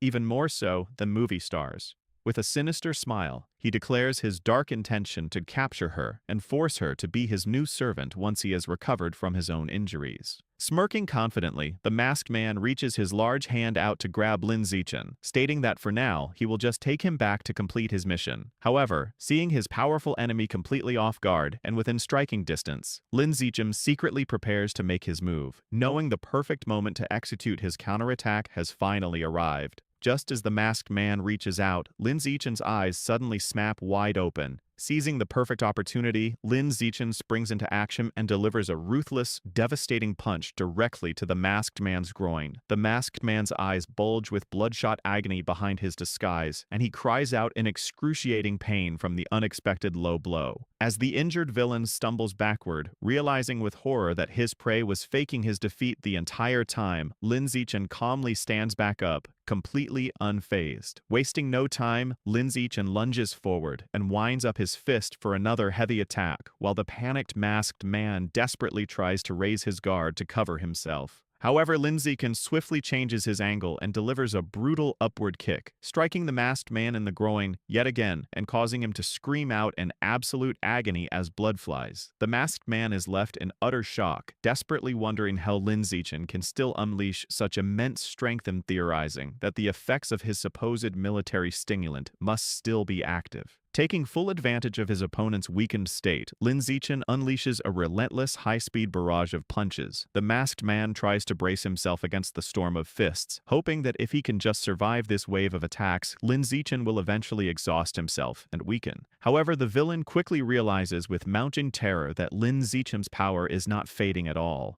In fact, the force behind his Kui and blood is actually growing stronger with every single strike. Bleeding heavily from his mouth, the masked man screams in disbelief, demanding to know how a mere 20-year-old at the ordinary biological level can continuously fight with the devastating power of a high-level Tier 4 expert. Ignoring his enemy's frantic questions, Lin Zichen lands a crushing punch directly on the masked man's face. Completely overwhelmed and pushed to the brink of death, the villain desperately cries out for the Ninth Elder to save him. Seeing that the masked man is finally at his breaking point, Lin Zichen focuses his power, concentrating a massive amount of swirling energy into his fist for a final, decisive strike. With explosive force, Lin Zichen unleashes the charged punch, launching the masked man helplessly into the air. The villain crashes violently back down onto the hard ground, the sheer force of the impact completely shattering his red-horned mask into pieces. The masked man lies helplessly on the ground, his face bruised and bloody. Lin Zichen stands over his defeated opponent and relentlessly unleashes a rapid chain of brutal punches directly into the man's face, deciding to finish him off and send him to the afterlife to reunite with his fallen subordinate. A system notification then appears, asking if he wishes to devour the enemy's essence. Panting heavily and looking at his own bruised, bloody knuckles, an exhausted Lin Zichen breathes a sigh of relief, glad that the grueling battle is finally over and his enemy is dead. He activates the system's devour function, extending his hand to absorb the glowing blue life essence flowing from the corpse.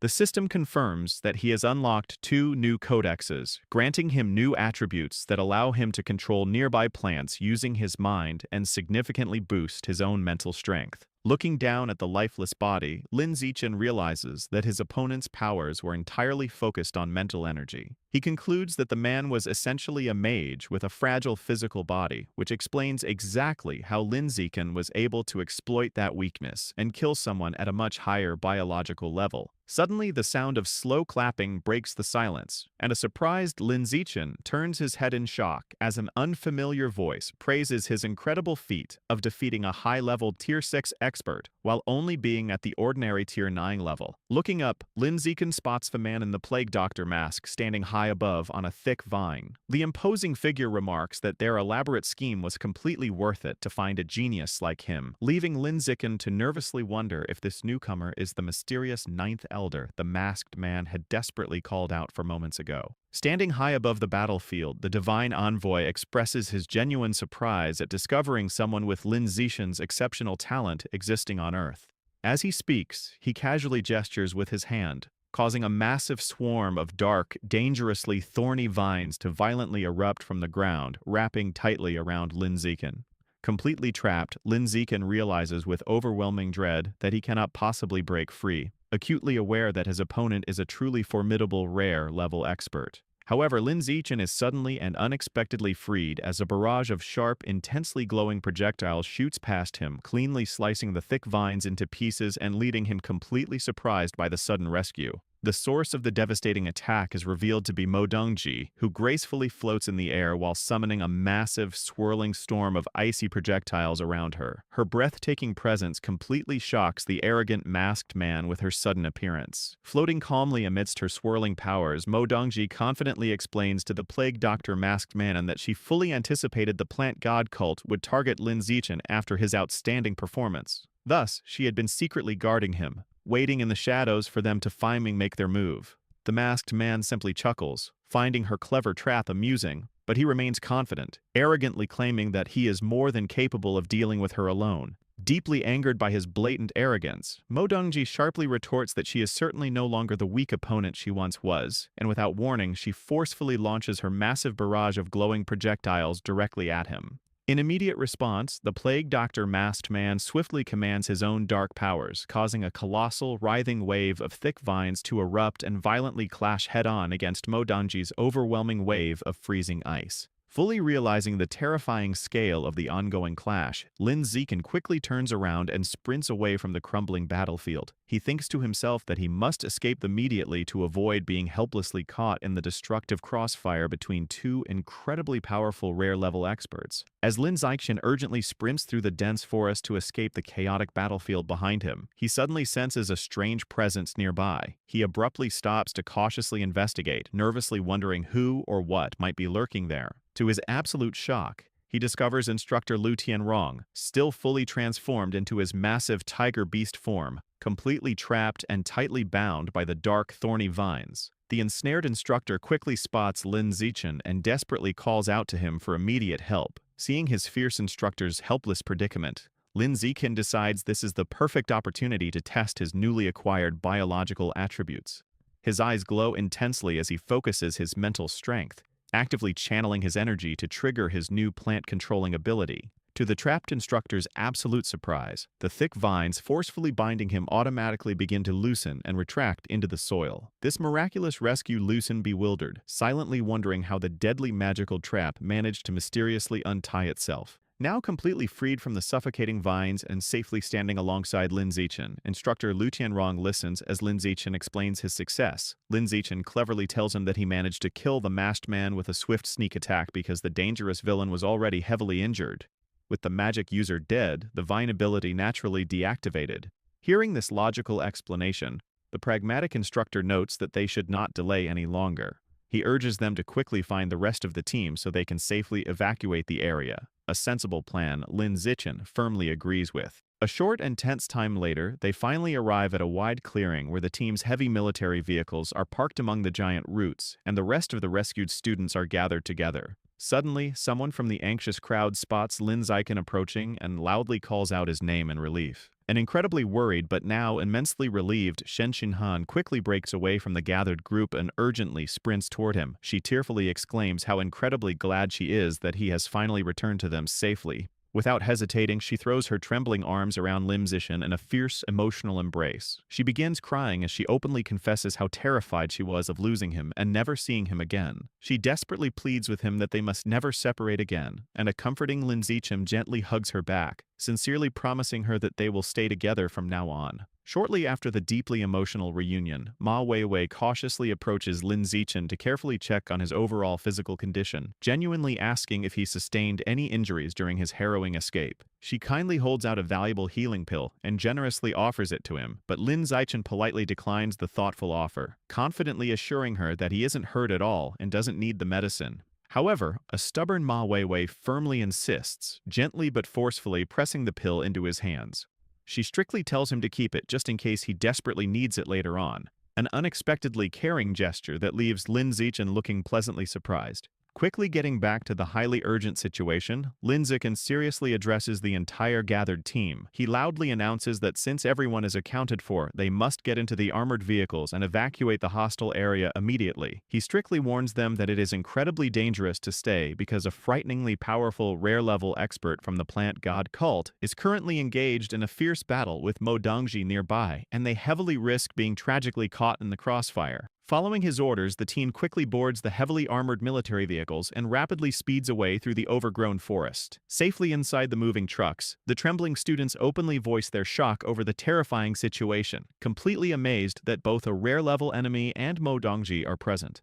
Furthermore, they nervously wonder aloud why the Central Military District hasn't sent any backup yet given the extreme severity of the threat. As the roaring convoy frantically rushes to escape, a highly mysterious barefoot figure suddenly descends rapidly from the sky, landing directly in their path with an intense surge of glowing pink energy. Seeing the strange figure drop down, someone inside the vehicle loudly calls out, hopefully wondering if it is just another one of their instructors. However, absolute panic quickly sets in as the wide-eyed driver clearly spots the terrifying person through the windshield and immediately yells a desperate warning. Standing confidently right in the middle of the road, effortlessly blocking their escape route, is the legendary nine-tailed demon fox. Inside the speeding military vehicle, instructor Lu Tianrong tightens his grip on the steering wheel and urgently warns the students to sit tight, knowing that anyone who can appear so silently in this dangerous area must be an enemy with bad intentions. The heavy truck barrels straight toward the nine-tailed demon fox, but just before it can hit her, she vanishes in a sudden flash of pink light, causing someone in the truck to cry out.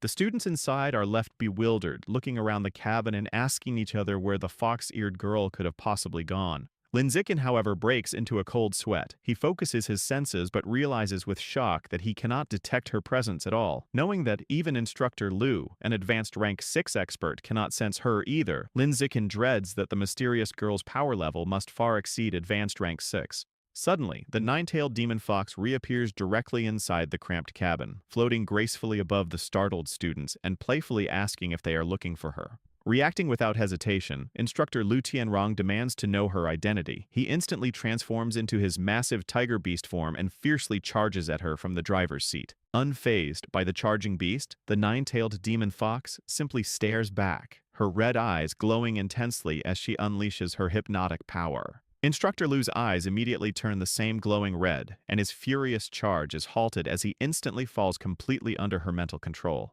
Now sitting comfortably among the terrified students, the nine-tailed demon fox calmly orders everyone to get out of the car. A completely shocked Luo Yongjian watches helplessly as the hypnotized instructor Lu wordlessly obeys the command and walks right out through the door. Sitting elegantly inside the vehicle, the nine-tailed demon fox announces that she has no interest in anyone besides Lin Zichen and commands the rest of the students to leave immediately. Realizing that even their powerful instructor was easily defeated, the students agree that they must escape first and figure out a plan later, though some hesitate to abandon Lin Zichen. Stepping forward to protect them, Lin Zichen gestures for his teammates to fall back, firmly instructing everyone to get out of the vehicle since he knows he is the enemy's only target. He watches through the front windshield as Zhao Yuanzhong safely exits the truck, telling his teammate to take care of himself. However, a tearful Shen Xinghan grabs Lin Zichen's arm, refusing to leave his side and declaring that she will not let him face danger by himself again. In response, Lin Zichen gently urges her to step down and leave first. Finding the emotional display annoying, the nine-tailed demon fox uses her glowing pink energy to abruptly lift Shen Xinghan high into the air, causing Lin Zichen to cry out her name in alarm.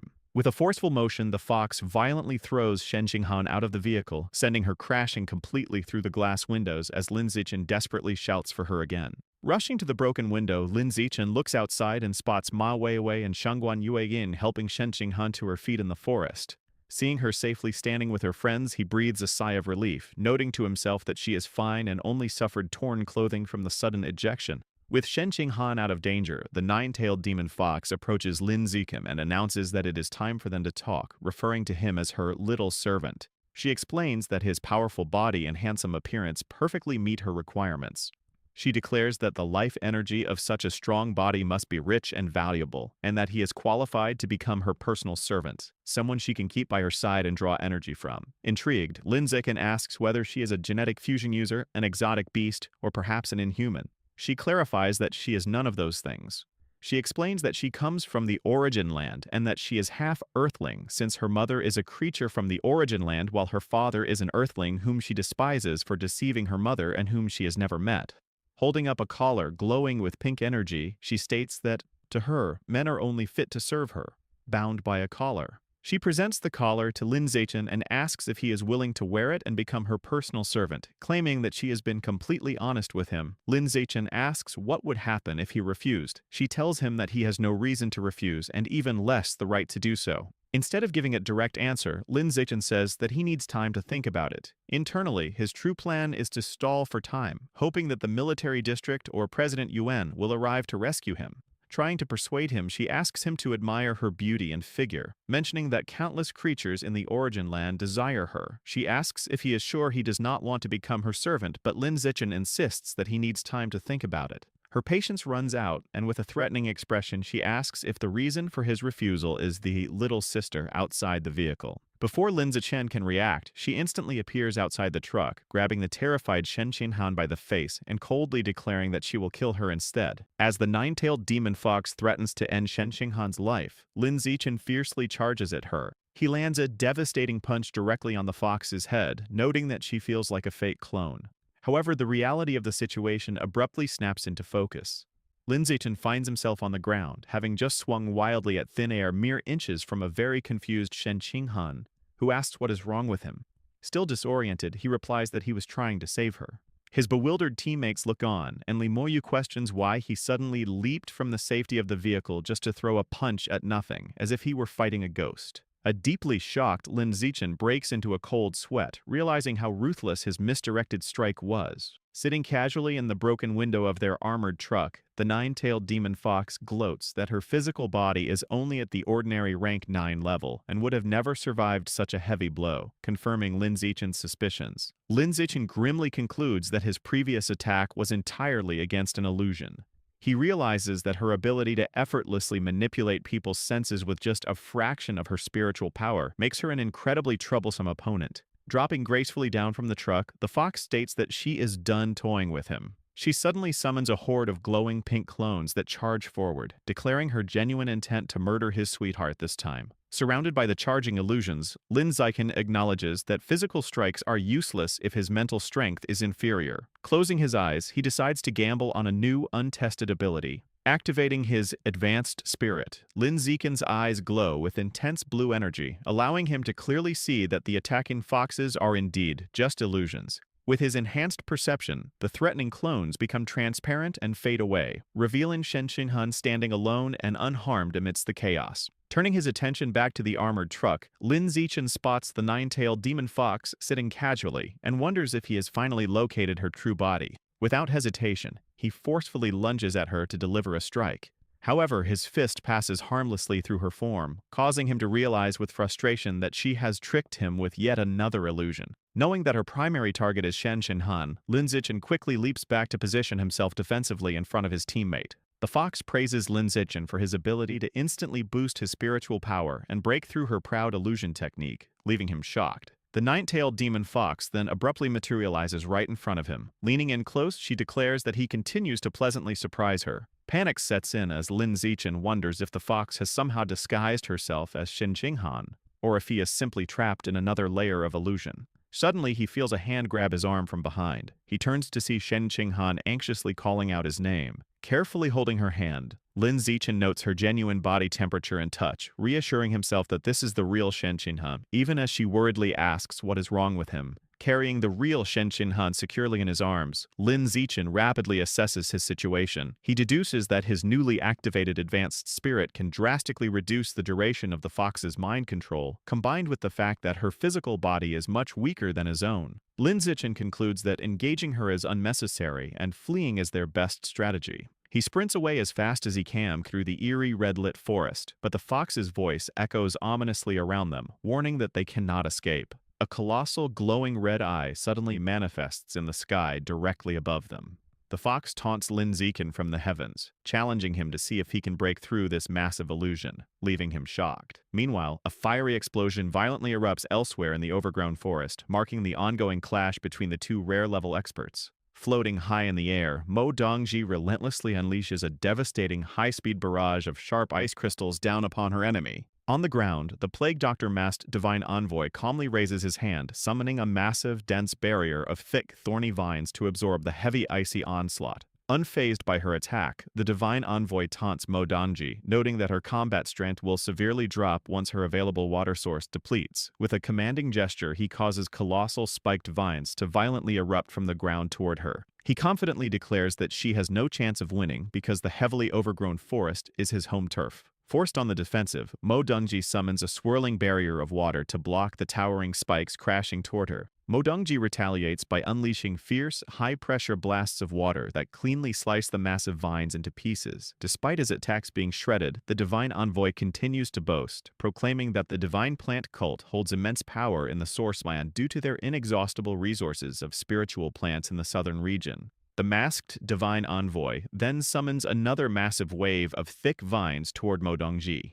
Attempting to recruit her, he promises that her exceptional talent would earn her an inexhaustible supply of rare spiritual resources if she were to join the Divine Plant Cult. Mo Dongji fiercely rejects the offer. Struggling to maintain her watery barrier against the crushing pressure of the vines, she coldly declares that, unlike an inhuman traitor such as himself, she would never join a heretical cult that actively persecutes humanity. Looking down from atop his vines, the envoy casually debates her morals. He argues that human nature is inherently selfish and claims that the true inhumanity lies within modern society and the excessive rules that restrict people. Mo Dongji refuses to listen, accusing him of spreading deceptive fallacies. She retaliates forcefully, generating massive, sharp ice crystals to pierce and shatter the encroaching vines surrounding her barrier. Scoffing at her stubborn resistance, the envoy warns her that she is blindly fighting a losing battle, immediately triggering an even larger and denser eruption of spiked vines from all directions. he reveals a crucial tactical advantage to his powers. His demonic plants actively absorb the very water she uses to defend herself, guaranteeing that her elemental defenses will inevitably fail. Overwhelmed by the sheer volume and parasitic nature of the attack, Mo Dongji's barrier is finally breached. The thick vines quickly wrap around her limbs and torso, completely immobilizing her in midair. Confident in his victory, the envoy mocks her, leaving her trapped to struggle. However, as the divine envoy confidently prepares to leave his trapped opponent behind to hunt down Lin Zichen, the battle is far from over. Refusing to let the envoy take the young genius, Mo Dongji's eyes flare with intense energy. She resolves to unleash her true power to break free, even if she has to risk a dangerous mutation to do so. Suddenly, a deafening rushing sound echoes through the night, sending flocks of panicked birds fleeing from the canopy.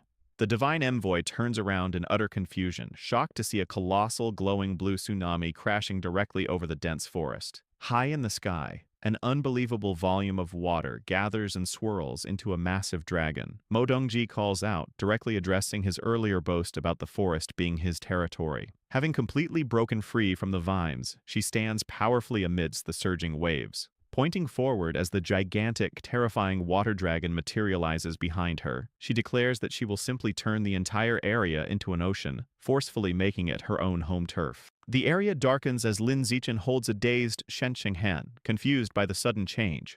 The environment shifts into an illusion of swirling blue currents and flying fish. Lin Zichen notes the technique's power, realizing the demoness's magic has severely clouded Shen Qinghan's mind. Activating his advanced spirit attribute, Lin Zichen is relieved his mind is shielded, knowing he will not be controlled by the illusion for long.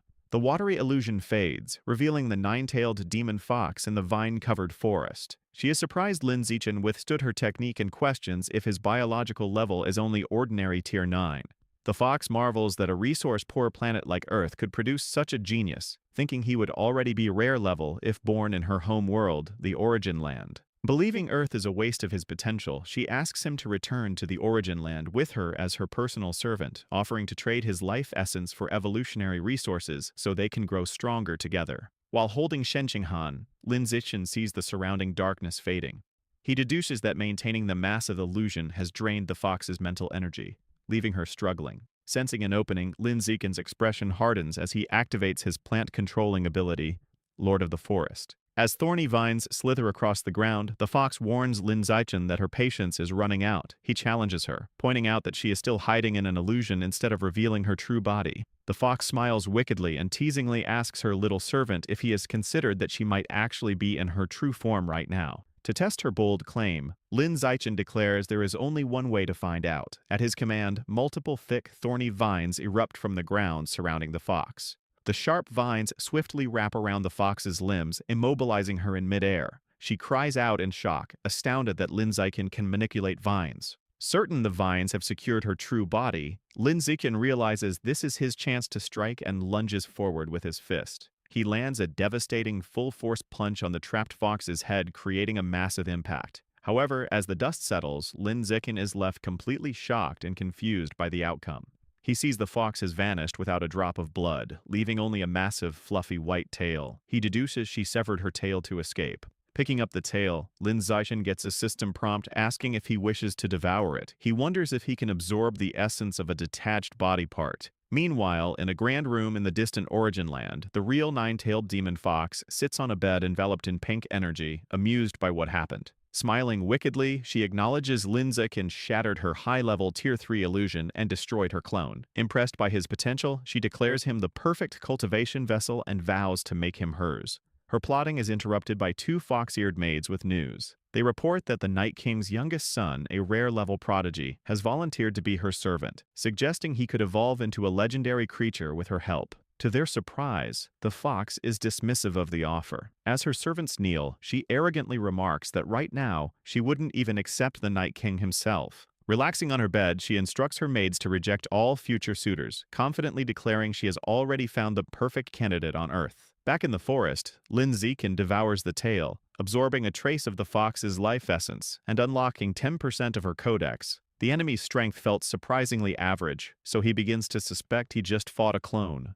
With the fox gone, the illusion shatters. Lin Zichen lands on the grass with Shen Qinghan, as Li Moyu and the team break free from the mind control, confusedly asking where the fox girl went. Approaching his bewildered team and instructor Lu Tianrong, Lin Zichen calmly informs them that he drove the enemy away. A shocked instructor Lu asks how he managed it. Lin Zichen explains a half-truth. The fox's body was fragile, and maintaining the illusions depleted her mental energy, weakening her enough for him to repel her. Instructor Lu accepts this logical explanation and thanks him for saving the team. Lin Zichen breathes a sigh of relief, glad his bluff successfully hid his true abilities. The calm is shattered by a deafening roar that echoes through the area. Massive flocks of birds flee the forest in panic as the team nervously wonders what is happening. Sensing danger, Lin Zichen activates his Eye of the Sky perception ability, looking past the giant trees to investigate the approaching threat. His eyes widen in shock as he spots a colossal wall of water on the horizon. He urgently screams a warning to his team that a massive tsunami is heading toward them. Acting quickly, Lin Zichen orders everyone to higher ground, pointing to a tree over 100 meters tall. He scoops Shen Qingham into his arms, and the group leaps into the massive branches to escape the flood. Perched high on a sturdy branch, the team watches in terror as the sky fills with water. Seeing the wave's height, some students question if the tree will actually keep them safe. As the violent waters reach them, Instructor Lu shouts a firm command for everyone to brace themselves and hold on tight. The massive tsunami crashes through the forest, surging against the giant trunks and turning the entire area into a raging ocean. As the initial surge passes, Luo Yongjian and Li Moyu sigh with relief. Luo Yongjian is amazed the tree withstood the impact, while an exhausted Li Moyu admits the ordeal nearly scared him to death. A system window appears, notifying Lin Zichen he has survived an extreme disaster. He is surprised to unlock a new attribute called Survival of the Fittest, noting its strict conditions haven't been met in over a year. As they catch their breath, Ma Weiwei wonders how a tsunami could appear so far inland. Lin Zichen explains it is undoubtedly the work of Principal Mo Dongji. He elaborates that the principal is in a fierce battle against the divine envoy of the plant god cult to protect them, and he is concerned about how the fight is progressing.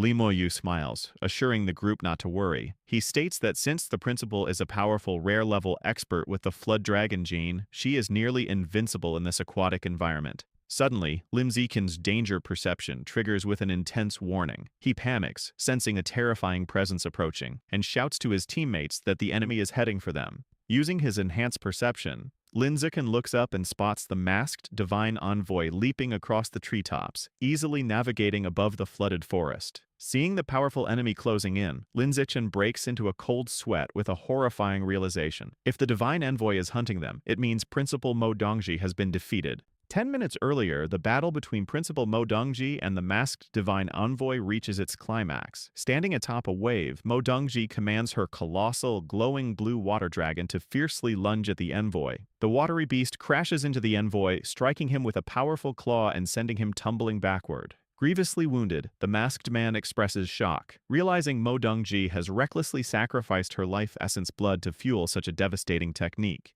As the gigantic water dragon prepares to crush him, the cornered envoy realizes he must also resort to extreme measures. A massive barrage of thick, dark red vines violently erupts from beneath the surging waters, catching Mo Dongji off guard. Shocked by the counterattack, Mo Dongji desperately attempts to evade the dense onslaught of thorny red vines. Floating safely above the waters, the envoy reveals he too can sacrifice his essence blood for power. Below, his empowered red vines rapidly coil together, completely trapping Mo Dongji within a dense, spiky, spherical cage. Taunting the trapped principal, the masked envoy abandons the fight and leaves, while Mo Dongji forcefully punches the thick vines from the inside to break free. Leaving his opponent contained, the divine envoy swiftly leaps away across the flooded canopy toward his true objective. Back in the present, Lin Zichen informs his worried teammates that the principal has been defeated. Sensing the cult's envoy closing in, he explains he is the enemy's true target and volunteers to act as a decoy to draw him away. Without hesitation, Lin Zichen dives headfirst off the towering branch into the deep floodwaters below, as Shen Qingham anxiously calls his name. Confirming he also senses the powerful presence approaching, a battered instructor Lu Tianron takes command. He orders the students to evacuate immediately in the exact opposite direction of Lin Zichen to ensure their survival. Plunging into the floodwaters, Lin Zichen observes the masked divine envoy pursuing from the treetops. Satisfied his decoy tactic worked and his teammates are safe, he realizes he no longer needs to remain exposed near the surface. Swimming deeper, Lin Zichen activates a newly acquired water affinity attribute from his system. He knows his only chance of surviving this pursuit is to rely on this skill for a miraculous escape. Navigating the submerged forest, Lin Zichen deduces that since the envoy wasn't heavily injured, his battle with Principal Mo Dongji wasn't to the death. Concluding she is likely just trapped, he sets his course toward the tsunami's origin to rescue her. Lin Zichen's danger perception suddenly flares as he senses a swift attack coming from below. He swiftly twists his body, narrowly evading a massive spiked red vine shooting through the water past him. Standing atop a towering cluster of demonic red vines above the surface, the divine envoy is shocked by the ordinary-level human's underwater speed. Deciding not to underestimate the boy, he resolves to end the chase quickly. With a commanding gesture, the envoy sends the colossal mass of red vines plunging deep into the water, relentlessly chasing Lin Zichen as he desperately dives deeper. However, the sheer scale of the attack is too much to evade. Lin Zichen acknowledges the massive power gap as the thorny red vines catch up, wrapping tightly around his limbs and torso, completely immobilizing him. Feeling his vines secure their target, the divine envoy clenches his fist in triumph, declaring he has finally caught his prey. But as he prepares to reel Lin Zichen in, the envoy's confidence turns to sudden confusion. He is surprised when he feels the tension on his vines vanish. Deep underwater, Lin Zichen swims away freely. The bewildered envoy wonders how his magically bound vines suddenly lost control, unaware that Lin Zichen is secretly using his own newly acquired plant-controlling abilities to counter the trap. Refusing to believe his eyes, the angry envoy assumes his technique misfired. Determined not to let his prey slip away, he unleashes an even larger, denser swarm of red vines to secure the capture. The massive thicket of spiked vines surges through the water, rapidly engulfing Lin Zichen again. The vines wrap tightly around his body, leading the envoy to confidently declare that escape is impossible. Lin Zichen calmly activates his Lord of the Forest attribute.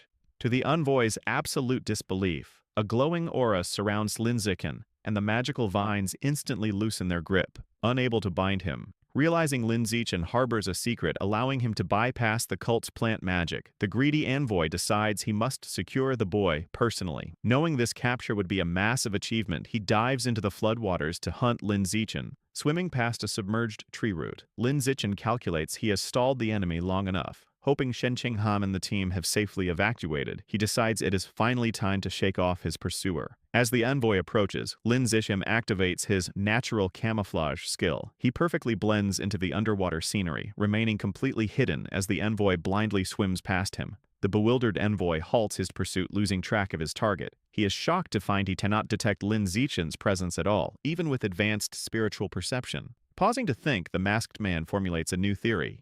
He deduces that since Lin Zichen acted as a decoy to buy time, the boy must have doubled back to reunite with his companions now that he slipped away. Convinced of this logic, the envoy speeds off toward the fleeing students to intercept them. From his perfectly hidden vantage point, a calm Lin Zichen silently watches his enemy take the bait and swim away. With the pursuer off his trail, Lin Zichen immediately heads in the opposite direction. He knows that to ensure everyone's survival, his priority must be to rescue the trapped principal. Farther away, the masked divine envoy abruptly halts his search through the flooded forest, sensing his initial deduction was incorrect and realizing he was tricked. Deep underwater, Lin Zichen finally spots the spherical cage of dark red vines. Recognizing it as the trap holding Principal Mo Dongji, he approaches to secretly use his Lord of the Forest ability to untie her bindings. Before Lin Zichen can intervene, Principal Mo Dongji violently shatters the dense vine cage from the inside. Standing amidst the shredded vines, she notes how tough the prison was and resolves to quickly find Lin Zichen and Shen Qinghan. Lin Zichen surfaces nearby to greet her. A surprised Mo Dongji asks how he got there. He explains he was hunted by the cult's envoy and happened to stumble upon her location while fleeing. Their reunion is cut short as sharp red vines forcefully pierce the water from above. Realizing the masked envoy has caught up, Lin Zichen shouts a warning, and the two dive back into the depths to evade the lethal strikes. Navigating the submerged branches, Mo Dongji takes the lead, pulling Lin Zichen through the water at an astonishing pace. He is amazed by her rare-level agility, noting that in this aquatic home turf, not even the envoy can match her speed. Escaping the envoy's range, the two burst out of the water and leap high above the canopy. As they emerge, their expressions shift to utter surprise at spotting something massive waiting. They are relieved to see the Central Military District's heavily armed reinforcements have arrived, featuring transport helicopters, hovering soldiers, and a colossal red mechanical suit. A lead official inside the giant red mech addresses the principal. He apologizes for their delayed arrival, explaining the military base was temporarily thrown into chaos by an undercover cultist spy. Just as they feel safe, a blaring alarm fills the air. Mo Dongji and Lin Zijin look shocked, with Mo Dongji assuming the arrogant envoy is actually daring to attack despite the overwhelming military presence. Mo Dongji deduces that the cult's undercover agents are actually right here among the supposed rescue team. As Mo Dongji stands alongside Lin Zijin and Shen Qinhan, a sudden realization hits her. There's an undercover spy hidden among the reinforcements. Acting quickly, she grabs both students and dives from the giant tree toward the churning water below, desperately hoping to evade the dark-armored figures waiting above. However, the armored figures dive into the water right after them in relentless pursuit, leaving Mo Dongji shocked to discover that all of these supposed rescuers are actually spies. Watching the tense pursuit from the surface, Instructor Lu suspects that the entire reinforcement team might secretly belong to the sinister plant god cult. Realizing the danger, he urgently tells Ma Weiwei and Li Moyu that they must evacuate immediately to avoid being caught in the impending crossfire. Suddenly, breaking the tension, a massive column of water violently erupts from the floodwaters nearby. Mo Dongji bursts out of the water, carrying Lin Zijin and Shen Qinhan safely inside resilient water spheres. But the relentless, dark-armored figures emerge right alongside them. Now, hovering in midair and completely surrounded by the armored cultists, Mo Dongji grimly realizes they cannot escape as the ominous plague Dr. Masked Man confronts her. He casually remarks that reaching such a rare evolutionary level is difficult and suggests they avoid mutual destruction.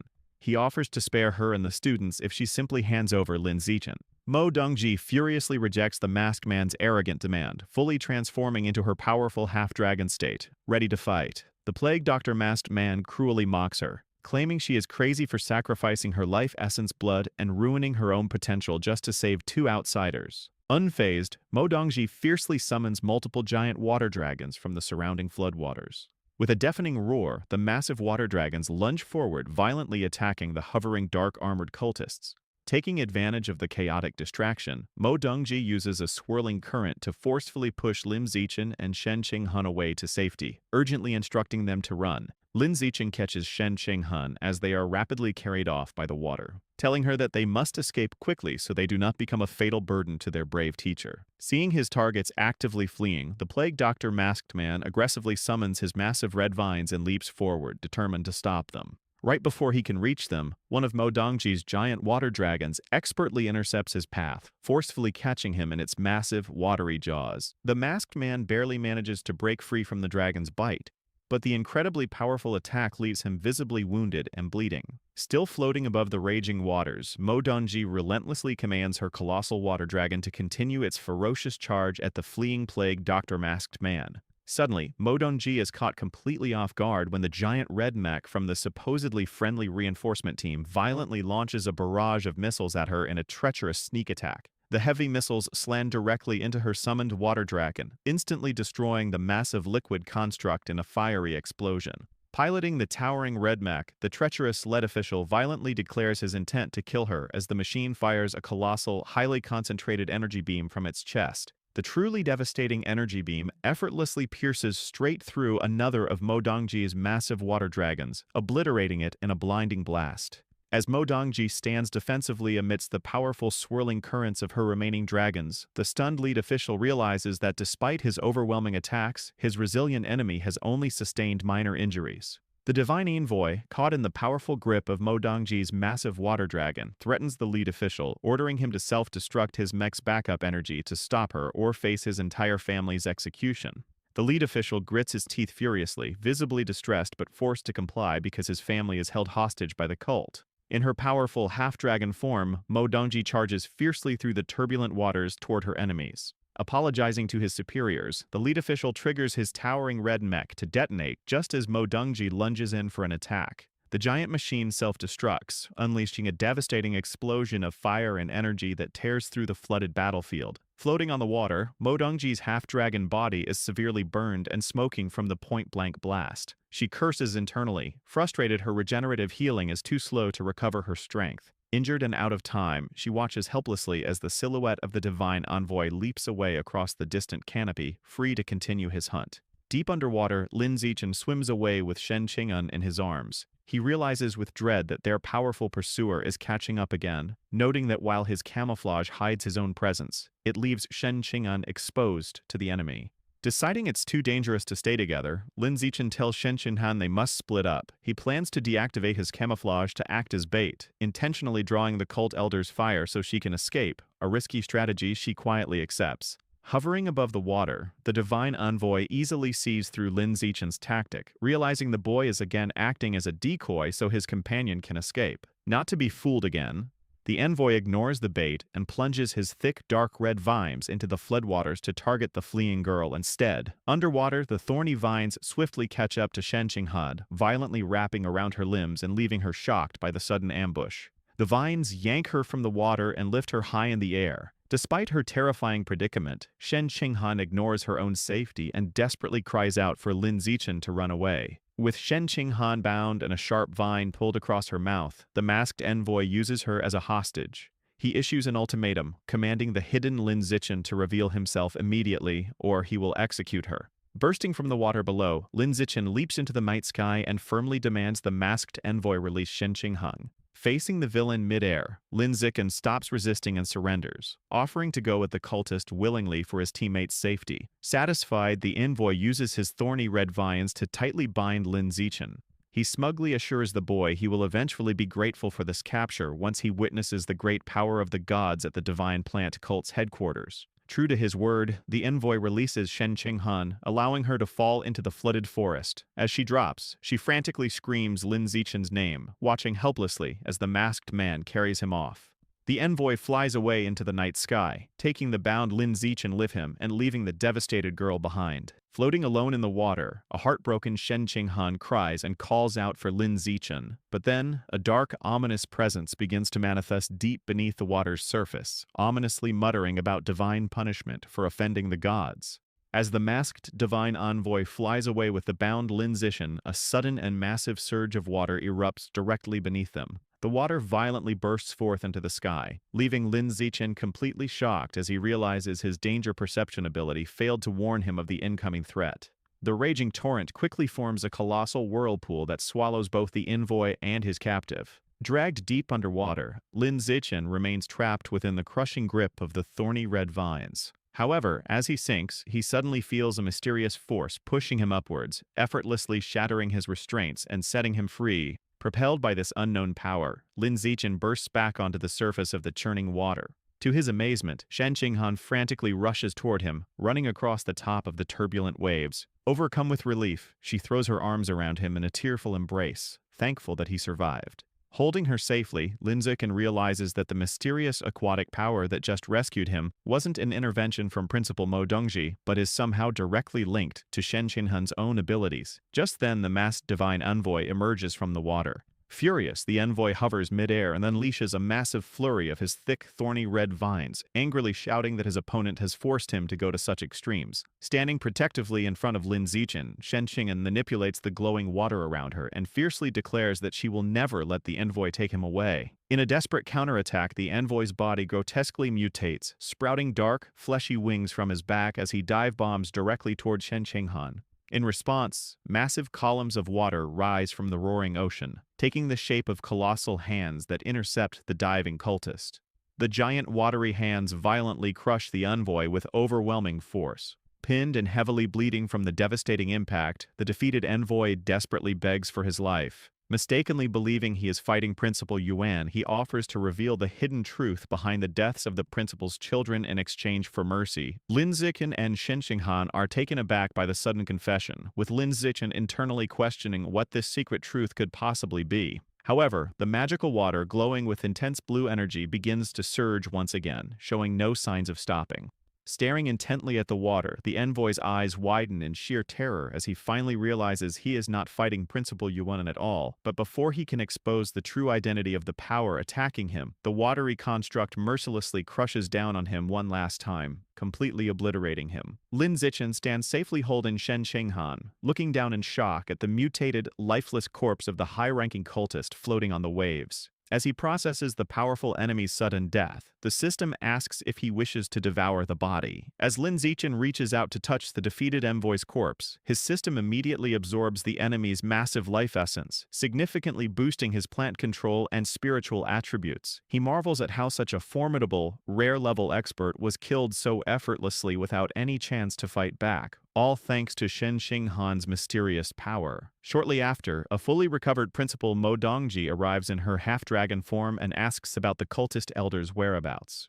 Choosing to protect Shen Xinghan's secret, Lin Zichen lies and claims he never saw the masked man. Mo Dongji accepts his answer without pressing further. Soon, the military district's heavily armed rescue fleet finally arrives, filling the sky with aircraft and armored soldiers to safely extract the students and instructors. Later, inside a military facility, Officer Yao Mulin discusses the chaotic incident with Mo Dongji. Yao notes that fox demons usually remain strictly neutral in their own realms and rarely visit Earth, deducing that the demoness specifically came looking for a cultivation vessel and targeted Lin Zichen. Sitting back in her chair, Yao Mulin admits she is puzzled. She notes that while Lin Zichen is a genius, the Origin Land has far more talented individuals, making it strange that such a highly sought-after fox demon would single him out. Dismissing the topic of the fox girl for now, Mo Dongji leans in with a serious expression and asks Yao Mulin for an update on the military district's internal crisis.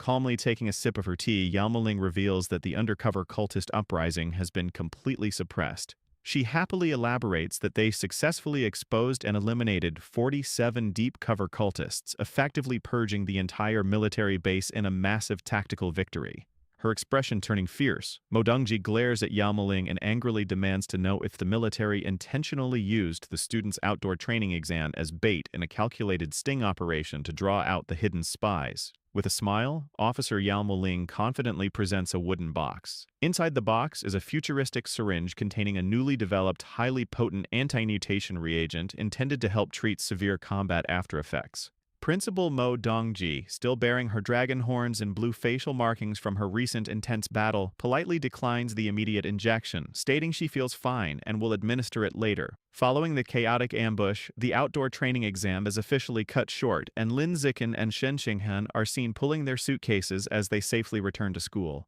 Sometime later, Mo Dongji sits thoughtfully at her office desk with the medical supplies laid out before her. She ultimately decides to pack away the special reagent provided by Yao Mulin for the time being. Adopting a serious tone, Mo Dongji addresses Lin Zichen, explaining that she fully expected the plant god cult's undercover spies to target him after he displayed such overwhelming talent during the camp assessment. Standing alongside Shen Xinghan in the office, Lin Zichen takes the opportunity to ask the principal about the true nature of the plant god cult and inquires about the specific biological level of the masked cultist elder they faced. Taking a calm sip of her tea, Mo Dongji shares a shocking piece of history. The plant god cult is the oldest known heretical organization, predating the appearance of exotic beasts on Earth, and they are actually the ones responsible for bringing the beast to the planet. This massive revelation leaves both Lin Zichen and Shen Xinghan visibly stunned, while Mo Dongji adds that the plant god cult also secretly pulls the strings behind many smaller factions, such as the rat god cult. Recalling her desperate struggle against the cultists' massive thorny vines, Mo Dongji explains that a high-level expert's true biological rank is a heavily guarded secret that can usually only be gauged through direct combat. However, to give Lin Zichen a frame of reference, she reveals that her own level is rare tier 3. Processing this terrifying power scale, a shocked Lin Zichen breaks into a cold sweat, internally realizing just how incredibly lucky he was that the formidable cultist only intended to capture him rather than kill him. Shifting to the main topic of their meeting, Mo Dongji's expression sharpens as she drops a bombshell. She reveals that she witnessed the entire fight where Lin Zichen effortlessly defeated the powerful advanced rank 6 cultist all by himself, completely crossing the vast gap in their power levels. Caught off guard and sweating nervously, Lin Zichen immediately tries to downplay the unbelievable achievement, hastily making up an excuse that the masked man was already severely injured and fighting at a much lower level. Exasperated by his constant deflections, Mo Dongji rubs her forehead and lightly scolds him for being far too cautious, noting his persistent habit of hiding his true strength from everyone. She advises him that while concealing one's abilities is a smart tactic for established experts, doing so as a student will only backfire by depriving him of valuable evolutionary resources and slowing down his overall growth. Standing up from her desk, she sympathetically adds that she understands his excessive secrecy stems from a lack of security and a justifiable fear of being targeted by malicious individuals. Walking over to stand beside him, Mo Dongji warns that his outstanding performance at the training camp, combined with the fact that the plant god cult specifically targeted him, will inevitably draw the attention of top national officials who are always looking to invest in promising prodigies. Placing a reassuring hand on his shoulder, she firmly advises him that the smartest choice he can make right now is to openly display his talents and secure a powerful backer to protect himself. Linziken nods and agrees to her advice, but internally decides on a compromise. He plans to only reveal his physical and spiritual strength to the public, keeping his more heaven-defying system attributes a strict secret for now. Later, our guy arrives at his family's apartment building and calls out to announce his return. Stepping through the front door with his luggage, he is greeted by his surprised parents, Lin Yansheng and Zhang Wangshen. When his father asks why his month-long training finished in only 2 weeks, Lin Zichen casually explains that the camp was cut short. Thrilled to have him back, his mother immediately offers to cook his favorite meals. Later, as the family sits down at the dining table to enjoy a hearty feast, Zhang Wangshen gets his attention to share some good news. With Lin Yansheng affectionately placing a hand on his wife's stomach, the couple happily reveals that Lin Zichen is going to have a younger sibling. The sudden and unexpected announcement catches Lin Zichen completely off guard, leaving him staring blankly with a bowl of rice in his hands. Recovering from his initial shock, he asks if his mother is really pregnant with a second child. She joyfully confirms it, mentioning they just found out a few days ago and expressing her hope for a sweet baby girl. Blushing, his father explains their reasoning. He admits that ever since Lin Zichen and Shen Qinghan left for university, the house has felt far too quiet and empty. Since they didn't know how long they would have to wait for grandchildren, they decided to have another baby to keep them company. Seeing how happy and affectionate his parents are, Lin Zichen smiles warmly. He gives them his full support, reassuring them that it is a wonderful idea as long as they are happy, and noting that the family is financially secure enough to raise as many children as they want.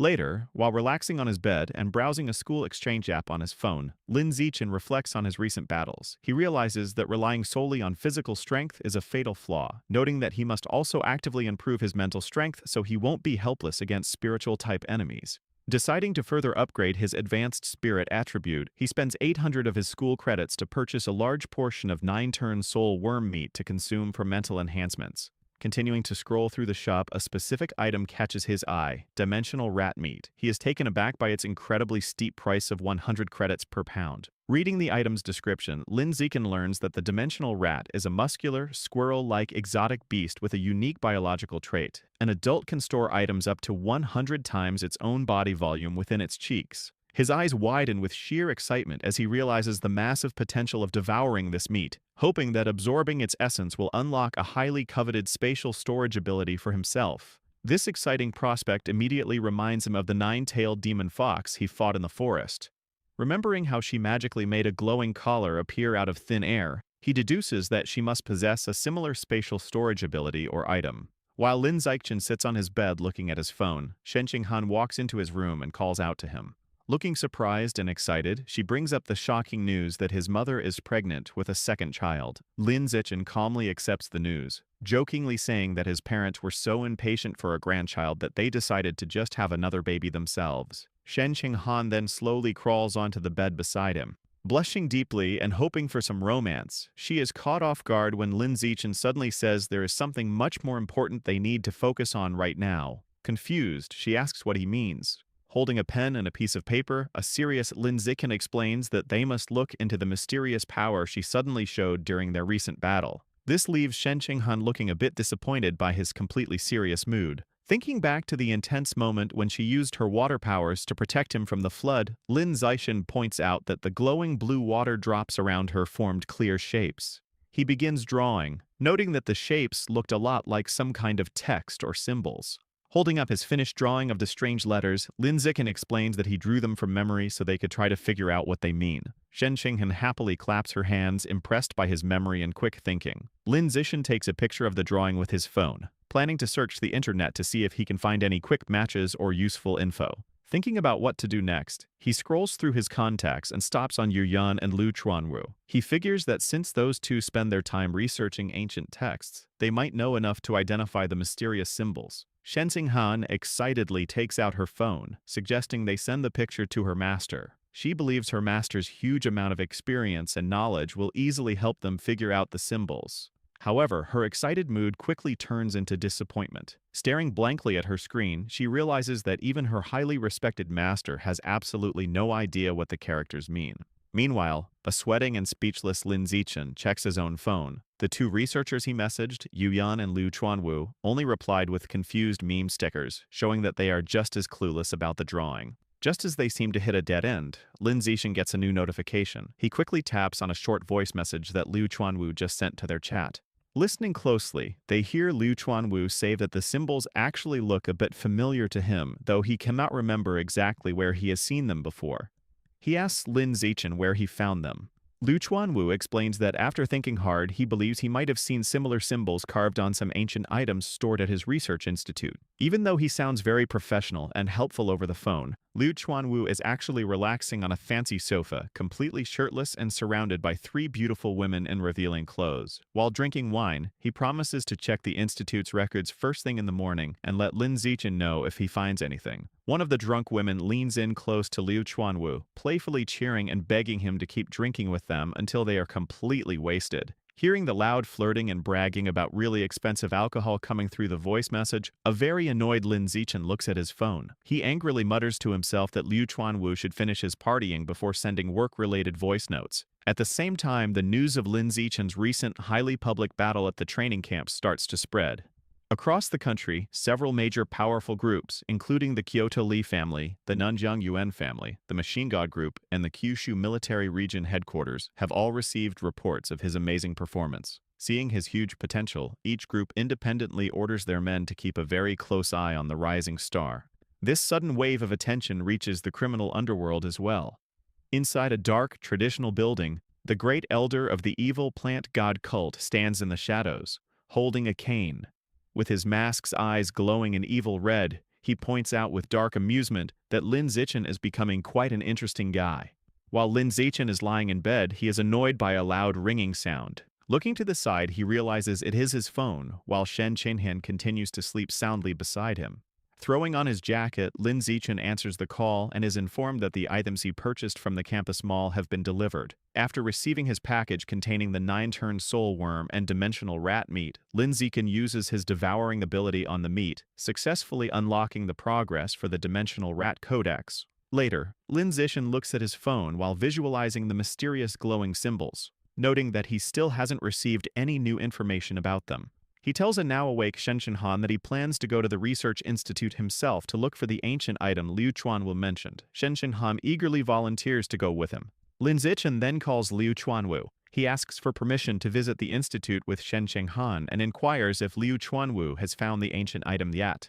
On the other end of the line, an exhausted Liu Chuanwu sits on a bed covered in lipstick marks alongside sleeping women. He tells Lin Zichen that the item might be in the storage room and instructs him to look for a pearl and shell bracelet with his senior sister. Suddenly, his female companions wake up and playfully pull him back down, demanding he continue partying. A panicked Liu Chuanwu hastily tells Lin Zichen he is busy and hangs up. Listening to the abrupt end of the call, Lin Zichen and Shen Xinghan sweat drop, realizing that Liu Chuanwu's wild night is surprisingly still ongoing. Later, the pair arrives outside the Pure Human Research Institute. Shen Xinghan excitedly remarks that she has always wanted to visit, but Lin Zichen dryly warns her not to set her expectations too high. Stepping inside the Pure Human Research Institute, Lin Zichen and Shen Xinghan are met with a completely trashed and cluttered workspace filled with empty bottles, scattered equipment, and junk. They remark that the messy environment feels more like an abandoned ruin than a school facility. Shen Xinghan kindly offers to come back and help clean the place up when she has free time. Lin Zichen quickly advises against it, joking that cleaning would destroy the institute's unique character. Entering the lounge area, they are surprised to find Yuyan in the middle of a complex yoga stretch on a mat. Noticing their arrival, Yuyan cheerfully greets them without breaking her athletic pose. Yuyan immediately jumps up to welcome them, enthusiastically trapping a flustered Shen Xinghan in a busty bear hug while throwing her other arm around Lin Zichen. She playfully teases them about being a perfect couple, prompting an awkward Lin Zichen to ask her to stop teasing his embarrassed girlfriend. Ignoring his request, Yuyan continues to affectionately smother Shen Qinghan, declaring they need to get properly acquainted since it is their first meeting, and complimenting how much prettier she is in person. Crossing his arms, Lin Zixin firmly redirects the conversation, reminding Yuyan that they are there on serious business. Standing amidst the severely cluttered storage room, Lin Zixin asks Yuyan if she recalls seeing the pearl and shell bracelet that Liu Chuanwu mentioned. Yuyan shakes her head, admitting that in her 10 years at the institute, she has never seen such an item, leading Shen Qinghan to conclude they will have to search the massive pile of junk manually. However, Yuyan winks confidently and pats her chest. She assures them that because she is so familiar with the storage room's chaotic layout, she can easily eliminate most areas from their search and guarantee they will find it quickly. 3 hours later, an exhausted Yuyan collapses onto the floor among the scattered boxes. She questions if the bracelet even exists, jokingly wondering if director Liu Chuanwu's age is catching up to him and he's simply misremembered. Holding a box full of miscellaneous junk, a tired Lin Zixin rubs his forehead and sighs, concluding that they might just have to give up and wait for the director to return so they can ask him directly. Suddenly, Shen Qinghan tugs on Lin Zixin's sleeve to get his attention. She points toward a large, seemingly abandoned fish tank across the room and suggests that the item might be buried in the dirt inside it. The trio gathers around the massive tank filled with dark gravel. When Lin Zixin asks why she thinks the bracelet is in there, Shen Qinghan admits she cannot logically explain it. She just suddenly noticed the tank and had a strong, inexplicable gut feeling about it. Armed with a shovel, an eager Yuyan declares that they should stop talking and start digging to find out. Not long after, the three of them stare in absolute shock at what they uncover. Yuyan is amazed that Shen Qinghan's random intuition was perfectly correct, as they successfully unearth a beautiful bracelet made of pearls and colorful shells from the gravel. Holding the newly discovered bracelet, Lin Zixin closely examines the markings carved into the shells. He realizes that the patterns perfectly match the style of the mysterious glowing water symbols Shen Qinghan had produced. A tired and disheveled Liu Chuanwu finally arrives at the institute and sees that they have already found the item. Lin Zixin immediately questions him about the bracelet's origin. Sweating slightly, Liu Chuanwu explains that he has to go back 20 years to a deep-sea expedition to answer that. He recounts that 2 decades ago, while exploring the ocean floor near Double Sun Bay in Shanghai City, he accidentally stumbled upon an entrance to ancient sunken ruins. He explains that upon entering a cave within the ruins, he found a single massive mural carved into the stone, depicting a central goddess-like figure emerging from a shell, surrounded by dragons and mermaids. He concludes his story by revealing that he discovered the pearl and shell bracelet resting on a stone right next to that very mural. Yuyan and Lin Zixin stare at a static-filled laptop screen. Yuyan asks Liu Chuanwu if that is all the footage and why he didn't record the rest of his discovery. Closing the laptop, Liu Chuanwu explains that his equipment inexplicably malfunctioned. Over an hour of subsequent footage failed to record, a fact he only discovered after returning home. He adds that when he dove back down the next day to re-record, the cave entrance and even the surrounding coral reef had completely disappeared, making the encounter feel like a surreal dream. Lin Zixin questions how something so bizarre could happen. Beside him, Shen Qinghan remains completely silent, her attention entirely captivated by the bracelet. Seeing her interest, Lin Zixin hands the bracelet to Shen Qinghan, telling her to take a closer look. As she cradles the bracelet in her hands, it suddenly emits a bright, magical glow. Staring at it, Shen Qinghan becomes entranced, overwhelmed by an intense, uncharacteristic urge to claim the beautiful object for herself. She suddenly snaps out of her daze, shaking her head. She is deeply unsettled by her own strange, possessive thoughts, wondering why she feels such a strong, inexplicable connection to the bracelet. Noticing Shen Qinghan's fascination, Liu Chuanwu generously offers to let her keep the bracelet, mentioning that it was just sitting around as forgotten clutter anyway. Surprised by the offer, she asks if he is truly okay with giving it away. Shen Qinghan gratefully thanks the director for the gift. Just then, Lin Zixin is interrupted by a sudden phone call and checks his screen, wondering who is contacting him. Answering the call, Lin Zixin informs the person on the line that he is currently at the Pure Human Research Institute. He listens quietly to the caller before calmly acknowledging the information. Lowering his phone, Lin Zixin smiles knowingly to himself. He internally notes that the major opportunity or event he had been anticipating has finally arrived. Liu Chuanwu points at Lin Zixin's phone, asking who just called him. Yuyan also notices his change in mood, pointing out that his expression has suddenly turned dead serious. Lin Zixin calmly reveals that the call was from Principal Yuan. He drops a massive bombshell. The deputy governor of the Origin Land stronghold is coming to the institute to meet him, and he'll be there in about half an hour. Hearing this, Liu Chuanwu and Yu Yan are completely dumbfounded, their faces turning pale with shock. They exclaim in disbelief. After all, the deputy governor is a legendary-level powerhouse who stands at the very peak of Earth's combat strength, second only to one person. Unfazed by their extreme reactions, Lin Zichen tells director Liu Chuanwu to quickly gather and summarize all of their research on the pure human path. This way, they can present a solid report to the deputy governor when he gets there. Overcome with emotion, both Liu Chuanwu and Yuyan begin to cry tears of joy. Yuyan expresses her deep gratitude, saying that having a genius like Lin Zichen join them is a huge blessing. It has finally brought the attention of a major figure to their overlooked pure human research. Liu Chuanwu agrees, feeling that their years of hard work are finally paying off. Filled with a sudden burst of energy, Liu Chuanwu calls out to Yu Yan, and the two researchers sprint down the hallway to organize their years of data before the VIP arrives. A short time later, Yu Yan, Liu Chuanwu, Lin Zichen, and Shen Qinghan stand together in the courtyard outside the institute.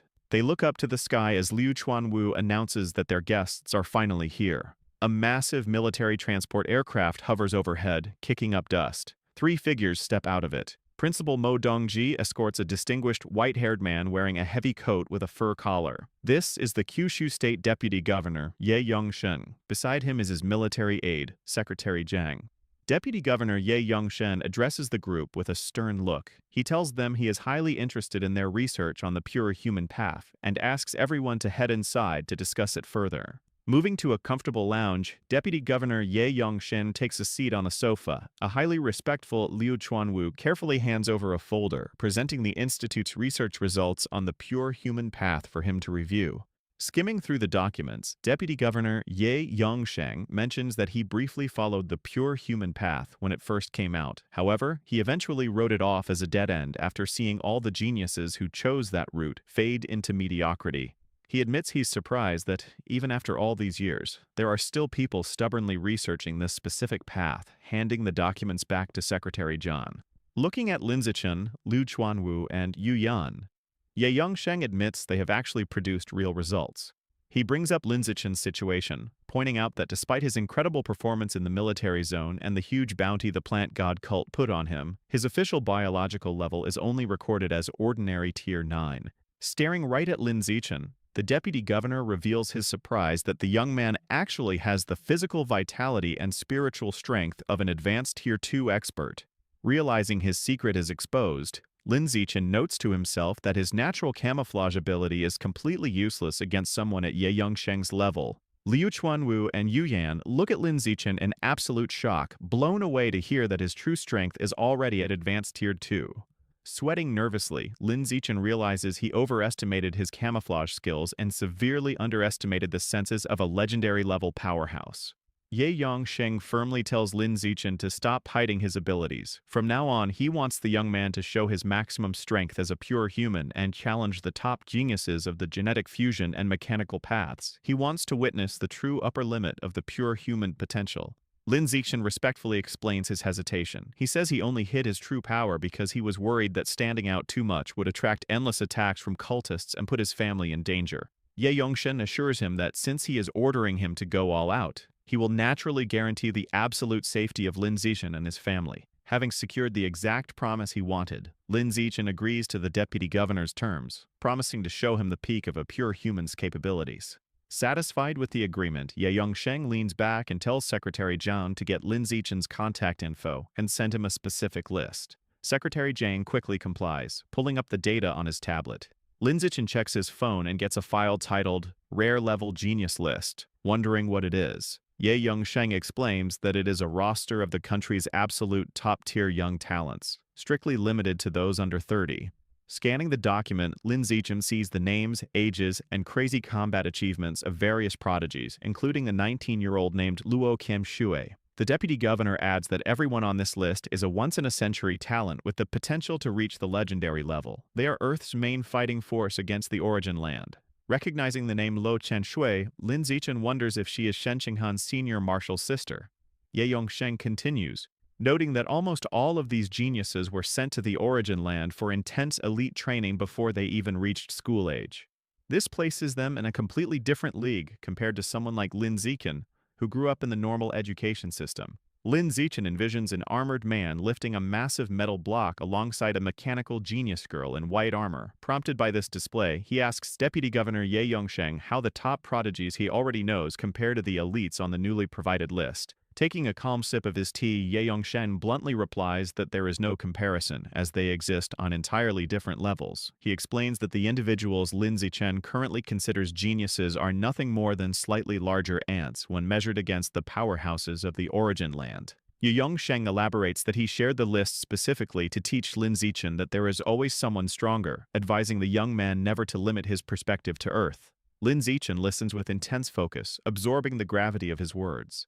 The deputy governor acknowledges that Lin Zichen's talent is currently impressive, but he warns that his long-term success will rely entirely on the consistency of his performance from this point forward. Standing up dramatically with his arms outstretched, Ye Yongsheng motivates Lin Zichen by revealing that earning a spot on the elite list will grant him access to incredible evolutionary resources potent enough to forcefully evolve an ordinary-level being into a rare-level powerhouse. Filled with determination, Lin Zichen confidently assures the deputy governor that he will work hard to meet his expectations. Pleased with this resolve, Ye Yongsheng places a reassuring hand on Lin Zichen's shoulder, stating that he eagerly anticipates the young man's future progress. The deputy governor then shifts his gaze toward the purple-haired girl nearby, remarking that there is something else he finds highly curious about Shen Qinghan. Ye Yongsheng points out a bizarre contradiction in her physiology. Her body contains exotic beast genes, yet she is not fused with them. Instead, she is actively suppressing them while practicing blood-quenching techniques to pursue the path of a pure-blooded human. Answering the deputy governor's curiosity, Lin Zichen explains that despite Shen Qinghan's outstanding talent, which would easily place her near the top of the elite list, she remains timid due to the lasting psychological trauma of childhood bullying.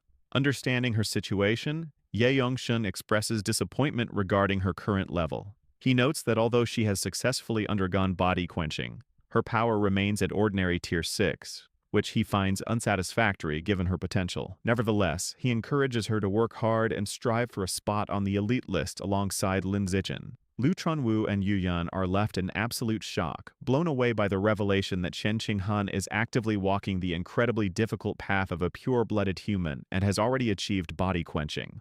Principal Mo Dongji then steps forward, respectfully volunteering to escort the deputy governor out. Ye Yongsheng, accompanied by Mo Dongji and Secretary Zheng, turns and walks down the hallway to make his departure. After the deputy governor leaves the facility, Lin Zichen, Shen Qinghan, Mo Dongji, Liu Chuanwu, and Yu Yan gather in the lounge. Taking advantage of the private setting, Lin Zichen and Shen Qinghan finally come clean, disclosing the hidden aspects of their true strength to the rest of the group. Thrilled by this confirmation, Liu Chuanwu enthusiastically approaches Shen Qinghan. Rubbing his hands together, he suggests that since she is already walking the pure-blooded human path, she should officially join their heavenly human pavilion. Before Shen Qinghan can process the offer, a terrifying dark aura materializes behind Liu Chuanwu. He breaks into a cold sweat as Mo Dongji looms over him, glaring with glowing red eyes and demanding to know why he is attempting to recruit her student. Attempting to justify the invitation, Liu Chuanwu argues that Shen Qinghan's chosen path makes her a perfect fit for their organization. Mo Dongji sharply reminds him that Shen Qinghan is her personal disciple, to which Liu Chuanwu retorts, questioning if joining the pavilion would prevent her from remaining a student. When Mo Dongji insists he should have asked for permission first, a stubborn Liu Chuanwu brazenly asks her right then and there. Angered by his audacity, Mo Dongji forcefully grabs Liu Chuanwu by the collar and drags the panicked director out of the room, ignoring his pleas that he does not hit women. Watching the display, Yu Yan, Lin Zichen, and Shen Qinghan sweat drop, with Yu Yan marveling at how a director dares act so arrogantly in front of a powerful principal. Shortly after, a heavily bruised and battered Liu Chuanwu returns to the room. Despite his injuries, he enthusiastically takes Shen Qinghan's hands, officially welcoming her to the heavenly human pavilion. Yu Yan is shocked that he survived and secured Mo Dongji's permission, but Liu Chuanwu dismissively tells her that children should not concern themselves with adult matters.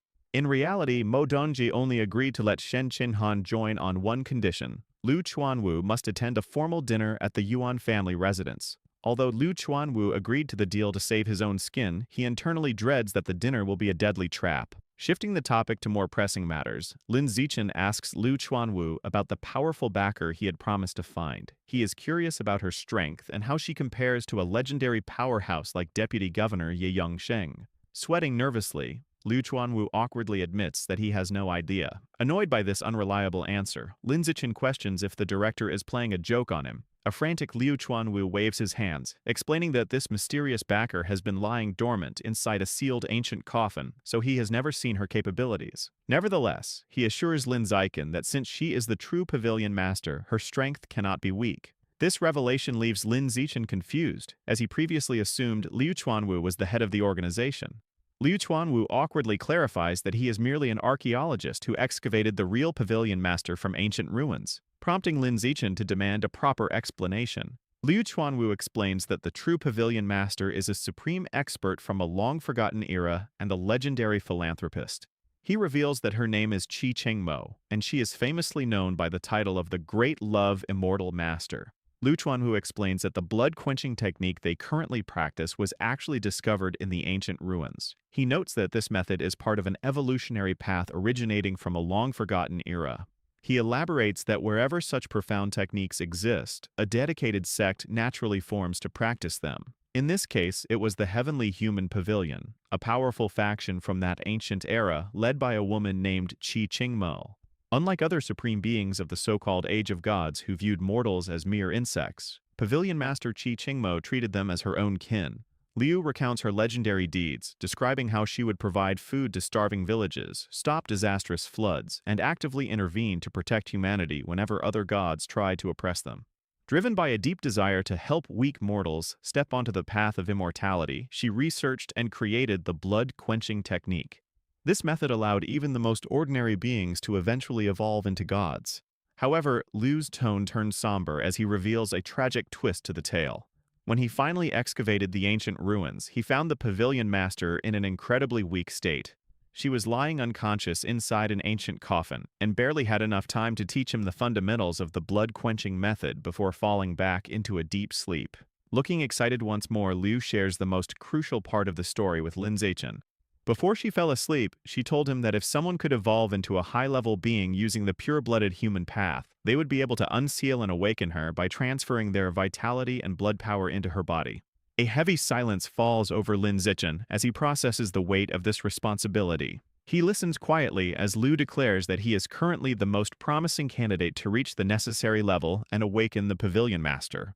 Voicing his darker concerns, a nervous Lin wonders what might happen if this ancient being decides to drain all of his vitality upon waking up. Laughing loudly, Liu reassures him that the Pavilion Master is famous for her kindness and would never do such a thing. He even promises to bring several top-tier experts along for protection when the time comes to unseal her, just to ease Lin's worries.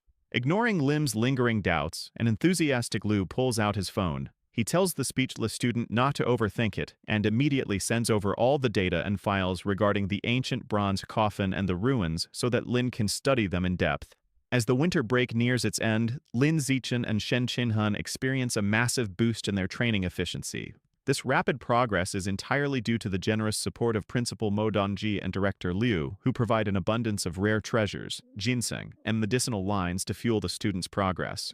Exhausted from his intense training, Lin reflects on his incredible gains.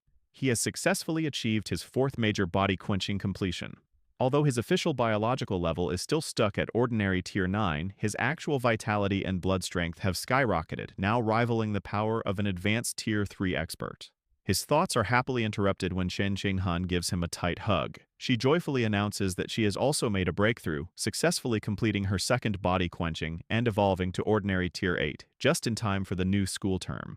Following their successful training sessions, Lin accompanies Shen Qinghan to Principal Mo's facility to take the next crucial step in her evolutionary path. Inside the medical room, Shen Qinghan lies nervously on an examination bed while Principal Mo prepares a specialized syringe. The principal explains that the syringe contains an extremely precious gene reagent derived from a creature known as a water butterfly. She firmly instructs Shen to do her absolute best to control the new genetic power once it enters her system. Watching the tense procedure closely, Lin recalls from his studies that water butterflies are rare aquatic beasts. They are famous for possessing spiritual strength far beyond other creatures of their tier.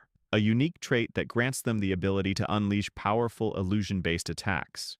After finishing the procedure, Principal Mo informs Shen Qinghan that the injection is complete. She advises her student to speak up immediately if she experiences any discomfort rather than suffering in silence, which Shen dutifully agrees to. Using her spiritual power, Mo carefully examines the gene integration process within her student's body. She happily announces that the procedure is a complete success, adding that once Shen gets used to controlling the water butterfly's genetic power, she will even be able to use illusion-based attacks herself. Later, as Shen Qinghan gets up to stretch, Lin Zixin takes the opportunity to ask Principal Mo about her senior disciple who currently resides in the Origin Land, admitting his intense curiosity about her. Taking a calm sip of her drink, Mo asks Lin if this sudden interest was sparked by seeing the girl's impressive combat records on the elite prodigy list. Lin confirms that it was indeed the reason. Mo then shares the backstory, revealing that she had actually found the girl 11 years ago on a snowy mountain in the Origin Land. She explains that the girl was only 8 years old at the time, completely alone and on the verge of death. Taking pity on the child, Mo saved her life and decided to raise her as her own disciple. She notes that when her time in the Origin Land ended and she had to return to Earth, she made sure to safely settle the girl in one of the Origin Land's bases. She allowed her apprentice to live there permanently and always made sure to visit her from time to time. Regarding the girl's true origins and family background, Mo admits that it remains a complete mystery. Not even the girl herself remembers her past due to severe amnesia. Intrigued by this revelation, Lin asks the principal if this senior disciple is actually an alien mutant. Looking serious, Mo confirms that the girl is indeed a mutant. She clarifies that because of this, it is absolutely impossible for the disciple to be someone Lin might have known from his childhood. She then explains the harsh reality of their world. The military would never allow a mutant to cross over and enter Earth under any circumstances.